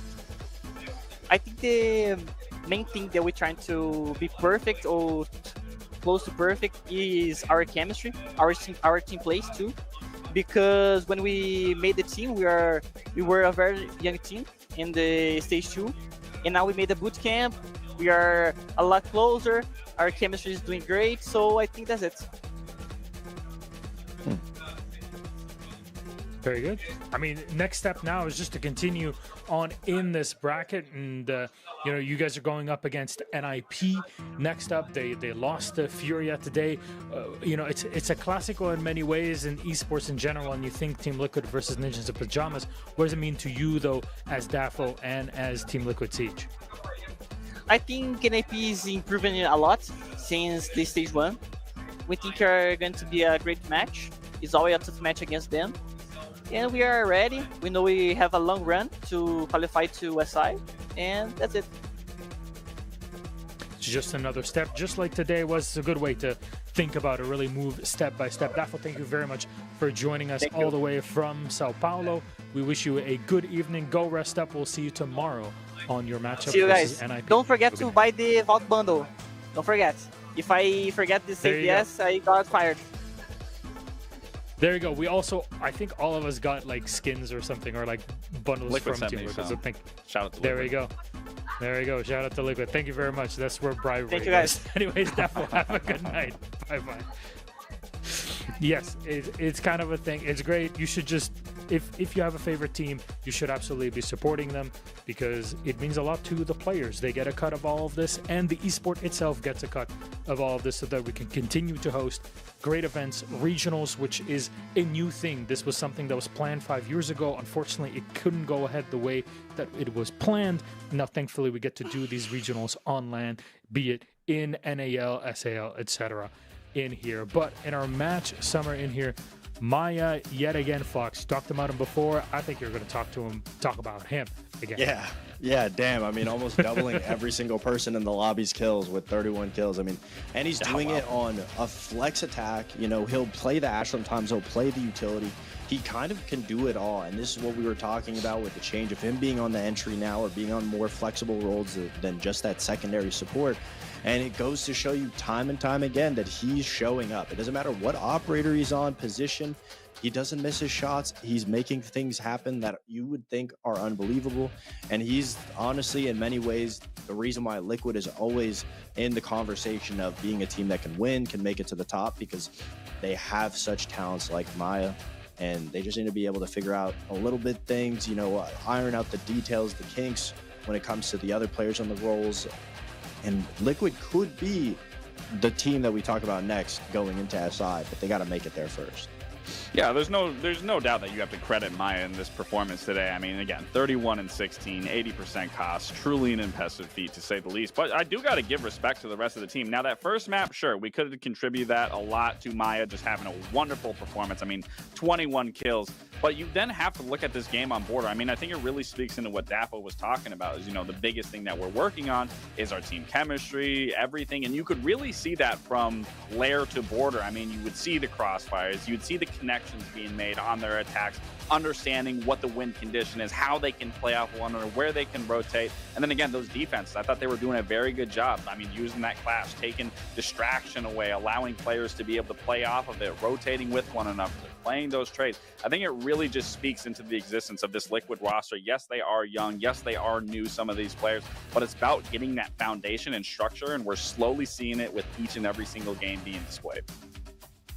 Very good. I mean, I can't wait to get through all of these matches. We still have quite a few. This is a 4-day event that's absolutely just going day after the other. Today is only the first one, and tomorrow we'll continue with more. Speaking of which, let's update our bracket for everybody watching out there. W7M and Furia are waiting to play one another in the upper bracket final that will be tomorrow. However, now things are locked in, which means NIP will be playing Team Liquid, and that matchup will also be tomorrow. We'll be changing things up to basically day one today, 3 matches. Then we move on to 2 matches, and of course, then our grand final on Sunday. That'll be pretty much a super sick day, because then we get to see really who the big 2 are, how the SI points distribution are going to come down to, and how it's going to impact the global standings, not just in Brazil and SAL in particular. W7M versus Furia, followed by NIP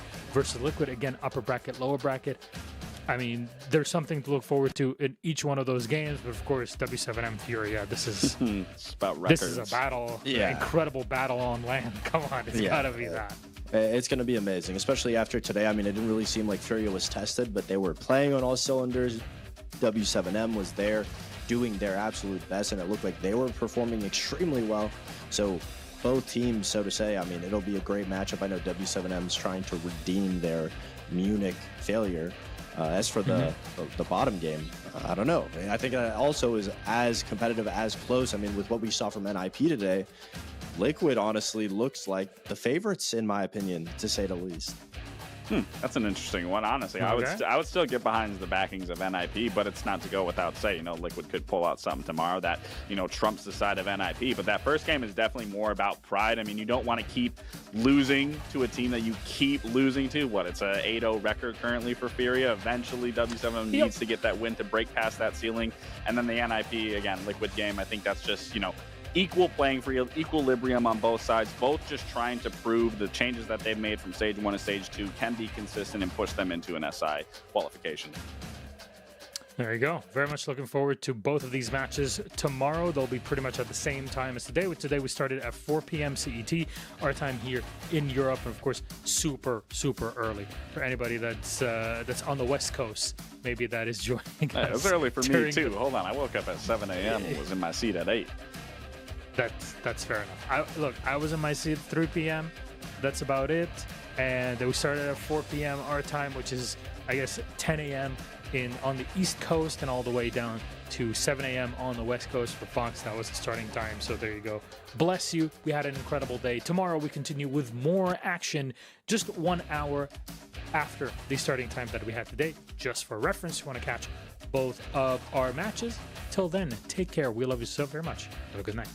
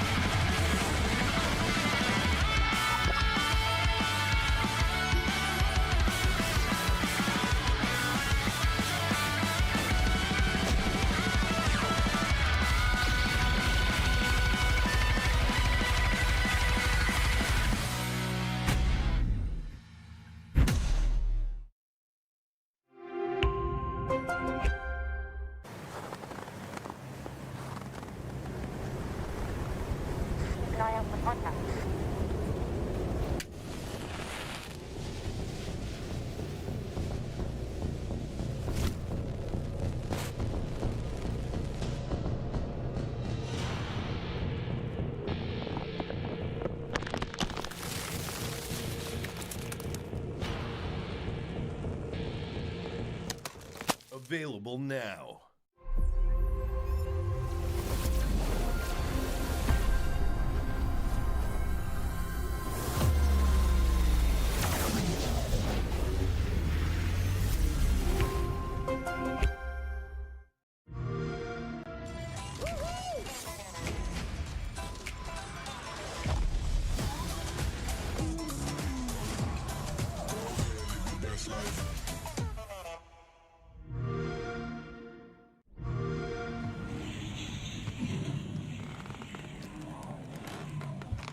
Ooh.